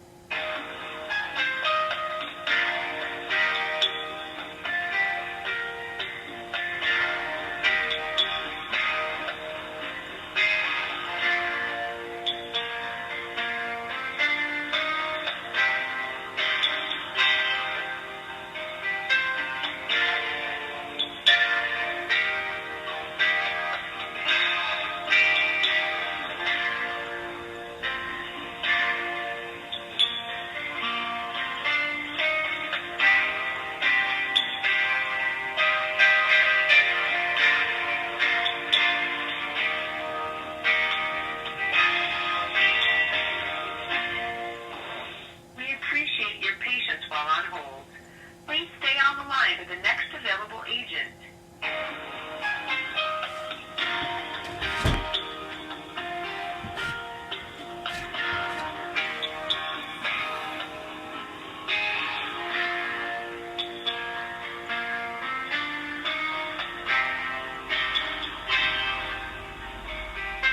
Back to this.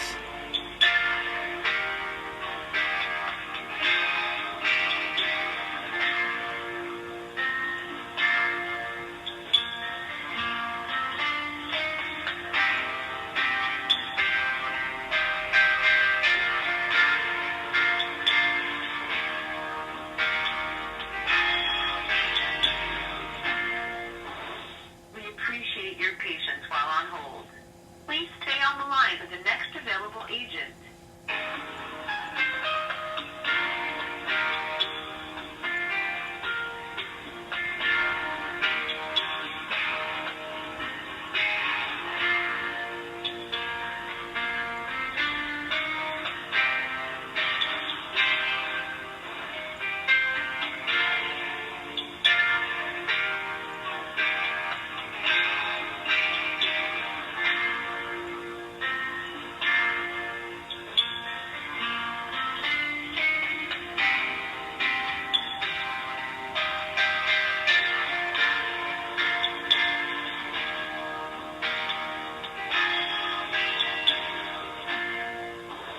We appreciate your patience while on hold. Please stay on the line for the next available agent.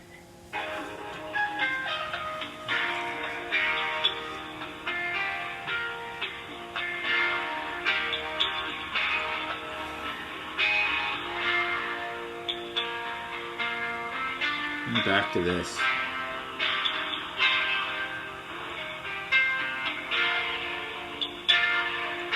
This is ridiculous.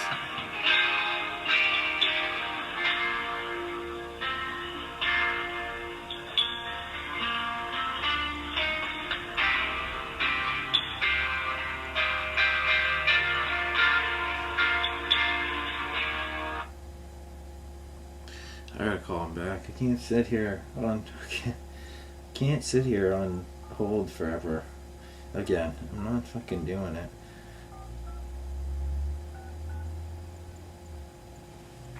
Call them back and try to get through. They put me to sales. I don't just want to cancel. I'm just canceling. Primus for home. Merci d'avoir. Just canceling with them. If you are an existing Primus customer or calling about a recent order, please help us direct your call to the appropriate agent by making a selection that best suits your request. To sign up or learn more about Primus high-speed internet, including speed upgrade, home phone service, or long distance, please press 1. To learn more about our Primus mobile phone So service, fed up please dealing press with these 2. internet companies. To have information on your recent order, please press 3. To speak to a customer service agent regarding your bill, to make a payment, or any other items related to your account, please press 4. To speak to a technical support agent, please press 5. To repeat this information, please press the pound key. Please help us direct your call to the appropriate agent by making a selection that best suits your request. To sign up or learn more about Primus high-speed internet, including speed upgrade, home phone service, or long distance, please press 1. To learn more about our Primus mobile phone service, please press 2. To have information on your recent order, please press 3. To speak to a customer, we are currently experiencing a high call volume.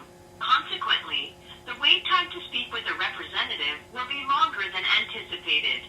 If your request is not of an urgent nature, you can visit our website for alternate methods of contact or to log into your account. We apologize for the inconvenience and thank you for your understanding. Your feedback is important to us. Please stay on the line after your call for a brief customer satisfaction survey. Your call is being transferred to the next available agent. Please note that your call may be recorded and used for quality assurance purposes. We appreciate your patience while on hold. Please stay on the line for the next available agent. Oh my goodness. Right back to fucking this.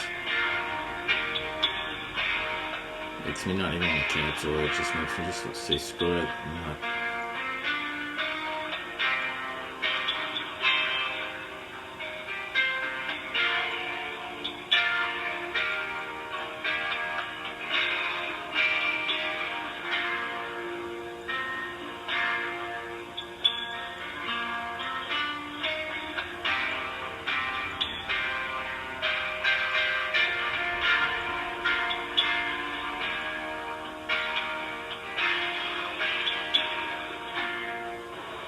We appreciate your patience while on hold. Please stay on the line with the next available agent.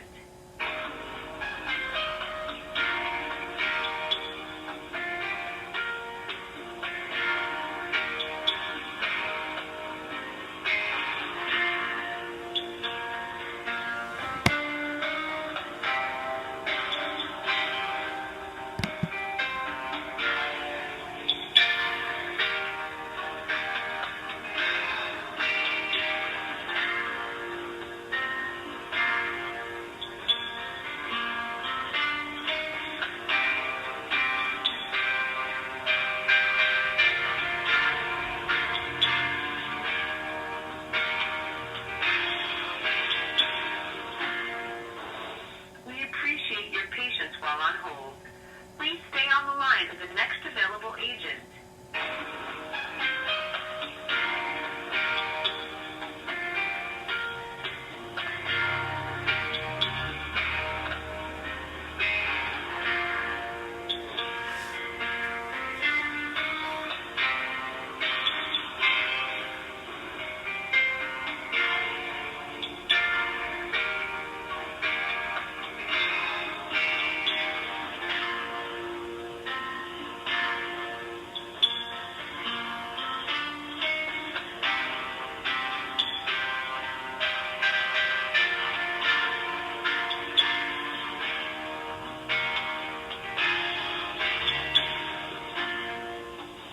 We appreciate your Right patience back while to on this, hold. man. Please stay on the line with the next available agent. This company's too busy for you to even let you cancel. You can't even cancel with this company. And then they'll try to charge me. Oh, why didn't you try to cancel? I have video footage of me on hold for over 3 hours trying to get through to your company.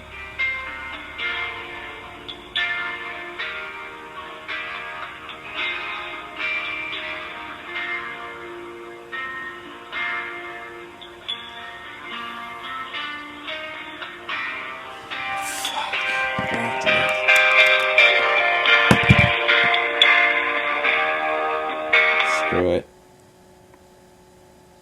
I don't even have the patience. I don't even have the patience to do. This is 2.5 months later, about $160 later. This is the second time mechanics lied to me. They said that they were going to do a callback at 11:30 this morning to get this issue resolved, and it is now 1:10 p.m. and I had to call them, and my internet is still not on.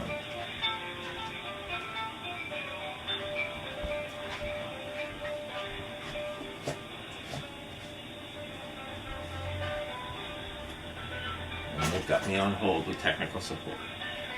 Once again.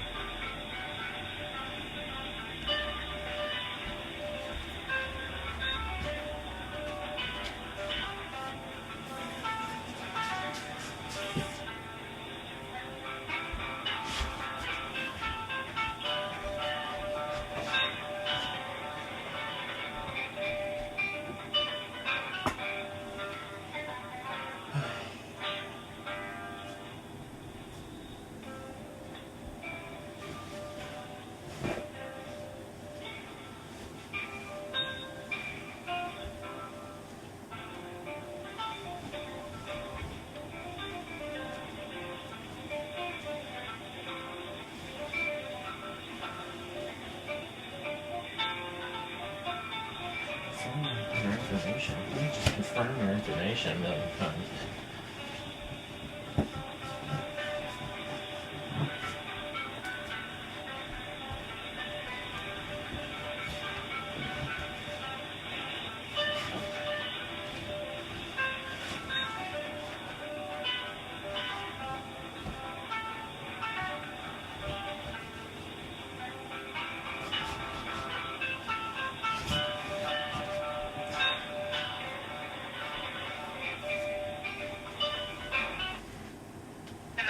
Hello? Thank you for your patience. Do you have a laptop that we can connect by keyboard to the modem? Yeah, I'm on my laptop right now.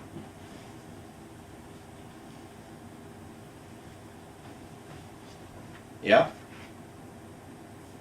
Can you just disconnect the power cable of the modem for a minute and come back? Yep. Thank you.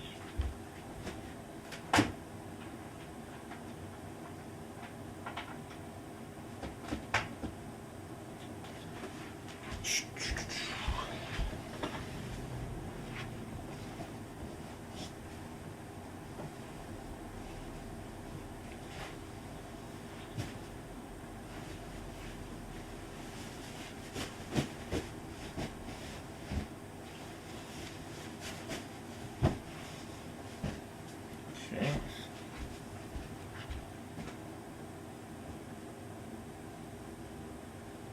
Just a second, then you're coming back. Yeah. Waiting for it.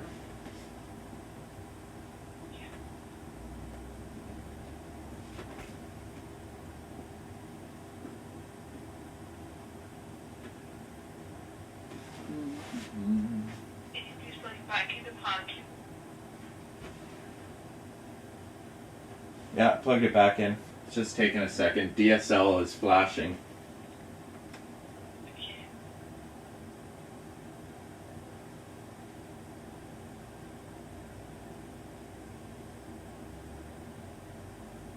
Do you have internet lines, right? Off? Okay, internet light is now flashing.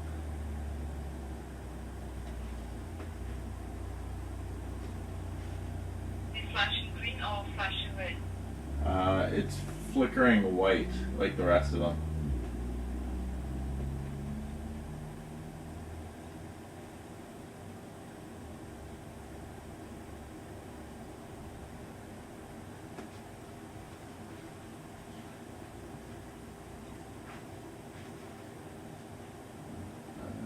Okay, see we still have the modem offline. Do you have the DSL on the screen? DSL is solid white. Internet is just flashing white. Oh, internet just went red again. Yeah, so now the internet's red You again. can connect your computer to the modem. The key. Okay.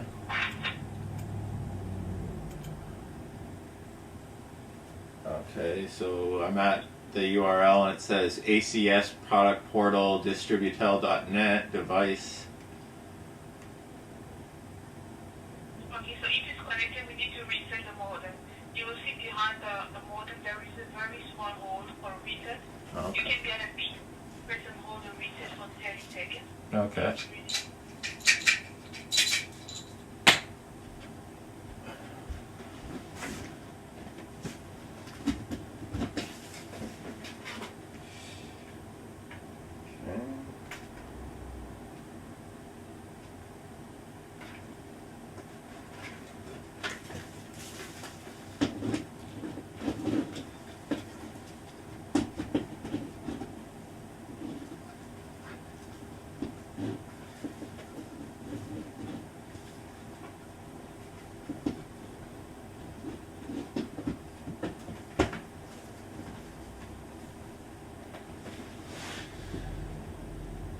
Okay.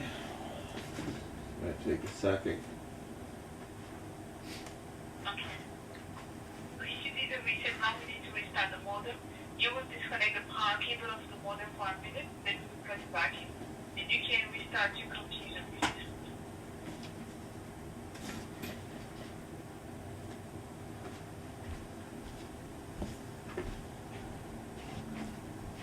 And you want me to restart my computer, my laptop? Yes, the laptop. Okay. 5 minutes. I just paid $160 to you guys to get this back up and running. Both these modems were just working 2 months ago. Now they're both not working, and I need to replace them both. I literally just. So you can rent the modem. I don't understand why You it's. can rent one for How are they not working? Why are they not working? They were just working 2 months ago. So what we can do, because this one, the one that we have right now, is not working. We can try the other one. We can try to put that one on the account and see if we have the service with that one. The other one I think I have here is... I think I have another modem tucked away somewhere. I don't know. Oh my goodness. This is just getting so ridiculous. It's so expensive. I just paid $160 to you guys to get this back up and running, and now it's not even working. This is so ridiculous. Yeah. Kind of understand it, but you don't really, because it's been 2.5 months of dealing with this for me. And I was supposed to start college yesterday, and this has affected my whole enrolling in college, so it's quite frustrating. It's literally affecting my... this company's affecting my future. You're actually affecting my future. I do just don't know. What we can do is you can receive a compensation for the time you spent in that service. So once the service is working, you'll have a credit for that. I already said to a mechanic, I was like, I don't care how much this costs, just get it done and hooked up. I'm so fed up with this. This has been 2.5 months of no internet service. So just get it done. Send a modem or whatever. Just fucking get it done, please. I don't care if it has to be rented. I don't care if it has to be rented or what. I just paid $160, okay, to get this back up, and now it's not back up. I was told it was going to be hooked up today. So whatever you guys are to say, just get it done. Send the new modem, get it done. Even if you have to rent it or whatever, just get it done. I just want this service back up, please. Okay, hold on one please. I'm going to see this for the swap and I'll be back to you. Yeah. It's fucking ridiculous. It's so hard to not get angry at this. Now they're saying I need a new modem. I just paid for another phone modem. I just paid $160. Now they're telling me I need another modem for $99. Another $99. Just paid $160 and they didn't even get it hooked up. Now they're telling me I need a new one. Another $100. Fucking ridiculous. Fucking ridiculous, man. 2.5 months, no internet. They clearly did something and it fucked up both modems.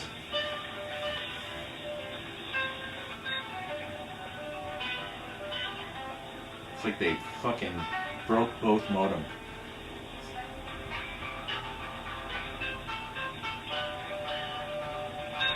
Fucking ridiculous.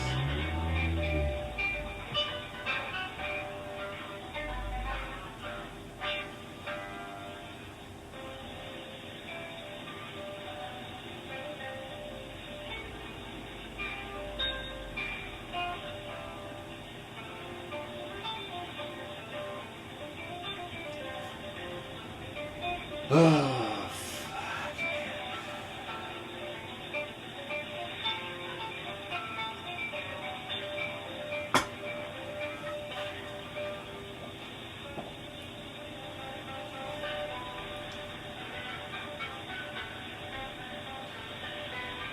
Oh God, I just don't have the patience for this. I don't have the patience to deal with this company and these people anymore.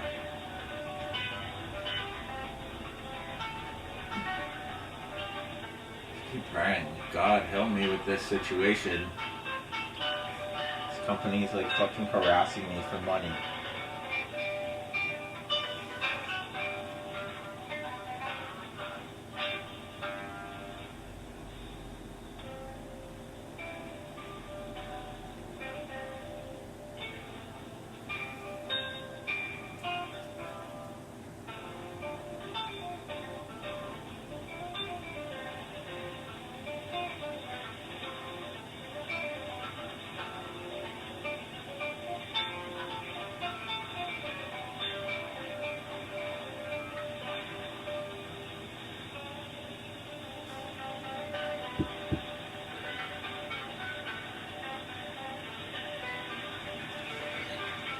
Oh man, this fucking thing. Both these fucking modems were just working. They were both just literally working. 2.5 months ago, they were both just working perfectly fine. Now they're telling me I have to replace them both because I wouldn't pay a reactivation fee of them trying to double charge me. See, now both of these modems don't receive service, aren't receiving a signal, and I have to replace them both. It's like they fried both the modems. You need to replace them both. It'll just cost you $250. Hello? Hello? Thank you so much for your patience. So I did the swap, but we need to verify your home address and the postal code. May I have that, please? Yeah, 98 Olive Avenue, Unit 2, Oshawa, Ontario. L1N, or L1H2N9, sorry. No problem. So that will be a right modem. So now how does this work? Are you going to tack on money to my monthly bill? Yes, that will be $8.95. Yes. And anytime there is the issue on the modem, we'll change that for free. Yeah, well I already did that with this one, so shouldn't you guys be replacing this one for free? I just rent to own this one. This was working 2 months ago. Yes, but I see here this is your modem. Yeah, because I did this. Your modem. This is my modem because I just rented it from you guys. I rent to own this from you, and you guys said the same thing. If this one has problems, you'd give me another one for free or whatever. I just don't understand why Yes, this. but I see from Ahinda, yes, this is, for this one the contract is over. I see this is your modem actually. So if there is any trouble, you need to replace it or you need to buy a new one. Yeah. So why? It's like something happened. It's like something happened on you guys' end. You guys, both these modems, the phone one and the internet one. It's like you guys fried both the modems. What, they both won't receive signals now? No. Both of these were working. Right, this is not the case. These were literally working 2.5 months ago. These were both working flawlessly. Like, that's why I don't understand this. It's like something happened on your guys' end where now both these aren't working and I have to buy new ones. No. This is not the same situation because we tested the line in Bell, the modem is not receiving anything. So that's the problem. Okay, so you're gonna tack on $8, whatever. So now my bills. Yes, that would be on So now, but for all details, that would be with customer service. If you have any question about the problem. yeah. So how long do I have to wait for this service to be up now, and how much am I gonna get reimbursed for this more waiting? Yeah, actually, this is 1 to 3 business days to receive the modem from now. So anytime starting from tomorrow, you will receive the modem. And you may receive the modem and for the credit to be refund, that will be once the service is working. Once you have the modem and the service is working, we will see all the issues that the service will have a credit for that. Okay, so tomorrow you're saying this modem's supposed to. We have 1 to 3 business days, so we have Friday, Saturday, Sunday, Monday. So you may have the modem tomorrow, depending on your address. This is 1 to 3 business days. And your address to receive it. Okay, I hope there's no more problems. I hope this can just get set up. This has been 2.5 months. I don't understand what's going on with this. Like, shouldn't take this long. I'm sorry for that. Do you have another question? No, I just don't understand how companies can do this. 2.5 months of no internet, both my modems fried, I have to replace them both. This is costing me so much money and I still don't have service. It's just terrible service. And then I've been lied to by by Mechanic twice now. I was told on the phone if I paid my $62.15 that my service would be turned back on, and then it wasn't. I was told I had to pay another $60 reactivation fee, and then yesterday the guy told me that he was going to call. You guys were going to follow up call me at 11:30 this morning. I didn't receive any call. So that's twice that your company's lied to me. I'm sorry, but this is customer service. I'm so sorry for that. That's a different process. So we can take that with customer service. Why you have to pay twice for reactivation? Yeah. Well, I don't have any more questions for you. It doesn't seem like you can do anything, but thanks for your attempted help. I appreciate it. No problem. No problem. So is there some more questions? Thank you for calling and connecting with us with us. Have a nice day. Yeah, you too. Thanks. Bye. Thank you. No problem.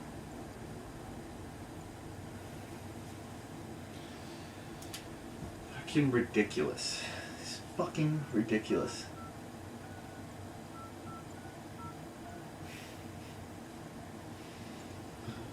Oh my goodness.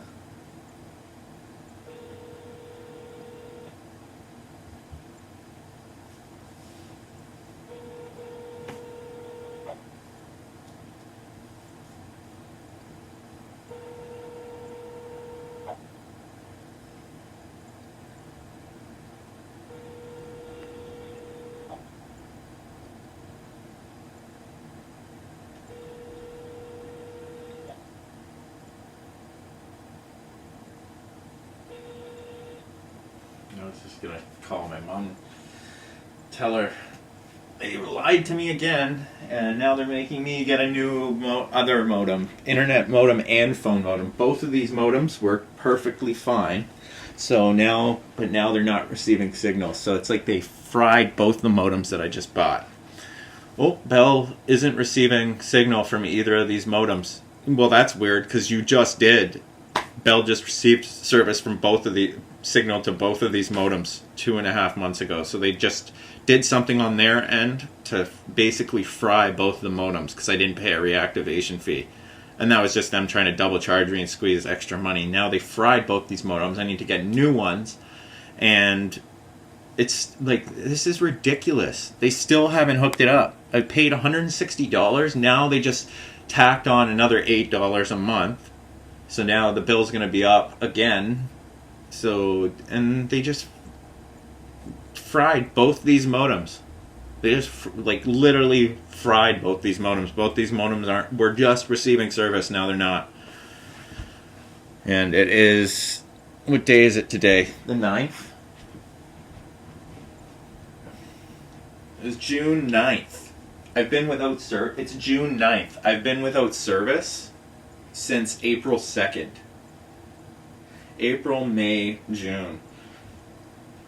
And that was all, this all started from them saying, oh, $120 per month, $121. I go, pay $60 a month. I'm not paying $121. What's this? Oh, our system made a mistake. It's trying to double charge you for March and April.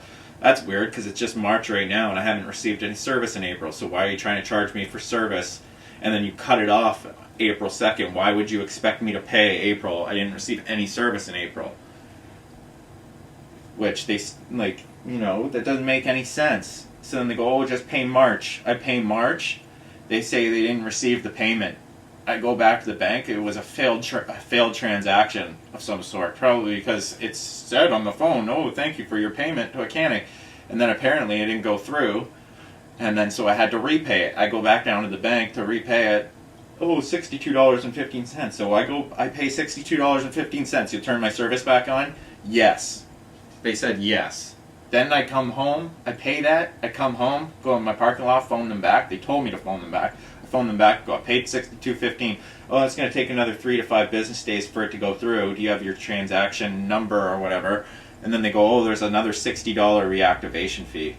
And I was like, I was just at the bank. You guys didn't even tell me that I need to pay. You should have told me I have to pay $121, the amount that you're asking for. They're trying to double charge. And then they literally, like, basically told them to go fuck themselves. Like, call them stupid retards and thieves and crooks. And then they fucking fried both my modems, my phone modem and my internet modem. Both don't work now. They seem like they're basically useless. They're not receiving signal from Bell now. And now I've had to replace them $60 for a new phone modem. Now they want $100 for a new internet modem. And I just paid them $160. It's like they're getting me to pay for services they're not even providing. And then the guy told me yesterday, oh, we'll phone you at 11:30 to make sure everything's up and running. And then that's actually the third lie, because the guy said, oh, June 8th, we'll get it up and running on June 8th at the latest. So they've actually lied 3 times. And then he goes, oh, we can't turn it back on until we get a check mark, until we get a complete order complete from the Bell technician that hooked it up. Then it usually takes 24 hours. So then June 9th comes this morning. They said they're going to phone at 11:30. Got no phone call. They didn't follow up. Didn't get the follow-up phone call. Now I phone them, and they say I need to replace the modem. This is going to take, oh, it should be there tomorrow or the next day or something. And I've already paid for this. I've paid $160. Now they just tacked on another rent-to-own modem for another year probably, or 6 months. And the good thing is that if it breaks down, then we'll replace it for free. I just did that with this last one.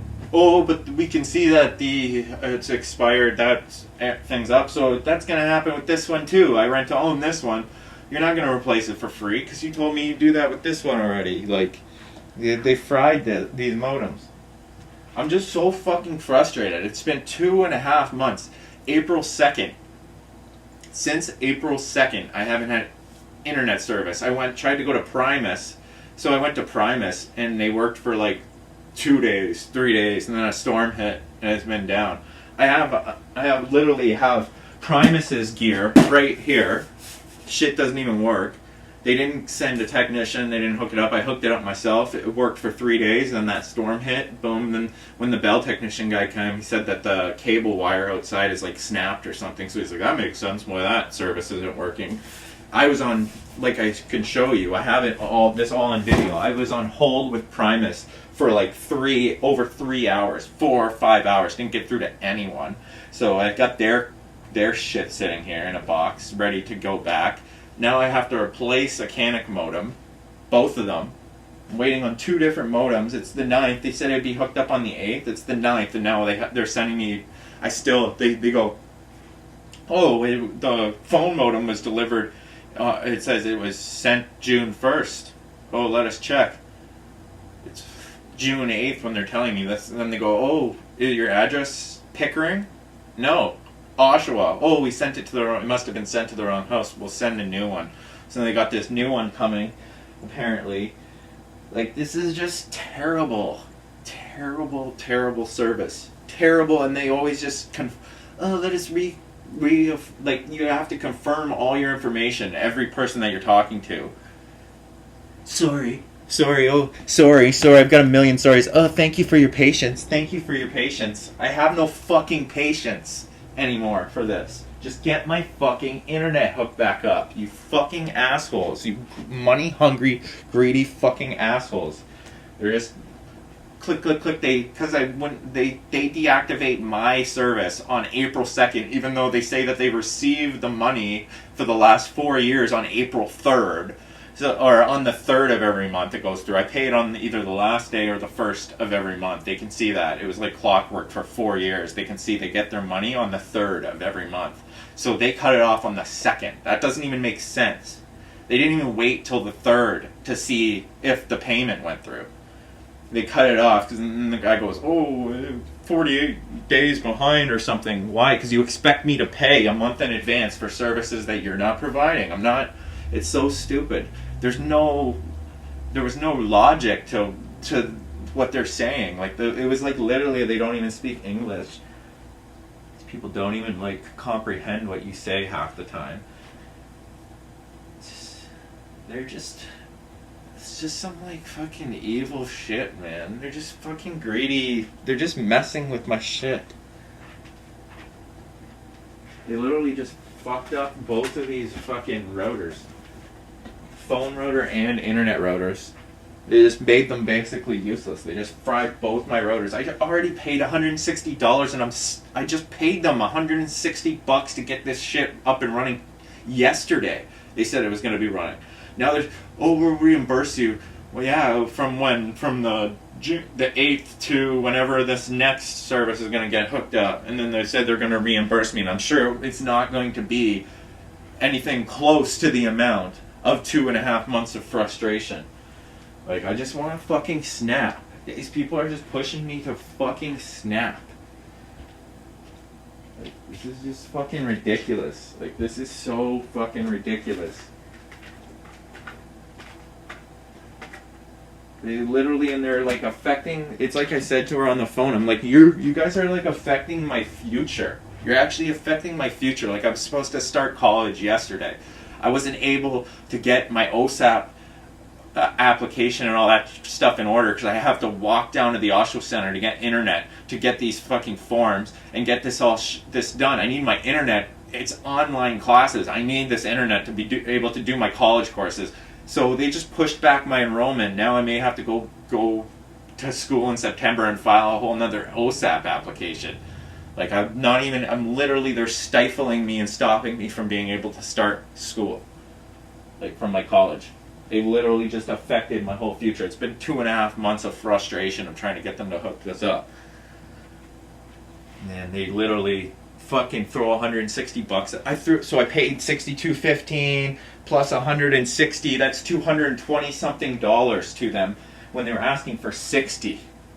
So what? I should have just let them fucking rob me of the $60 reactivation fee, because when you don't pay that and you go to switch companies, then they type something in and they fried both my fucking routers. Both of them garbage now.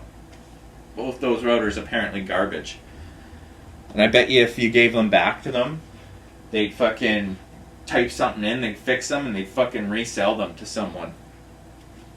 Like, what am I supposed to do with these? They're just gonna sit in my fucking basement for years now, years to come. Fucking ridiculous. This is ridiculous. So fucking fed up. Just like, this is why it happened. This is why I'm like, God, just, can you help me with this? Can you like rapture me off this planet so I don't have to worry about internet and dealing with these frustrating companies and human beings anymore? Like, I'm so done with this earth. Like, I'm so done with it. It's so stupid. So fucking annoying. It's so greedy. It's so evil. It's so confusing and annoying. Like, it's so frustrating.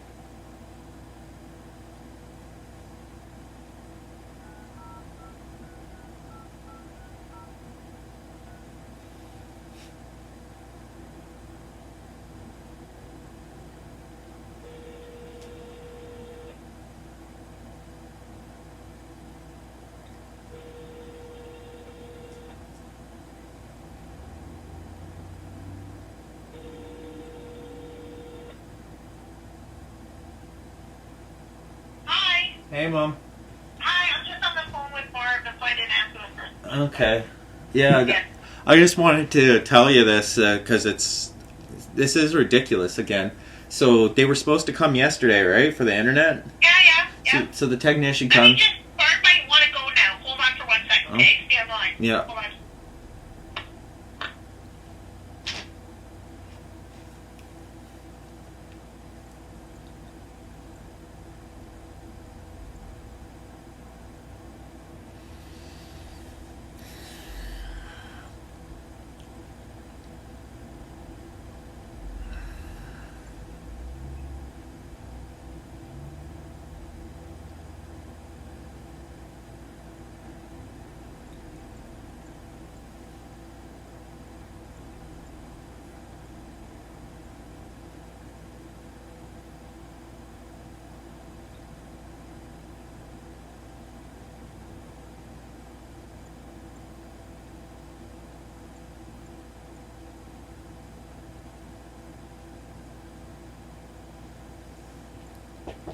Must have been on hold this month for like in the last couple of months. I've been on hold for like hours, like at least 5 hours, 6 hours. Like, I'm just on hold with people and phone companies and stuff, internet companies.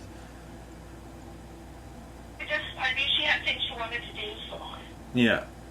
Yeah, so what, did they come yesterday or what? No, he came, he hooked it up, and then they told me, oh, it takes 24 hours for them. The technician, he leaves after he does it. First he's on the phone we're trying to get this modem configured. And then the guy leaves, and they go, oh, it takes usually a day. We need the technician. Is he still there? And they go, we need a complete order. They need to check off complete order at Bell for us to configure and reactivate the internet. And they go, oh, it usually takes 24 hours at the most. And then they go, you'll get a call back at 11. We'll call you back at 11:30 tomorrow to configure this and get it all done. I didn't get any call this morning, so I phoned them back, and I'm like, you guys lied to me again. You said you're going to call me. This still isn't working. And then now they just like troubleshooted with me. I tried to configure this. They got me going into advanced settings and typing in new passwords and username. I remember doing this before when they hooked it up. And now they're saying I need a new modem. I rent to owned this one already off them. So both of these modems, both the phone modem and the internet modem, are both garbage now. They said, like, basically, it's like they typed something in and they fried them both. Because they were like, oh, it's not receiving signal to Bell. So I'm like, what? So now you're telling me I need more money? I just paid $160 to you, and you're telling me I need, and then they go, oh, you can do rent to own again, $8 more on your bill a month or whatever. I'm like, whatever, just fucking get it done and hook it up. Like, I was just frustrated. So they're bumping. It's going to be on my bill another $8 a month or whatever, which is going to be up to 40 something now. Yeah. And now I got to wait another day or two for them to send that, and get that one hooked up. This is crazy. Hey, I've never heard of this before. So they go, oh, you can buy a new modem. A new modem for $99.99, like another $114 they were asking me for. I was like, I did rent to own before, and they go, oh, the good thing with the rent to own, then if it breaks down, we'll replace it for free. I was like, that's what you guys said about this one. I rent to owned this one off of you, and you told me this. Oh, that offer would have expired because it was like. So I was like, so what good is that? This offer will probably expire too. You guys told me that the rent to. I was like, you guys told me that rent to own, like, I'm supposed to be, like, happy about that. Oh, you'll replace it for free? You said that about this one. Mm-hmm. You fucking liars. I was like, you guys have lied to me, like, 2-3 times now. Your company's lied to me. And it's and I was like, and you cut off my service on April 2nd. I was supposed to enroll in college yesterday. So you guys are literally affecting my future. And they just keep saying sorry and, oh, thank you for your patience and sorry. I'm like, I was just like, you guys, how much more money do I need to throw at you? Just get my internet back working. I was like, whatever you did, both these modems were just working 2 months ago. So whatever you guys did, you fried both my modems, and now you're making me replace them both. And it's been 2.5 months, no service. I know, and I'm recording all of this. Like I'm literally video recording the whole process of dealing with these companies, like, just so that people can witness the ridiculousness of it. This isn't normal. This isn't normal. I know, it's weird. That's what I mean. Like, this is like some government trying to stop me from having internet stuff. Like, I know, it's weird. It's like, I don't know what's going on. I just paid them $160. They still didn't get hooked up. Now they're asking for more money. Yeah, I know. It's weird. I don't know what's going on. And I paid the $62.15, so that's $220. I paid them. Yes. And now they're asking, so I'm waiting for this phone modem, and then they go, oh, we delivered the new phone modem. It says that it was delivered June 1st. I'm like, well, it's definitely not here. They go, oh, let us confirm. Then they go, oh, Pickering. They sent it to Pickering. They tell me the address. They go, oh, Pickering? Oh my goodness. You live in Pickering? And I was like, no, I live in Oshawa. You guys made me. Oh my goodness. You've made me confirm this 1,000 times. My address has been confirmed with 1,000. I've had to talk to like 30, 40 different people in your customer service. You've all made me confirm every time that I live at 98 Olive, Unit 2, Oshawa, Ontario. And now they sent it to Pickering, so they sent a pickup order for Pickering. They had to resend this new router. Phone router is supposed to, it should be at your house, so now I'm waiting for 2 new modems to come to my door. And then for them to hook it up properly, then they're tacking more money on my monthly bill. They're going to probably have to send another technician in. You know what I mean? Or I'll just hook it up and have to reconfigure it all again. It's just so ridiculous. Yep. Even it is.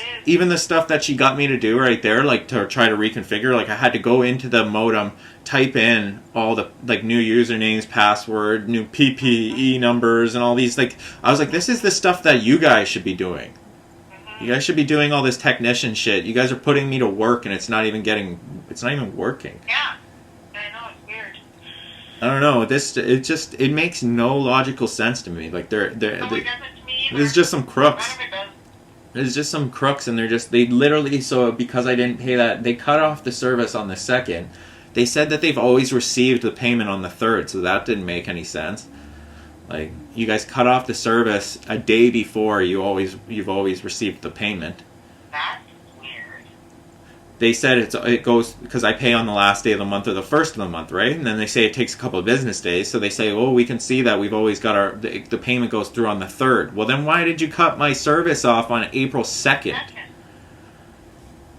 And then they asked, and because the payment failed, they said that my March payment failed. So I went to the bank. They said it was a failed transaction. They can't show me that I made that payment. So it was a failed transaction. Then when we went to the bank and I paid that $62 again because it didn't go through. You know what I mean? So we paid that. I was all paid up, and then they didn't mention that other $60 activation fee. So because I didn't pay that $60 activation fee, they disconnected everything. I had to get a new phone number, and it seems like they've fried both of these modems so they can't receive service anymore. Yeah, it's just some crooks, man. There's just some like weird satanic thievery. Frustration. It's literally like, and it's so annoying. They're always like, oh, thank you for your patience. Thank you for your patience. It's like, can you guys not tell that my patience is gone? I have no patience for this shit anymore. I've been swearing at you guys, calling you jackasses and retards. How am I being patient? Yeah. I have no patience for this shit anymore. I literally just said to the woman, like, I swore again. I was trying not to, but I was like, I don't care. Just get it done. Yeah. Just rent to own, whatever. Just fucking get it done. Get it done. Send the routers. Get it hooked up. I was like, I don't give a shit how much it costs. I said, I don't give a fucking shit how much it costs. Just get it fucking done. I don't mean to swear, you know, but I'm so frustrated. I understand how you're frustrated. I just said that to them. I'm like, I don't care how much it costs. Just get it fucking done. Just get it done. What, are you going to charge me $400 a month? Like, just get it fucking done. Yeah. I paid them $220 since this problem. Yeah. And it hasn't been fixed yet. This makes no sense. Now they're asking. Well, it's Thursday now, so. This is going to be another few days. They don't work on the weekends. So then college phones me and they say that, oh, the OSAP stuff, if I can get this done in they'll give me a week extension. So they're like, oh, you could, like, if you miss a week, then you'll just be a week behind and you can catch up, but we can still get you started. And I was like, I don't have any internet. They're supposed to be coming in. I need this internet to do my OSAP, to attend classes, all this. I was like, this is literally affecting, I'm like, I'm going to have to start in September, and then I'm going to have to do this whole OSAP application again, but they have a lot of that info on file at least. But oh my goodness, eh? Crazy time for you. It's just annoying. It's like that's what I mean. It feels like they're like oppressing me, and they're just stopping me from being able to do anything. Well, it'll be nice when it's all. It makes no sense that I would. It makes no sense that I would try to rush the whole OSAP process and get schooling started. They haven't even got the internet problem fixed. No, I wouldn't do any of that. I would just wait till September. I don't want to be behind a week on school and be always playing catch up and stuff. Like. Even suggestion. Yeah, trying to rush me into schooling when I don't even have internet. Like, yeah. I'm not running down to Oshawa Center every day to get internet. Yeah, no. You're set up to do it in September, that's fine. Now you just gotta wait till the internet. Yeah, I know, but it's like when you're dealing with someone, like, I literally have bipolar. I've been diagnosed with like bipolar disorder from trying to deal with this kind of shit. Like, You know what I mean? Like, this is literally that. Dr. Forrest? This is enough. This is enough that people would snap. This is enough that would push a disabled man to snap. Did you read his thing? No, I don't give a shit what he said. I don't care what he said. But I know from the previous things that from Dr. Palmer diagnosed me as bipolar or whatever. Bipolar? I thought it was paranoid schizophrenia. I don't give a shit. He just said he just needs to write whatever he needs to write so that I get approved. I was like, I don't give a shit. You could diagnose me as paranoid, schizophrenic, or bipolar, or whatever you want to diagnose me as. Just get me on disability so I don't have to deal with this annoying Well, shit. you're already on disability. You just needed it updated. I know, now I'm on it, and these people aren't being any less frustrating to me. Mm-hmm. I called the caseworker, so like ODSP finally answered their phone. They go, oh, you have a new caseworker. It's like Sarah Willis or Sarah Willits or something. And then they went to put me through, and then it just rang, no answer. I didn't even get her actual last name. Like, I should have asked him to spell it. The guy didn't give me her number or extension. So now I need to phone them back again today. But I mean, Yeah. Well, at least I got back to you. yeah. I don't know what to do. I'm just at home, just like. There's nothing else you can do. That's what I mean. Like, they got me like literally stuck here. This is gonna be like 3 months without internet. Like, they've cut me off from the whole world. Well, they should have it up by next week, it sounds. Yeah, we know what their word is like. Like, Well, yeah. they told me it would be up today. They told me it would be up tomorrow at the latest after I paid that $160. I know, and then they messed it around, but hopefully next week. If I would have paid that $99, that would have been $200 something dollars. That would have been like $250, and they still didn't have the problem fixed. Mm-hmm. Yep. That's what I mean. It's like when they realize that they can just milk money out of someone, it's like they just keep frustrating it. Well, this isn't normal, like, just weird what's happening, for sure. This doesn't happen. This doesn't happen to people. Their internet doesn't go down for 2.5 months, and then they try I know. And then they try numerous companies. Like, literally, Primus had me on hold for like 4 hours. I have myself on video trying to get through to their technical support for like over 4 hours, and I have it all on video. And they're not answering their phone. Primus didn't even work. They still haven't even got back to me to ask me anything. They didn't send it. They didn't even send a technician. Like, so there's been no follow-up from Primus. I have their modem here. I have their modems and stuff here, but I doubt that would work with a Canic, and I'm not going to use their stuff for a Canic. But you think they'd want to pick up their gear if I'm canceling. Yeah, it's weird. I literally can't even get through to Primus to even cancel. They won't even answer their phone and allow me to cancel the service.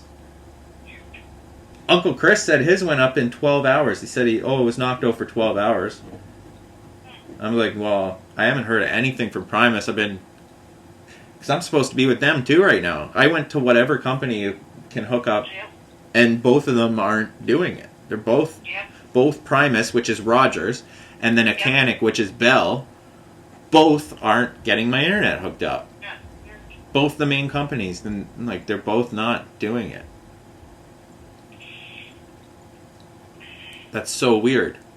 It is, but it's very weird. Like, even I've already been on hold with them for like, I should try to phone Primus back at least and try to cancel with them, but I tried that and I couldn't get through to anyone, so they had me on hold. I know. You said you're waiting for So what do I do? I can't even phone to cancel. I don't even know what to do. I'm just like, and then I guarantee they're going to be like, oh, they're going to try to charge you a cancellation fee. They haven't even hooked up shit. They haven't hooked up... They haven't hooked up anything else. That's what I mean. They haven't hooked up diddly squat, and I haven't been able to get through to them for 2 weeks to even cancel or even figure out what's going on. Yeah, apparently the Bell technician said that the cable cord, like the internet cord through the cable, looks like it's snapped outside. Oh, okay. So that's why he's saying their service probably isn't working, because they're trying to hook up internet through cable. The cable cord to the house is snapped from the storm. That makes a little bit more sense. So he's like, that's why their service isn't working, because they're trying to hook up internet through cable. Your cable wire snapped outside.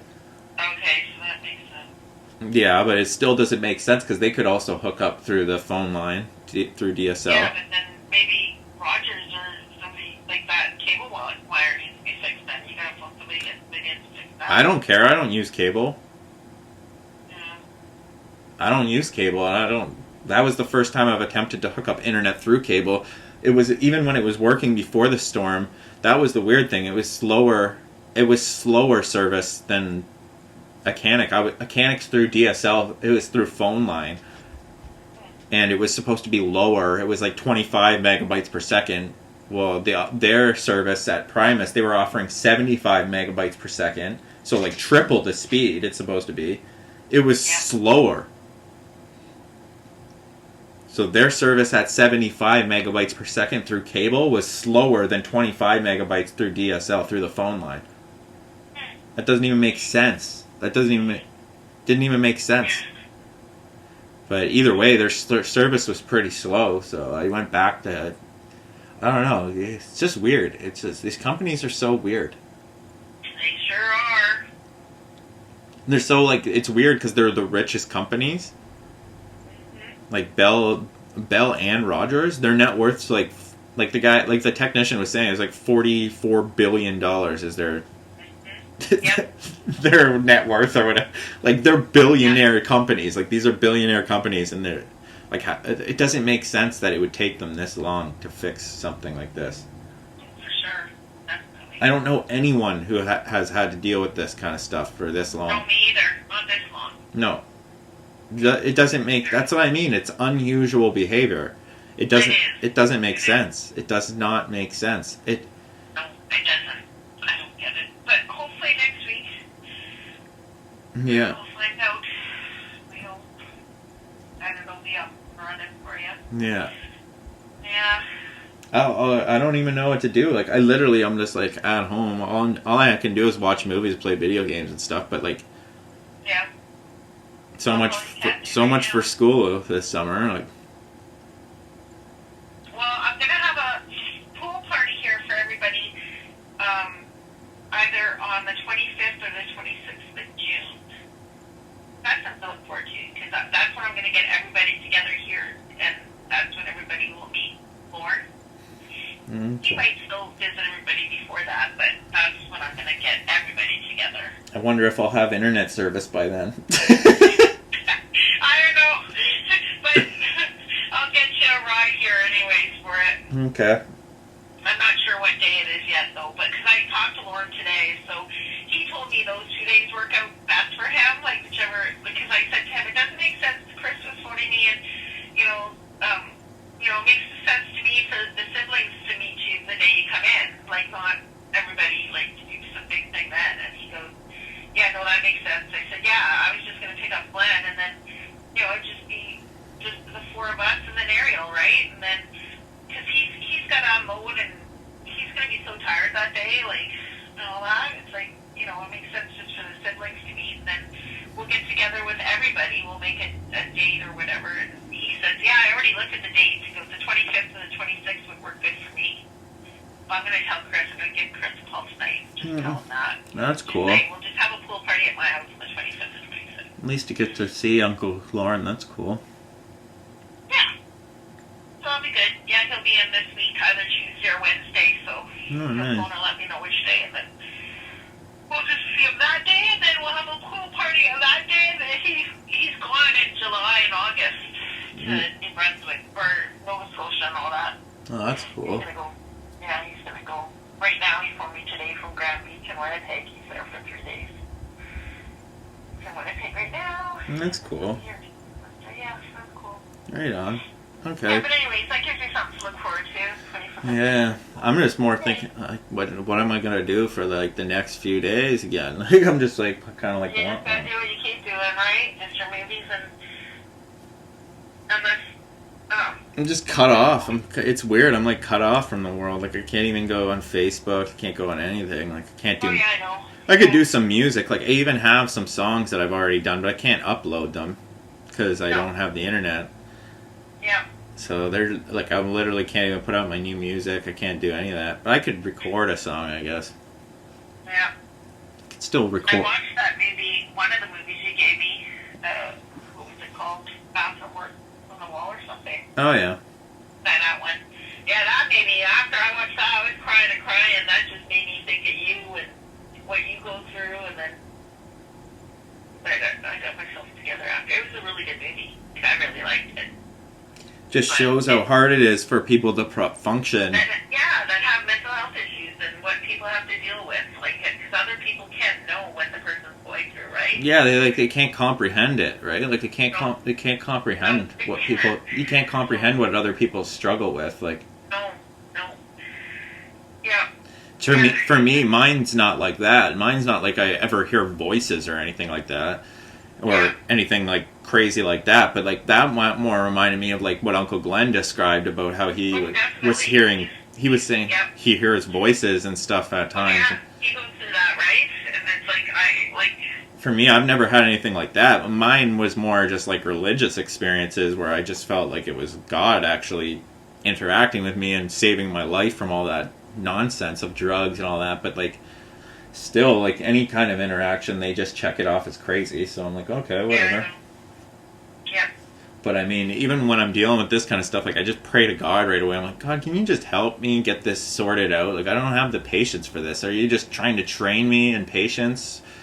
Like I was like, I just don't have the patience to deal with the world. Like, Yeah, we have to, right? So, I know. I'm like, that's the whole thing. Like, just to even function and live, you have to deal with the challenges and frustrations of being in the world. But yeah, for sure. what? And then you're told to what? That's And why I didn't have God. I mean, it would be a lot harder, believe me, because at least we can give our frustrations and annoyances and everything to Him. I know, but you're told to just wait and endure, and then you do that, and it just tells you to wait and endure to the end. So every yeah, that's but that's what the thing is like. That's the part where it's like that. Oh, requires faith, because there's from what you can see, every time that things just go frustrated like this, it makes you question whether God's in charge of it all. You know what I mean? Because like he's not in control of these other people's choices, clearly, because they're doing evil and stuff. Like yeah, but they're gonna have consequences to that. So. Yeah, well, that's the promise is that's been going on for thousands of years, but then it just keeps going on the same way that it has for thousands of years. So yeah, but at the end, it's these people who think that they're getting away with something. Just because you don't believe in something doesn't mean that it's like. Whether or not they choose to, like, if they just say, well, there's no God or God's bad or whatever their reasons are for ignoring Him, I mean, that's not going to change the fact that when you die, you're going to meet Him. Yeah, it doesn't. And there's going to be consequences. I mean, you can't just do evil and think that you can do evil and then that's okay. Yeah, but then it's like that's the problem with us though, because it's like we end up having to suffer the evil choices of others for our whole life because they refuse to change. So why would a good God stick us among a bunch of people that are refusing to change? They just want to do evil and hurt us and Him. Well, I just know that God's plan, like, for whatever reasons that He, continues to allow people to keep, having more babies, and I mean, I'm thankful, like, because I'm here, right? If he would have just dealt with this, 100 years ago, I would have had the opportunity to be able to live this life. Yeah, but then you would have a better life according to the gospel. Our lives would already be in heaven because we're believers and we turn away from sin. So I've been born, but I'm only 57 years old. But say if He decided to, cut back, before I was born, then I wouldn't have had the opportunity to be able to have this life or the next one to come. yeah, but Job already made it very clear, like, that it's like you'd be better off not living than living amongst this. Like, oh no, I love living because despite all the challenges and everything that is in life, I know that heaven, like, I know the reward, that I know. The other part that doesn't make sense. The other part. That's going to be amazing. So, and I'm thankful for this life too. Even though there's challenges, and I mean, I learn a lot, I grow a lot. I'm so thankful that God has given me life. The part that doesn't make sense though is like, say like with Judas, let's say, how it says, oh, it'd be better for that man to not be born at all. Then why would you make someone born that it'd be better if he wasn't? You know what I mean? So you created a being, you still gave him the choice, but you already know he's going to go to evil. So like, you already know our hearts ahead of time. Why would you create beings? That's like saying that you created them for evil to fit your purpose. You know what I mean? So that makes people... That's why people question whether God... Because it says God creates evil, because if he didn't judge anything, then there wouldn't be evil. He clearly holds people accountable, so that's what causes the evil. So, but if he... But nobody knows if Judas, you know, he might have killed himself because of the guilt, and, you know, and just ask God to, you know, like, he could have repented. Like, nobody knows his heart when he took his life, like... Still, it doesn't make sense that you would allow beings... You create beings for good. You see the ones that don't want good and that will go to self-destruction, and you already know they're going to go to the second death, and they're choosing that for themselves, and they're refusing to change. So why would you even create them at all and allow them to continue functioning in evil? And us to have to suffer it. How can it be good when we have to suffer among these beings?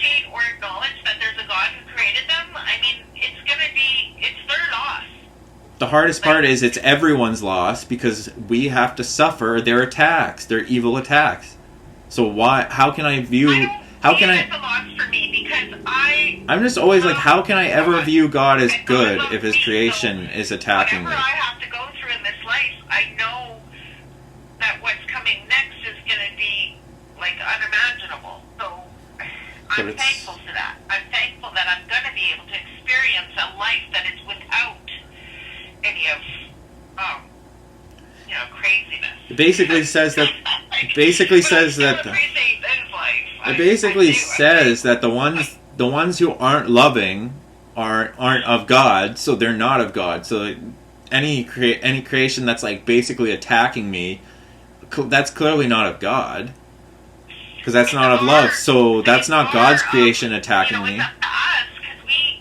We're the light, right, that shines in the darkness. So when we come upon the people that are like that, it's just to, you know, express like our love, whether it's through words or actions, and whether they receive that or not. I mean, how though? Like, how am I so like say with this situation? That's great, but if they don't, then you know that's why Jesus said just wipe your feet off and continue going on. You know, if they don't receive.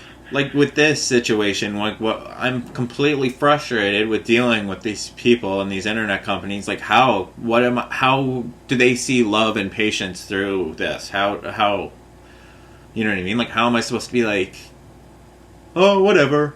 Like so do what? Just ignoring that what shows that you're a God loving person? No, you don't ignore things. You just say, you know,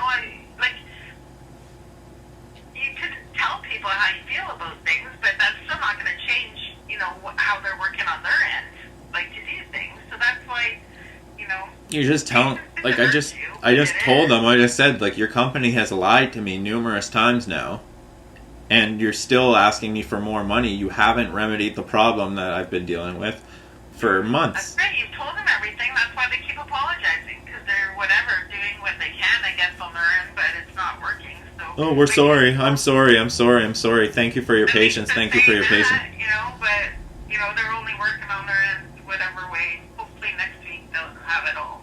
The most annoying part about dealing with these people, too, is every time that they put me to a new customer service person, then they try to confirm all my information again. I was like, the first guy I talked to, literally, this guy just confirmed all my information, then transferred me to you to do the same thing. Like, this guy already but I'm like, this guy just confirmed that I am who I'm claiming to be. So, like, why do I have to go through this process over and over and over?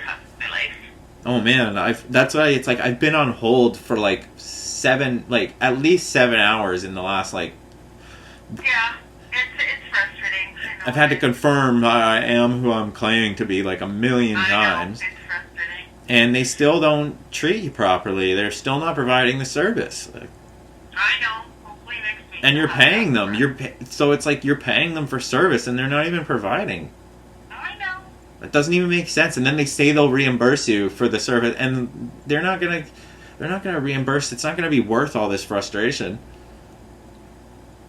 You know what I mean? Like, oh, we got it. We said it would be working. On internet, so We- you'll be happy. We said it'll be working. We said it'll be working June 8th, and then they'll get it up and maybe halfway through June, and then they'll be like, "Oh, we'll deduct like $10 for what? 2 months of frustration. You guys should be like giving me this stuff for free. You've frustrated the shit out of my life for the last 2.5 months.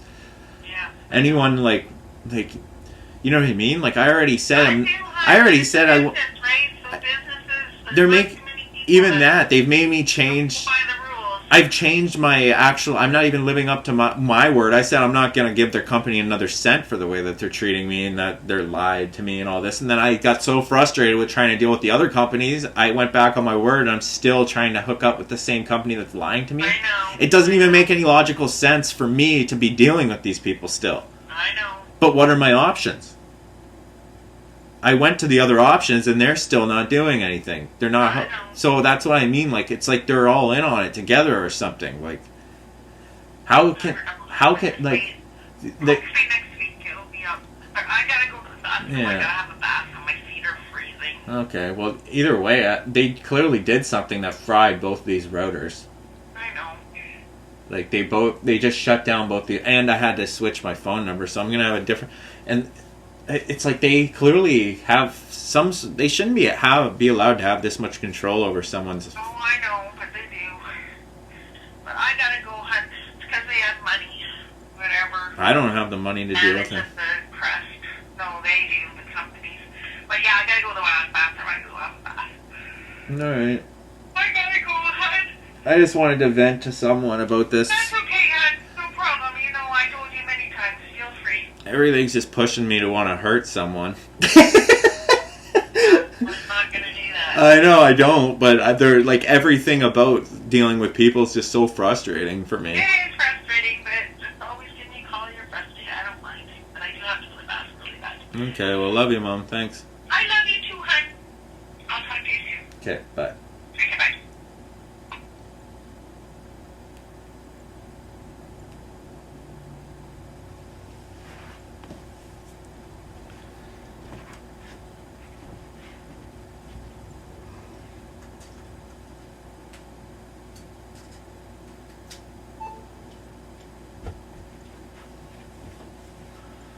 And the shit continues and goes on.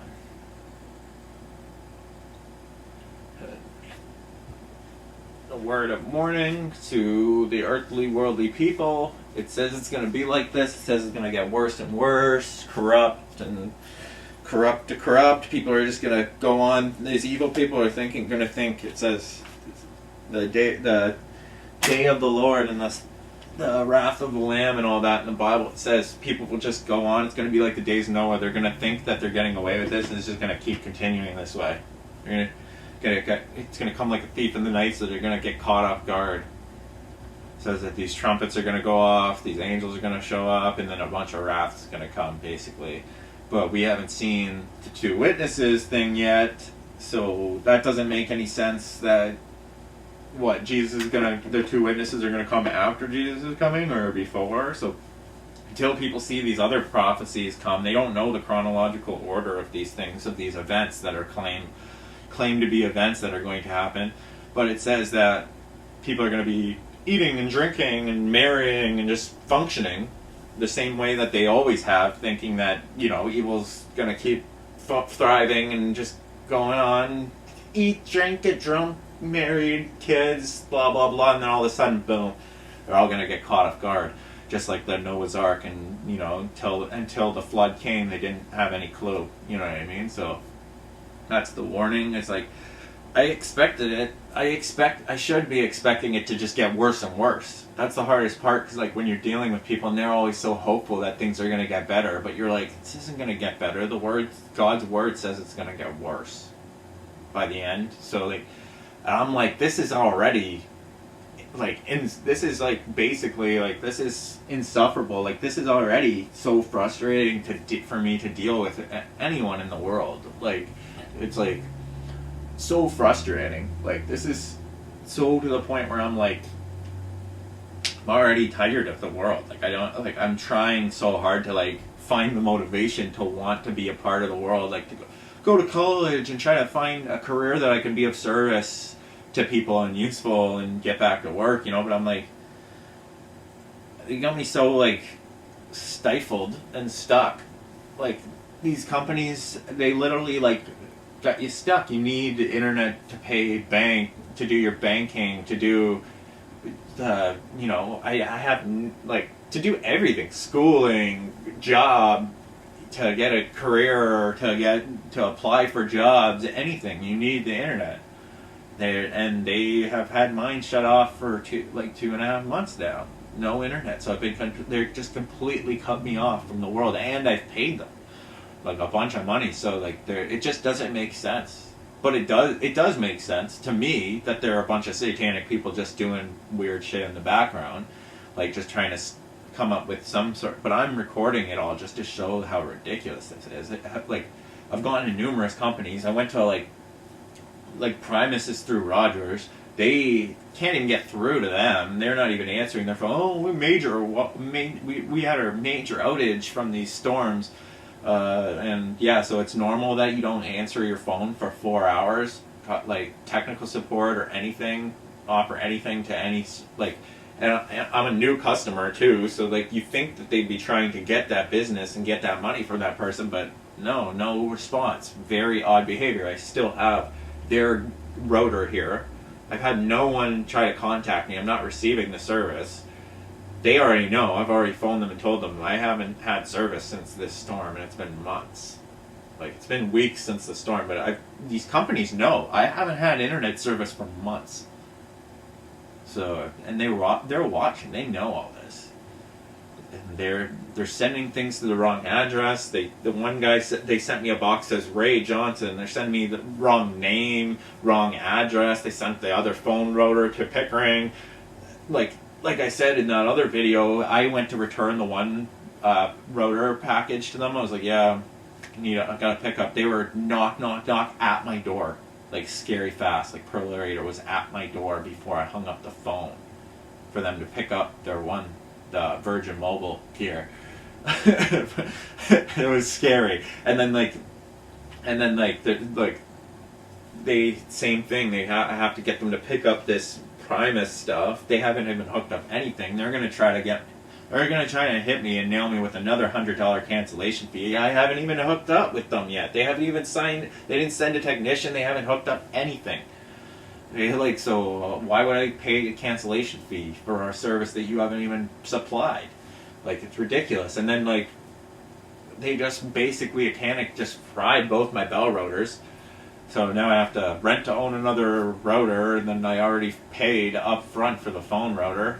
So I just had to spend another $150 on routers. They shouldn't be allowed to do this. They just literally cut off my service on the 2nd. They have always received my money for the monthly payments on the 3rd, they said. It goes through on the 3rd. That's when they've always received their money. So why would they cut off the service on the 2nd? You think they'd wait another day, but then even though they waited a couple days, they said it was a failed transaction, so it didn't go through, and then but it still doesn't make sense that they cut it off on the 2nd. You see what I'm saying? Like, they didn't even wait. They didn't even wait till the 3rd to see if that money went through, and then it didn't. And obviously I told them at the end of March, I was like, I already paid this bill. You'll receive it in a couple days. Then they go, we still didn't receive it. Then I'm like, yo, something happened at the bank. It was a failed transaction or something. I go to the bank. I'm like, I'm in the parking lot. I need to get this paid. How much do I need to pay for you to get this back on? Today. $62.15. I pay it, phone them back. Oh, we need another $60 activation fee. The exact amount that they were trying to get in the first place, $121. They're trying to double charge me. So because I didn't allow them to steal the $60 off me, this has ended up costing me another $200 something. and 2.5 months of frustration and no service. So you basically what is supposed to encourage me to just let them steal the $60, pay the reactivation fee next time. You know what I mean? Like, and now I have to change my phone number, change my phone router, change my internet router. I've tried to change companies. These other companies they suspended my phone number, so these other companies couldn't even give me the number because they suspended the number. So they're in on it together. These companies are in on it together, trying to frustrate me and stop me. Like, it's so, like, it doesn't make sense. Like, they can coordinate, they can put people, like, they can do underwater welding. They claim to be able to put people on the moon and do all these, like, you know, technical. You see, open up a router, see how technical the shit is. All these little circuits and, like, to get signals going across the world. They can figure all this out, but they can't get this hooked up to me, but everyone else in the world can. Like, you know what I mean? Like, it doesn't make sense. It doesn't make any sense. And I'm paying. Like, I'm a paying customer. I've literally, it's costed me $200 in the last couple months. I've already paid over $220 to them, and I still have no service. $220, no service still. And I'm waiting. So the next couple days, I'm gonna get 2 new routers, and they're gonna get hooked up, and then some next issue. Oh, sorry, we gotta do this and gotta do that. Oh, another fucking month or 2 of not having any. Being confused about what the heck, who are these people and why are they being allowed to function and do this?